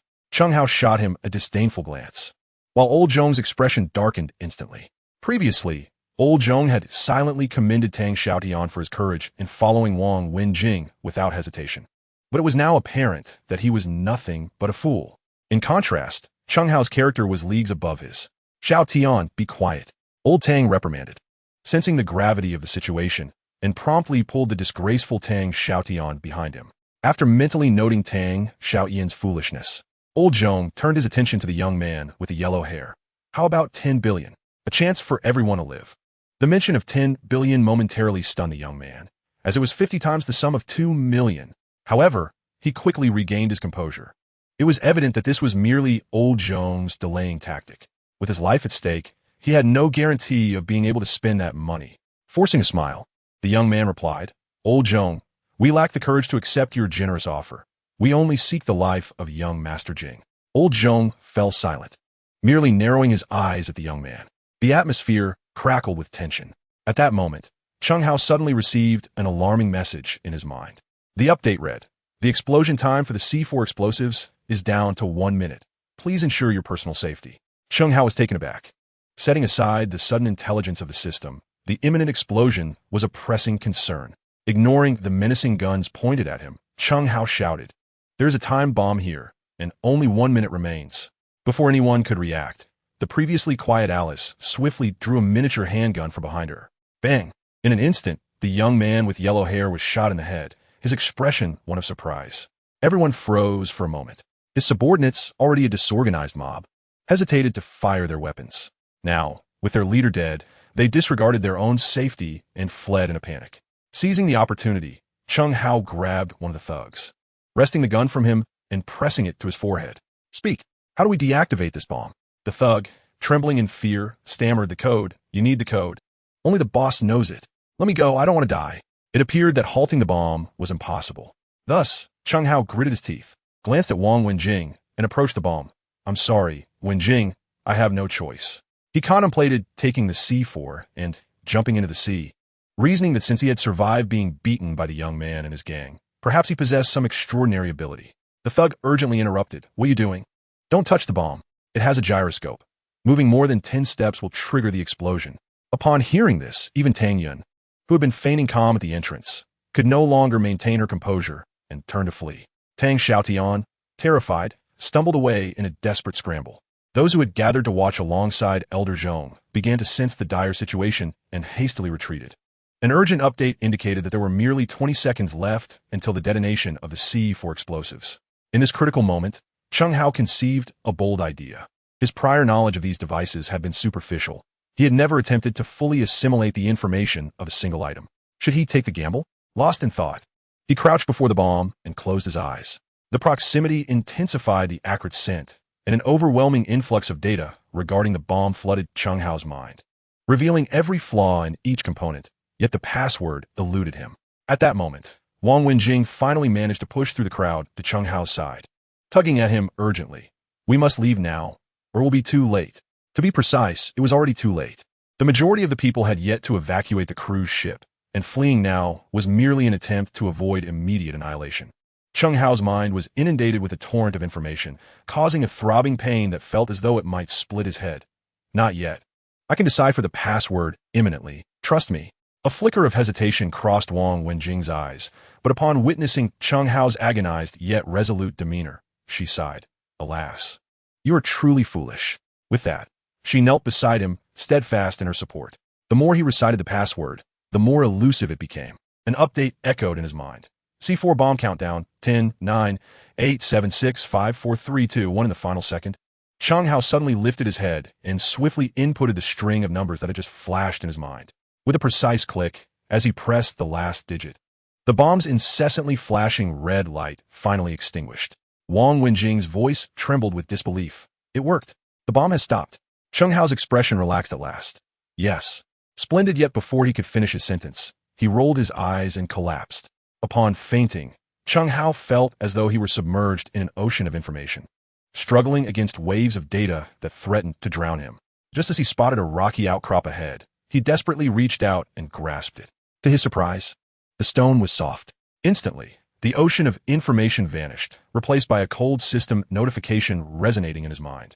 Wang Wenjing, female, 26 years old, single and unmarried, graduate degree, has studied gem identification with her grandfather since childhood, specializing in the appraisal of paintings and jade. A foreboding sensation washed over Chen Hao. Opening his eyes a crack, he was met with Wang Wenjing's deceptively cheerful gaze. "Ah, you're awake. You seem quite spirited," she beamed. Yet Chen Hao felt a chill creep down his spine. Wang Wenjing continued to regard him with a smile, then raised her hand. Slap! The sharp sound left a resounding mark on Chen Hao's cheek, and with a huff, she stood and exited the room. Honestly, after I worried about him for so long. He wakes up and starts acting like a rogue. Chapter 64. Invitation. Dear lady, I assure you, it was not intentional. Please spare me. I shall not err again. Though Chen Hao was pleading for mercy, the blissful smile adorning his face betrayed his true intentions. What a tremendous windfall this was. His insincere apology naturally invited another scolding from Wang Wenjing. Next time, I shall break your hand outright. Oomph. Coughs echoed from the doorway, interrupting their playful banter. Chen Hao turned to see a graceful figure standing at the entrance, a charming smile gracing her exquisite features. Apologies for the intrusion, Mr. Cheng, said Alice, remaining at the threshold without stepping inside. Chen Hao nodded, inquiring, May I ask what brings you here? Had it been the old him, he might have felt a pang of sorrow at her distance. However, after witnessing her lethal prowess, he deemed it wiser to maintain a safe distance from such a beauty. Alice's red lips curled into a seductive smile. It's nothing significant, merely came to deliver an invitation upon hearing of your recovery. With that, she raised her hand and deftly tossed the invitation before Chen Hao. Having presented the invitation, Alice showed no intention of departing. I wonder if your health has improved, Mr. Cheng. Should you require anything? She glanced towards Wang Wenjing, their gazes locking. Chen Hao sensed a tension brewing in the air. Thank you, Miss Alice. But you need not worry about me. If anything arises, we shall have someone notify you. He interjected swiftly, attempting to quell the brewing conflict. Alice regarded Chen Hao with a lingering gaze before turning to leave. Wang Wenjing, visibly displeased, remarked, still watching. She's already gone. As she picked up the invitation, which resembled a work of art adorned with gold leaf, Chen Hao read aloud, Alice Family, Treasure Appraisal Competition. A stream of information flooded his mind. The invitation to the Alice Family Treasure Appraisal Competition is one of the largest contests globally, with participants required to be 35 years of age or younger.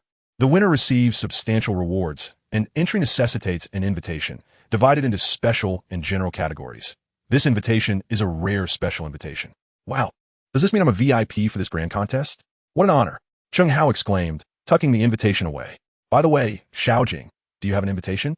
Wang Wenjing studied the invitation for a moment before softly replying, I originally did not, but now I intend to acquire one.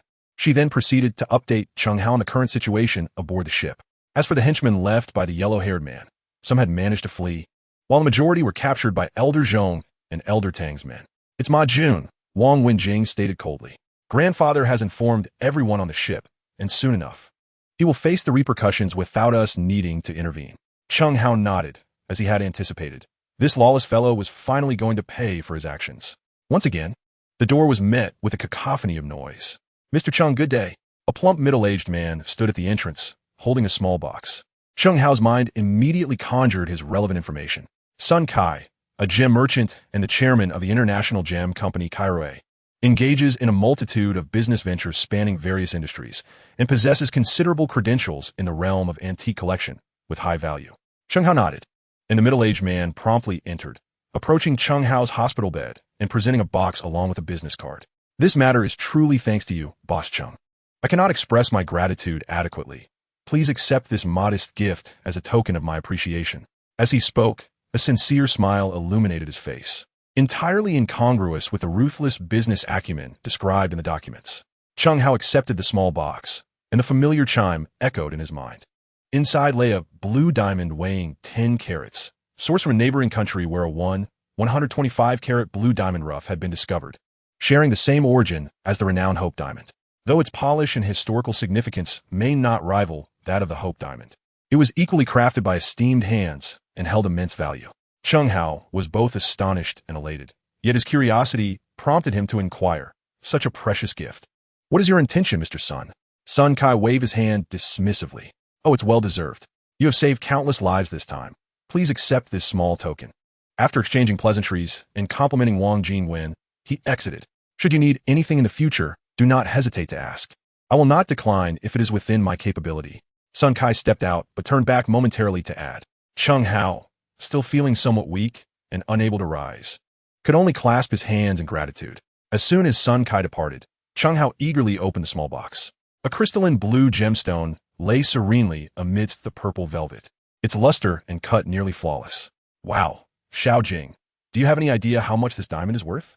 Chen Hao's eyes sparkled with excitement.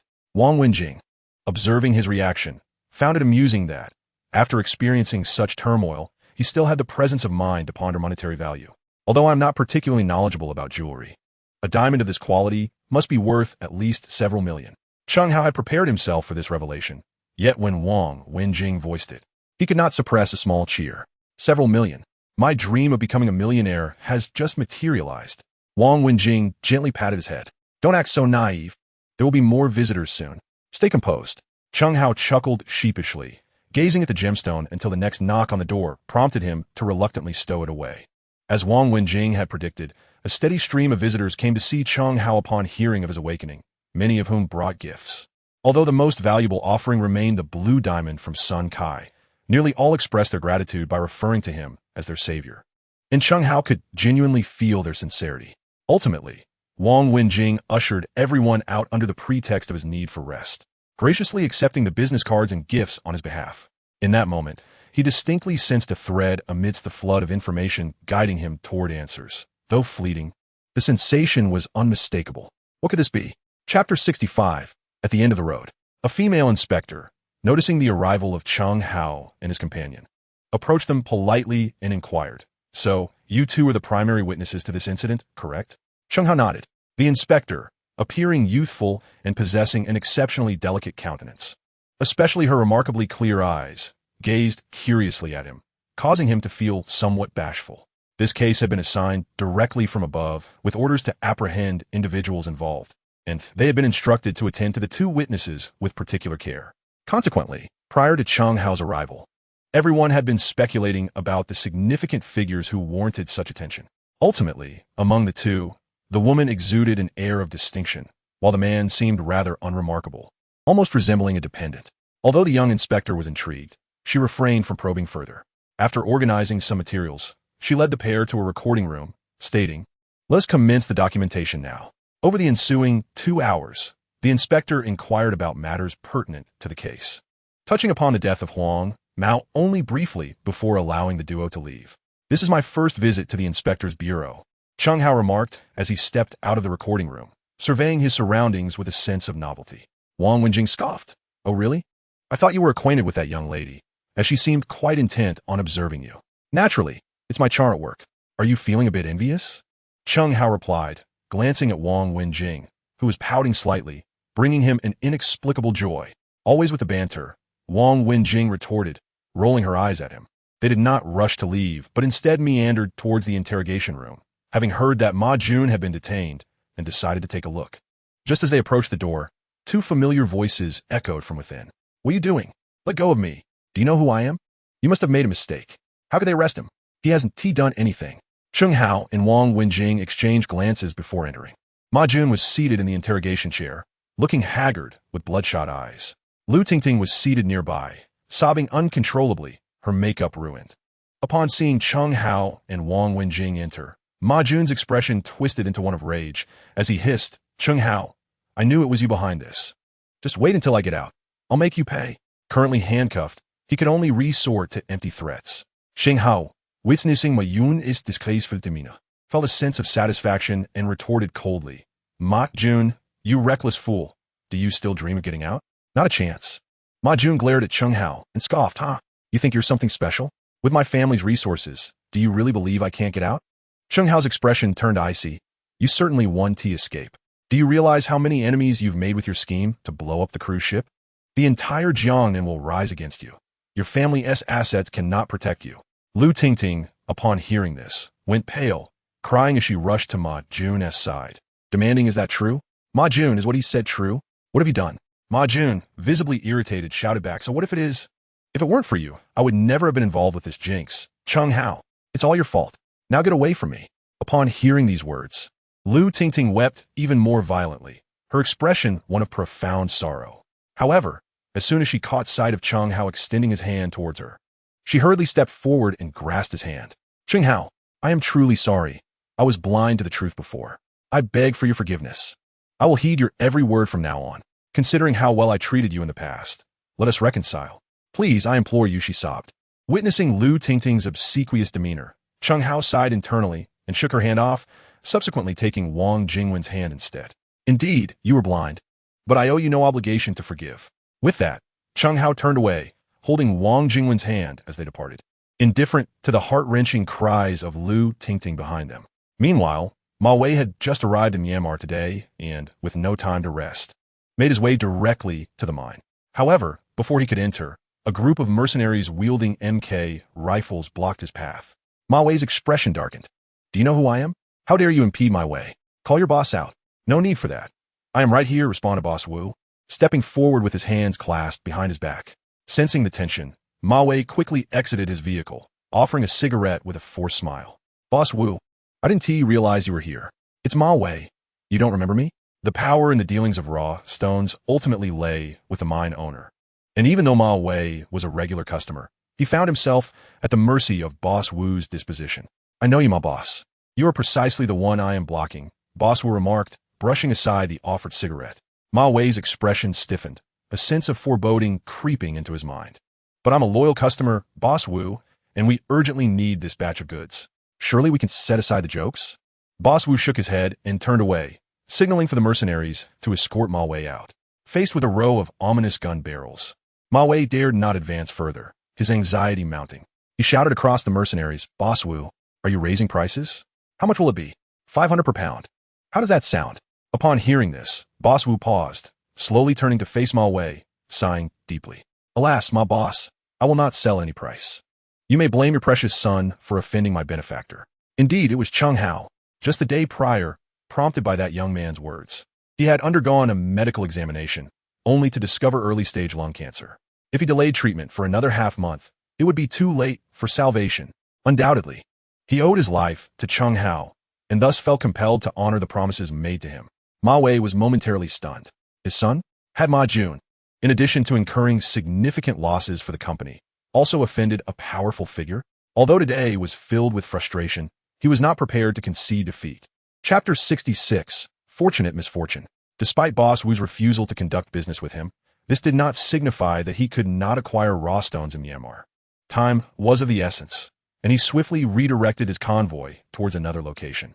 Ma Wei was aware of an alternative site, where smaller mines were plentiful. Though the quality varied, it would suffice to alleviate his immediate predicament. Not long after getting into the car, Ma Wei, furrowing his brow as he navigated the road, was suddenly interrupted by the sound of his phone. Upon checking, he discovered that his son, Ma Jun, had the audacity to call him. Well, what a fortuitous moment. Hello, you little rascal, Ma Wei said, still frowning. Dad, please help me. Ma Jun's voice trembled, tinged with a hoarse quality. Alarmed, Ma Wei immediately responded, what happened? Where are you? Have you been bullied again? Don't worry. I'll contact a friend at the inspection bureau. With a bitter laugh, Ma Jun replied, Dad, I'm at the inspection bureau right now. I'm going to court tomorrow, and they say they're going to sentence me to death. The news struck Ma Wei like a bolt from the blue. Hours later, as despair enveloped him, Ma Jun finally heard the call from the inspection bureau. Ma Yun, come out. A family member is here to see you. Initially despondent, he sprang to his feet, casting a triumphant glance at the nearby inspector.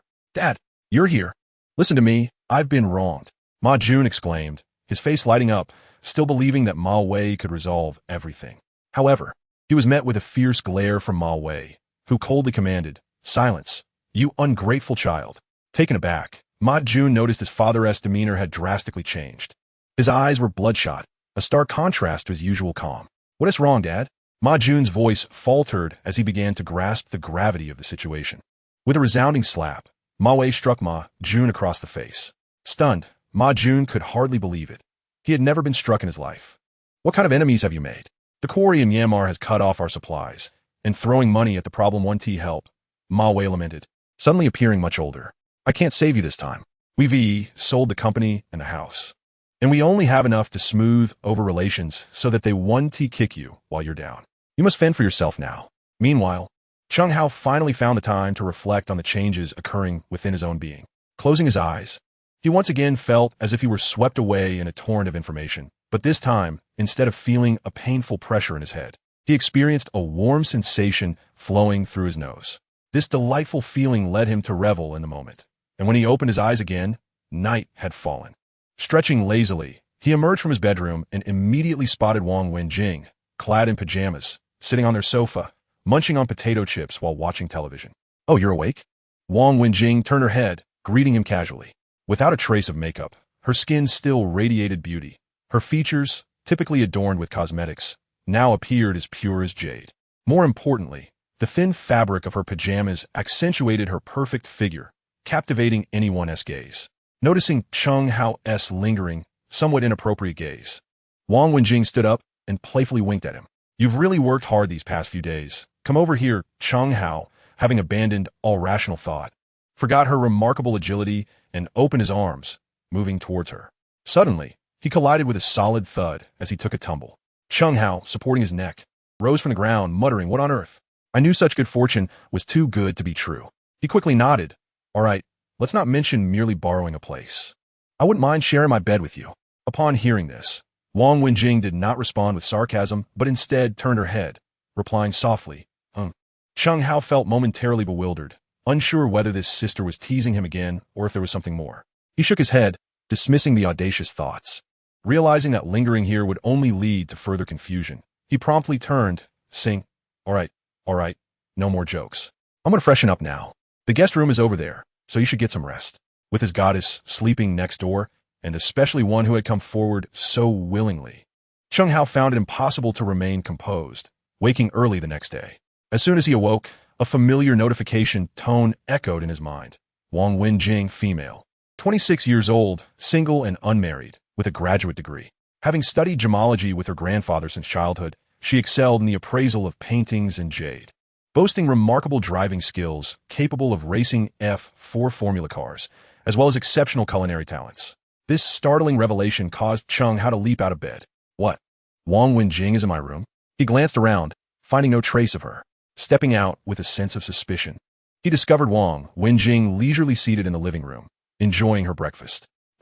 It seems the system's recognition range has expanded, now able to identify those I am most concerned with. Has it upgraded? Wang Wenjing, oblivious to his unusual demeanor, greeted him naturally. You're awake? The chef has prepared breakfast for you. If you don't come eat soon, it'll get cold. Chen Hao cheerfully agreed, but resolved to conduct a small test. Focusing his attention on the coffee beside Wang Wenjing, he found that information appeared in his mind without needing to lean closer. Hand-ground coffee, crafted by Wang Wenjing, with beans sourced from Bali, of exceptional quality, and a flawless preparation process, offering high nutritional value. Haha, it seems I have turned misfortune into fortune. A smile of delight spread across Chen Hao's face. Chapter 67, The Shop. After breakfast, Wang Wenjing hurried out for work. Chen Hao caught a ride with her to the city center. One grows through trials and tribulations. Miraculously, he discovered that riding in Wang Wenjing's car no longer made him nauseous. In fact, he found it quite exhilarating. Upon arrival, Wang Wenjing surveyed the surroundings, remarking, the Ma family has collapsed, and yet you still come here? This bustling commercial district remained unaffected by the downfall of a single shop. Chen Hao chuckled. In a couple of days, you'll understand. I hope you'll visit often then. Wang Wenjing remained non-committal, pressing the accelerator and driving off. Chen Hao gazed at the storefront before him, oriented north to south, situated in the city center, undoubtedly a prime location for businesses. The news of the Ma family's bankruptcy had yet to be released. Ordinary merchants were still observing, while those in the know, the heavyweights on the ships, largely looked down on such areas. Only Chen Hao seemed most suited to take the reins.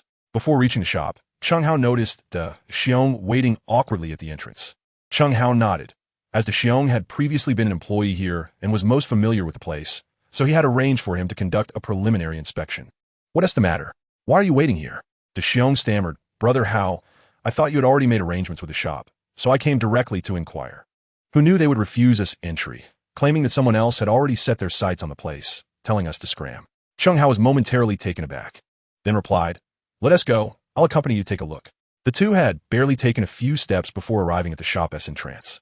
Chen Hao had not even entered when he saw a burly man adorned with a large gold chain lounging in a chair inside, engrossed in his phone.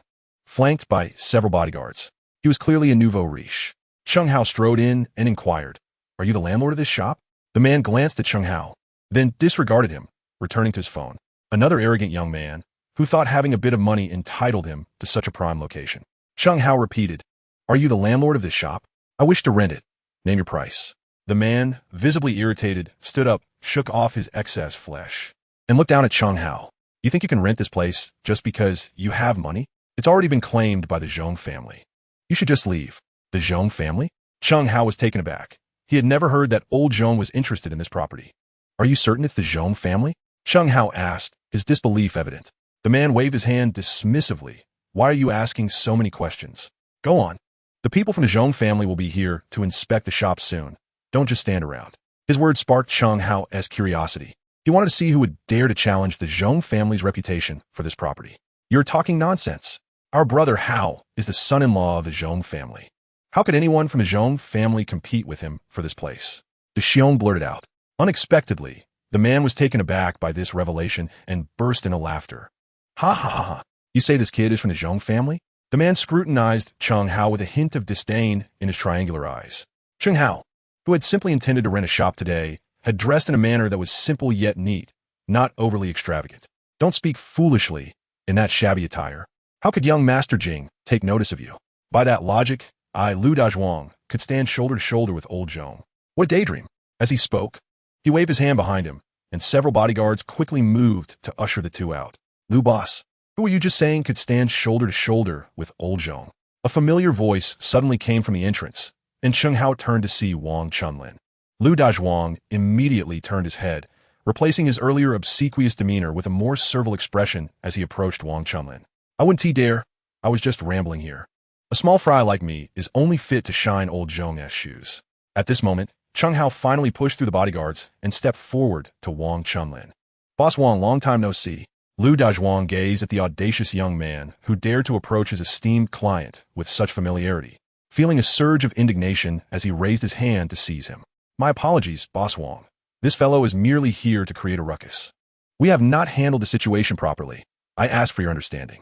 As he spoke, he forcefully pushed Chen Hao aside. The previously jovial Wang Chunlin's expression darkened instantly. Lu Dazhuang, you possess an audacious spirit. He had heard of Chen Hao's exploits aboard the ship and found such bravery in a young man to be a rarity. Thus, he held Chen Hao in high regard, especially since he was acknowledged by the venerable Mr. Zhong as Xiao Jing's boyfriend. He could not allow any injustice to befall him. Upon witnessing Chen Hao's acquaintance with Wang Chunlin, Lu Dazhuang's face drained of color. He hastily raised his hand to summon a nearby bodyguard to release Da Xiong, meticulously brushing the dust from Da Xiong's shirt. It appears this young man truly knows you, Boss Wang. It was a misunderstanding, indeed. Seeing the burly man bowing in such a manner, Chen Hao could not help but smirk inwardly. However, he merely replied with an air of nonchalance, It's nothing. Merely a misunderstanding. The atmosphere here has been rather tense lately, and Boss Lu is simply looking out for his clients.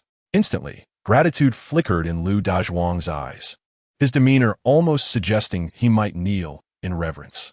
But Boss Wang, what brings you here? Don't we already have a shop? Wang Chunlin's face betrayed a moment of embarrassment before he sighed. Ah, Xiao Hao, please don't mock me. I have been expanding my business lately and have been troubled by the search for suitable premises. Upon hearing about the Ma family's situation, I thought this location might be just right. Understanding dawned upon Chen Hao. He had previously heard from Wang Wenjing that Wang Chunlin was not particularly favored by Mr. Zhong, partly due to Wang Wenjing's mother and also because Mr. Zhong deemed him lacking in capability. Thus, it was understandable that he sought to prove himself by expanding his business. Xiao Hao, do you also desire this shop? Your vision is commendable. This is indeed a prime location for commerce. Chen Hao nodded eagerly, yes. I am in the process of establishing a jewelry business. Wang Chunlin hesitated momentarily, then sighed, Alas, as an elder, I nearly usurped the opportunities of my junior. It is indeed a sign of my inadequacy. Very well, if you fancy this place, it shall be yours. Chen Hao smiled. Boss Wang, no, Uncle Wang. We are family now. There is no need for such formality. I have an idea that I wonder if you might find intriguing. Chapter 68. Appraisal of the Sapphire. You mean I would invest, and we would establish this company together? Wang Chunlin pondered, stroking his chin. Seeing his wavering resolve, Chen Hao quickly added, look, you are currently expanding your business, and I have just a plan for it. Moreover, I have already secured a source for jade. You need only bring the capital. Chen Hao had initially intended to secure the location first and gradually build up the business, but now he had fortuitously found a suitable investor. Wang Chunlin pondered for a moment.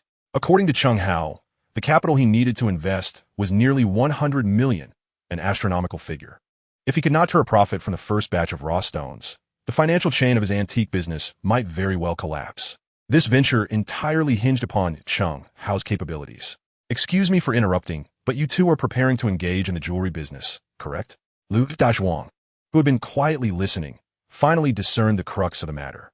Chen Hao cast a sidelong glance at him, noting how he now resembled a frightened quail, his speech becoming timid and hesitant. Indeed, what is the issue? Lu Dazhuang, upon hearing this, promptly retrieved a small pouch from his person and poured out a modestly sized blue gemstone that appeared rather valuable. Chen Hao and Wang Chunlin exchanged glances. This presented an excellent opportunity to assess Chen Hao's skills. How about this, Mr. Wang? If I can identify the type of this gemstone, you may proceed with your investment without reservation. What do you think? Upon hearing Chen Hao's proposition, Daxiong quickly tugged at his sleeve. Brother Hao, do you truly have confidence in this? I never knew you possessed such knowledge. Chen Hao shot him a warning glance, prompting Daxiong to immediately silence himself. How about it, Mr. Wang? Wang Chunlin contemplated for a moment. The processes of identifying gemstones and antiques bore similarities, both being exceedingly difficult tasks that generally require precise equipment to accomplish. This inherent risk was characteristic of the gemstone industry. If Chen Hao could indeed identify the stone with nothing but his bare hands, then his capabilities would undoubtedly warrant Wang Chunlin's investment. Very well, go ahead and give it a try. Chen Hao stepped forward, taking the gemstone from Lu Dazhuang's hand and feigning an examination. At the moment Lu Dazhuang unveiled the gem, relevant information surged in Chen Hao's mind. This was not a sapphire, but a far more valuable Paraiba tourmaline. The discovery of this gemstone is relatively recent, originating in 1987 when it was uncovered by explorers in Paraiba, Brazil. Its scarcity means that only those who have encountered it can recognize it. Given the high difficulty of identification, Chen Hao decided to prolong the act to appear less suspicious. 10 minutes elapsed. Daxiong appeared increasingly anxious. Many stones bore similarities to sapphires, and at 10 carats, it was not overly large. Chen Hao, an outsider, could easily be perceived as merely guessing. Lu Dazhuang's patience waned as he tentatively suggested, Brother Hao, perhaps we should call it a day? We currently lack the necessary equipment. So before Lu Dazhuang could finish, Chen Hao straightened up, exuding an air of confidence. No need. I have already ascertained its identity. A flicker of surprise sparked in Wang Chunlin's eyes, while Daxiong wore a frown of concern, hoping fervently that Chen Hao's random guess would prove correct. This was not a sapphire, but rather the more precious Paraiba tourmaline. Chen Hao then produced a white tissue from his pocket, delicately lifting the gemstone with it. Ladies and gentlemen, please observe, although it is also blue, its hue differs from that of a sapphire. Its blue resembles a vibrant neon. Under the illumination of the white tissue, this modest gem indeed emanates a luster distinct from that of ordinary gemstones. Upon hearing that it was Paraiba tourmaline, Big Bear's eyes widened in astonishment. He had only encountered such a gem in books. Yet, Chen Hao was able to accurately identify it. Wang Chunlin and Lu Dazhuang promptly approached, confirming that the stone was indeed, as Chen Hao had asserted, Paraiba tourmaline. Over 1 million, Lu Dazhuang exclaimed, jumping in excitement. He had just made a windfall of over 500,000. Regaining his composure, he hurriedly expressed his gratitude to Chen Hao. Thank you, Brother Hao. You've truly been a tremendous help. How about this? If you're willing to set aside past grievances and rent me this shop, I'll give you a 20% discount on the rent. Chen Hao merely nodded nonchalantly, his gaze shifting to Wang Chunlin. With a satisfied smile, Wang Chunlin replied, All right, Xiao Hao, I have faith in your abilities. I'm willing to take a gamble on you, as you suggested. Chen Hao replied with a smile, Excellent, Boss Wang. You're a man of your word. We'll take care of the shop, and you can expect to sign the contract in a couple of days. Half a day later, the rental contract was signed, and the renovations were entrusted to Lu Dazhuang. Chen Hao then took Big Bear to attend to other matters. On the way, Big Bear, filled with curiosity, asked, "Hey, Brother Hao, when did you become so knowledgeable about the jewelry industry?" It seemed like only an expert could have identified that earlier. Chen Hao, maintaining an air of mystery, replied, "That's not something you need to concern yourself with. I, your brother Hao, have seen and experienced much. A mere gemstone is trivial. Why ask so many questions? Just enjoy the good life that comes with following me." With a smirk, he added, "Of course it's true. Now, I'm taking you to see the first batch of goods. You might have to manage these things in the future, so take the opportunity to learn now." At that moment, Boss Zhou had already sent a message indicating that the first batch of goods was ready for collection. Wow, so much. How much could this possibly be worth? Big Bear, seeing tons of premium jade for the first time, was astonished, his jaw nearly dropping. As he spoke, he picked up a jade bracelet, his gaze fixated upon it. Heavens! This bracelet is of exquisite ice jade quality. Chen Hao chuckled softly. No need to be so surprised. This entire batch consists of top-quality ice jade. You're awed by just one bracelet. What does that say? Chapter 69. This is my boyfriend. As Chen Hao was preparing to discuss future prospects with Big Bear, he was abruptly interrupted by a series of urgent phone calls. "Hello, Boss Zhou. Brother Cheng, do you have a moment? Come over." Although Chen Hao was unsure of Boss Zhou's intentions, he acquiesced. In the reception room, Chen Hao waved his hand dismissively, saying, "Oh, it was merely good fortune. That cannot simply be attributed to luck. You're being modest. I hear you're planning to transition into the jewelry business. We will undoubtedly have more interactions in the future." While speaking, Boss Zhou scrutinized Chen Hao's expression. Chen Hao nodded. "I do indeed have such intentions, but I am merely a novice, far from your level of experience in this industry. I hope to receive your guidance." Since Boss Zhou had introduced Chen Hao to this path, it was only natural for him to adopt a mentor-like stance. Moreover, in the business realm, the greatest fear is malicious competition, and now was the ideal moment to express intentions.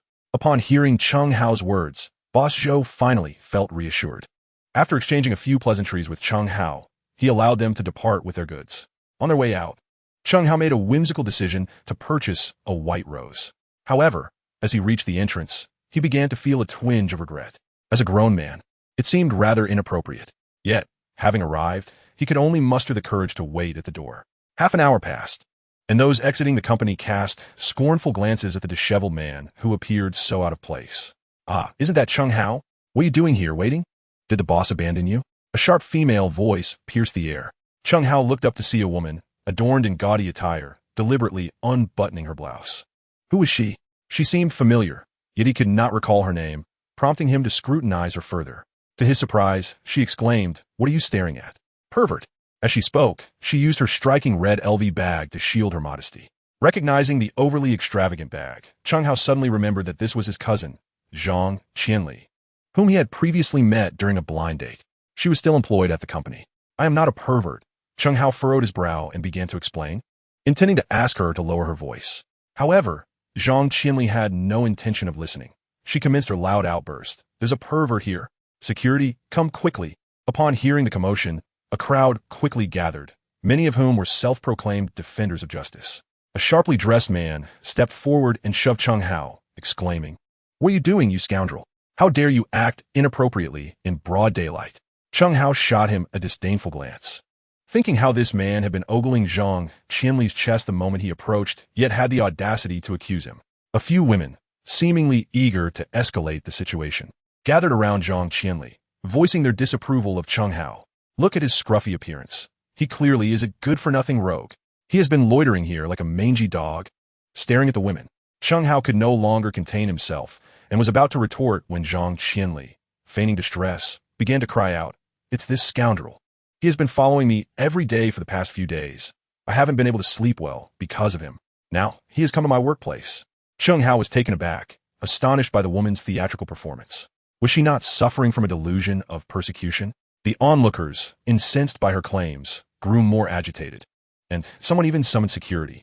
Who was causing trouble here?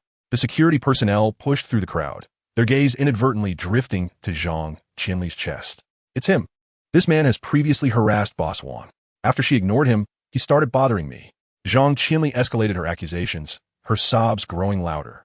Surrounded by individuals affiliated with the Shizuko auction house, they dined on the meal provided by Wang Wenjing, certainly considering her well-being.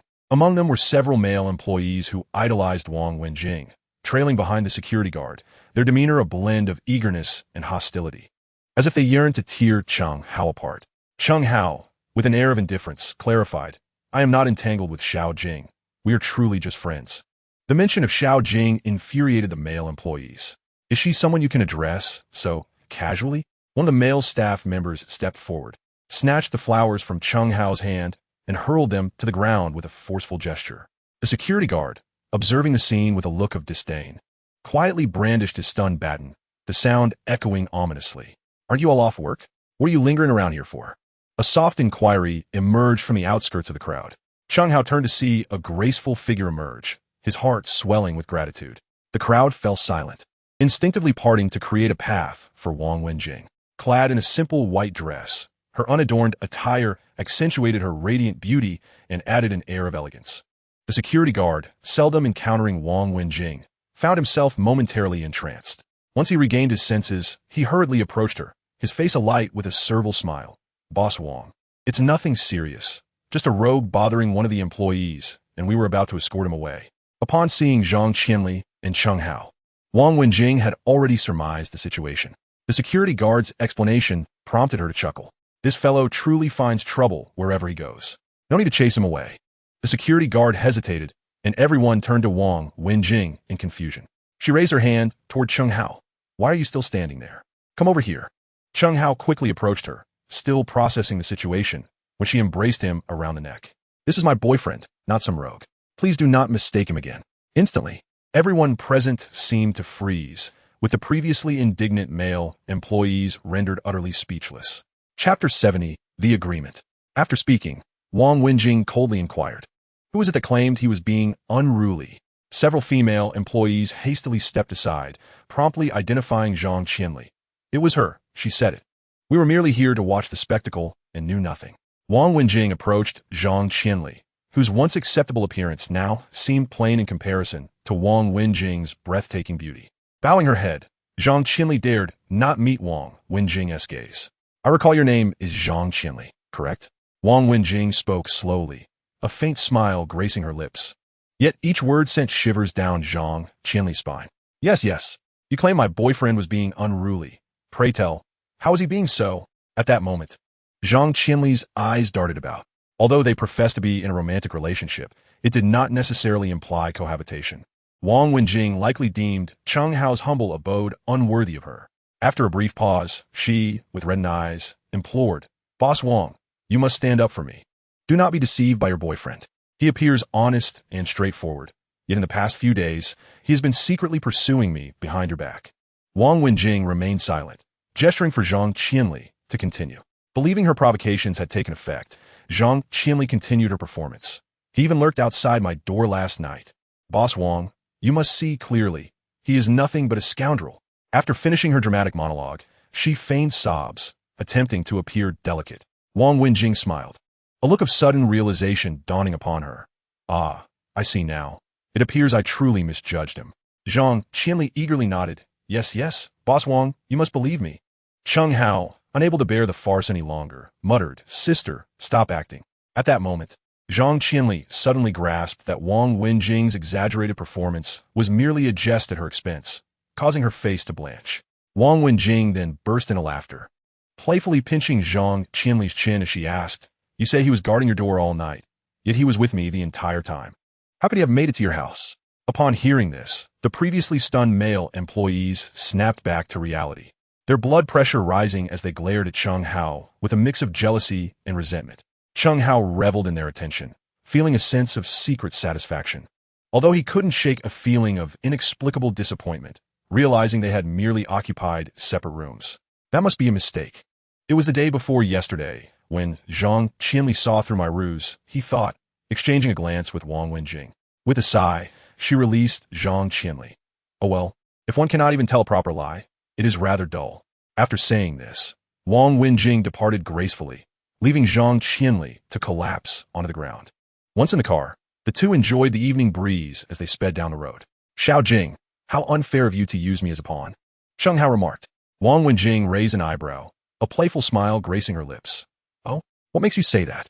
Am I not standing up for you?" Chen Hao clearly disapproved. You dismissed her simply because you discovered she embezzled funds. Now it appears I am the one who has dismissed your employee. Oh, how did you come by that knowledge?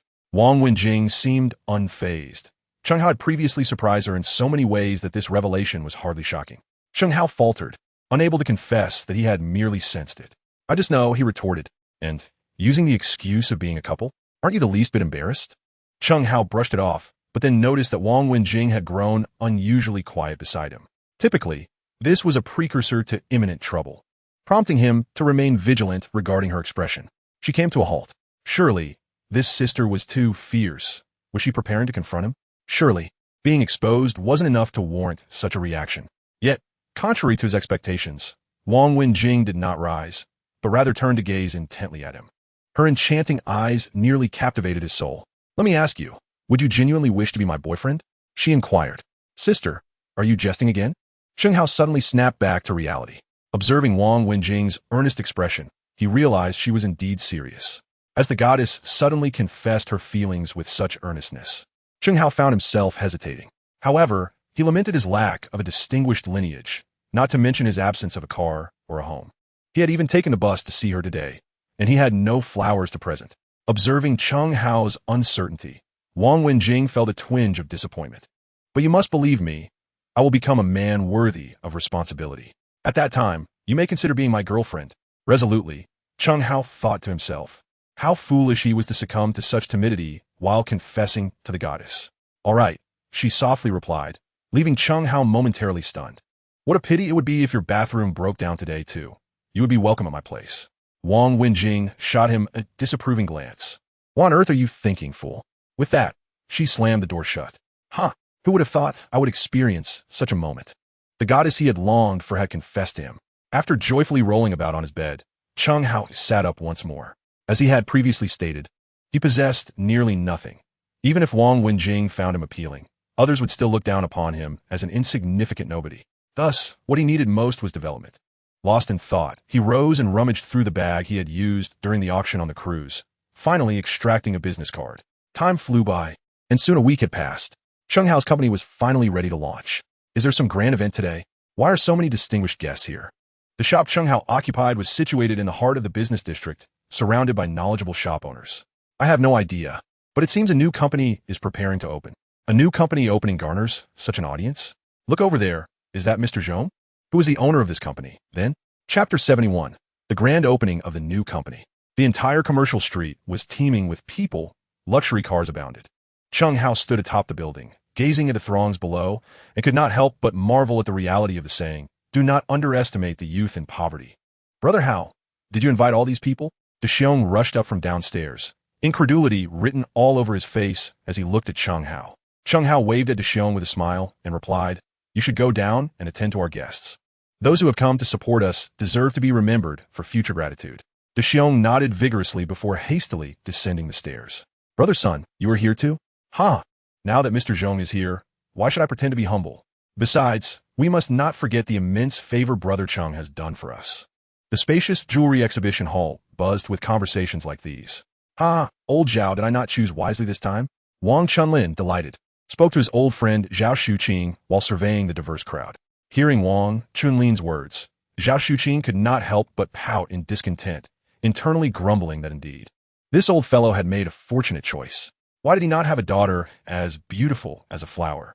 Otherwise, this old man would have no business here. At this moment, Chen Hao was not as spirited as these individuals presumed.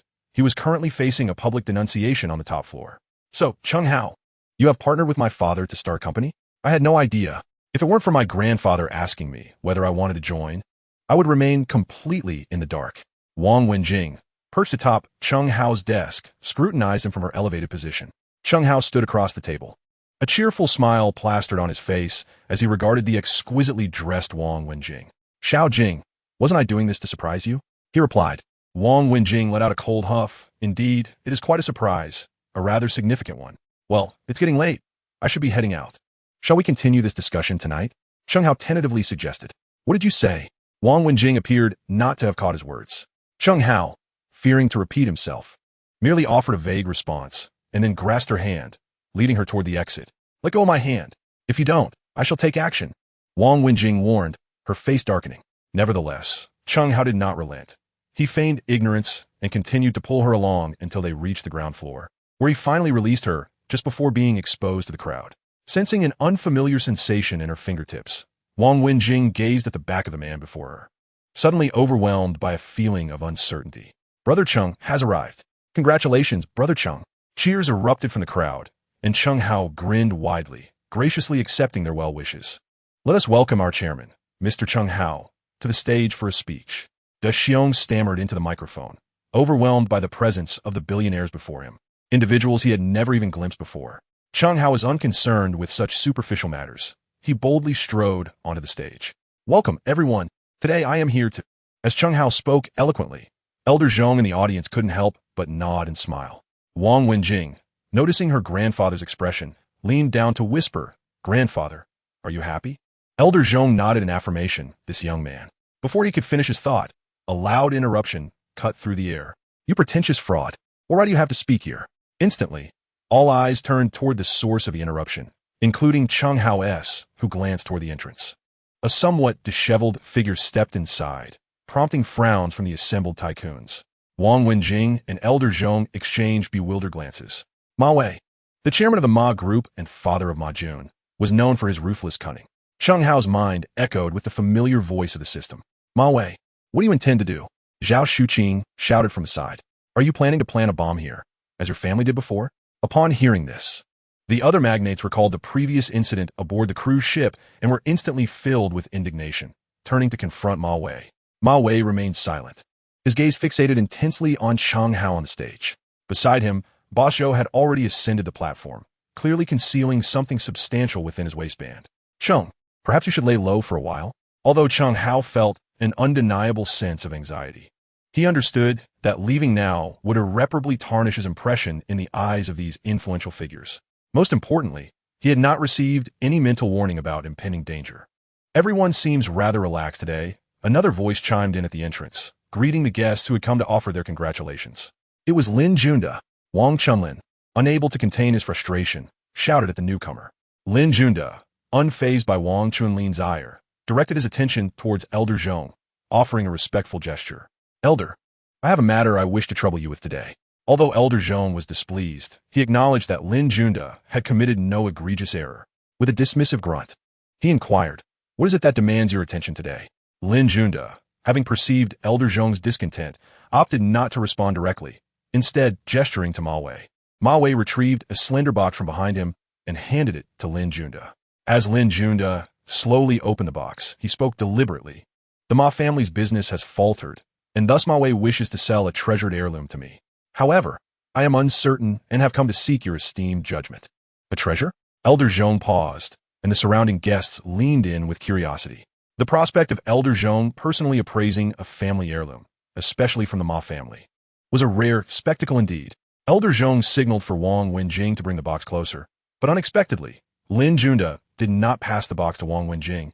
Instead, he directed his gaze toward the taciturn Chen Hao on the stage. Having heard of Cheng's esteemed reputation with Elder Zhong, Lin Junda declared, I intend for Brother Cheng to authenticate this treasure. At that moment, it dawned on the attendees that Lin Junda's true aim was not merely to appraise the artifact. Ascending the stage, Lin Junda opened the box before everyone, addressing the guests below. Here lies 7 knife coins from the Warring States period. However, 3 of them are forgeries, while 4 are genuine. As for their authenticity, following Lin Junda's gaze, the crowd turned to Chen Hao, clearly understanding that Lin Junda intended for him to assess the coins. Chen Hao furrowed his brow and, smiling at Lin Junda, replied, I can assist with the authentication. But what about my fee? If you manage to identify all 4 correctly, I shall present them to you as a gift for your new establishment. But if you are mistaken, do not blame me for tarnishing your new shop's reputation. Even Wang Chunlin, standing nearby, felt a surge of indignation at Lin Junda's audacity, exasperated that someone of his age would engage in such petty rivalries with the younger generation. Very well, I accept. To everyone's astonishment, Chen Hao readily acquiesced. Lin Junda was taken aback by Chen Hao's swift acquiescence to his request. He hurriedly opened his box, and as soon as he did, an audible gasp escaped the lips of nearly everyone present. Even the venerable Elder Zhong, seated below, couldn't help but furrow his brow. This young man had agreed far too readily. Wang Chunlin and Zhao Shuqing exchanged glances, their eyes betraying their deep concern. The guests in attendance were titans of the antique world, each one a seasoned connoisseur in their own right. Yet, upon witnessing the knife coins that Lin Juanda produced, they all turned their gaze towards Elder Zhong.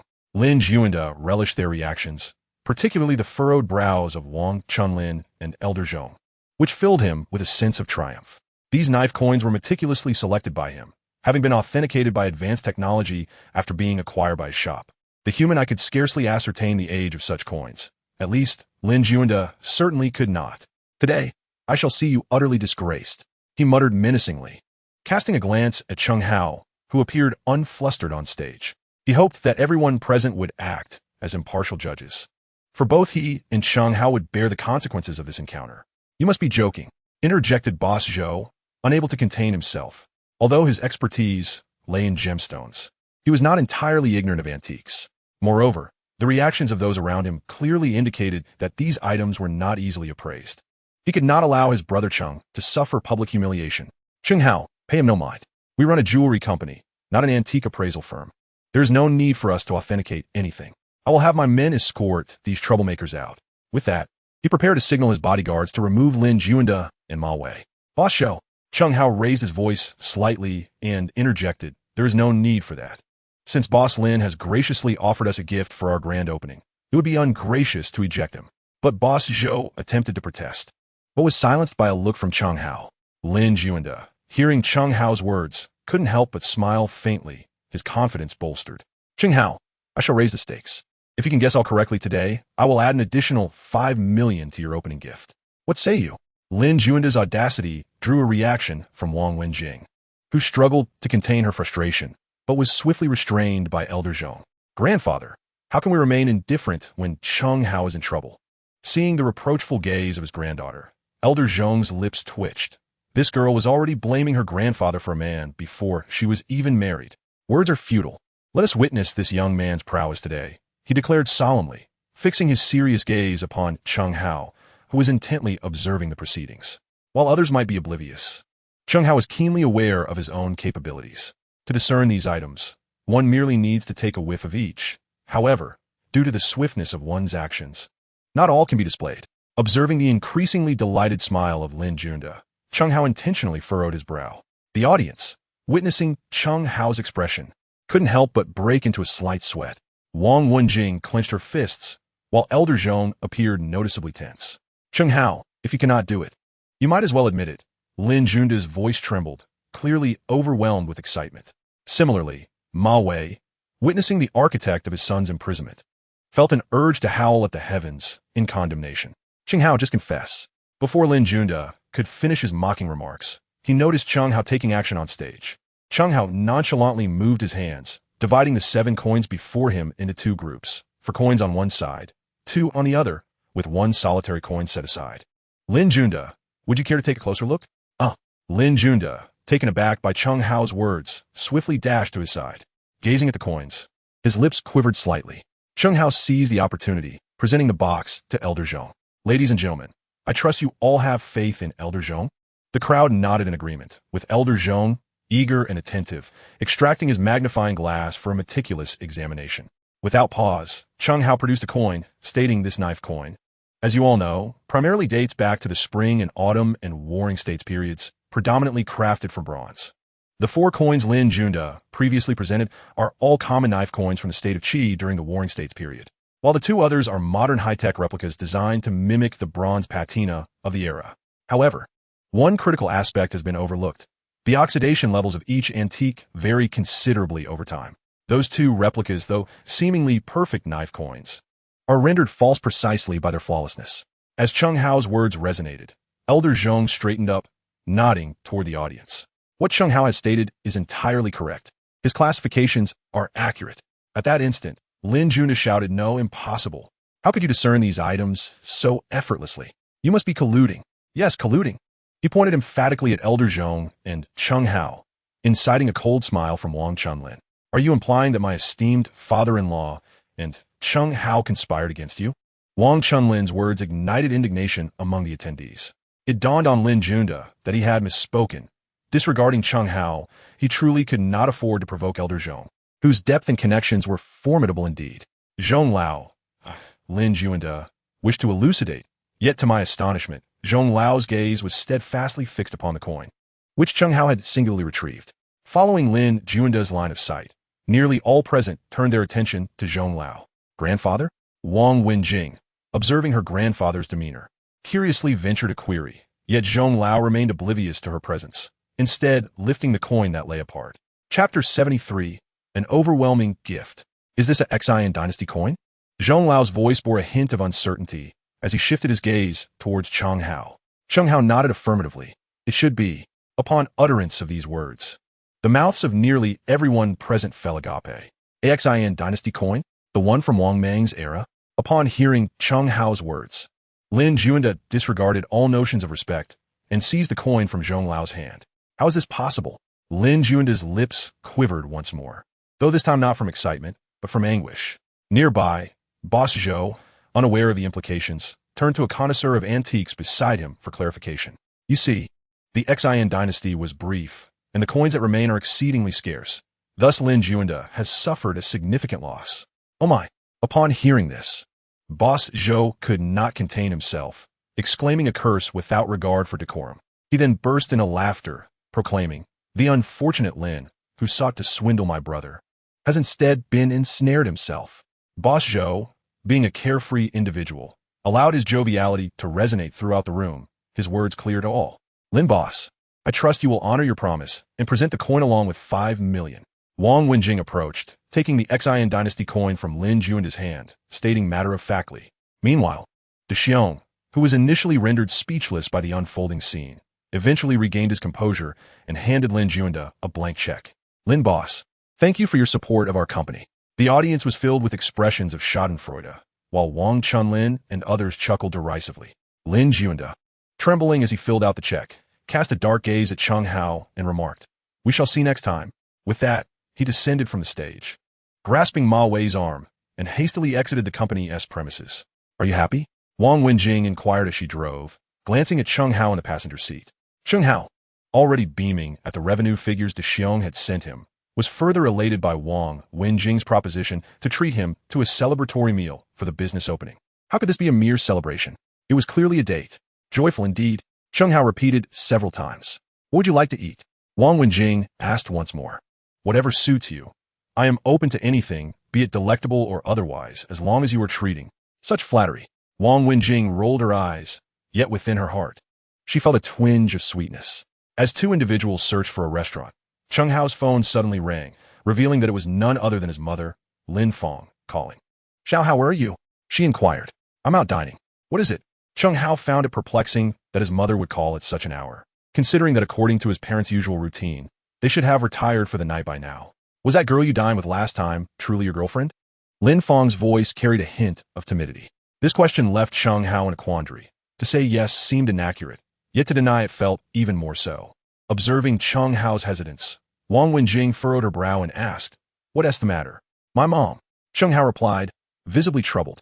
"She wants to know if you're indeed my girlfriend." Wang Wenjing nodded in silence. Upon further inspection, it became apparent that she had already taken out her phone to respond. "Annie, I am indeed Chen Hao's girlfriend. We are currently dining together. What's the matter?" Chen Hao barely had time to absorb the rest of her words, as his ears were filled with her declaration of being his girlfriend. What did my mom just say?" Chen Hao tentatively probed. A slight twitch appeared at the corner of his mouth. "You added that last part yourself, didn't you?" Wang Wenjing, unfazed by her words being exposed, replied, "That's essentially the gist of it, as long as you know." "So what did you say?" "What else could I say? Would you prefer I said otherwise?" Upon hearing Wang Wenjing's words, Chen Hao impulsively embraced her as they had just parted. However, this moment of joy was short-lived as Wang Wenjing swiftly retaliated. "You're treating for this meal," she coldly declared, leaving Chen Hao to lament while clutching his nose. With the weekend approaching, Chen Hao urged Wang Wenjing to rise early. "What's the rush? Is there something urgent?" she asked, her eyes still heavy with sleep, her expression one of mild grievance. Chen Hao, brimming with enthusiasm, gazed at his goddess, excitement evident on his face. "I want to take you to see a gift." Reluctantly, Wang Wenjing acquiesced and accompanied Chen Hao to Zhao Shuqing's shop. "What brings you to Uncle Zhao's so early?" Chen Hao remained silent, simply leading her inside. As soon as they entered, a familiar figure appeared. Zhang Qianli? Chen Hao recalled her name, remembering her as the matchmaker his mother had introduced him to, who had been dismissed for her disdainful behavior towards him outside Wang Wenjing's company. Zhang Qianli, noticing the pair, smiled and sauntered over. Mr. Wang, have you truly sought out such a country bumpkin? It's been a while. Shouldn't you consider someone else? Without waiting for Wang Wenjing to respond, she turned her attention to Chen Hao. I must express my gratitude to you. Had it not been for your misdeeds, I would not have faced dismissal, nor would I have encountered the wonderful man I know today. As I uttered these words, another gentleman entered the room. His refined demeanor was evident, and the gold ring adorning his hand, along with the gold necklace around his neck, weighed as heavily as a brick of gold. Chen Hao and Wang Wenjing exchanged glances, both furrowing their brows at the unmistakable aura of a nouveau riche individual. Chapter 74. I simply won't sell. Darling.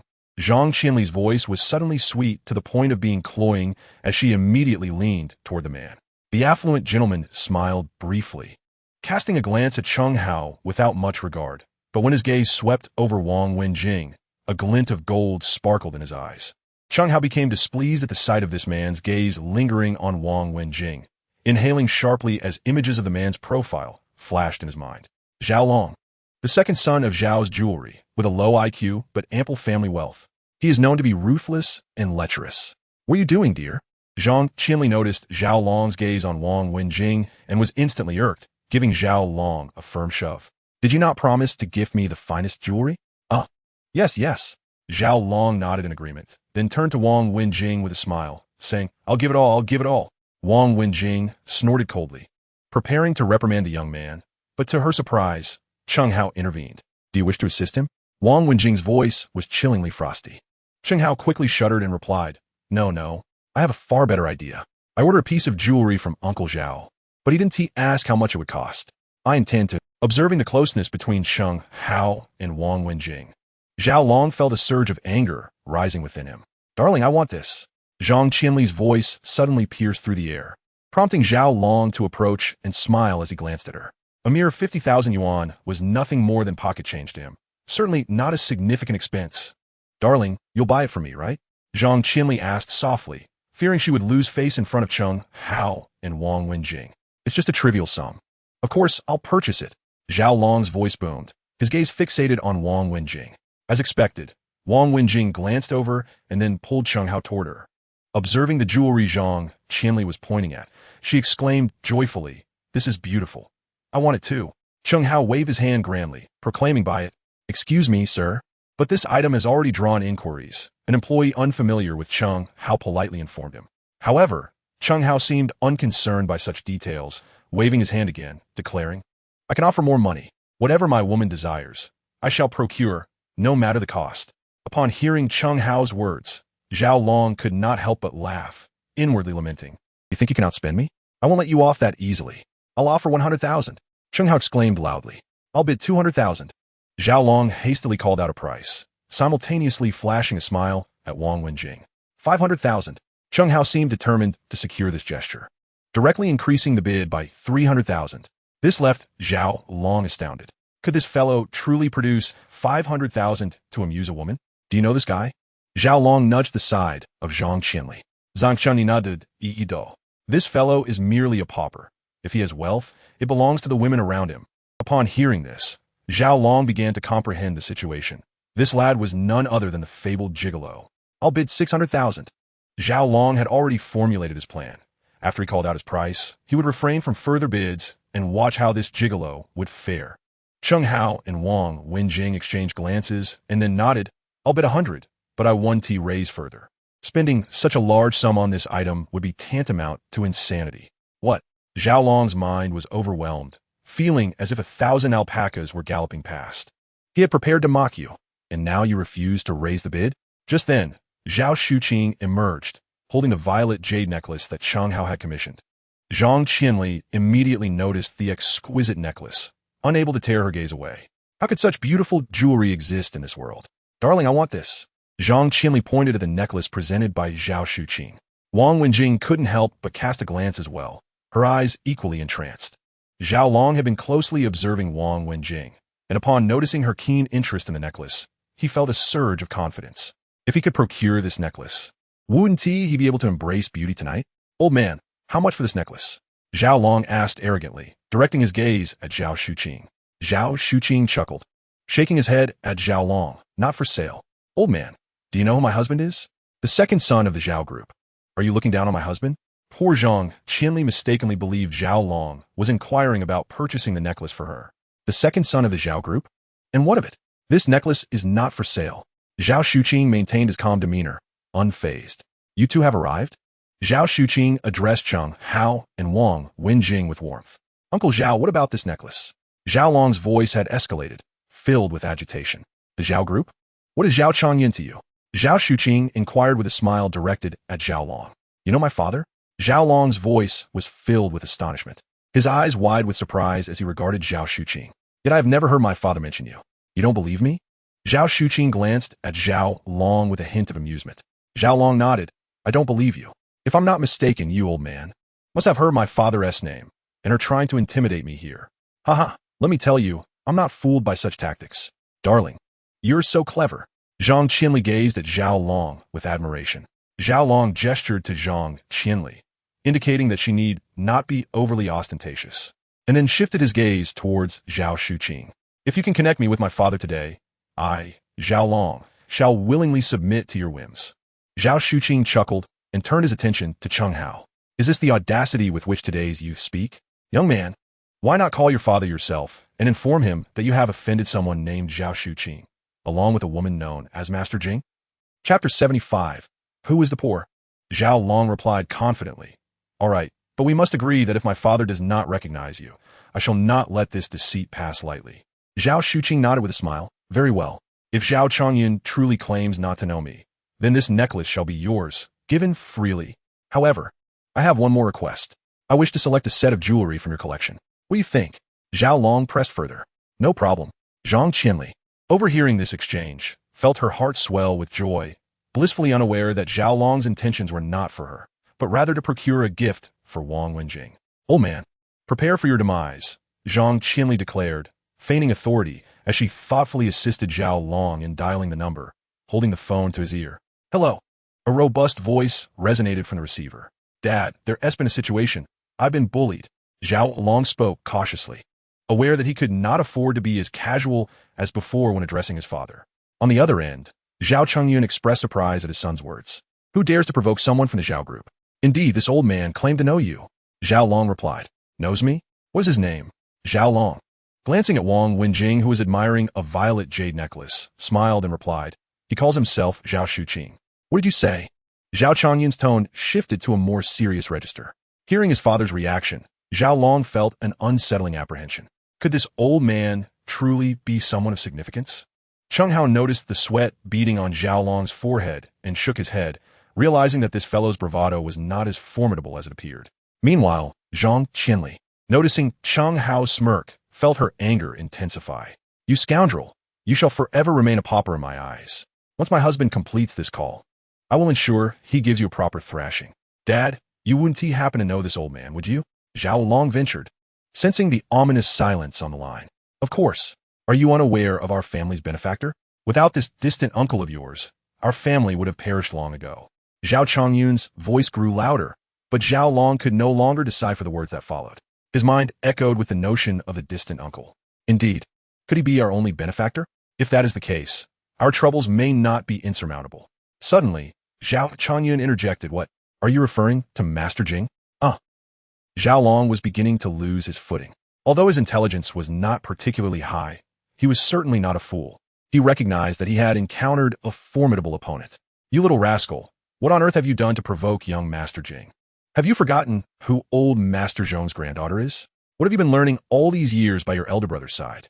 Zhao Long felt as if a stone had fallen from the sky to crush him. He may have lacked skills, but he was aware of old Master Zhong and his significant influence in this circle. Offending him could spell disaster, even for his father. Dad, what should I do? Zhao Long lamented into the phone, his face a mask of despair, frightening Zhang Qianli, who was holding the phone for him. After that, Zhao Changyun abruptly hung up. Darling, how'd it go? Did your father suggest we teach them a lesson? Furthermore, that man earlier looked at me with such lecherous eyes. You must avenge me. Hearing this, Chen Hao couldn't help but chuckle at Zhang Qianli's words. When had he ever looked at her in such a manner? Shut your mouth. Zhao Long interrupted Zhang Qianli's incessant chatter. Great-grandfather, I was wrong. Zhang Qianli, already bewildered by the reprimand, was struck dumb by Zhao Long's words. Does Zhao Changyan still remember me? Zhao Shuqing's expression was one of amusement. Of course, he mentioned that you were a great benefactor to our family. Oh, it was nothing of great significance, just a few words exchanged back then, Zhao Shuqing replied, turning his gaze back to Wang Wenjing. So you know young Master Jing? Yes. Yes. What are you doing, darling? Zhang Qianli exclaimed, her eyes widening at Zhao Long's obsequious demeanor. You scoundrel, be silent. Do you even realize your own worth? How dare you compete with young Master Jing? At Zhao Long's words, Wang Wenjing furrowed her brow, yet chose to remain silent. Zhang Qianli, stunned by the insult, felt her once flirtatious eyes turn red with indignation. You dare to insult me? You scold me for these impoverished people? Without hesitation, Zhao Long struck her again. How dare you speak of young Master Jing's poverty? Apologize to young Master Jing at once. Ignoring Zhang Qianli's incredulous gaze, he struck her again. Still not apologizing? Zhang Qianli, looking at Wang Wenjing, reluctantly lowered her head. I am sorry. After uttering this, she shot a resentful glance at Chen Hao before storming out. Chen Hao frowned. As the last look she gave him triggered a warning sound in his mind. This time, the ominous message contained but two words, danger. Although Chen Hao felt perplexed, he chose to remain silent. Meanwhile, Zhao Long continued to plead for Wang Wenjing's forgiveness, while Chen Hao smiled and led her to Zhao Shuqing's counter, retrieving a necklace. Is it beautiful? Chen Hao asked Wang Wenjing with a smile. Wang Wenjing nodded. It is truly exquisite. Both the purity of the violet jade and the craftsmanship are nothing short of perfection. Chen Hao smiled and lifted the necklace, presenting it before Wang Wenjing's eyes. Put on for me to see. Wang Wenjing paused. Is this a gift for me? Otherwise, why would I bring you here? Chen Hao replied with a grin. Nearby, Zhao Shuqing observed the exchange between Chen Hao and Wang Wenjing, chuckling to himself and reflecting on the beauty of youth. Zhao Long, feeling no longer bold enough to covet Wang Wenjing, resorted to flattery. When you wear it, it's truly unparalleled elegance. Even the four great beauties of history pale in comparison. Chen Hao shot Zhao Long an annoyed glance. Do you really need to flatter me? Instantly, Zhao Long fell silent. Intimidated. Why would I accept such an extravagant gift from you? Although Wang Wenjing adored the necklace, her sense of propriety compelled her to decline. The reason I want you to wear this necklace is because... Chen Hao struggled to articulate his thoughts. Ultimately, he resorted to a rather brazen approach. I just want you to wear it. Wang Wenjing initially intended to shake her head, but upon noticing Zhao Shuqing's bemused expression, she recalled that, in order to escape the pursuit of that young man from the Tang family, she had informed her grandfather that Chen Hao was her boyfriend. Does one need an excuse when a boyfriend gives his girlfriend a necklace? You should put on. Wang Wenjing turned to Chen Hao and said. Chen Hao was momentarily taken aback, but then realized this was Wang Wenjing's way of acknowledging their relationship. He beamed with joy as he deftly fastened the necklace around her neck.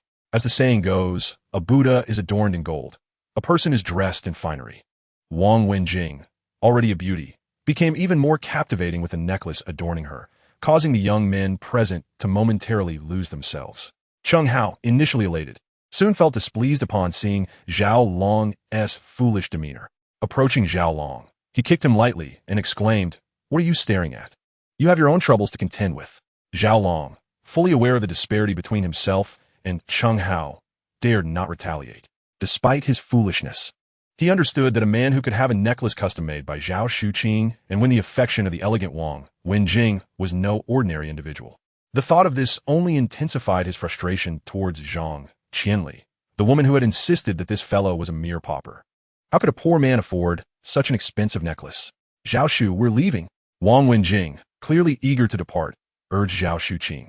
Zhao Shuqing was momentarily taken aback, but then retrieved a small box from the counter, presumably containing a bracelet or similar item, which he handed to Chen Hao. Chen Hao nodded with a smile as he accepted it. Zhao Shuqing then produced a beautifully packaged box of wine from behind him and offered it to Chen Hao. I heard you two are going to meet the parents. Consider this one a gift from our family to help Wang Wenjing. As soon as the words left her lips, Wang Wenjing's face turned crimson, while Chen Hao's expression appeared rather peculiar. He merely mumbled a vague acknowledgement before stepping outside. Once in the car, Wang Wenjing refrained from uttering a single word to Chen Hao, quietly pressing the accelerator to the floor. Chen Hao's complexion turned pale with fear as he gripped the car's armrest tightly. Slow down, Sister Jing. Please take it easy, he shouted. Yet, Wang Wenjing paid him no heed, continuing to accelerate in silence. Perhaps due to the excessive speed or the fact that the roads leading to Chen Hao's hometown were ill-suited for a Ferrari's reckless pace. The car unexpectedly stalled just as they approached the village entrance. Seriously? Chen Hao furrowed his brow and circled the vehicle. Nodding, he glanced at Wang Wenjing and asked, "What will you do now?"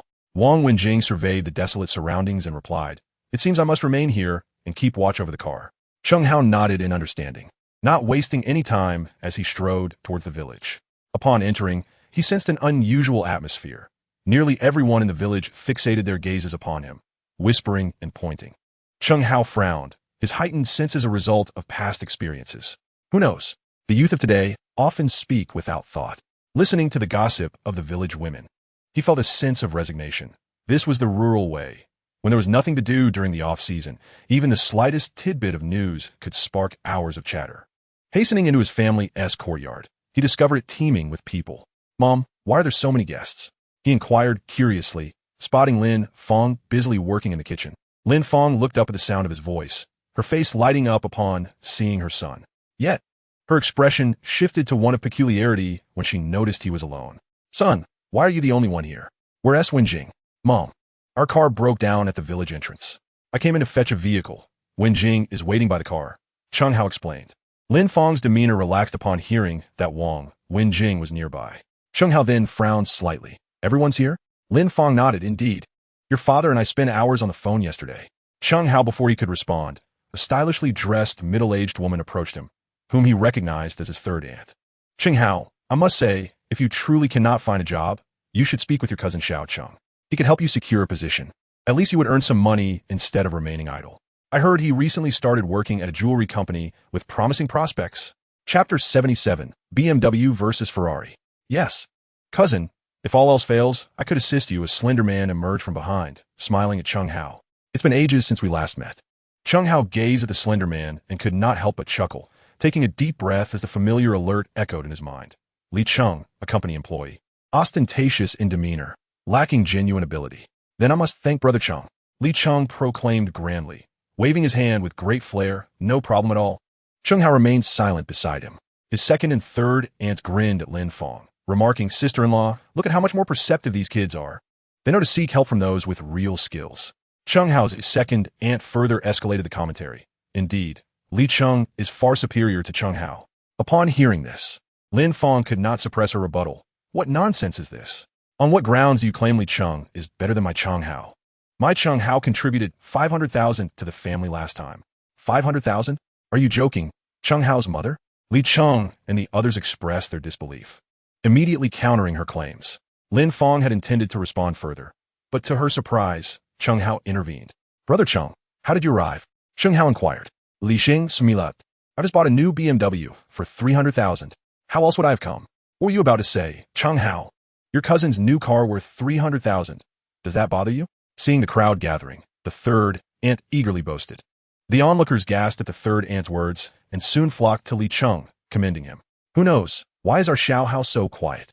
Chen Hao's father appeared somewhat irritated, wanting to speak, but was restrained by Lin Fong. "Let us not concern ourselves with that. It's likely this child knows his place." Chen Hao, having overheard his parents' conversation, gave his mother a thumbs up. "My mom is truly wise." Chen Hao's father managed a strained smile upon hearing his son's words. Chen Hao observed this and whispered in his father's ear, "Don't worry, your son won't bring you shame." With that, he walked away. After basking in the accolades from the crowd, the third aunt shifted her attention back to Chen Hao. "What exactly did you need to ask your cousin about his car?" Upon hearing this, Li Cheng shook his head. "Cousin, you know my car is brand new, and it wouldn't suffice to transport your bicycle. However, doesn't Uncle San have a tricycle for carrying agricultural tools? You could use that." Li Cheng chuckled heartily after this remark.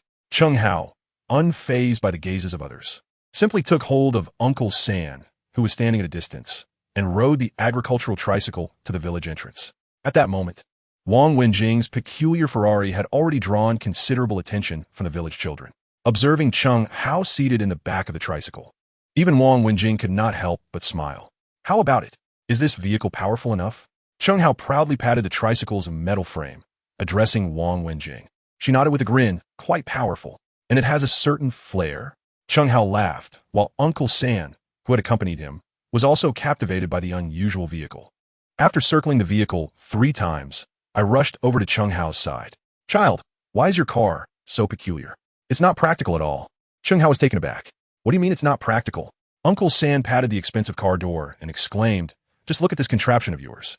It has only 2 doors. At most it can seat 2 people. Look at my car. It can comfortably accommodate 5 or 6. Wang Wenjing, who was nearby, could no longer suppress her laughter upon hearing this. Only then did Uncle San realize that standing beside Chen Hao was a stunning figure, far beyond the village girls. "Chen boy, who is this?" Chen Hao smiled and wrapped his arm around Wang Wenjing. "This is my girlfriend." Uncle San chuckled. "Girlfriend? More like your wife, right?" Even someone as formidable as Wang Wenjing was momentarily taken aback by this straightforward remark. "Haha, I knew you were something special. How else could you find a wife as enchanting as her?" After saying this, Uncle San shyly glanced at Wang Wenjing. "I'm his Uncle San." Wang Wenjing, embodying the demeanor of a new bride, slightly bowed to the elder and said, "Hello, Uncle San. I am Wang Wenjing." Her strong presence was unmistakable, leaving Uncle San speechless. Standing there dumbfounded, Chen Hao chuckled and began preparing to pull the cart. When they arrived at Chen Hao's home, they found a considerable crowd already waiting outside. However, at the center of this gathering was not Chen Hao's parents, but the boastful Li Cheng. Seeing the tricycle slowly approach, Li Cheng's heart swelled with joy. This cousin was indeed generous in showcasing himself. He pulled out his BMW key and, amidst the envious gazes of the crowd, climbed into his car, feeling increasingly pleased. Eager to flaunt once Chen Hao arrived. As the tricycle drew nearer, Li Cheng's excitement escalated. Suddenly, a flash of red caught his eye. A red car? Could be a QQ? But when the striking model appeared before him, Li Cheng was instantly thrown into disarray. Was that a Ferrari? How could this be possible? Naturally, the villagers noticed this too, although they were unaware of the car's exact price. Its design alone suggested it was anything but cheap. The astonishment didn't end there. When the Ferrari's door swung open, the graceful Wang Wenjing emerged, captivating everyone's gaze. Li Cheng was left dumbfounded. How could someone be this beautiful? The shock intensified when this stunning lady linked her arm with Chen Hao's, causing Li Cheng to lose all composure. How could this be possible? Chapter 78. Who is the chairman? Sister-in-law. Is this truly your family's daughter-in-law? The second and third aunts could no longer contain their disbelief as they pulled Lin Feng aside, their faces filled with astonishment. Lin Feng gazed at Wang Wenjing's beauty, feeling a surge of pride. "Of course, didn't you see her last time? In the restaurant where they gathered for a meal? I felt quite embarrassed for having made you come all this way for nothing. I had no idea that Chen Hao had found such a beautiful girlfriend." "Andy." Wang Wenjing approached with a sweet greeting for Lin Feng, gently linking her arm with Lin Feng's. She appeared far removed from the dashing young master of the antiques world. If Wang Chunlin and old Joan were to witness this, they would surely be astounded. "Is this really your car, Chung?" Some villagers gathered around the Ferrari, circling it in disbelief before asking. Chen Hao shook his head. "It's not mine." Yet before he could finish, he added, "It's my girlfriend's." This revelation caused quite a stir. Not only was Cheng's girlfriend stunning, but she was also remarkably affluent. This car must be worth several $100,000, right? The villagers speculated wildly about its price, only to be corrected by their own youth. "What do you mean, several $100,000? This car is worth 4 to 5 million. What? It's that expensive?" Some of the older villagers gasped in shock, realizing they would never earn such a sum in their lifetimes. "Everyone, let's go inside. It's just a car after all. In a bit, let Chung take you for a ride." Upon hearing this, the crowd fell into a stunned silence. Even Chen Hao was taken aback. The villagers' admiration for Wang Wenjing deepened. Her generosity signaled that she hailed from an extraordinary family. Some of the younger ones whispered among themselves, recalling how a child had once been scolded to tears for merely touching Li Cheng's car. Without a comparison, it seemed insignificant, but with Wang Wenjing in the picture, the disparity became glaringly obvious. Li Cheng, overhearing this, was about to retort when he suddenly received a message, glancing at it before bursting into laughter. As Chen Hao and Wang Wenjing entered the house, they were immediately bombarded with questions from the relatives. Meanwhile, Lin Feng clung closely to Wang Wenjing, as if fearing for her daughter-in-law's safety. "Sister Wenjing, that necklace of yours is truly exquisite." Chen Hao's younger female cousins admired the violet necklace adorning Wang Wenjing's neck, showering her with compliments. Even the older women were captivated by the necklace, feeling a twinge of envy. Lin Feng, too, was momentarily mesmerized by the necklace, a fleeting distraction that Chen Hao noticed. He squeezed his way between Lin Feng and Wang Wenjing, saying, I have a gift for you. I hope you like it. He then pulled out the box given to him by Zhao Shuqing that morning, revealing a violet jade bracelet, crafted from the same material as Wang Wenjing's necklace. Lin Feng was momentarily stunned, but quickly shook her head. This must be quite expensive, right? Chen Hao replied, Not at all, just wear it. Wang Wenjing chimed in, encouraging Lin Feng to don the bracelet. Lin Feng joyfully adorned her wrist with the bracelet, while Chen Hao's second and third aunts exhibited unmistakable signs of jealousy. Yet, Chen Hao paid them no heed. The focal point of conversation had long since shifted. The men congregated around Chen Hao and his father, while the women gathered around Wang Wenjing and Lin Feng. Li Cheng, keenly observant of these dynamics, hastily approached Chen Hao and said, Cousin, I wish to discuss something with you. Chen Hao smiled and nodded. Please, cousin, speak on. I am counting on you to assist me in finding a job. Upon hearing the mention of employment, Li Cheng's expression momentarily faltered but quickly regained its composure. Ha ha, our company's general manager and I share a particularly good rapport. He just texted me, indicating he plans to visit our site soon. I hope we can meet him together. Chen Hao's third aunt seized the opportunity to chime in. Indeed, Li Cheng is particularly well acquainted with that general manager. In this society, what holds the utmost significance? Clearly, it is connections. Let us make each other's acquaintance today.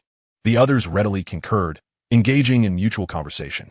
Chen Hao's third aunt busied herself calling others over, intending to welcome the promising young general manager. Wang Wenjing and Chen Hao leisurely trailed behind the crowd, harboring a flicker of curiosity about the general manager Li Cheng spoke of. However, the throng was so dense that they found it impossible to approach, relegated to merely overhearing Li Cheng's obsequious introductions of the seemingly formidable general manager. Soon, the crowd parted, revealing an individual whom neither Wang Wenjing nor Chen Hao had anticipated. Cousin, why do you not greet the general manager?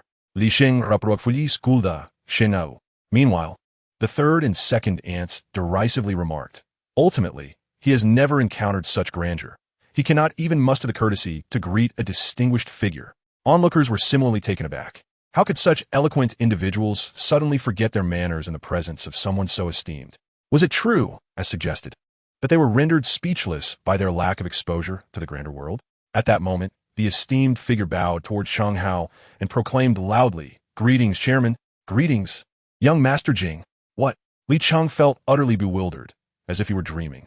Yet, what astonished him further was witnessing his cousin audaciously embrace the general manager, exclaiming, De Xiong, your authority has certainly grown.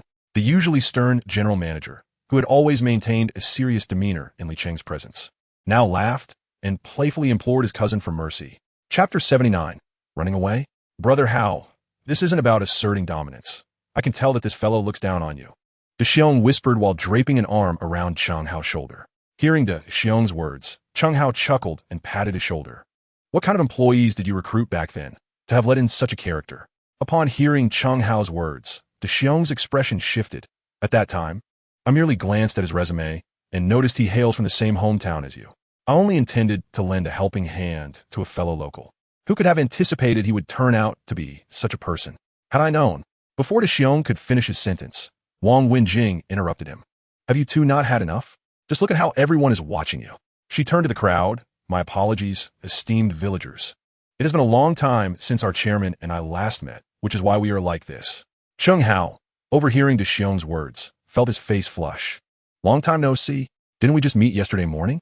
Enough with the unnecessary chatter. Wang Wenjing interjected, cutting off De Xiong's ramblings. While De Xiong could be boisterous with others, he was genuinely intimidated by Wang Wenjing, promptly sealing his lips, afraid to utter another word.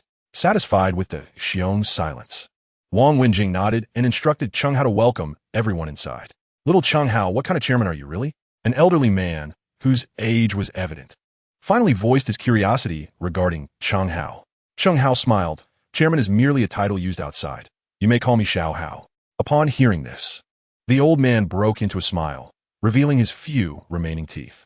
Seeing the elder smile, Chen Hao couldn't help but smile in return. The villagers looked at Chen Hao with admiration, setting aside other considerations. The fact that he did not look down on anyone was enough to bring tears of joy to the eyes of these elderly folk who had never even visited the county. While some laughed heartily, others felt quite uncomfortable. Li Cheng and Chen Hao's two aunts struggled to steady their chopsticks, particularly Li Cheng, whose clothes were drenched in sweat as if they had been washed. Xiao Cheng, is that guy with his arm around Cheng Hao really your company's general manager?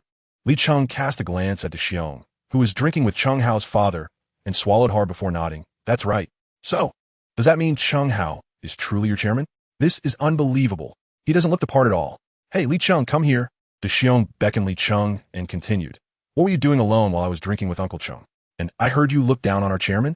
De Xiong's question struck Li Cheng hard, causing him to lose his footing and collapse to the ground, crawling over to cling to De Xiong's feet, sobbing, Brother Xiong. I was wrong about the general manager. Please don't fire me. I have a mortgage to pay. I truly cannot lose this job. De Xiong chuckled, while Chen Hao's father was visibly startled. Li Cheng, do you know why I hired someone as brainless as you back in the day? De Xiong asked with a grin. Li Cheng, confused, was acutely aware of his own limitations. Even he could not fathom why such a reputable company had chosen to employ him. Li Cheng now dares not utter a word, reduced to tears, devoid of the spirited demeanor he once possessed. General Manager, I implore you, please do not dismiss me. The bear retorted, have you not yet realized who can truly save you? It is not me. Without a glance at Li Cheng, he resumed drinking with Cheng's father. Sitting on the ground, Li Cheng comprehended the bear's words immediately, opting not to rise, but instead to position himself at Chen Hao's feet. Cousin, I am your elder brother. You wouldn't dismiss me, would you? Chen Hao cast a glance at the bear, who had discreetly winked at him, clearly seeking to curry favor. Chen Hao understood well that the bear's dissatisfaction with Li Cheng primarily stemmed from a desire to avenge himself. What do you intend to do? Wang Wenjing inquired softly of Chen Hao. Chen Hao, equally embarrassed, replied, how would I know? Perhaps, Sister Xiaojing, you could assist me? Wang Wenjing chuckled, then took Chen Hao by the hand and boldly led him out, disregarding the stares of others, even when Lin Fong attempted to intervene. Hey. After pulling Chen Hao several hundred meters outside, she halted and he rubbed his sore wrist, perplexed. What are you doing? Wang Wenjing smiled and said, you claim not to know how to resolve this? Why not simply choose not to resolve it at all? Isn't that better? Chen Hao, realizing her point, gave her a thumbs up. Impressive. Wang Wenjing smiled again. My grandfather just messaged me, hoping we could accompany him to a place where he intends to present a gift for the birthday celebration of the esteemed Tang family patriarch, Tang Yun. Chen Hao nodded in response. Shall we go now? What about your car? Isn't there the bear? I'll leave it to him. With this assurance from Wang Wenjing, Chen Hao nodded in agreement. Then let's depart. He promptly informed his parents of an urgent matter via phone and then headed straight to Old Zhong's residence with Wang Wenjing. Soon, they arrived at Old Zhong's villa, and before they could savor a sip of hot tea, Old Zhong whisked them away, stating they were to visit an old friend to appraise some treasures. Chen Hao was taken aback by Old Zhong's words. He was aware of Old Zhong's collection and, considering the items from Wang Chunlin or Wang Wenjing, it was clear that they could easily assemble a small museum. Why then was there need to seek validation from someone else? Chapter 80. A competition? Let begin. Old Zhong's car drove towards the suburbs. Chen Hao glanced at Wang Wenjing, puzzled. Where's Old Zhong taking us? Wang Wenjing, surveying the scenery outside, shook her head. I have no idea. My grandfather has never brought me here before. As Mr. Zhong, who had been resting with his eyes closed, chuckled softly and interjected, this place, don't say that you, Wenjing, have never been here. Even your father has never set foot here. It is only your mother whom I have brought here once or twice. Upon hearing her mother's name, Wang Wenjing let out a resigned sigh, her focus unwavering as she drove. Chen Hao sensed the sudden shift in the atmosphere within the car and fell silent, attentively gazing out at the scenery. After a brief moment, Wang Wenjing suddenly exclaimed, causing Chen Hao, who had been admiring the view, to turn his gaze forward as well. At the end of the narrow road stood an opulent villa, quietly nestled in its surroundings. Grandfather, is this where your old friend resides? Mr. Zhong nodded. This old fellow has lived here for nearly 20 years. Upon reaching the end of the path, Mr. Zhong was the first to alight from the vehicle. Chen Hao and Wang Wenjing hurriedly approached, each supporting him on either side. Old man, have you brought your descendants here just to vex me?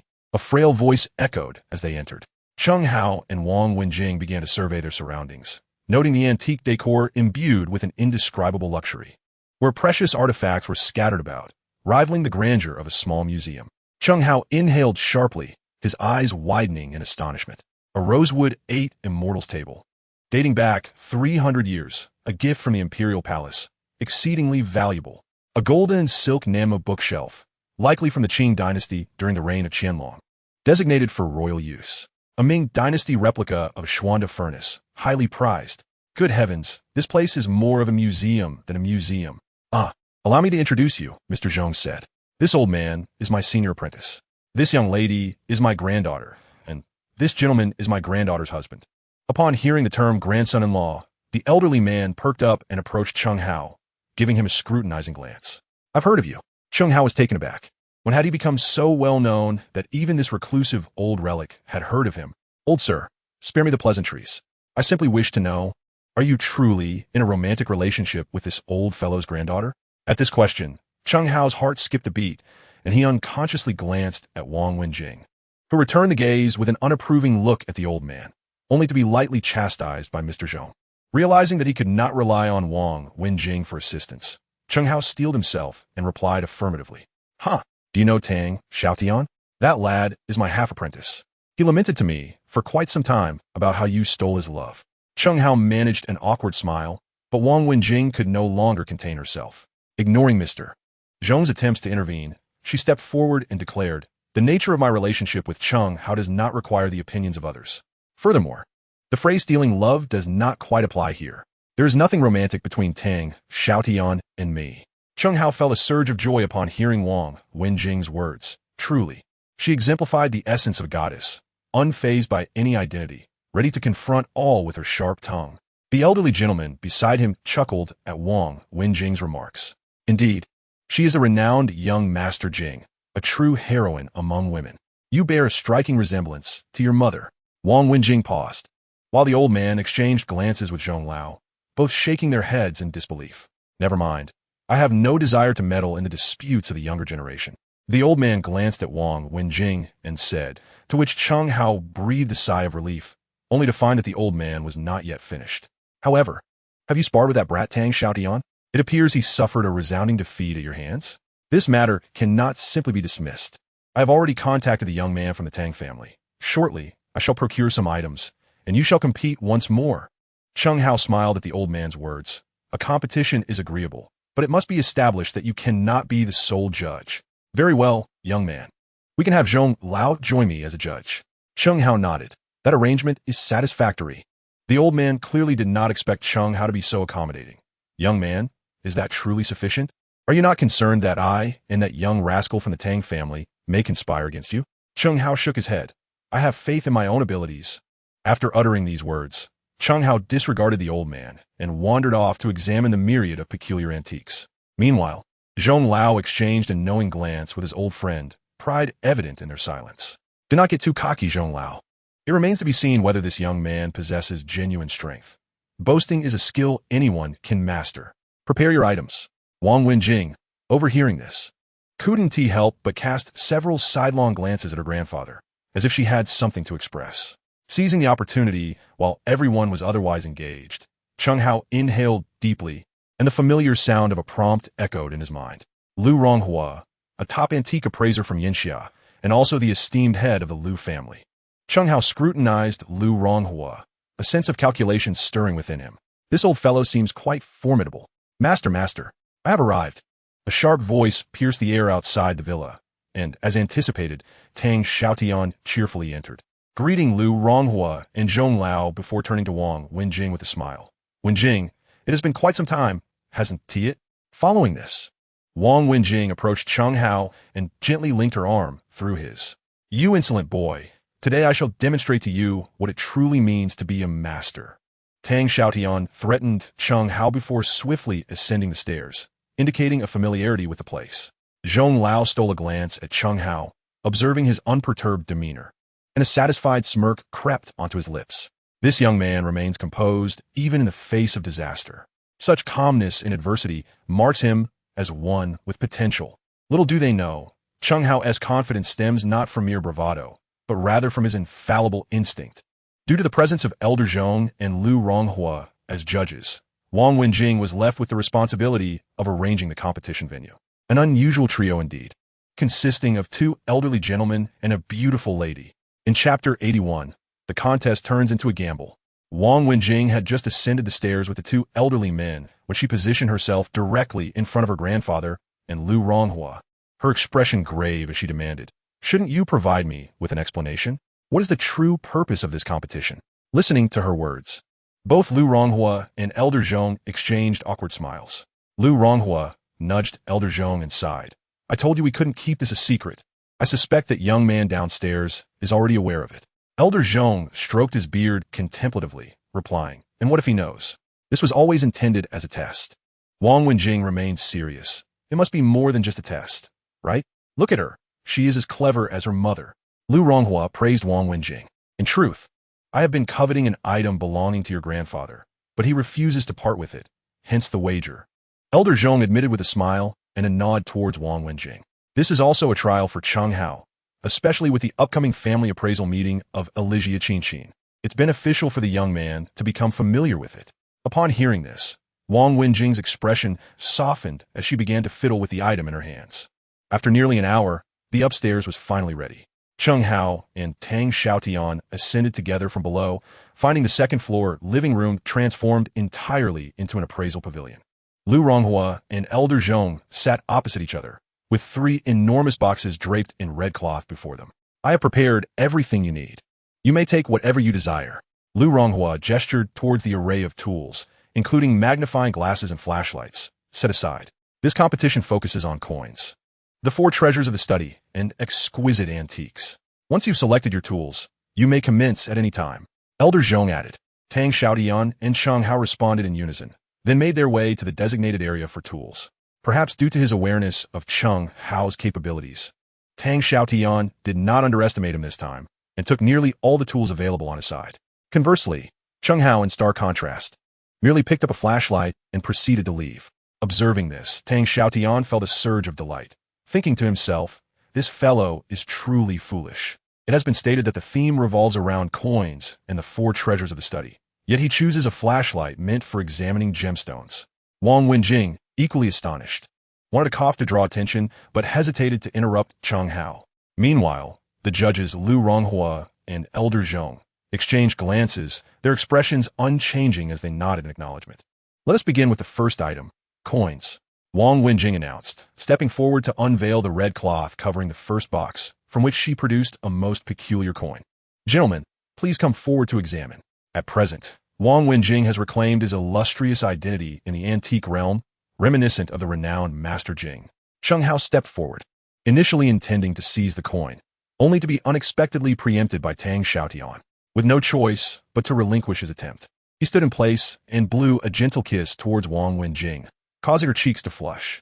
Tang Xiaotian, who was meticulously examining the coin, happened to witness this scene and widened his eyes in disbelief, wishing fervently to hurl the coin directly at Chen Hao's face. Yet, Tang Xiaotian ultimately refrained from such an action, waiting for approximately 10 minutes before setting the coin aside. Chen Hao then leisurely approached, bowing his head, ostensibly scrutinizing the coin with his eyes, while in reality, he took a decisive whiff. Soon, every detail of the coin was etched in his mind. However, in an effort to remain inconspicuous, he maintained his bent posture for nearly a minute before straightening up and nodding at Lu Ronghua and Elder Zhong to indicate he had completed his assessment.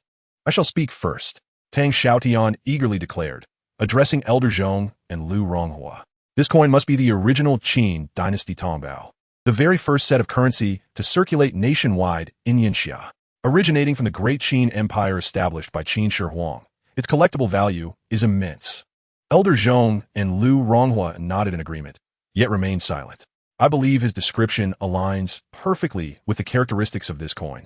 Chen Hao interjected, "Huh, even if you're merely following the trend, you couldn't possibly do so more blatantly. I've conducted an extensive appraisal, and you casually assert that everything I said is correct.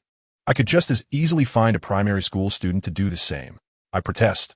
I contend that he is wholly unqualified to compete with me," Tang Xiaotian proclaimed with pride. Chen Hao waved his hand dismissively at Tang Xiaotian, retorting, "What's your hurry? Did I declare my assessment was complete?" Tang Xiaotian paused. "Didn't you just say that my observations matched the characteristics of the coin?" "Indeed, I did say that, but did I assert that your appraisal was entirely accurate?" Chen Hao countered, lifting the coin towards Elder Zhong and Lu Ronghua. "This coin is indeed modeled after the Qin Tongbao. However, It is not an authentic de Qin Tongbao. It is merely a counterfeit reproduction from a later period. What did you say? Tang Xiaotian shouted at Chen Hao. Do you have any idea who is seated before you? Do you realize whose collection you hold in your hand? How dare you speak in such a manner? Do you not believe that your actions will render you unwelcome in the antique world? Silence. Chen Hao retorted fiercely at Tang Xiaotian. How dare you claim to be a part of the antique community? The prowess of the Qin dynasty is well known among all antiquarians. Do you truly believe that the Qin dynasty possessed copper of such purity? Furthermore, while there is corrosion present, you ought to discern that the thickness of this coin exceeds that of a genuine one by a full li. A full li, Tang Xiaotian vociferously countered. I couldn't even measure that with my instruments. How do you presume to know this trivial li? Are you suggesting that you possess greater precision than my equipment? Enough. Just as Chen Hao was poised to argue further, Lu Ronghua, who had been seated quietly, finally spoke up. In this first round of the competition, Chen Hao emerged victorious. Master, how could this be possible? This is your cherished collection. Tang Xiaotian gazed at Lu Ronghua in confusion. I have seen you examine this coin on numerous occasions. How could it possibly be a counterfeit? Lu Ronghua chuckled. Just because of that, you concluded as genuine? Tang Xiaotian was momentarily speechless, then looked at Lu Ronghua with a puzzled expression, clearly seeking an explanation. Xiaotian, this coin is actually the very one I mentioned to you. It was the first time I misjudged something since I embarked on my career. Chapter 82. The Boy Becomes Friend. What? Lu Ronghua's previous mistake had once again manifested through Tang Xiaotian. Wang Wenjing was also curious about the unfolding story, but felt too shy to pry into the elder's affairs. So she reluctantly opened the box for the next round of competition. The item for this second match was an inkstone. Perhaps stimulated by Chen Hao's performance in the last round, Tang Xiaotian was not overly anxious this time, seemingly waiting for Chen Hao to take the lead. Chen Hao rolled his eyes and intended to step forward to appraise the treasure himself. Wait, let me go first, Tang Xiaotian shouted, rushing ahead to snatch the inkstone. Chen Hao lowered his head, taking a deep whiff. Is this a Jwek inkstone? Chen Hao looked at Lu Ronghua incredulously. Haha, what do you know? This is an area inkstone. Tang Xiaotian erupted in laughter, shouting at Chen Hao. Did you not feel that sensation akin to the skin of an infant? Once again, Chen Hao claimed victory. Lu Ronghua shot a mildly irritated glance at Tang Xiaotian, helplessly stating, Why? I still don't understand. Master, isn't this exactly the tactile sensation of the area inkstone that you taught me? I felt the same during my last appraisal. You are mistaken. While that tactile sensation is indeed characteristic of the area inkstone, you should pick it up and examine it, Chen Hao remarked, handing the inkstone to Tang Xiaotian. Tang Xiaotian lifted the inkstone, perplexed as he weighed it in his hand. How could this possibly match the weight of Shi inkstone? Indeed, this is the merit of the Jwek inkstone, which amalgamates the virtues of various inkstones. Undoubtedly, it reigns supreme among inkstones. Lu Ronghua sighed and shook his head in resignation. Xiaotian, this time you have no excuses. Your knowledge indeed falls short. All right, let us move on to the next. Old Zhong, being the seasoned individual he is, graciously redirected the conversation for the sake of the younger generation. This time it is. Wang Wenjing fell silent, as she was unfamiliar with the item before her. However, Tang Xiaotian's previously dim eyes suddenly sparkled with vitality upon seeing it. Master, Tang Xiaotian glanced at Lu Ronghua, his eyes brimming with excitement. Lu Ronghua smiled and, without reservation, replied, This item is something I explained to Xiaotian many years ago. I believe he should still remember it. So Chung Kid, this time you are bound to lose. Fortunately, it's 2-1. Consider it as me giving face to my disciple. Chen Hao exchanged a knowing glance with Lu Ronghua. Aren't you trying to cover for yourself? Lu Ronghua chuckled. What is there to conceal? It is human nature. We are all alike. Chen Hao smiled and nodded. Shall I give it a try? If I manage to achieve a victory of 2 wins and 1 draw, that would be quite commendable. Young man, do you not intend to spare my disciple some dignity? Lu Ronghua's tone had shifted from its initial cordiality. Chen Hao chuckled and shook his head. Why should I grant him any leniency? If he were to triumph today, I would find myself stripped of all dignity. With that, Chen Hao disregarded Lu Ronghua's changing expression and strode confidently towards the peculiar object. Lowering his head, Chen Hao took a whiff and, without any hesitation, proclaimed, This object is a box meant for storing elixirs. The revelation sent shockwaves through the crowd. Tang Xiaotian burst into laughter and said to Chen Hao, You refuse to acknowledge the truth. This is clearly a stepping stone designed to aid one's growth in stature. Yet you insist it is a container for elixirs? Which box lacks an opening for such a purpose? At that moment, Lu Ronghua nodded in agreement and remarked, Chung, you must understand these matters. A person's capacity for knowledge is finite, and it is commendable that you possess such insight at your age. However, you have indeed misjudged this item. Young Tang is correct. For I taught him just so in the past. Elder Zhong also nodded in affirmation. Chen Hao, you have already secured victory. There is no need to prolong this and risk ridicule. Why make it appear undignified? Elder Zhong, do you not believe me? Chen Hao raised an eyebrow, knowing that Elder Zhong, a person of discernment, would recognize that Chen Hao's assertion was not without merit. The elder's expression shifted, and he approached the peculiar object for closer inspection. Lu Ronghua, witnessing Elder Zhong's demeanor, laughed heartily. Elder Zhong, would you truly place your faith in a mere child who has yet to sprout a beard over me? Elder Zhong leaned in closer to Chen Hao and whispered, since you have already triumphed, there is no need to invite their scorn at this final hour. Remember, facilitating others can also be advantageous for oneself. Why complicate matters? Chen Hao smiled and shook his head. Elder Zhong, since you harbor doubts, allow me to demonstrate. The primary aim is to enlighten certain arrogant individuals that age is not an absolute measure of wisdom. Upon finishing his words, Chen Hao ascended the platform and began to manipulate the gray, square object. Soon, the square split open, revealing two small handle-like projections. Chen Hao gently opened the box and retrieved a crimson elixir, tossing it to Lu Ronghua. You may take a whiff, if I am not mistaken. This should be an elixir cherished during the Wei and Jin dynasties. At that moment, Lu Ronghua disregarded all pretenses and approached to examine the elixir alongside Elder Zhong. After a while, Lu Ronghua lifted his head and hurried to the now-transformed box, scrutinizing it closely. Is this truly a box? Chen Hao chuckled softly. During the Wei and Jin periods, most scholars revered alchemy, and naturally, to honor alchemy, one must also safeguard the elixirs. This box is undoubtedly among the finest. Master, is what he says true? Tang Xiaotian cautiously inquired, glancing at Lu Ronghua. To his astonishment, Lu Ronghua didn't even glance at him, fixating intently on the box in his hands. Could this truly be an extraordinary artifact? Chen Hao scoffed, declaring, this hardly qualifies as a divine object. There are countless treasures in your possession far more precious than this. You have merely deceived yourself, the young man retorted. How dare you speak of my master? You are courting death. Silence. Chapter 83. The Arrival of Dogdan. Master, do not trust this young man's words. You are a renowned antique appraiser, while he is merely a recent college dropout. By what right does he presume to instruct you? Dan Sao Dan et Glim. Perhaps that pill is one he brought himself, and we simply overlooked it. Without regard for logic, Tang Xiaotian haphazardly voiced his thoughts, then redirected his ire towards Chen Hao. Chen Hao wished to counter, but was halted by the Elder Zhong, who asserted, as long as I am here, there is no need for my son-in-law to offend anyone. I will handle this matter. Elder Zhong's words warmed Chen Hao's heart. It was indeed a blessing to have such a protective elder. Wang Wenjing approached and stood resolutely beside Chen Hao, evidently there to lend her support. Senior brother, do you also believe that this pill was brought by my son-in-law? Elder Zhong inquired of Lu Ronghua. Lu Ronghua glanced at Elder Zhong, then at the box in his grasp. Junior brother, you should know my character. I have never prioritized profit over reputation. Yet a loss is a loss. Upon hearing this, Tang Xiaotian erupted like a firecracker, shouting down the stairs. Soon, a large contingent of men clad in black suits emerged, glaring menacingly at Chen Hao and his companions. Master, you have not lost. Wait, I will make this young man speak the truth. Dan Sao Dan Gongman. And his bodyguards prepared to seize Chen Hao. I dare anyone to move. Wang Wenjing stepped forward, her gaze fierce as she confronted the eager bodyguards. Wenjing, step aside. My bodyguards do not hold back. Tang Xiaotian, if you dare to lay a finger on Chen Hao, I, Wang Wenjing, assure you that you will regret it. Wenjing, this is no longer just between us. This young man has blatantly disrespected my master. If you refuse to step aside, do not blame my bodyguards for any unfortunate incidents.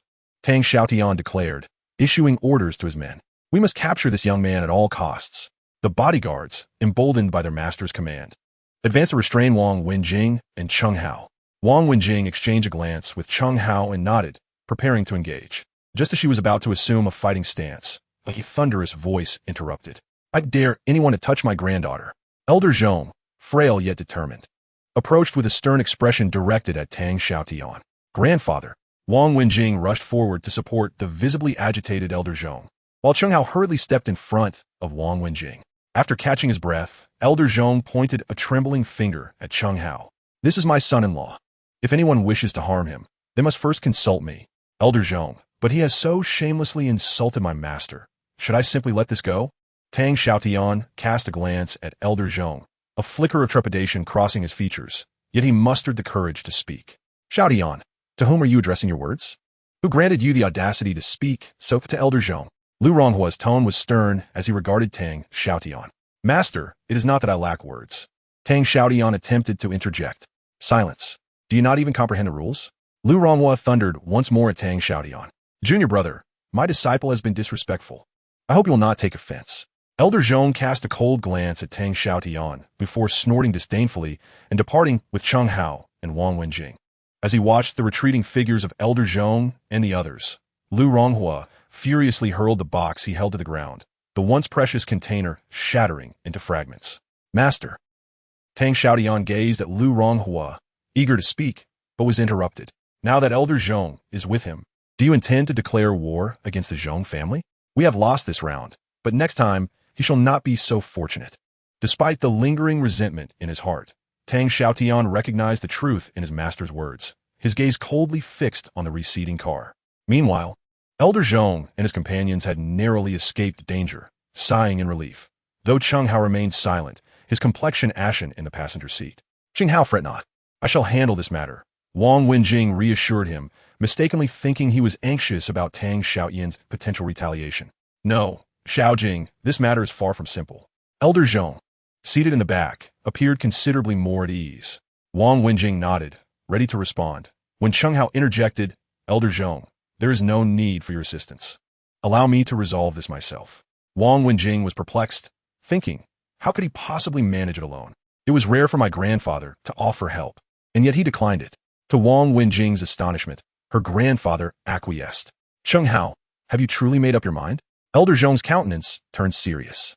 "The Tang family has but one scion, and my senior brother holds great affection for Tang Xiaotian." Chen Hao nodded resolutely. "I have made my decision. I can no longer permit women and the elderly to shield me from adversity." Chen Hao had never felt so stifled. After all, he was a man. It was Wang Wenjing and Elder Zhong who stood in his stead during his moment of difficulty. This felt like a profound affront to his dignity. Elder Zhong sighed upon hearing Chen Hao's words, and after a pause, he spoke slowly. "Since you are resolute, then go forth and act. I shall not impede you. However, once you are with Xiaojing, we become family. In times of hardship, one must seek out family." Just as they exited the vehicle, a cacophonous roar erupted. Wang Wenjing perked up, exclaiming with delight, "It's my car." As anticipated, the red lightning of her vehicle swiftly approached them. "Hao Yi, Xiao Ying Yi, how could you abandon me?" Daxiong's tone was tinged with grievance. Chapter 84. The Bar Incident. Chen Hao and Wang Wenjing exchanged a glance, remaining silent. From Daxiong's perspective, this matter was hardly commendable. However, Daxiong was not one to dwell on such trivialities. Once it was said, it was settled. "Brother Hao, I brought someone for you." "Who?" Chen Hao paused momentarily, his heart racing at the thought that Daxiong might have brought his mother. "Brother Hao, it's me." The door to the passenger seat swung open, and a youthful figure leapt out, embracing Chen Hao with fervor. "Dog Dan!" Chen Hao exclaimed joyfully upon recognizing the boy who had wrapped his arms around him, reciprocating the embrace with a grin as Dog Dan stood at roughly shoulder height. After a moment, Chen Hao released him, taking a good look at his long-absent little brother. "Dog Dan, you've grown quite robust," Chen Hao remarked, only to turn pale at Dog Dan's response. Stealing a sidelong glance at Wang Wenjing, he sighed in relief upon noticing no changes in her demeanor. "It's getting late. Let us head inside," Wang Wenjing called out, turning to ascend the stairs. Dog Dan glanced at Wang Wenjing, his eyes sparkling as he looked back at Chen Hao. "Brother Hao, is this the lady you were searching for?" "She is stunning." "My heavens." Daxiong quickly covered Dog Dan's mouth, leaning in to whisper, "You can't call her that. Just refer to her as Sister Xiaojing." Daxiong added, "I'm doing this for your sake. If you upset her, I reckon Brother Hao won't pay you any mind." Daxiong's admonition elicited an eye roll from Chen Hao, who wondered if he truly prioritized beauty over friendship. The trio laughed as they entered the corridor, finding Wang Wenjing waiting at her door for them. Just as Chen Hao was about to retrieve his keys, he noticed that Wang Wenjing had already ushered Daxiong and Dog Dan into her room. "Are you planning to go in alone?" Once seated, Chen Hao addressed Wang Wenjing. "Wenjing, This is my little brother and one of my closest companions, Sun Godin. You may call him Dog Dan. Dog Dan, this is your sister Xiaojing. You must refrain from calling her anything inappropriate. Chen Hao cautioned, anxious that the boy might blurt out something untoward. Sister Xiaojing. Dog Dan, though simple-minded, was not foolish, and greeted Wang Wenjing warmly. She nodded in acknowledgement, offering him a smile. Brother Hao, besides Dog Dan, I have exciting news to share. Da Xiong exclaimed animatedly, his eyes gleaming as he looked at Chen Hao. What is it? The revenue figures from the past few days have come in. How much? Chen Hao inquired eagerly, aware that his entire fortune was at stake. Wang Wenjing listened intently, while Dog Dan, though clueless about the specifics, sensed the significance of the moment. Seeing Chen Hao's anxious expression, Da Xiong wasted no time and declared, 30 million. 30 million. Chen Hao stared at Da Xiong in disbelief, while Wang Wenjing remained composed, casting a calm glance at Chen Hao. Don't get too excited. While 30 million seems substantial for a newly established company, do not forget the caliber of clients you are seeking. With their considerable wealth, spending hundreds of thousands to millions to express gratitude to a lifesaver is rather effortless. Upon hearing Wang Wenjing's words, Chen Hao managed to temper his excitement. She was indeed correct. His starting point was significantly higher than that of the average jewelry company. Thus, the turnover would naturally surpass theirs by a considerable margin. Despite this acknowledgement, the 30 million had undeniably entered their coffers. Today, coincidentally, Dog Egg has also arrived. It's truly a double delight. Why don't we go out and celebrate? At the night bar, the largest den of indulgence in the city, the group was immediately enveloped by a potent fragrance upon entry. Wang Wenjing's expression shifted slightly. For someone raised in such affluent circles, the bar felt quite foreign. Why are we here? Chen Hao inquired, puzzled by De Xiong's choice. As De Xiong was about to explain, he caught sight of something in the distance that made him inhale sharply, prompting him to tug at Chen Hao's sleeve. Chen Hao, taken aback, followed De Xiong's pointed finger and his expression darkened. I can't see clearly. Should we go in for a closer look? De Xiong rubbed his eyes uncertainly. Chen Hao nodded and quickly made his way in that direction. They arrived at the entrance of a private room, where raucous laughter of men echoed from within, causing Chen Hao to furrow his brow. How about I go in with De Xiong, and you all stay outside? He suggested to Wang Wenjing, wary of her witnessing something inappropriate. After all, what could provoke such male laughter was likely unsavory. Wang Wenjing shot him a cold glance. Do you think the two of you together could overpower me? Chen Hao fell silent. He was well aware of her formidable prowess, and he and De Xiong were indeed no match. Upon opening the room door, a foul odor wafted out, revealing a disheveled woman seated on the floor amidst scattered beer bottles. Chen Hao, it's her. De Xiong called out as he rushed inside. What's going on? Did you stumble into the wrong room? A weak-looking man stood up and gestured threateningly at De Xiong. You brat, apologize to my brothers now. Are you seeking death? Da Xiong retaliated. Suddenly, a sharp female voice pierced through the air as the woman on the floor crawled towards him. Da Xiong, please help me. These people are perverts. They want to kill me. Lu Tingting pleaded, her filthy face making De Xiong gasp in shock. De Xiong, please save me. This group is insane. Lu Tingting continued to wail as she crawled to De Xiong's feet. De Xiong hesitated and glanced at Chen Hao. Chen Hao. This upon hearing his name, Lu Tingting lifted her head and crawled toward Chen Hao. Chen Hao, please save me. I was wrong. Let us reconcile. This time, I promise not to betray you. Please. Oh, the little girl still has some fight left in her. Then let us continue the fun, shall we? Buddy, this is my chosen escort. You have no say in this. One of the men exclaimed. Damn it, you scumbags. I'm here to teach you a lesson today. Chapter 85. Sister Xian, who are you assisting? Upon hearing De Xiong's words, he prepared to pounce on the frail man. The group across, seasoned fighters it seemed, rose in unison, glaring at De Xiong with hostility. Kid, since you wish to meddle, let's see what you can do. Chen Hao glanced at Lu Tingting's tattered garments, sighed, and stepped forward, pointing at her. Who among you did this? The group exchanged glances, their expressions dripping with derision at Chen Hao's inquiry. A towering man, nearly 2 meters tall, stood up and confronted Chen Hao. I did it. Do you intend to fight me? Chen Hao scrutinized the imposing figure before him and stepped closer, ready to engage. Chen Hao, Wang Wenjing called out anxiously, while Dog Dan rolled up his sleeves, urging, Brother Hao, allow me to take your place. Chen Hao shook his head, reassuring Wang Wenjing, don't worry, I've got this. A resolute woman, Wang Wenjing was not one to waver. Seeing Chen Hao's determination, she ceased her protests. Meanwhile, the men across could hardly tear their eyes away from Wang Wenjing, their gazes predatory, poised to charge at any moment. Kid, is that your woman? You're courting death. Chen Hao inhaled sharply, his mind swiftly calculating the giant's assault trajectory. He deftly avoided it and landed a powerful punch on the giant's neck. The hulking man collapsed like a mountain, crashing to the ground, rubbing his red knuckles. Chen Hao turned to Lu Tingting and inquired, "Anyone else?" With tear-filled eyes, Lu Tingting pointed at the scrawny man who had taunted Xiong earlier, whispering, "There's him." The scrawny man, upon being indicated, erupted in fury. "You wretched girl, how dare you point at me?" Lu Tingting, genuinely frightened, instinctively recoiled at his words. "Come out." Chen Hao gestured towards the scrawny man. "Kid, you're seeking death." The scrawny man brandished a knife, lunging at Chen Hao. The alert in Chen Hao's mind sounded once more, and he narrowly evaded the attack, delivering a fierce blow to the man's neck.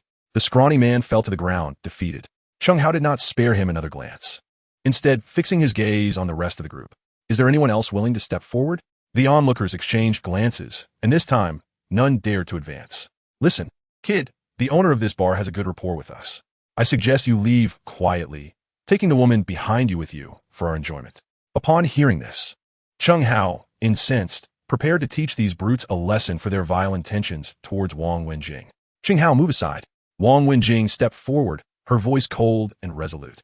"I will deal with these scoundrels myself." Just as Chen Hao intended to act before her, he noticed a large group approaching in the distance. He tugged at Wang Wenjing. "Warning, we have company coming."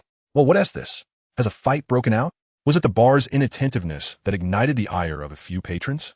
Upon the arrival of newcomers, the group across the way seemed to grasp at a lifeline. Xinjie, it's us. These ruffians have come to stir trouble. You mustn't let them off the hook." The newcomer chuckled softly, offering no reply. Xinjie gracefully approached Lu Tingting, who remained seated on the ground, surveying the scene before instructing her aides to carry Lu away. Just as Lu was about to exit the private room, she glanced at Chen Hao and whispered, "I'm sorry." Chen Hao shook his head, speechless, yet felt an unexpected lightness wash over him. "Hey, Xinjie has arrived. Aren't you going to admit your mistakes? Quickly send that woman beside you over. There is still a chance to salvage this." The group of men remained fixated on Wang Wenjing. "Xinjie?" Wang Wenjing suddenly remarked, facing the newcomer. The woman smiled and nodded at her. "I thought you might not recognize me." Wang Wenjing returned the smile, shaking her head. "How could that be?" Xinjie gestured dismissively. "These little rascals have wronged you. There is no need to summon bodyguards. Just let me know." Chen Hao paused at Xinjie's words, glancing down at himself. Pondering, "Am I a bodyguard?"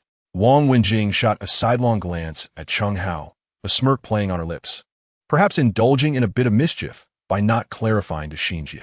"Get this group out of here," Xinjie commanded, casting a cold gaze upon the men who regarded her as their savior.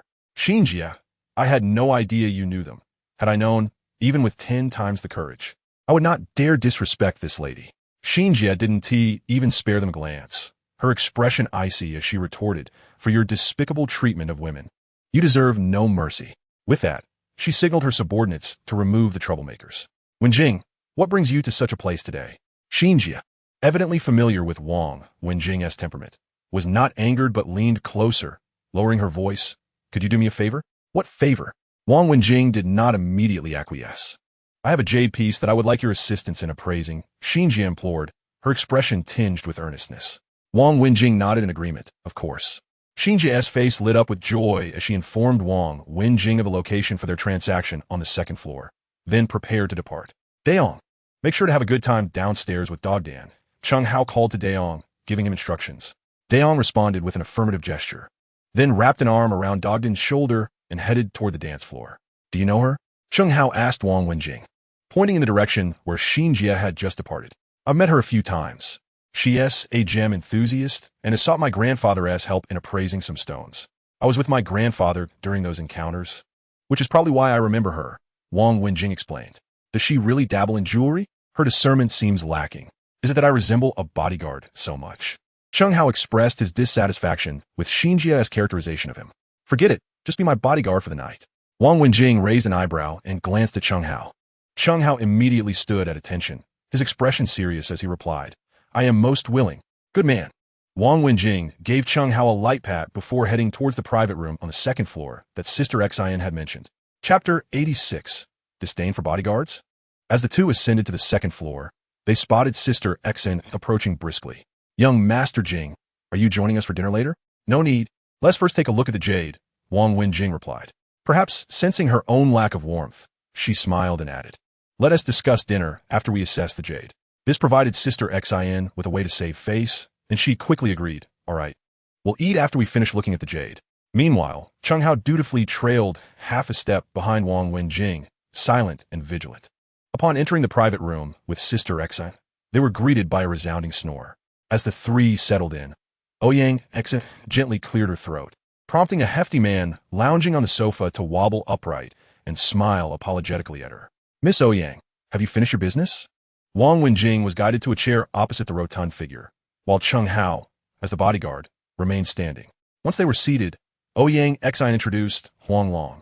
Allow me to present to you Miss Wang Wenjing, the granddaughter of Elder Zhong, known in our circles as Young Master Jing.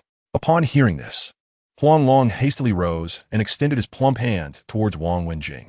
I've heard much about you, Young Master Jing. It's an honor. Huang Long, my sister is not someone you can casually touch, Ouyang Xin remarked, clearly enjoying Huang Long's embarrassment. What about the item I asked you to bring? Why hasn't it been presented yet? Huang Long cast a furtive glance at Wang Wenjing, though it was quickly masked. Had it not been for Chen Hao's vigilant observation from behind, it might have gone unnoticed. Huang Long retrieved a small cloth pouch from within his jacket and placed it on the tea table before Wang Wenjing, delicately untying the knot. A piece of jade with red streaks emerged, drawing quickened breaths from Ouyang Xin. Blood jade. Wang Wenjing's voice rose several octaves as she incredulously stared at Huang Long. Where did you acquire this? Since you are part of the circle, Young Master Jing, you should know that the origins of such items are not to be questioned. Wang Wenjing glanced at Huang Long, acknowledging the unspoken rules, yet her curiosity about the rare blood jade was undeniable. Wenjing, is this for real? Ouyang Xin whispered in Wang Wenjing's ear. I cannot say for certain without a thorough examination, Wang Wenjing replied, retrieving her gloves and flashlight to scrutinize the blood jade carefully. Ouyang Xin's gaze remained fixed on Wang Wenjing, as if fearing she might accidentally drop it. Huang Long lounged back on the sofa, his eyes wandering between Ouyang Xin and Wang Wenjing, seemingly comparing the beauty of the two women. After nearly half an hour had passed, Wang Wenjing finally set down the flashlight in her hand and nodded at Ouyang Xin. Really? I am uncertain. It doesn't appear genuine, yet I cannot detect a hint of blood, which indicates that this blood jade is indeed natural. However, before Wang Wenjing could finish her thought, Huang Long interjected, since there is no scent of blood, it must surely be authentic. It is well known that to counterfeit blood jade, one would have to embed the jade within a sheep's body to produce vein-like patterns. Given that my jade lacks any trace of blood, it must be genuine. Ouyang Xin nodded, aware of the intricacies surrounding the authenticity of blood jade. If that is the case, I will promptly transfer the funds to you. Ouyang Xin glanced at Huang Long and began to reach for her phone. Wang Wenjing, at her side, contemplated intervening but quickly decided against it, recognizing that the blood jade bore no signs of forgery. Wait, you cannot transfer that money. This jade is a fake, Chen Hao exclaimed, seizing the blood jade before all eyes and bringing it to his nose for a delicate sniff. Huang Long, witnessing Chen Hao's audacity, erupted in fury. You have quite the nerve, you mere bodyguard. What qualifies you to voice such opinions? Ouyang Xin shot an admonishing glance at Chen Hao, young man. Do you not see that your master has yet to speak? By what right do you declare this blood jade to be false? Wang Wenjing turned her gaze toward Chen Hao, clearly expecting him to provide an explanation. This jade is indeed counterfeit, as you previously stated. It is a blood jade nurtured upon a sheep, merely encased in a layer of jade that masked its scent. Huang Long's expression fluctuated upon hearing Chen Hao's assertion, and he retorted, on what grounds do you make such a claim? Are you more skilled than young Master Jing? You are but a bodyguard. He then redirected his gaze to Ouyang Xin. Miss Ouyang, I have exerted considerable effort to procure this blood jade, and now you bring a bodyguard to insult me? I shall not sell it. Young Master Jing has already authenticated its genuineness. Do I fear I shall not find a buyer? Trust this bodyguard if you will. I shall find a buyer myself. With that, Huang Long seized the jade and attempted to leave, only to be intercepted by Ouyang Xin. Boss Huang, let us negotiate. How could I possibly trust the word of a mere bodyguard? I do. Wang Wenjing suddenly rose, addressing Ouyang Xin. I believe him. Ouyang Xin cast a glance at Wang Wenjing, her expression darkening considerably. Young Master Jing, are you speaking the truth? Wang Wenjing nodded. I trust his words. Ouyang Xian pursed her lips, staring at Huang Long. Miss Ouyang, young Master Jing, do you truly doubt me? If so, I shall not sell it, Huang Long declared, preparing to exit with the jade, only to be halted once again by Chen Hao. If you assert that your jade is genuine, why do you wish to leave? Huang Long was cut off as Chen Hao snatched the jade from his grasp. Miss Ouyang, might I inquire if you possess a lighter? Wing Xin, unsure of Chen Hao's intentions, retrieved a lighter from her pocket and handed it to him. Chen Hao took the lighter without uttering a word, igniting it and placing it upon the blood jade. What are you doing? Huang Long exclaimed, attempting to snatch the jade away, only to be met with a punch from Wang Wenjing. If this jade truly encounters a problem, I shall compensate you with another. Huang Long gasped, momentarily speechless. After a brief period of burning, Chen Hao handed the blood jade to Ouyang Xian. Now, take a whiff. Ouyang Xian glanced at Chen Hao, then bent down to sniff the jade, her face instantly paling as she turned to Huang Long, her voice laced with fury. It smells of blood. Wang Wenjing also seized the blood jade and inhaled lightly, confirming the pungent metallic scent. Chen Hao hurled the blood jade at Huang Long's face, exclaiming, "What of the bodyguard? It can just as easily expose your deceit." Chapter 87. You cannot enter. Huang Long was struck in the face by the jade, his lips quivering in fear. Miss Ouyang. Ouyang Xian shot a fierce glare at Huang Long.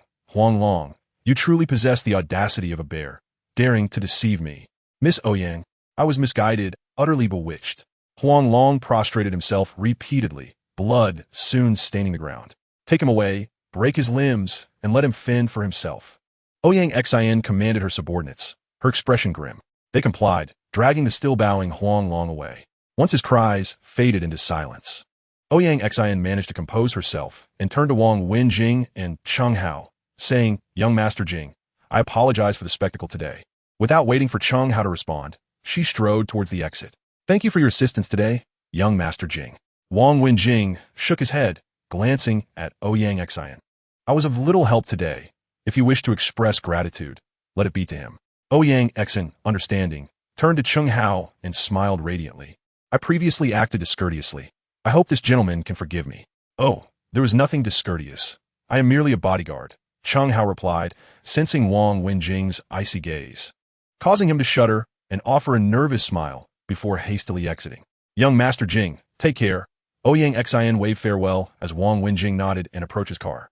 Chen Hao, unabashed, plopped down in the passenger seat. Ouyang Xian frowned, watching Wang Wenjing reverse out.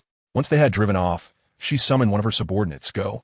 Find out the background of the man who came with young Master Jing.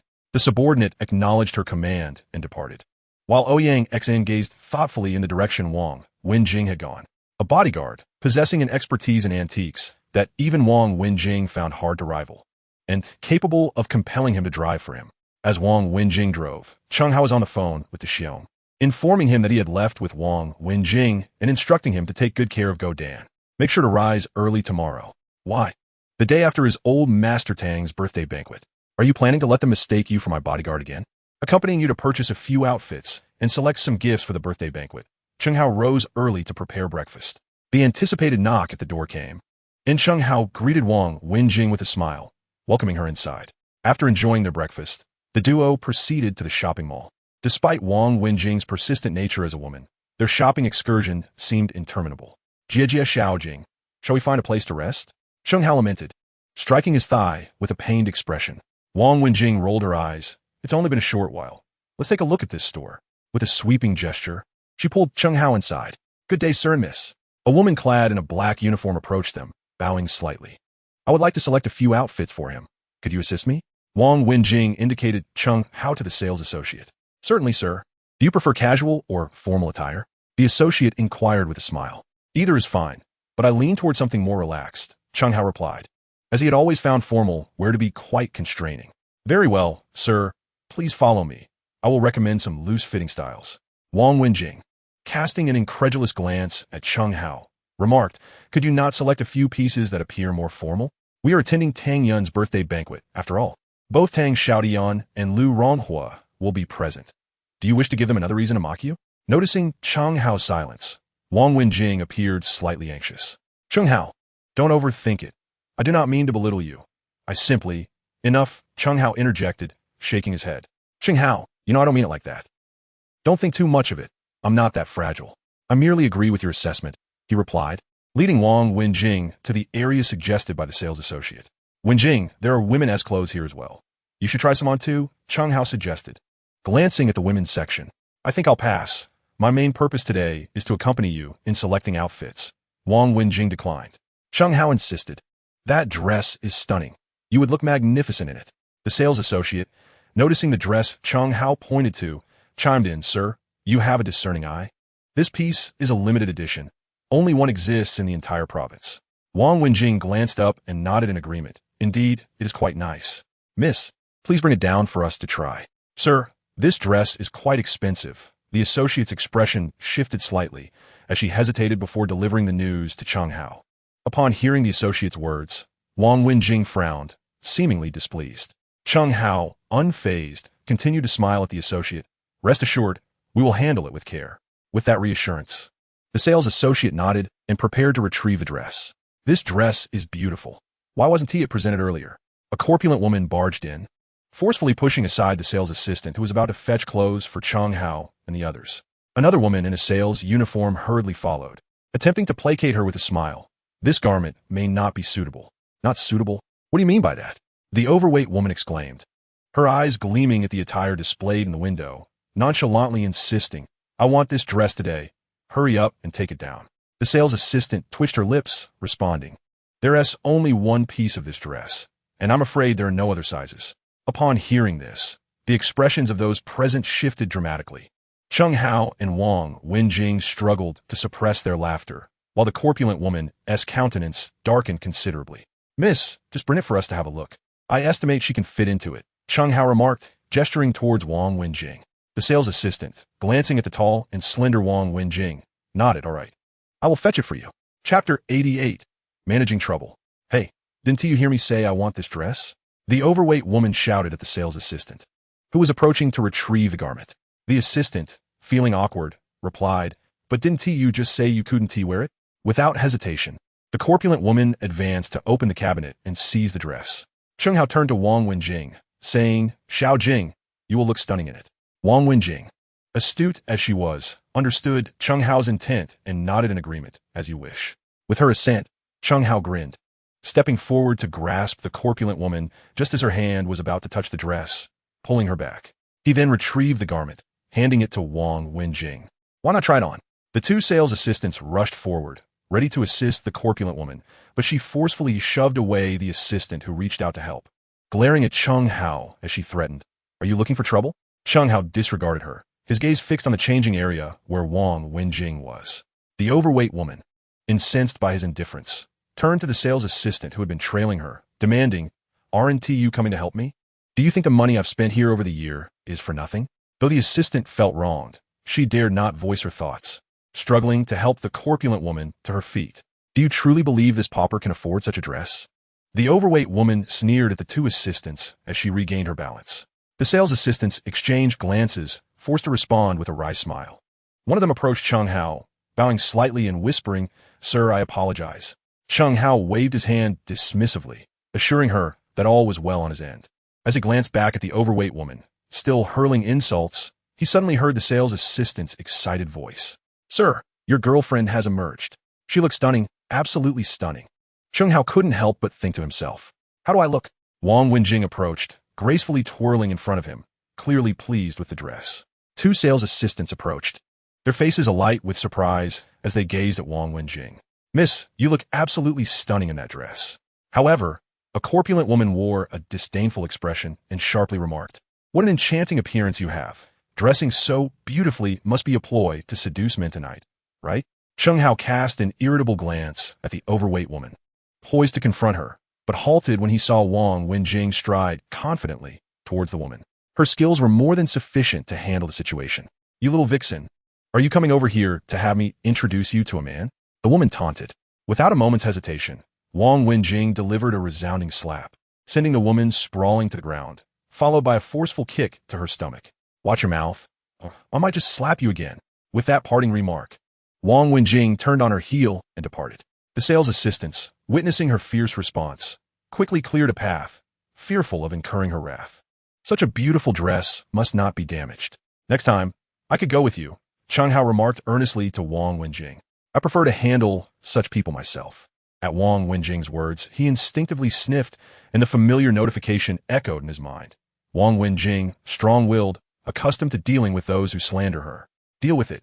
Chen Hao shuddered at the thought, glancing at the still groaning woman rising to her feet, contemplating. That truly was a decisive handling. Time to check out. Chen Hao called out to the sales assistant who had retreated to a safe distance. Aren't you going to buy your dress? She queried. Chen Hao gestured toward the retreating sales assistant. Do you think we can still purchase clothing under these circumstances? Wang Wenjing surveyed the scene and, with a hint of exasperation, replied, Was I really that frightening just now? Chen Hao quickly shook his head. Of course not. Sir, this dress costs 87,000 yuan. The sales assistant, who had initially guided them, was chosen by the crowd and, looking somewhat apprehensive, addressed Chen Hao. Oh, Wang Wenjing responded, preparing to retrieve her card from her bag. But Chen Hao halted her with a hand. I'll pay for your dress, he declared, producing the bank card he had acquired from Wang Chunlin during their previous transaction. Once the payment was completed, the sales assistant cast a worried glance at Chen Hao and said, Sir, I advise you and this lady to leave the mall as soon as possible. Why? Chen Hao inquired, tucking his card away. The husband of that woman is a notorious bully in this mall. If he finds out, you and this lady may be in serious trouble. Just then, a furious shout echoed from the entrance. Which scoundrel dared to strike my wife? Step forward. The sales assistant, alarmed, glanced towards the entrance and urged Chen Hao and Wang Wenjing, You must exit through the back door of the mall immediately. Ha, no need for that. Today, I want to see what this bully looks like. Scoundrel, you dare to laugh? My husband is coming, and you're finished. At this moment, the overweight woman stood up and threatened Chen Hao with fierce words. Upon hearing this, Wang Wenjing cast another glance at the woman. The overweight woman, noticing Wang Wenjing's gaze, instantly closed her mouth and fixated her eager eyes on the entrance. Soon, a group of individuals approached with an imposing demeanor, exuding an aura that suggested they would annihilate anyone who dared to obstruct their path.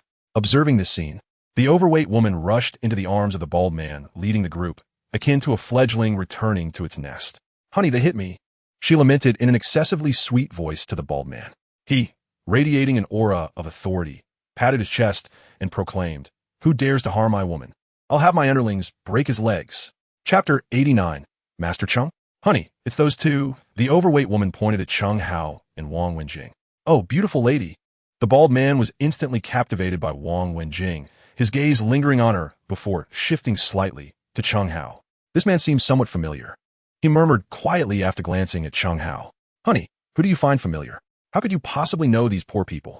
They only intended to pick out a few clothes and accompany you to dinner, but this little wretch dared to compete with me. The bald man glanced at the woman in his embrace, then at the graceful Wang Wenjing, letting out a sigh. His subordinates nodded knowingly, exchanging lewd smiles with their leader. Xiao Jing, allow me to handle this. You need not intervene, Chen Hao assured Wang Wenjing as he stepped forward, preparing to confront the situation.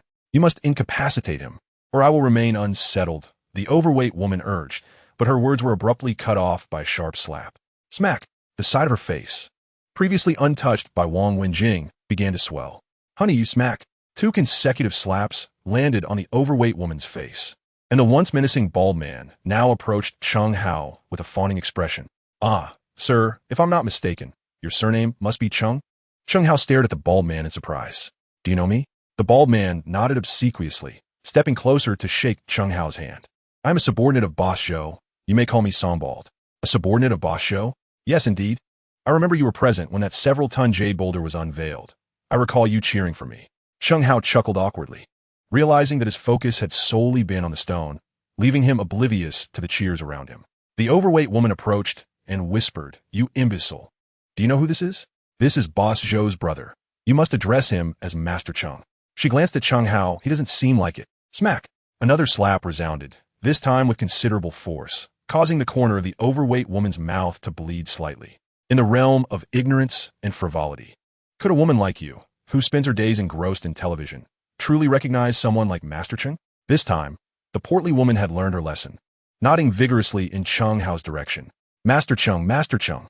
On the other side, Chen Hao found himself momentarily bewildered. When did he ascend to the status of being addressed as Master?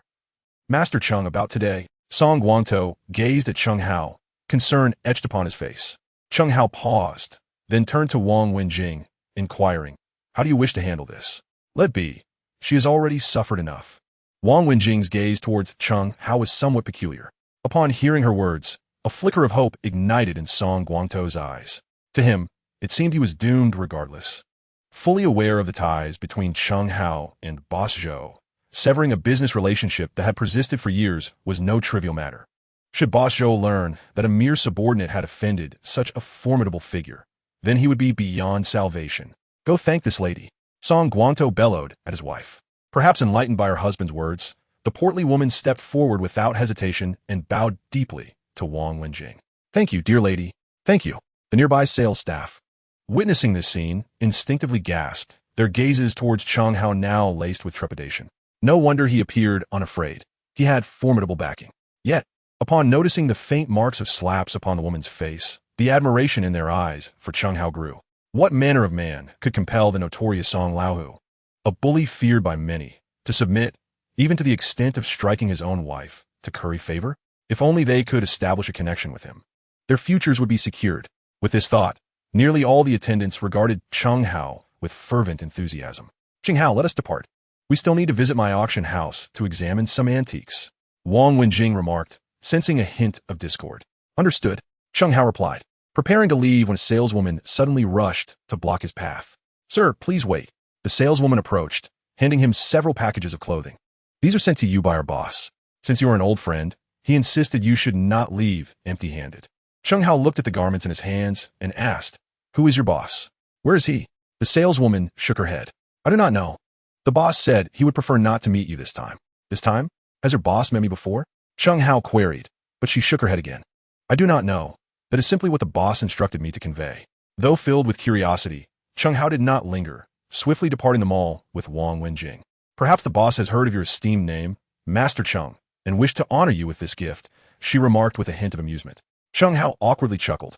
This is the first time someone has addressed me as such. I must admit, it feels rather pleasant. Wang Wenjing scoffed softly, choosing not to respond. Soon, they arrived at Wang Wenjing's Jing Gongzi auction house. Last time I came here, I almost got into a fight. Chen Hao sighed as he stepped out of the car. While Wang Wenjing recalled the scene of Chen Hao being harassed by Zhang Qianli, a smile dancing at the corners of her eyes. Don't worry, it won't happen this time. Chen Hao, taken aback by Wang Wenjing's words, asked why not.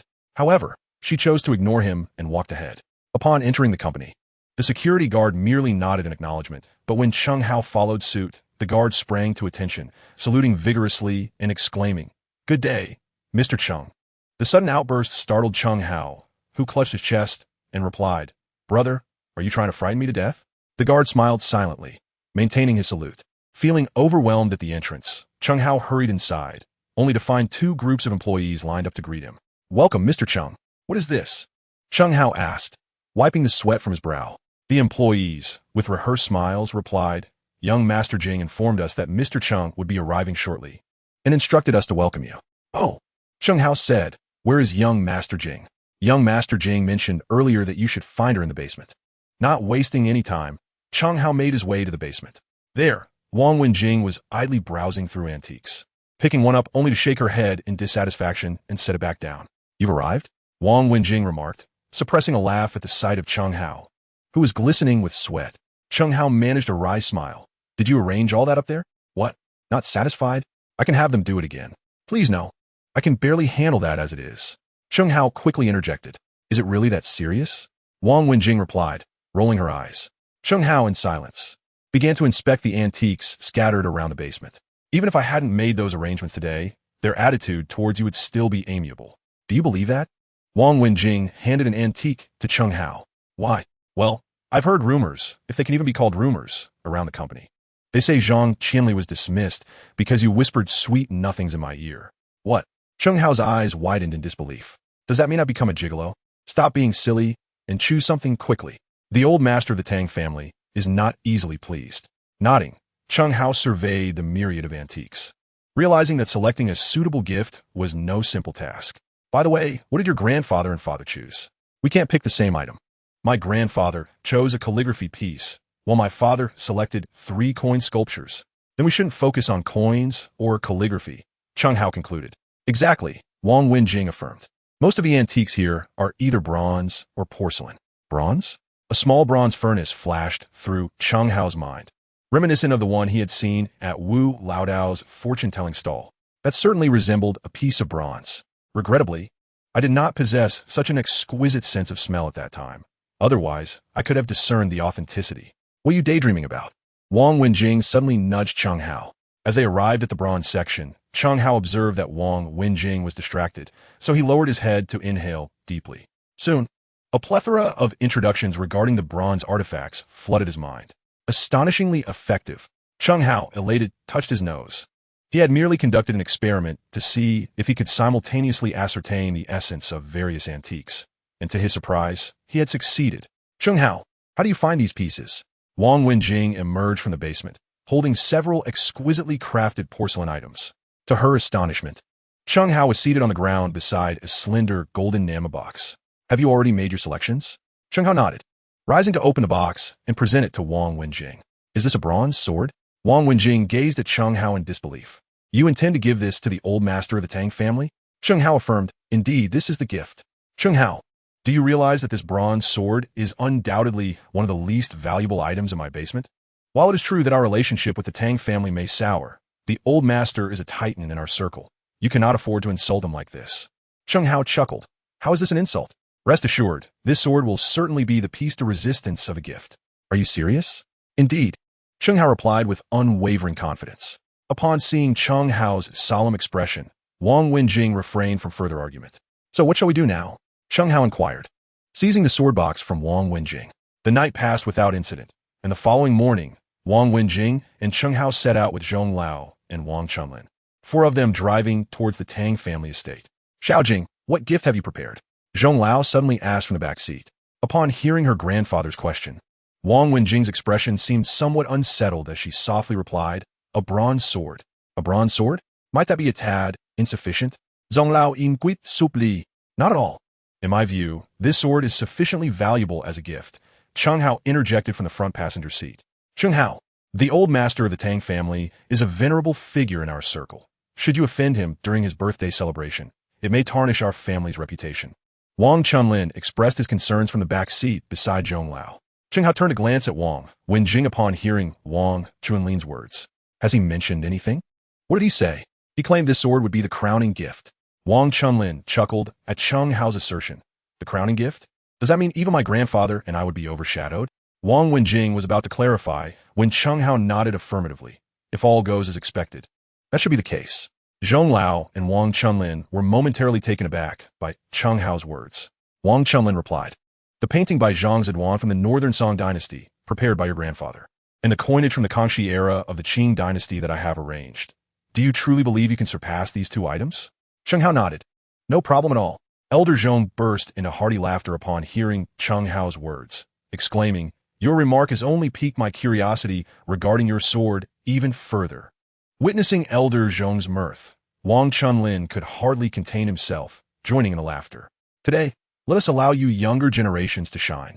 I am more than willing to play the supporting role for my own daughter and son-in-law. At that moment, Wang Wenjing, who was driving, felt her cheeks flush a deep crimson at his words.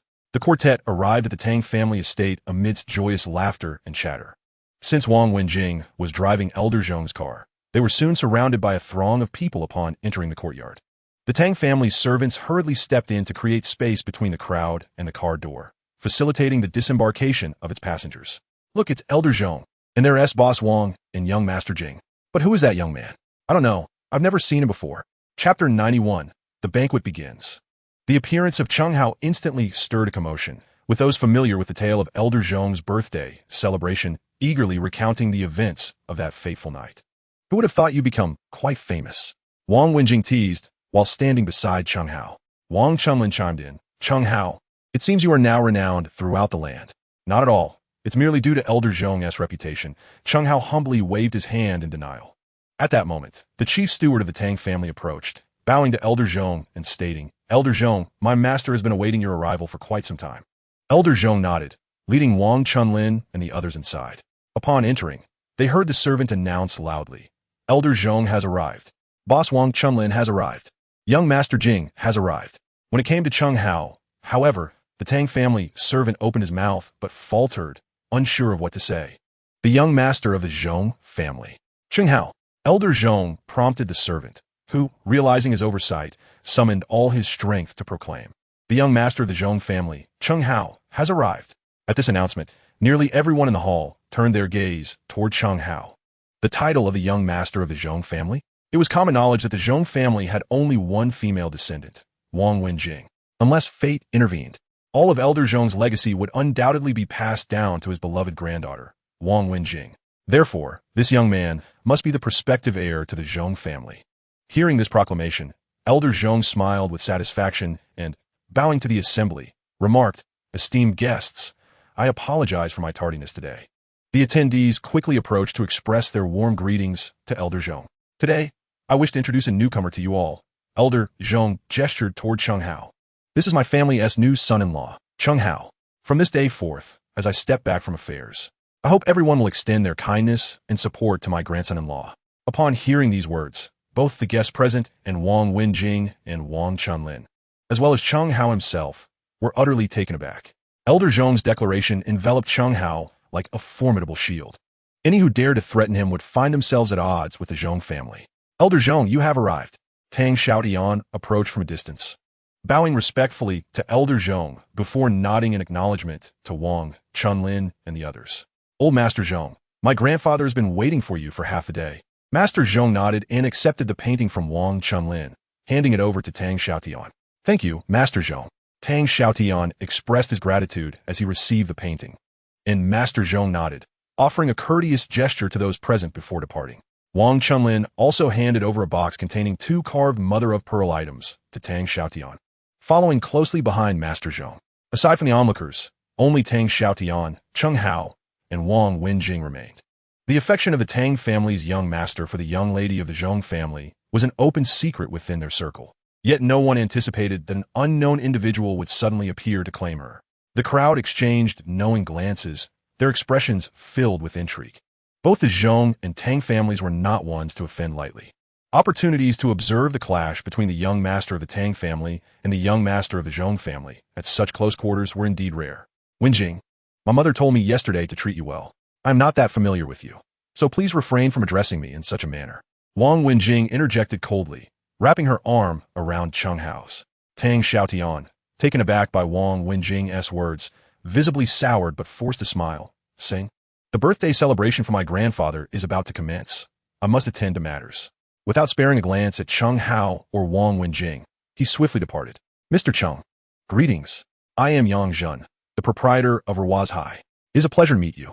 Chen Hao turned in surprise to find a dozen business cards presented before him, each accompanied by beaming faces. "Aye." Chen Hao was about to engage in pleasant conversation when Wang Wenjing abruptly pulled him away. "What kind of enchantment have you cast upon my grandfather?" Chen Hao blinked in confusion at Wang Wenjing's accusation. "Me? Cast an enchantment on old Master Zhong? What are you talking about? Then why did my grandfather say such things in front of everyone? Are you jealous because of old Master Zhong's kindness towards me?" "I am not jealous. I merely find it hard to comprehend that my typically cautious grandfather would place the entire Zhong family in your hands for your safety. You must realize that even my father and I have never received such treatment from him." Chen Hao chuckled. "It must be that old Master Zhong recognized my potential, primarily seeing the sincerity I hold for his granddaughter." "Bah, shameless," Wang Wenjing retorted, her face flushing as she poked Chen Hao. "Prepare yourself. We are about to present our gifts to the elder of the Tang family." Chen Hao nodded, directing his gaze toward the stage adorned with a large character for longevity. At that moment, the elder of the Tang family, Tang Yun, sat beneath the longevity character, donned in a vibrant red Tang suit, appearing remarkably spirited. The longevity banquet commences. "Let's present the gifts." The chief steward of the Tang family called out to the seated guests, as a line of individuals stood at the base of the stage, each holding boxes. From Qi, the owner of Yun Bazai, a pair of Ming Dynasty jade rabbits, wishing the elder Tang longevity and boundless blessings. From Zhang, the owner of Cheng Yun's High, a Tang Dynasty golden crown, wishing the elder Tang good health and a long, safe life. Elder Zhong presented a renowned painting by the northern song artist Zhang Zidwan, celebrating the joy of an old friend. As the steward spoke, the onlookers' gazes towards Elder Zhong transformed, truly befitting of his esteemed reputation. Such a masterstroke, a celebrated artwork by Zhang Zidwan, must certainly be valued in the tens of millions, if not more. Seated on stage, Elder Tang nodded appreciatively at Elder Zhong. Thank you, old Zhong. Elder Zhong smiled and waved his hand dismissively. After all, we have known each other for over a decade. Moreover, just a few days ago, you gifted me a painting by Huang Gongwang on my birthday, did you not? Boss Wang Chunlin presented 2 cast coins from the Kangxi era of the Qing dynasty, wishing Elder Zhong longevity. This stirred further excitement. Everyone present was a prominent figure in the antiques realm, and even the younger attendees had grown up immersed in the world of antiquities, well-versed in their valuations. The Zhong family truly displayed grandeur today, without considering anything else. The worth of this singular painting and the 2 coins must approach a staggering 100 million. Indeed, the painting by Zedwan could grace the halls of the museum as a centerpiece, now complemented by the 2 coins from the Kangxi period. Young Chunlin is quite thoughtful, Elder Tang remarked, casting another appreciative glance at Elder Zhong. The Zhong family, comprising Chen Hao and Wang Wenjing, drew the steward announcement, redirecting everyone's attention to the stage. Having already gifted 2 treasures, the expectation for the next offering was palpable. Moreover, the Zhong family intends to create a spectacle for the new son-in-law, it was noted. Chapter 92, The Famous Sword Zhanliu. Chen Hao and Wang Wenjing had prepared a bronze sword.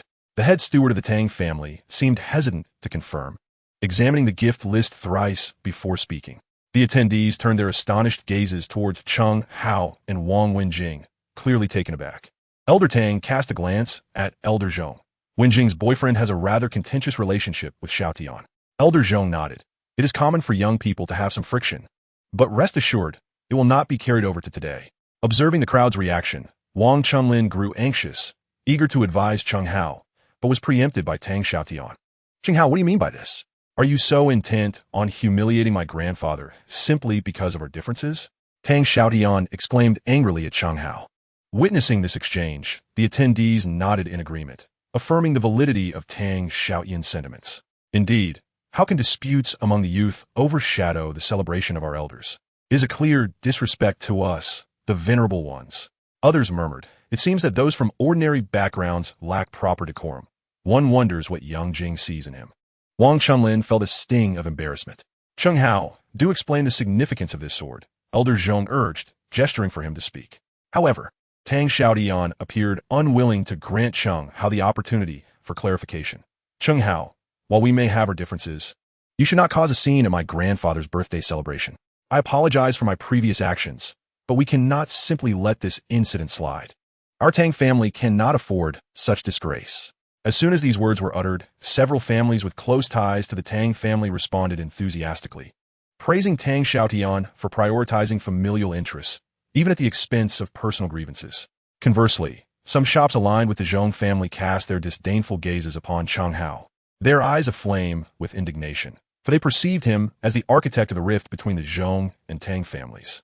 However, at this moment, the elder Zhong, Wang Chunlin, and others seemed oblivious to their own people's reproaches directed at Chen Hao. Wang Wenjing nudged Chen Hao, inquiring, what shall we do?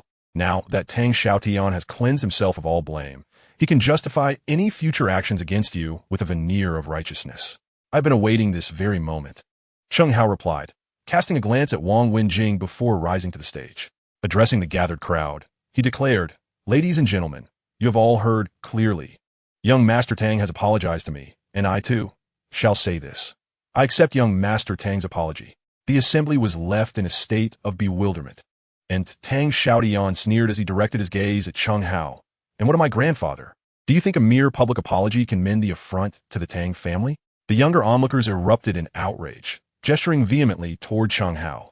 Yet, their anger was not in defense of the elder Tang, but rather a mere desire to confront Chen Hao. In the realm of antiques, women are scarce, and those of striking beauty, like Wang Wenjing, are even rarer. Consequently, nearly every young man harbored aspirations toward her, only to discover that this dreamlike goddess was accompanied by a penniless youth. Such humiliation was intolerable for these affluent young men, and they seized the opportunity to ridicule Chen Hao with fervor. As Chen Hao faced public scorn, both Wang Wenjing and Wang Chunlin were incensed, while Elder Zhong stood up, asserting, ladies and gentlemen, I have previously stated that this young man is our Wenjing's boyfriend. Upon hearing this declaration, the cacophony of insults directed at Chen Hao began to wane, for none were foolish. Though Elder Zhong's words were veiled, they served as a warning, Do not underestimate Chen Hao, for he is backed by the formidable presence of the Zhong family. Chen Hao cast a grateful glance at Elder Zhong, fully aware that the elder's defense was an act of solidarity, intending to shield him from the mounting pressure. Clearing his throat, Chen Hao addressed the assembly. Since Elder Zhong has proclaimed me a member of the Zhong family, I shall present a significant gift to Elder Tang on behalf of the Zhong family. He stepped forward, seizing his sword case from the steward and placing it before Elder Tang's table. Elder Tang, I implore you to take a good look at this sword. Tang Yun regarded Chen Hao with an inscrutable expression, and Chen Hao met Elder Tang's gaze unwaveringly.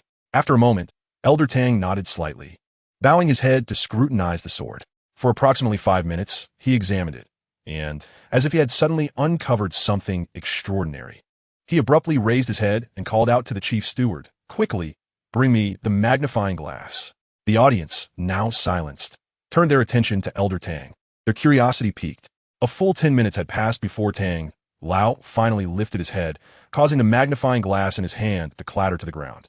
Upon witnessing Tang Lao's demeanor, his grandfather, Tang Xiaotian, felt a bead of cold sweat form on his brow. Could this sword be Zhanlu? As soon as Tang Lao uttered these words, nearly everyone present fixed their gaze upon Chen Hao, including the esteemed Elder Zhong. Chen Hao remained silent. He stepped forward and brought down the ancient sword with a swift motion, shattering the table beneath it. In an instant, the room erupted with cheers akin to a resounding mountain call. The legendary sword Zhanlu. Every soul present yearned to behold its authentic form. For even the blade associated with the historical figure Gojian of Yu was enshrined in a museum, only available for admiration once a week. Young man Yu. Tang Lao paid no heed to the destruction of his table. Instead, he was entranced by the sword in Chen Hao's hand. Those in attendance could not help but praise Chen Hao, exclaiming, "What a grand gesture, truly worthy of being the heir of the Zhong family." With such a spirit of generosity in bestowing a priceless treasure, how could the lesser signs of other families possibly compare? Wang Wenjing chose not to intervene in Chen Hao's discourse with the cunning old foxes. She believed he possessed the prowess to captivate them. Elder Zhong glanced at Chen Hao, who was engaged in a drinking contest with the antique shop owners, and nodded to Wang Chunlin behind him, saying, "This time, you are indeed a green leaf." Wang Chunlin understood that his father-in-law was in good spirits, and thus his own mood brightened as well. "This lad has truly surprised us," he mused himself. "I always thought he was exceptional, but I never anticipated he would become my son-in-law." The following morning, after the Tang family banquet, Chen Hao was jolted awake by the shrill ring of an alarm clock. "Brother Hao, are you awake?" He heard Xiong's voice on the other end. Rubbing his swollen eyes, Chen Hao glanced at the time and replied with a wry smile, "What do you think?" "Brother Hao, I have wonderful news. Our company's emeralds have all been sold out. For some reason, a large influx of affluent clients arrived today, and our finished emerald products are nearly gone." The Xiong's tone was exuberant. Chen Hao recalled that during the previous evening's banquet, a few individuals had indeed mentioned their intent to visit his company to purchase emeralds. But he had not expected them to come so early. "It's fantastic that they've all sold, but why are you calling me this early?" Chen Hao inquired, still puzzled. The Xiong sighed on the other end, seemingly exasperated by Chen Hao's lack of understanding. "Brother Hao, we are an emerald company. Our initial batch of raw stones has been completely depleted, and now we are waiting for you to secure more." It dawned on Chen Hao, and after acknowledging the Xiong's words, he ended the call and reached out to Zhou Lei. "Brother, what's going on?" Zhou Lei's voice was as forthright as ever. Chen Hao wasted no time with pleasantries and directly mentioned his need for raw stones. Without hesitation, Zhou Lei agreed, saying he was about to board a flight to the source of the raw stones and invited Chen Hao to accompany him. Hearing this, Chen Hao quickly tidied himself up, sent a message to Wang Wenjing, and set off to meet Zhou Lei. Zhou Lei was exceedingly delighted to see Chen Hao. After exchanging a few pleasantries, they boarded the flight to Myanmar. "Little Cheng, I've missed you terribly in these past few days. Is that so?"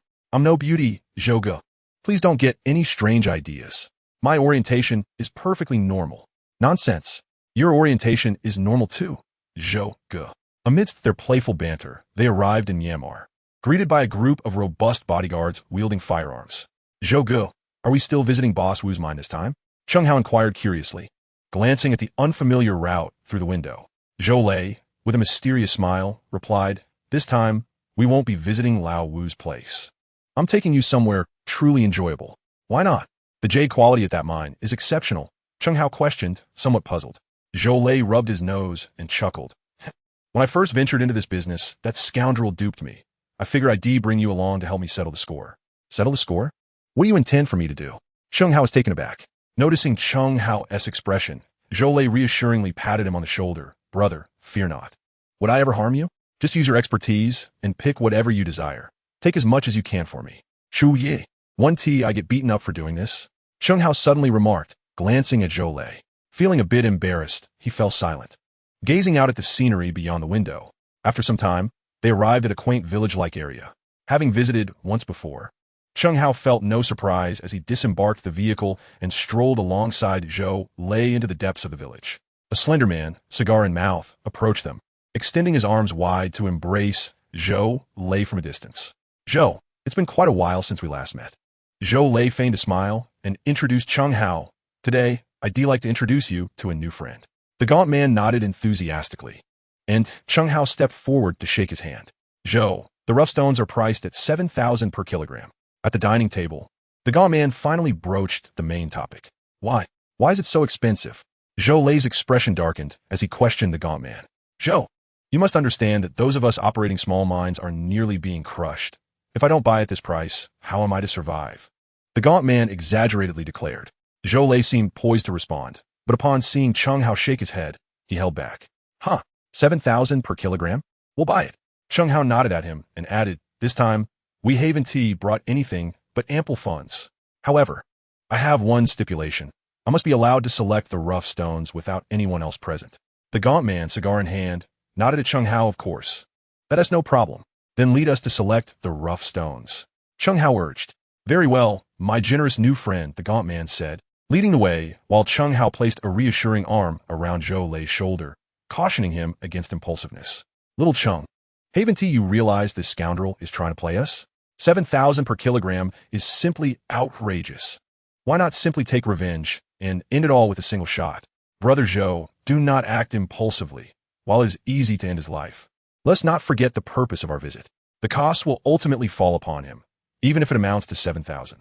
Do you truly wish to be the fool in this scenario? Zhou cast a harsh glare at Chen Hao. Chen Hao smiled and replied, if it's 7,000, then so be it. Spending that amount to acquire a kilogram of jade is not a loss for us. Upon hearing Chen Hao's words, Zhou began to grasp the situation, looking at Chen Hao with curiosity. Are you truly confident? If something goes awry, I will have no face left to show. Indeed, upon arriving at the mine, Chen Hao halted the machinery, casually selecting a few workers to accompany him up the mountain, where they began to sift through the ore. Shortly thereafter, the workers emerged, their shoulders burdened with their findings. The gaunt man beside them watched, his eyes sparkling with anticipation, for in his mind, Chen Hao was but a naive benefactor. However, the workers did not rest. After depositing the stones, they returned with their tools to the mine. More. The gaunt man nearly dropped his cigar, feeling an overwhelming sense of joy. Zhou observed this scene with a cold smirk, hoping that when the man discovered his mine had turned into a mere stone quarry, he would still be able to laugh. Both parties harbored ulterior motives. While Chen Hao continued to utilize his abilities to sift through the stones, each one appearing in his mind as if marked. He had chosen a considerable number of raw stones, filling several carts, and finally emerged from the mine, brushing off the dust from his hands and giving Zhou an approving gesture. Chapter 94. Another scheme to deceive you. Seeing Chen Hao's triumphant demeanor, Zhou felt a weight lift from his heart. He approached and patted one of the 3-ton stones selected by Chen Hao, beaming with excitement. Among all these stones, there were exquisite jades. Even if they were divided equally, it would amount to half a year's worth of his previous earnings. After all, he had never been able to select so precisely when working alone. Just then, a vehicle approached, and outstepped individuals whom Chen Hao never expected to see, Ma Wei and Lin Juanda. They clearly recognized Chen Hao, who had just emerged from the mine, looking dusty. You little brat, I can't believe I'm seeing you again, Lin Juanda said, his tone laced with hostility. Who are you cursing at? Zhou stepped forward, ready to confront Lin Juanda, only to be stopped by the gaunt man beside him. Zhou, please refrain from violence. Lin is my client, and you're all my guests. Why resort to fighting? As an old saying goes in your land, shouldn't we be harmonious to prosper? Harmonious to prosper? Zhou glanced at the gaunt man with a smile, thinking to himself, the one profiting here is me. You will be the one to weep. With Zhou restrained, Lin Juanda felt less concern for his own safety. He approached Chen Hao alongside Ma Wei and said, Chen Hao, you are truly foolish. Have you not realized the considerable weight of the stones you have chosen? Moreover, you have audaciously selected such a large piece. I estimate it must weigh at least 3 tons. Even someone as inexperienced as I can discern that larger stones are less likely to be jade. How can you shamelessly attempt to displace Ma's family and establish a jewelry company? I suspect that all those jewels were provided to you by that fool Wang Chunlin. Chen Hao chuckled upon hearing Lin Jun's words. Why not select a few more pieces yourself, and let us compare? The loser shall treat the other. Lin Jun pondered Chen Hao's proposal and turned to Ma Wei behind him, asking, do you have confidence? Ma Wei snorted disdainfully. I have managed a jade jewelry company for half my life. Do you truly believe I could lose to a mere youth? Very well. Then let it be so. Lin Jun felt reassured by Ma Wei's response and slapped his thigh in excitement. Unlike Chen Hao, who chose to enter the mine to select stones, Ma Wei opted to employ machinery to sift through the transported ore. Ma Wei, select more, after all. We are not the ones footing the bill. Lin Jun shouted to him. Ma Wei worked swiftly, soon accumulating approximately 5 carts of raw stones. Why have you chosen so few? Lin Jun inquired, puzzled by Ma Wei's selection. Ma Wei's expression darkened slightly as he replied, the jade raw stones here seem subpar. I dare not choose more. I can allow you to freely select a few pieces to compare with me. You choose some, and I shall choose some, Chen Hao interjected. Casting a glance at Lin Jun scrutinized Chen Hao. If you are brave, let me select from your raw stones. Chen Hao feigned contemplation, which delighted Lin Jun immensely, for this indicated that Chen Hao lacked confidence in his own choices. Chen Hao, I did not expect you to be so timid. Lin Jun employed a rather clumsy form of provocation.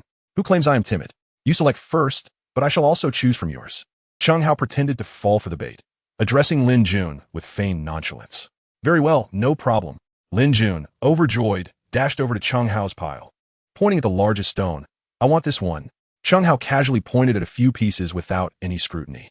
Lin Jun's confidence in his assumption that Chen Hao was oblivious to the true value of the stones surged, filling him with bravado. Chen Hao, just wait to pay for my selection at 8,000 per kilogram. Chen Hao cast a glance at Lin Jun, then turned to the lean man beside him who was winking frantically, suppressing a chuckle within. This fool remains blissfully unaware that he is about to be taken advantage of. Lin Jun, oblivious to Chen Hao's bemused expression, was wholly consumed by his dreams of triumph over Chen Hao. Soon, the equipment was summoned, and the stones were prepared for unveiling. Lin Jun cautiously placed his stone atop the jade-cutting machine, which roared to life. With a swift motion, the stone was cleaved in two, revealing its dark internal structure before the onlookers. No jade. Lin Jun was momentarily stunned, but quickly reminded himself that not every stone contained jade. Taking another stone, once again placing it on the machine, the same operation yielded the same result. Lin Jun's forehead began to glisten with sweat, and until the last piece of jade selected by Chen Hao was cut open, the outcome remained unchanged. How could this be possible? Ma Wei, how did you select the jade?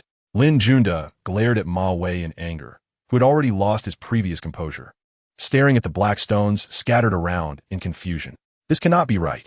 Could the jade content in this mine be so low? Hearing Ma Wei's muttering, neither Chen Hao nor Zhou Lei concealed their amusement, thinking, what jade content? Now, it seems there is only stone content left. Lin Jun suddenly turned his gaze towards Chen Hao. What are you laughing at? Just because I have no jade, does that mean yours will be different? Chen Hao shrugged helplessly. You've already lost. What more do you want? Shaking his head in disbelief at Lin Jun, he remarked, you truly won't shed a tear until you see the coffin. With that, he placed the stone on the machine, and within moments, a hefty stone split in two, revealing a vibrant green hue before everyone's eyes. How could this be? Full of green. Ma Wei stared incredulously at the jade on Chen Hao's table, his voice trembling slightly. Lin Jun, I have dozens of trucks of stone here, and every piece is fully green. How can this be? I refuse to believe it.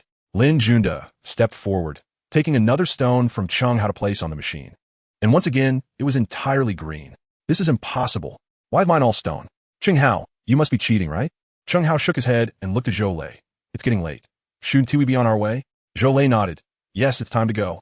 We were supposed to settle the bill, but since someone else is covering it, I've saved myself quite a bit of trouble. Chapter 95. Want to kill me? Not even close. Just as Zhou Lei and Chen Hao were about to leave, they were stopped by Ma Wei. What's going on? Why is there not a single piece of jade among my selections? Zhou Lei stepped forward and gave Ma Wei a sharp slap, growling. if you have no jade? What do you want from me? Who opened to mind me? Ma Wei, perhaps dazed from the slap, stumbled towards the thin man to argue.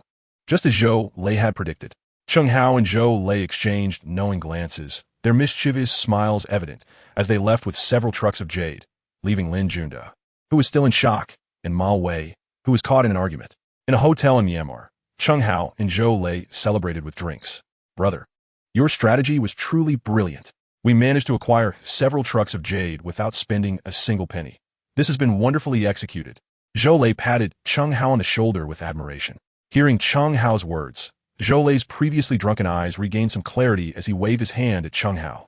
Brother, rest assured, my years of traveling far and wide have taught me that caution is key to survival. I have already instructed my men to keep a close watch on that batch of jade. Tonight, we can rest easy.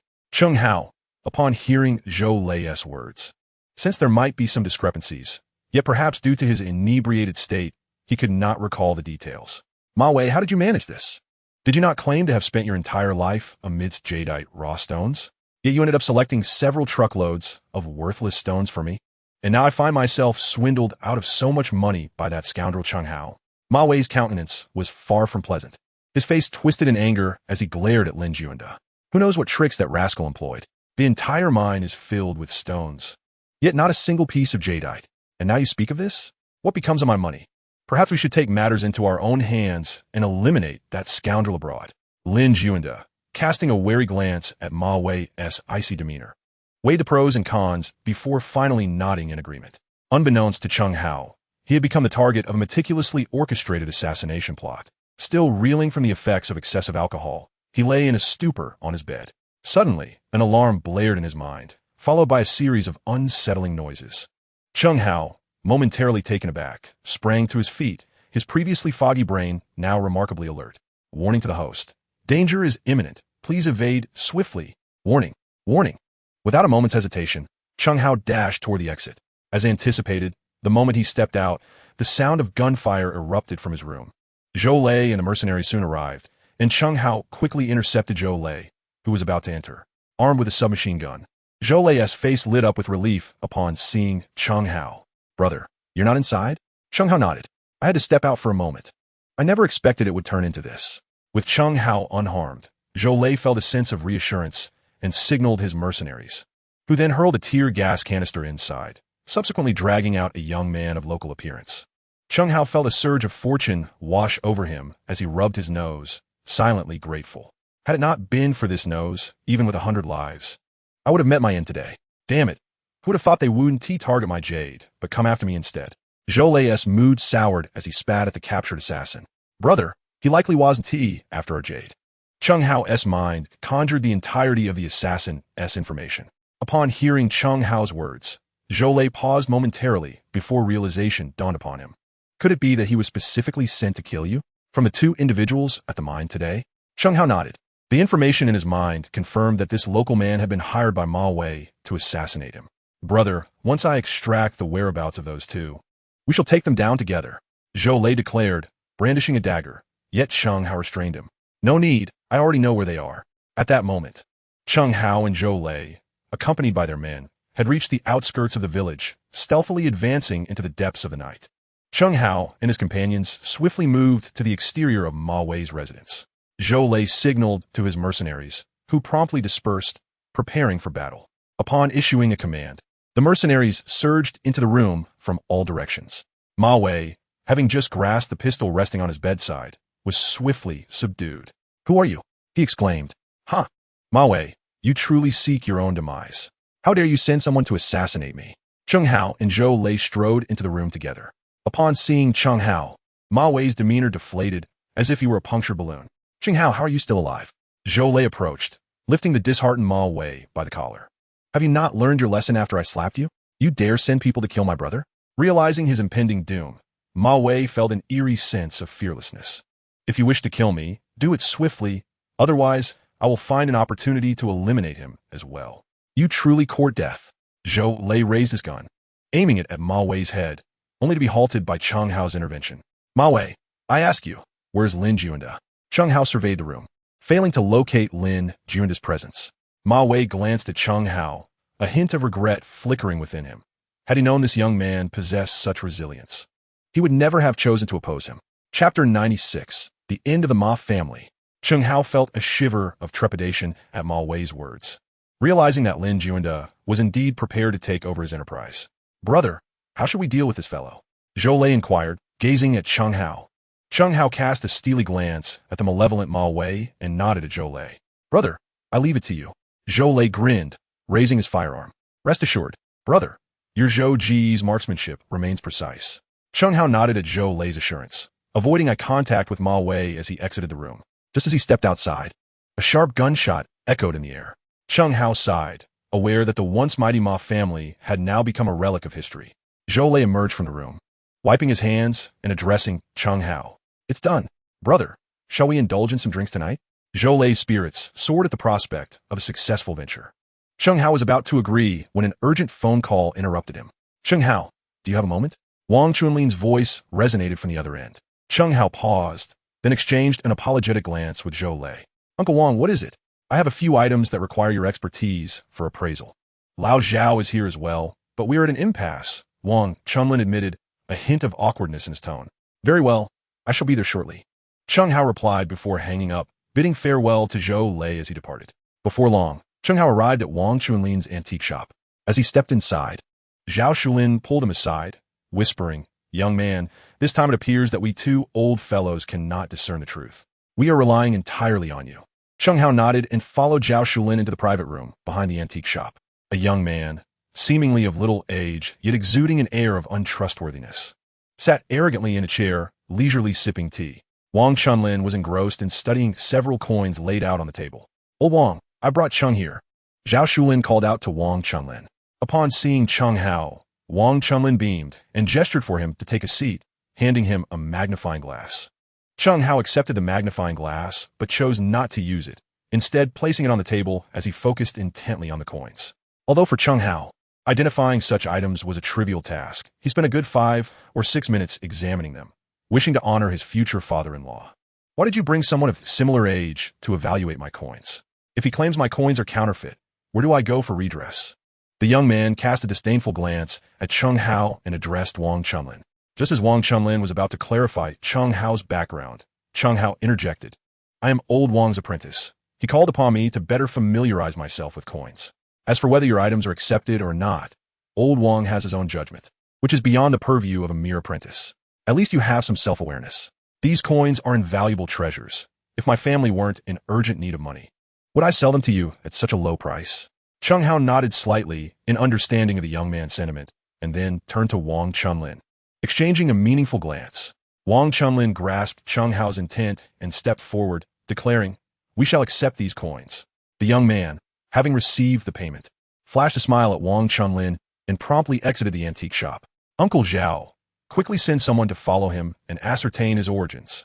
Chen Hao urged Zhao Shuqing anxiously. Zhao Shuqing was taken aback. "Follow him? There is no time for explanations. Just go." Seeing that Chen Hao was serious, Zhao Shuqing hurriedly dispatched 2 assistants to tail the young man. Wang Chunlin looked at Chen Hao perplexed. "Zhao Hao, what does this mean?" Wang Chunlin exchanged a glance with Zhao Shuqing, both harboring questions but refraining from further inquiry. "Uncle Wang, what is this Kain Hangs High?" Wang Chunlin's brows knitted in concern. Kain Hangs High is a newly opened antique shop, dealing in coins much like our own. Chen Hao, upon hearing Wang Chunlin's words, suddenly grasped the situation. It appears that this coin was deliberately sent over by Kain Hangs High. "Wait, Xiao Hao, are you suggesting that this coin was intentionally sent by Kain Hangs High? Are you implying that these are all fakes?" Wang Chunlin seemed astonished. "Then why did you still ask me to accept it?" Zhao Shuqing, standing nearby, looked at Chen Hao, clearly puzzled. While these items are indeed masterfully fabricated, they still bear flaws. I can ascertain that much. However, I chose to accept this coin to draw Kain Hangs High out into the open. Wang Chunlin and Zhao Shuqing remained bewildered, still failing to comprehend Chen Hao's intentions. "Chen Hao, you must understand that once it is confirmed that these coins are counterfeit, the reputation of the Coin Collection Pavilion will be irreparably tarnished," Wang Chunlin said to Chen Hao with evident concern. He chuckled. "I have never asserted that these coins are all fake." Chen Hao gazed at Wang Chunlin with an inscrutable smile. "Are you implying that among them, there is a genuine coin?" Chen Hao picked up the 3rd coin from the left in the box and handed it to Wang Chunlin. Upon a brief glance, Wang Chunlin was taken aback. This is the Tianwan Tongbao. Are you suggesting that this one is authentic? Chen Hao nodded. The owner's ability to appraise treasures is remarkably poor. It is likely that this Tianwan Tongbao was mistakenly deemed a replica and thus handed over to us. Based on the price they offered, acquiring such a well-preserved Tianwan Tongbao is indeed a profit for us. At that moment, Wang Chunlin remained silent, still fixated on the Tianwan Tongbao alongside Zhao Shuqing. Do you remember our first meeting? Those two Tianwan Tongbao, although well-preserved, do not compare to this one, Chen Hao remarked. Kid, does this mean we struck it rich? Zhao Shuqing looked at Chen Hao, seemingly still in disbelief. Indeed, we have, Chen Hao replied, his face beaming with joy. Uncle Wang, I believe you should prepare yourself. I estimate that the owner of Kaiyan Hengzhai will arrive shortly. Wang Chunlin pondered Chen Hao's words, and a smile crept upon his face. It is often said that rivals in the same trade are indeed foes. It seems the ancients were not mistaken. Chapter 97. Who is deceiving whom? Boss Wang. Boss Wang. A robust voice echoed from the entrance. Wang Chunlin gestured for his attendant to open the door with a smile. A stout man entered, leading a group, and respectfully cupped his hands toward the standing Wang Chunlin. Boss Wang, I am Qian Hengzhai S. Yunheng.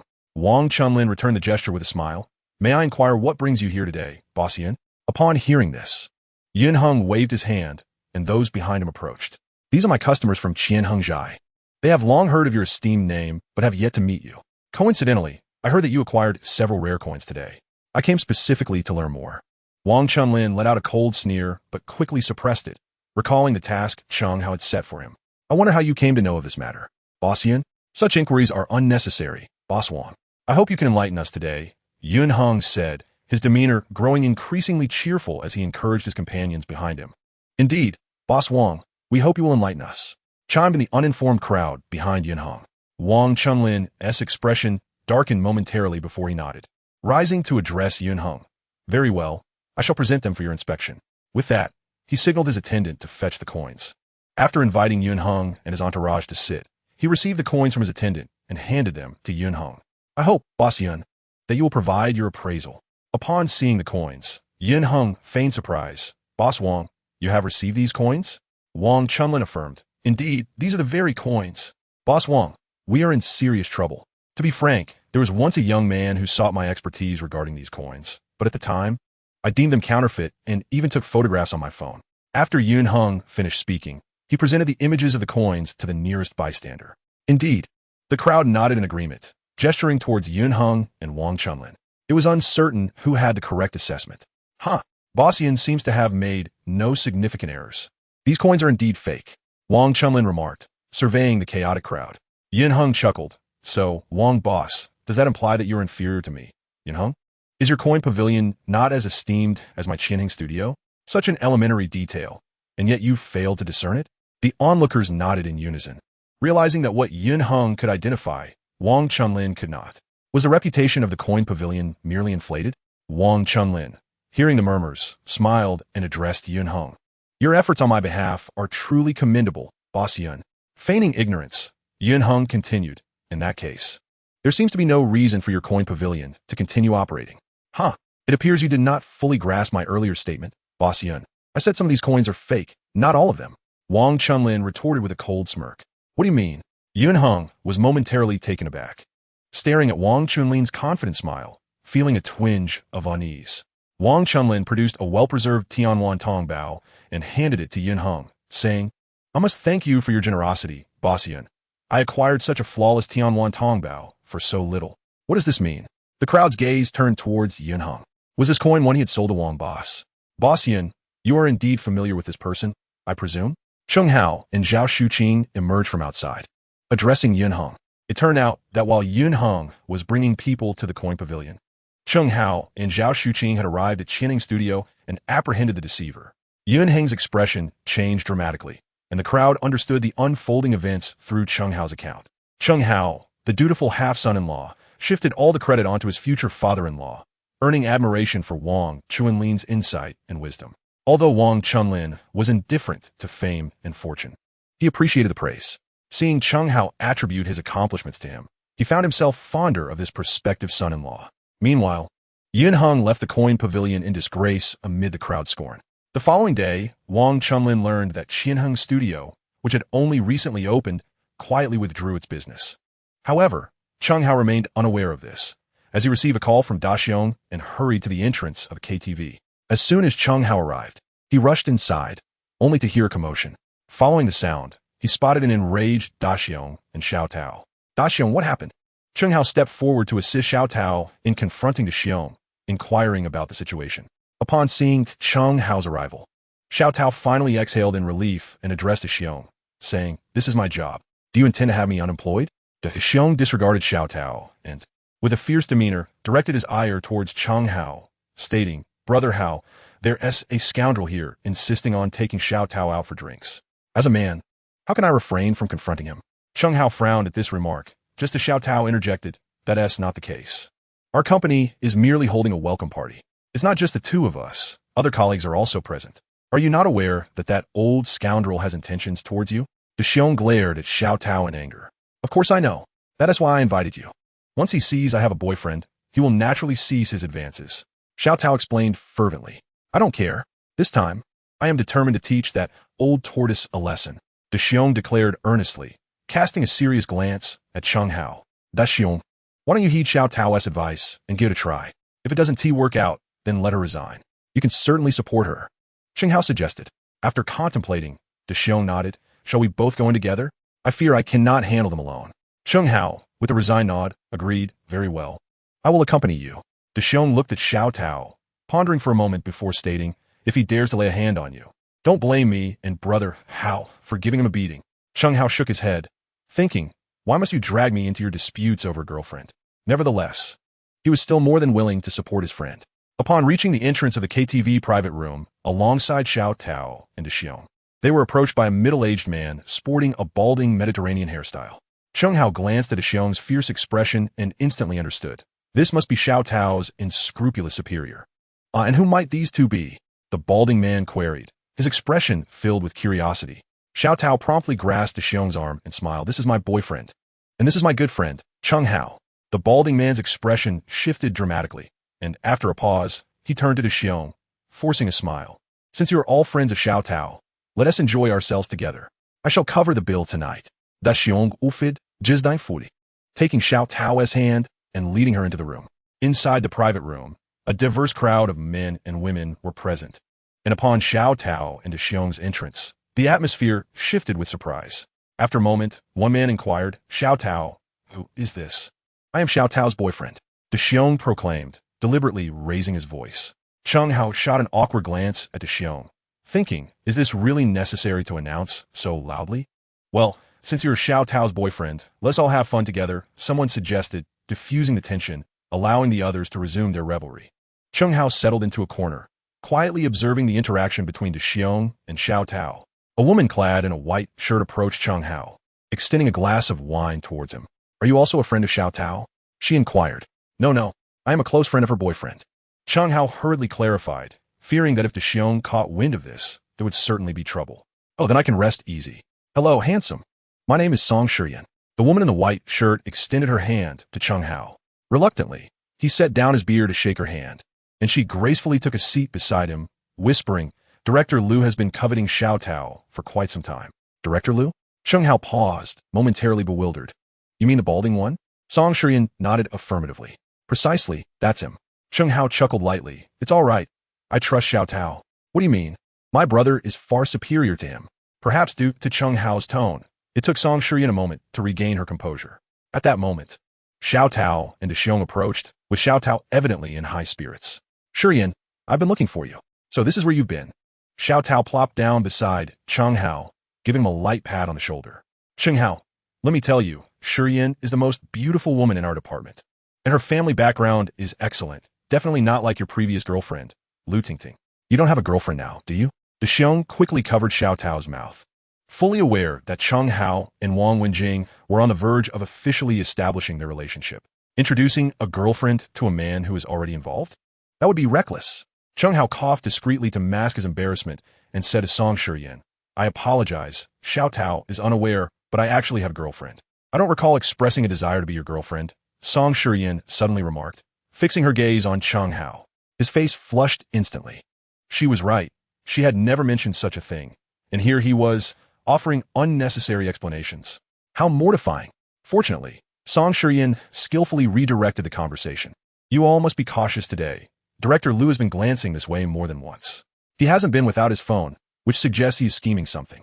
Chen Hao also noticed this, nodding at the Xiong to indicate that he should exercise caution. Just then, a resounding crash echoed as the private room door was kicked open. A group of individuals in black attire stormed in, led by a burly man who, upon noticing Director Liu's gaze fixed onto Xiong, approached with an intimidating demeanor. Hey, whose car is parked in front of mine? Chen Hao and Xiong exchanged glances, both bursting into laughter. Haha, your excuse is rather pathetic. If you're looking for trouble, just admit it. Why the need for pretense? They chuckled. Brother, to be honest, neither of us has a car. The towering man in black momentarily froze. Then his expression shifted. Since you're aware that we're here to confront you, you might as well come with us quietly, or else today will not end well for you. Nearby, Director Liu hurried over and urgently called out to Xiao Tao. Xiao Tao, why aren't you coming over quickly? Otherwise, if they start fighting, I will be unable to protect you. De Xiong glared at Director Liu and scolded. Old fool, do you take us for fools? Aren't these people brought here by you? Hearing De Xiong's words, Director Liu chuckled. Little Tao's boyfriend, you mustn't slander me. After saying this, Director Liu shot a glance at the tall man. The tall man nodded and whispered something to his subordinates. Two men approached Chen Hao and De Xiong with sinister grins. Director Liu, what are you planning? Song Shiyan rose and glanced at Director Liu. Song Shiyan, I haven't done anything. Director Liu spread his hands and shook his head at Song Shiyan. Before Song Shiyan could say more, she was stopped by Xiao Tao beside her. Shiyan, don't say anything more. I made up my mind. Once today is over, I will resign. But Song Shiyan seemed to have more to say. But De Xiong interrupted. Xiao Tao is right. Once today is over, I'll resign as well. So let us just give him a good beating.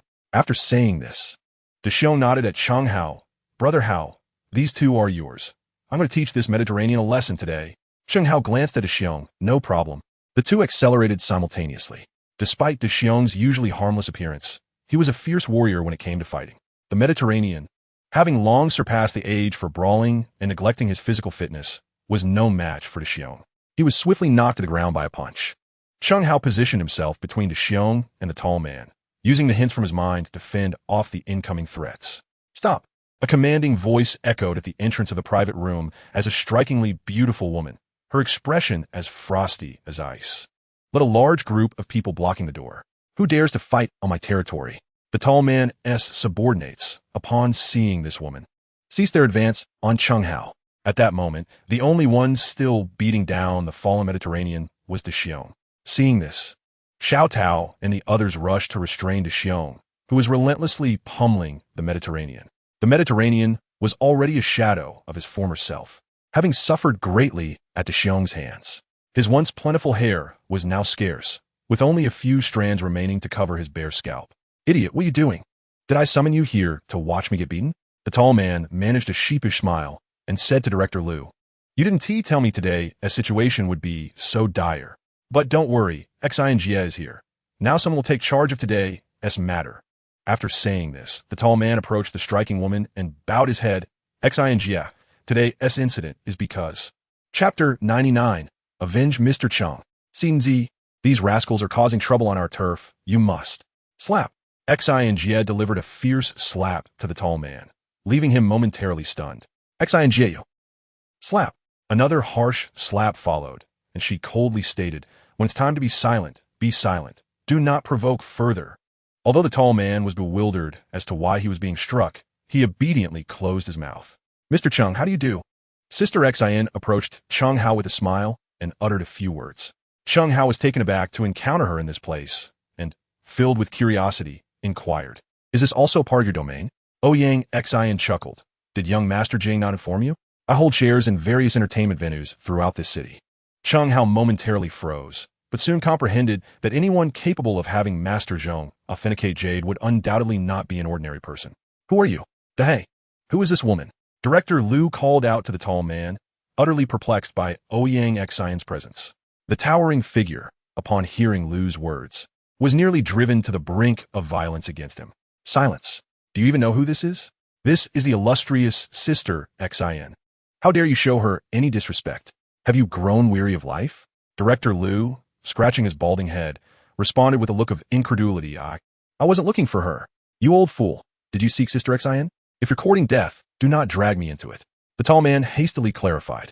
Sister Xin cast a glance at Director Liu, smiling. Were you looking for me? Under her piercing gaze, Liu quickly shook his head. No, I wasn't seeking you. I am Director Liu.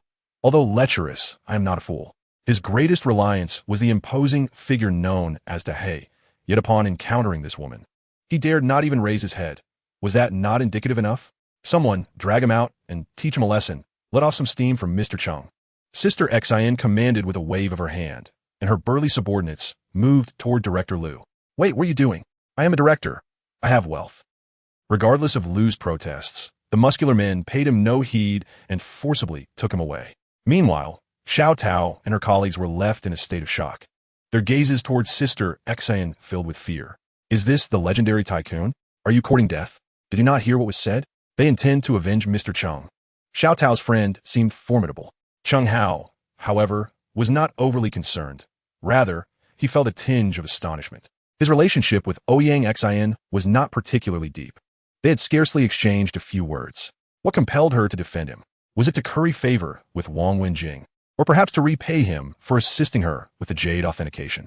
Mr. Cheng, are you satisfied with this handling? Ouyang Xin inquired with a smile, seeking his approval. De Xiong glanced down at Xiao Tao and remarked, Actually, Xiao Tao hasn't suffered. I just gave him a good beating, and now with this added thrashing, my spirits are naturally elevated. Chen Hao observed De Xiong, noting that he genuinely appeared unperturbed, and thus nodded at Ouyang Xin. De Xiong, let us depart. Xiao Tao, perhaps unable to process the situation, nestled into De Xiong's embrace, gazing at him with pleading eyes. De Xiong, hesitant to voice any dissent, quickly nodded and said to Chen Hao, Brother Hao, it's getting late. We should take our leave. In that case, we shall take our leave. Chen Hao bid farewell to Sister Xin. Sister Xin, upon hearing Chen Hao's words, nodded slightly and leaned in to embrace him, exclaiming, You truly are a man of hidden depths. She then released her hold, just as she was about to ascend the stairs and open the door. The sound of the opposite door creaking open caught her attention. Chen Hao noticed Wang Wenjing, clad in her night attire, staring intently at him. Undeterred by his gaze, Wang Wenjing nodded and beckoned. Come over. This was an unmistakable invitation. If he didn't seize the moment, could he still call himself a man? With this thought, Chen Hao wasted no time, entering with a mischievous grin. Wenjing, I have arrived. As he stepped into the living room, he promptly locked the door and called out. Seated on the sofa was another strikingly pure-looking beauty, also dressed in sleepwear. What are you shouting about? Wang Wenjing frowned at Chen Hao. She then cast a reproachful glance his way, saying, Please speak properly. This is my university classmate, Luo Xin. She has come today, seeking our assistance. Chen Hao offered an awkward smile before plopping down beside Wang Wenjing on the sofa. Hello, I am Chen Hao. Luo Xin glanced at Chen Hao, her smile slightly sly as she turned to Wang Wenjing. It seems he isn't as peculiar as you described. Chen Hao, upon hearing Luo Xin's comment, shot an indignant look at Wang Wenjing, resembling a wronged little wife. Am I truly perceived as peculiar in your eyes? Wang Wenjing, ever composed, regarded Chen Hao with a serene expression. Isn't that the case? Chen Hao fell silent, realizing he was at a loss against Wang Wenjing's demeanor. All right, I shan't tease you two any longer. It's always me, the single dog, who bears the brunt. Luo Xin chuckled before addressing Chen Hao. Originally, I intended to seek Wenjing's help, but she mentioned your expertise in antique appraisal, hence I sought you out as well. What is the matter? Wang Wenjing sighed as she turned to Chen Hao. Luo Xin's family is a prominent clan in our city, unlike the Zhong family. Her family must select the most outstanding heirs from a multitude of candidates. Chapter 100, The Luo Family Selection. Chen Hao nodded in response to Wang Wenjing's words. So, according to you, what do you require of me? Should I lead a raid on their estate? Don't be absurd. Wang Wenjing seemed slightly irritated as she playfully swatted Chen Hao. This is a serious matter. The Luo family is renowned for their antique heritage. Do you truly believe you could storm their residence? Chen Hao scratched his head, looking at Luo Xin. So what do you intend for me to do? Surely you don't expect me to masquerade as a boyfriend? Upon hearing Chen Hao's words, Luo Xin's cheeks flushed crimson as she turned to Wang Wenjing. Wenjing, are you certain he is the reliable candidate you mentioned? Chen Hao, please don't jest. Chen Hao regained his usual demeanor, looking at Luo Xin with seriousness. Observing Chen Hao's earnestness, Luo Xin began to slowly elaborate on her family selection process. As a large antique family, The Luo clan's criteria for selecting heirs were exceedingly stringent. Each selection of the family heir is meticulously prepared by the current head of the Luo family, who presents an extensive array of antiques. These artifacts, diverse and varied, await the newest generation of the Luo clan, who must identify the 5 most valuable pieces among them. While we have no qualms about this task, we are not members of the Luo family. Are you certain they will permit our assistance? Chen Hao voiced his concerns after listening. Luo Xian nodded in affirmation. This is permissible. The Luo family selection process allows us to enlist external help, provided the number does not exceed 2 individuals, and their ages do not surpass 30. Given this stipulation, we have no issues as none of us are over 30. However, this selection requires us to choose the 5 most valuable items from 100, and although we are 3, I still harbor some doubts. Chen Hao chuckled at Luo Xian's words. A mere 100 items? Surely, it is a trivial task for him. Rest assured, there will be a way when the journey reaches the mountain's foot. Wang Wenjing offered an unprecedented word of comfort to Luo Xian. The latter nodded in response and retired for the night. What? You're not leaving yet? Wang Wenjing cast a cold glance at Chen Hao, who remained seated on the sofa. How come you smell perfume? Wang Wenjing raised an eyebrow at him. Chen Hao was taken aback, and cold sweat began to bead on his brow. The scent of perfume? This is bad. It must be from when Ouyang Xian embraced him before he left. There's no need for explanations. I don't wish to hear them. Wang Wenjing interrupted him. Luo Xian is a classmate from my university dormitory. We cannot turn our backs on her in her time of need. Chen Hao comprehended the underlying meaning in Wang Wenjing's words. Fear not. I shall exert every effort. Wang Wenjing nodded in acknowledgement and, without further words, headed straight to her bedroom. The following morning, Chen Hao, along with the 2 women, set off early towards the Luo family estate in Lin City. Throughout the journey, Chen Hao found himself compelled to listen to Luo Xian as she recounted details regarding the Luo family selection process. As for how much of it truly registered, that remained uncertain. Soon, Wang Wenjing's car came to a halt before the grand courtyard of the Luo family. This location is typically where the Luo family convenes, but today, nearly all members of the Luo clan would gather to witness the emergence of the next generation of heirs. Even as she exited the vehicle, Luo Xian continued her explanations. By the way, Luo Xian, did you mention that the current head of the Luo family is your great-uncle? Luo Xian nodded. Indeed, he is my grandfather's younger brother, who triumphed over my grandfather in a similar selection long ago. Goodness, your family is quite affluent. Chen Hao exclaimed, surveying the opulent cars surrounding them, astonished. Luo Xian smiled. The Luo family is numerous, thus the family business is diversified, resulting in considerable wealth for nearly every branch. Let us proceed. We should enter now. Observing the increasing crowd at the entrance, Luo Xian addressed Wang Wenjing and Chen Hao. As the trio prepared to enter, they encountered a well-dressed young man approaching them, a quintessential dandy. This is the current head of the Luo family's grandson and my nominal cousin, Luo Gang. Luo Xian quietly reminded him that he was also among those most likely to inherit the family head position this time. As soon as he spoke, a young man adorned in opulent attire approached the trio. Luo Xian, is this the external assistance you've sought? Luo Gang's voice dripped with derision. They don't seem impressive at all. One appears to be a penniless lad from an ordinary family, while the other, though rather beautiful, is not much more. Luo Gang's gaze roamed incessantly over Wang Wenjing.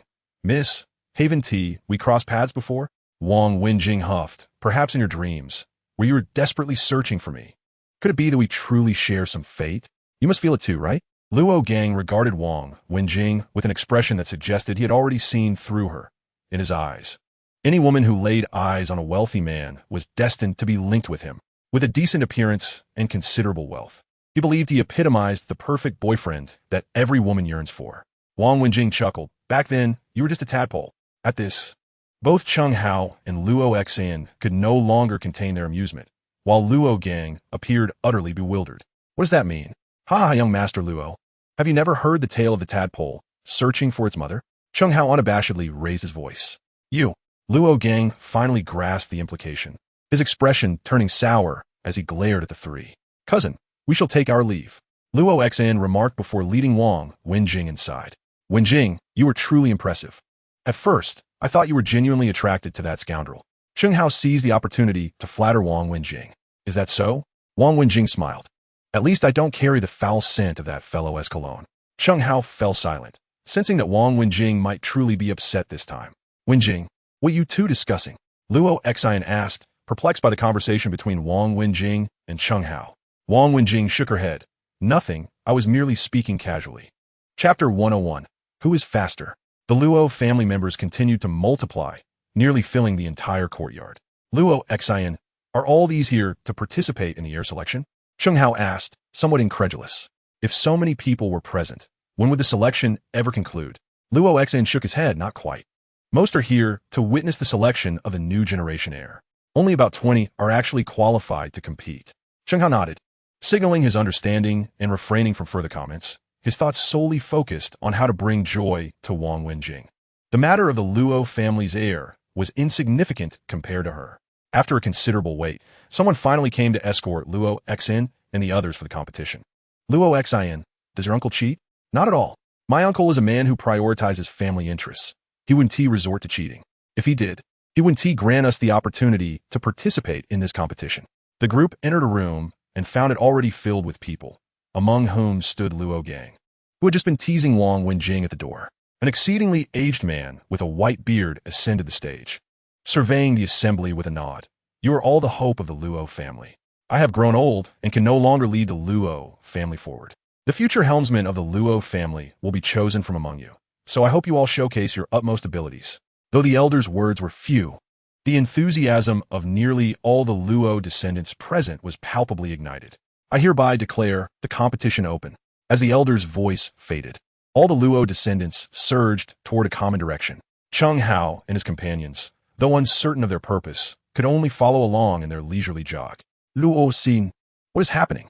Chen Hao inquired as he caught up with Luo Xian, who had darted away like a swift sword. Luo Xian, slightly embarrassed upon seeing them, wiped the sweat from her brow and explained, 100 antiques are displayed in the Luo family square, so we must run. Arriving earlier might afford us more time to observe them. I apologize, Wenjing. Chen Hao chuckled. The Luo family's logic seemed utterly non-existent. Why place precious antiques in the square?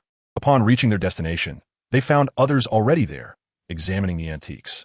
Wenjing, we have a mere 5 minutes. Let us split up, otherwise we won't be able to see everything. Luo Xian urged anxiously, glancing at Wang Wenjing. However, Wang Wenjing remained still, her gaze fixed intently on Chen Hao, who had already made his way to the square. Wenjing, what are you doing? Just as Luo Xian was about to call out to Wang Wenjing, she noticed Chen Hao emerging, cradling a piece of red cloth, on which 3 antiques were prominently displayed. How did you get those so quickly? You didn't just grab them at random, did you? Luo Xian exclaimed in disbelief, eyeing the antiques in Chen Hao's hands. Chen Hao rolled his eyes. If I were just grabbing randomly, you could let Wenjing take me out. But what? Chen Hao shot a glare at Luo Xian before handing her the antiques he held. Without delay, he quickly returned to the square. Nearby, Luo Gang observed the scene with a derisive laugh, incredulous that this impoverished boy had come to assist in finding treasures. Moments later, Chen Hao approached again, bearing a guqin. Now we have 5 pieces. Upon hearing Chen Hao's words, Luo Xian was momentarily taken aback, glancing down at her own 3 antiques. But isn't that only 4 pieces in total? Chen Hao replied with a grin. When I say 5 pieces, I mean 5 pieces. Rest assured, today the title of heir belongs to you. But, Luo Xin hestita. Do not worry. He means you no harm. Wang Wenjing reassured her. Luo Xian glanced at the bustling crowd in the square and then turned to the resolute Chen Hao, finally resolved. The 3 approached the podium, and those upon it were astonished by the sight. Particularly, Luo Xian's grandfather was pained at the sight of his granddaughter, seemingly resigned. Luo Xian, even if you do not wish to be the heir, you must at least give it a try for your grandfather. Seeing her grandfather's distraught expression, Luo Xian felt her anxiety deepen. Grandfather, I have completed my selection. Completed your selection? Seated on the dais, the elders of the Luo family were utterly astonished. Should the selection conclude so swiftly, it would surely surpass the family's historical record. The 5 minutes elapsed in no time. Few could meticulously choose 5 treasures.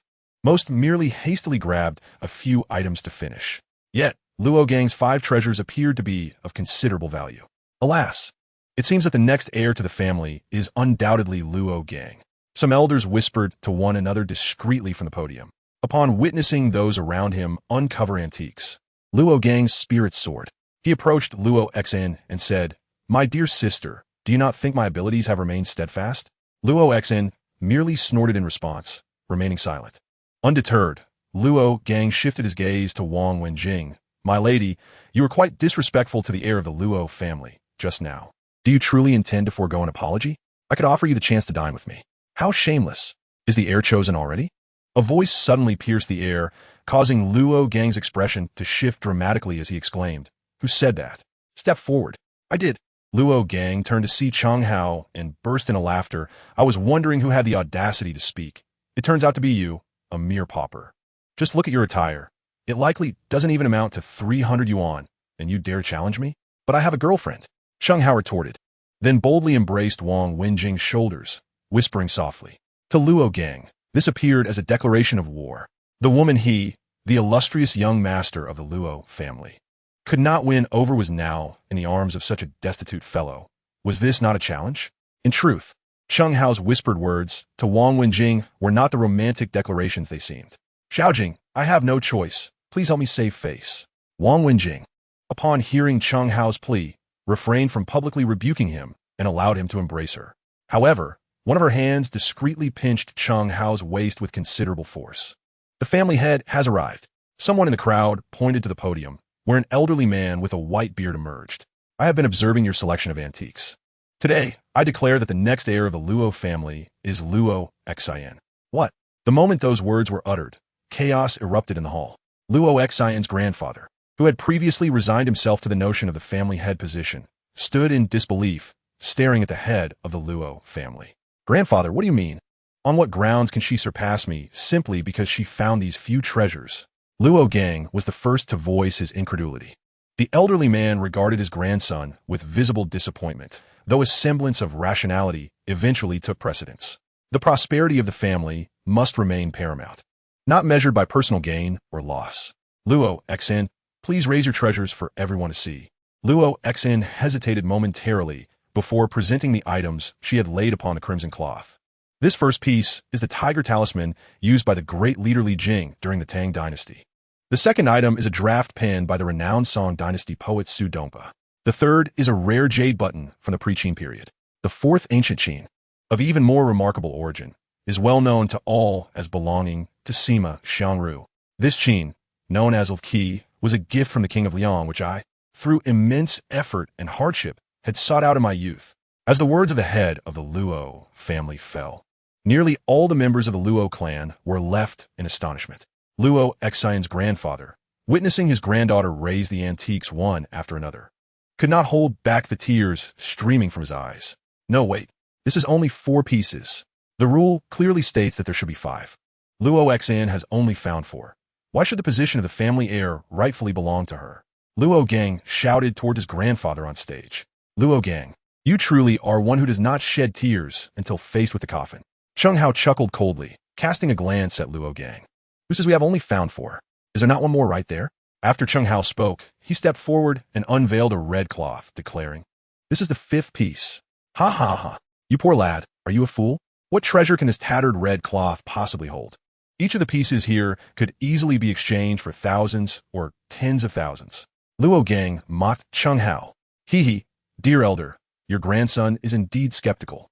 Then I shall reveal it." Chen Hao looked at the elder of the Luo family, who nodded regretfully, consenting to Chen Hao's actions. Chen Hao smiled. Tearing the red cloth apart, a dazzling golden-yellow brocade emerged, and he discarded the red cloth to elevate the golden fabric. "This is a royal edict," exclaimed some of the elder members of the Luo family in astonishment upon seeing what Chen Hao held aloft. The rest of the Luo clan soon recognized the item and began to murmur amongst themselves. Wang Wenjing, noticing Luo Xian beside her in tears of joy, hurried to comfort her. "Wenjing, why didn't you tell me earlier that there was a royal edict inside? I worried for so long." Esteemed guests, this is the royal edict rewarded to our Luo family by the Ming Emperor for the sacrifice of 32 of our kin who died in battle to protect him during the Qing invasion. Yet, this edict never had the chance to take effect before the Ming fell. The edict, earned through the sacrifice of our ancestors for the prosperity of our family, is truly priceless. Upon hearing the elder's words, the crowd nodded in agreement, a renewed sense of familial honor swelling within them. "Lu Gong, do you still have objections to Luo Xian becoming the head of the family?" "No," Luo Gang replied, his voice strained as he bowed his head. The elder of the Luo family nodded in satisfaction and turned his gaze towards Wang Wenjing, saying, "Little girl, you must be the granddaughter of that old fellow Zhong." The elder's words stirred yet another wave of excitement. The young girl, standing beside Luo Xan, is indeed the renowned granddaughter of old Zhong, the illustrious young Master Jing. I knew I had seen you before. You truly are young Master Jing. Luo Gang felt cold sweat trickle down his brow, realizing that he had just playfully teased young Master Jing. What's wrong? Doesn't she look the part? Before Wang Wenjing could respond, Chen Hao, with a hint of pride, interjected. Luo Gang, hearing Chen Hao's words, was momentarily taken aback. Did this impoverished lad just claim that young Master Jing was his girlfriend? So, could it be that he is the mysterious boyfriend of old Zhong's granddaughter, who has recently emerged into the limelight? As the Ma family's Ma Jun was pushed towards imprisonment, the Ma group faced immediate bankruptcy. The young master of the Tang family, Tang Xiaotian, had repeatedly been bested by him. This enigmatic boyfriend was none other than the impoverished youth whom he had just derisively mocked. Luo Gang felt an overwhelming urge to faint. Despite the formidable power of the Luo family, they were no match for him. Chen Hao exchanged a glance with Wang Wenjing, and the evident understanding passed between them was palpable. Due to her exposed identity, Wang Wenjing was compelled to engage in social niceties with several elders from the Luo family. And Chen Hao, as the future grandson-in-law of the Zhong family, was inevitably drawn into the fray. They conversed for a grueling 4 to 5 hours before they were finally released. How do I look today, Wenjing? Am I sufficiently handsome? Chen Hao flashed a flirtatious wink at Wang Wenjing. Well, perhaps it's due to my innate talent. Chen Hao pondered for a moment before arriving at an explanation. Although it felt wrong to deceive her, he couldn't possibly admit that he had discerned the truth merely by scent. If he were to do so, Wang Wenjing might as well be inclined to sever her nose. Before they could reach home, Wang Wenjing received a call from old Zhong. What is the matter? Is there some bad news? Chen Hao inquired, noting her troubled expression. With a resigned sigh, Wang Wenjing responded, "Grandfather wants us to meet some of his old friends tomorrow." "Are they all of old Zhong's caliber?" Chen Hao asked, curiosity piqued. "Roughly so. While their status may differ slightly from my grandfather's, it's not by much. However, having you there might ease my burden considerably." "Why is that?" Chen Hao asked, perplexed. It just serving tea and listening to their tales of youthful heroics? Even the elderly, despite their age, tend to indulge in the ordinary. Wang Wenjing chuckled lightly. "Wenjing, if I were to stand among a group of women all under 5'6" and weighing over 200 pounds, who would you choose?" "Obviously you." Chen Hao replied with an expression that suggested it was the most obvious choice. "Exactly. Every time I attend, different elders seem eager to marry me off to their grandsons. How am I supposed to accept that?" Wang Wenjing expressed her frustration. Chen Hao regarded Wang Wenjing with a smile, finding her relatable in her candid grievances. A rare sight indeed. Chapter 103. A forgery. Chen Hao and Wang Wenjing arrived at old Zhong's villa. Unlike his usual demeanor, today old Zhong was not in his room. Instead, he had taken a group of his old friends to the garden. Upon seeing Chen Hao and Wang Wenjing, old Zhong smiled and addressed his friends. "You may quiz this young man." Chen Hao glanced at the throng opposite old Zhong and shook his head. There were nearly 20 individuals, with a few young ones trailing behind the elders, regarding him with overt hostility. Wang Wenjing, noticing this, discreetly nudged Chen Hao where others couldn't see her. "So, now you understand?" Chen Hao awkwardly chuckled and approached old Zhong to greet him. "Chen Hao, these are my friends from decades past. You should get to know them," old Zhong encouraged. Chen Hao turned to the group of elders and greeted them with a smile. However, this group of elderly gentlemen seemed rather indifferent to Chen Hao. "Are you Chen Hao?" A young man standing behind an old man raised an eyebrow and inquired. Chen Hao smiled and replied, "I am indeed Chen Hao. Do you have any insights to share?" The elder beside him appeared even more irate at Chen Hao's demeanor, exclaiming, "Old Zhong, is this the so-called perfect young man you spoke of? He seems utterly lacking in manners." Old Zhong chuckled at his friend's remark, retorting, "Old son, it appears your grandson was the one to challenge Chen Hao first. If we are to speak of manners, it seems he is the one lacking them." The man referred to as old son snorted disdainfully. "My grandson possesses dual degrees in history from prestigious international institutions. How can I possibly regard this uneducated fellow?" "Uneducated, you say?" Chen Hao shot back at old son with a mocking grin. "Indeed, if my grandfather deems you uneducated, then you must be so. Sun Xianhai, enlighten me. What constitutes academia?" Chen Hao asked, his gaze piercing at the young scion of the Sun family. Sun Xianhai was taken aback. "You know my name?" "Chen Hao." "Of course. chose not to divulge that he had overheard it. Ah, it must be Wenjing who informed you, Sun Xianhai conjectured, gazing at Wang Wenjing with a look of delight. Wenjing, I did not expect you to still remember me. Wang Wenjing scoffed silently. She thought that engaging with such a person would likely lead him to misinterpret her interest. Old Zhong, I understand your high regard for this young man, but I hope you realize that the world encompasses more than just the history of our nation, Hua. It is essential to integrate knowledge from various civilizations, Sun Xianhai asserted, stepping forward to flaunt his intellect. Wang Wenjing, incensed, retorted, Sun Xianhai, are you attempting to instruct my grandfather? No, Wenjing, I mean no disrespect to old Zhong. If there is any disrespect to be found, it would only be directed at one individual. Sun Xianhai's gaze turned pointedly toward Chen Hao, his implication clear. So, you are implying it is I? Chen Hao approached Sun Xianhai, his eyes aflame with intensity. I am indeed referring to you, Sun Xianhai replied coldly. Old Zhong claims you possess extensive knowledge of ancient artifacts from Hua. But what about artifact from other civilizations? Xianhai, old Sun elevated his voice slightly. Do not put the young man in a difficult position. There was a subtle undertone to his words. Old Zhong cleared his throat, and Chen Hao smiled. Pray tell, which country's artifact do you intend to quiz me on? If I am not mistaken, you must have prepared something in advance. The surrounding elderly gentleman appeared somewhat conflicted, eager to step forward for assessment, yet fearful of embarrassing themselves. Ah, are you referring to this item in your possession? Chen Hao remarked, feigning surprise at Sun Xianhai's artifact. Indeed, this very piece. What? Cannot you discern its significance? Chen Hao burst into laughter. You wish for me to examine this? Ha! I shall inform you. It is a counterfeit. It likely predates you by a mere fraction. Sun Xianhai's eyes widened in shock, only to follow with a laugh.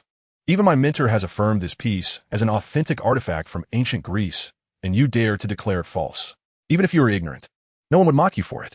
Chen Hao could only shake his head upon hearing Sun Xianhai's words, his expression tinged with a hint of sympathy. It seems your mentor is not all that impressive. They cannot even discern something so simple as truth from falsehood. Chen Hao, should you dare to insult my mentor again, do not blame me for my lack of courtesy. Sun Xianhai's voice betrayed his anger as he regarded Chen Hao with palpable discontent. Unfazed by Sun Xianhai's tone, Chen Hao stepped forward and seized the golden cylinder from his grasp. Have you truly scrutinized the figure depicted on this cylinder? He inquired. Sun Xianhai paused momentarily, then retorted defensively. Who says I haven't observed it closely? Have you genuinely examined it? Chen Hao smiled at Sun Xianhai. Did you not notice that the attire of the figure is somewhat amiss? When did the people of ancient Greece wear garments with 2 shoulder straps? It is, of course, a single strap. Sun Xianhai was momentarily taken aback. He understood this principle better than anyone, yet he had not observed it with due diligence. You are aware of the single strap, yet the figure on this golden cylinder has 2 straps. Have you considered why that might be? How can that be possible? Sun Xianhai gazed at Chen Hao in disbelief. Even if I fail to notice, how can my mentor have overlooked it? Chen Hao chuckled softly. You all are too focused on the craftsmanship of this cylinder. While its artistry undoubtedly aligns with its era, thus affirming its authenticity, you have neglected the most apparent detail, as you cannot fathom that you might err in this regard. Having finished speaking, Chen Hao handed the item back to Sun Xianhai. Xianhai, an elderly man nearby, concerned by his grandson's despondent demeanor, uttered a word of caution. Old Master Zhong smiled at his group of aged friends, saying, regardless of which country's antiques are being appraised, meticulous attention is paramount. Indeed, the surrounding elders echoed in agreement. They were astonished that such a young individual could display such prowess. No wonder old Zhong held his granddaughter's husband in such high esteem. Wang Wenjing smiled and discreetly gave Chen Hao a thumbs up, knowing that, after this incident, this group would no longer pester her. Listening to the affirmations of his old friends, old Master Zhong merely nodded with a smile, then rose and approached Sun Xianhai, saying, always remember, there are those beyond oneself and greater skies above. Consider this a lesson. I believe you will excel next time.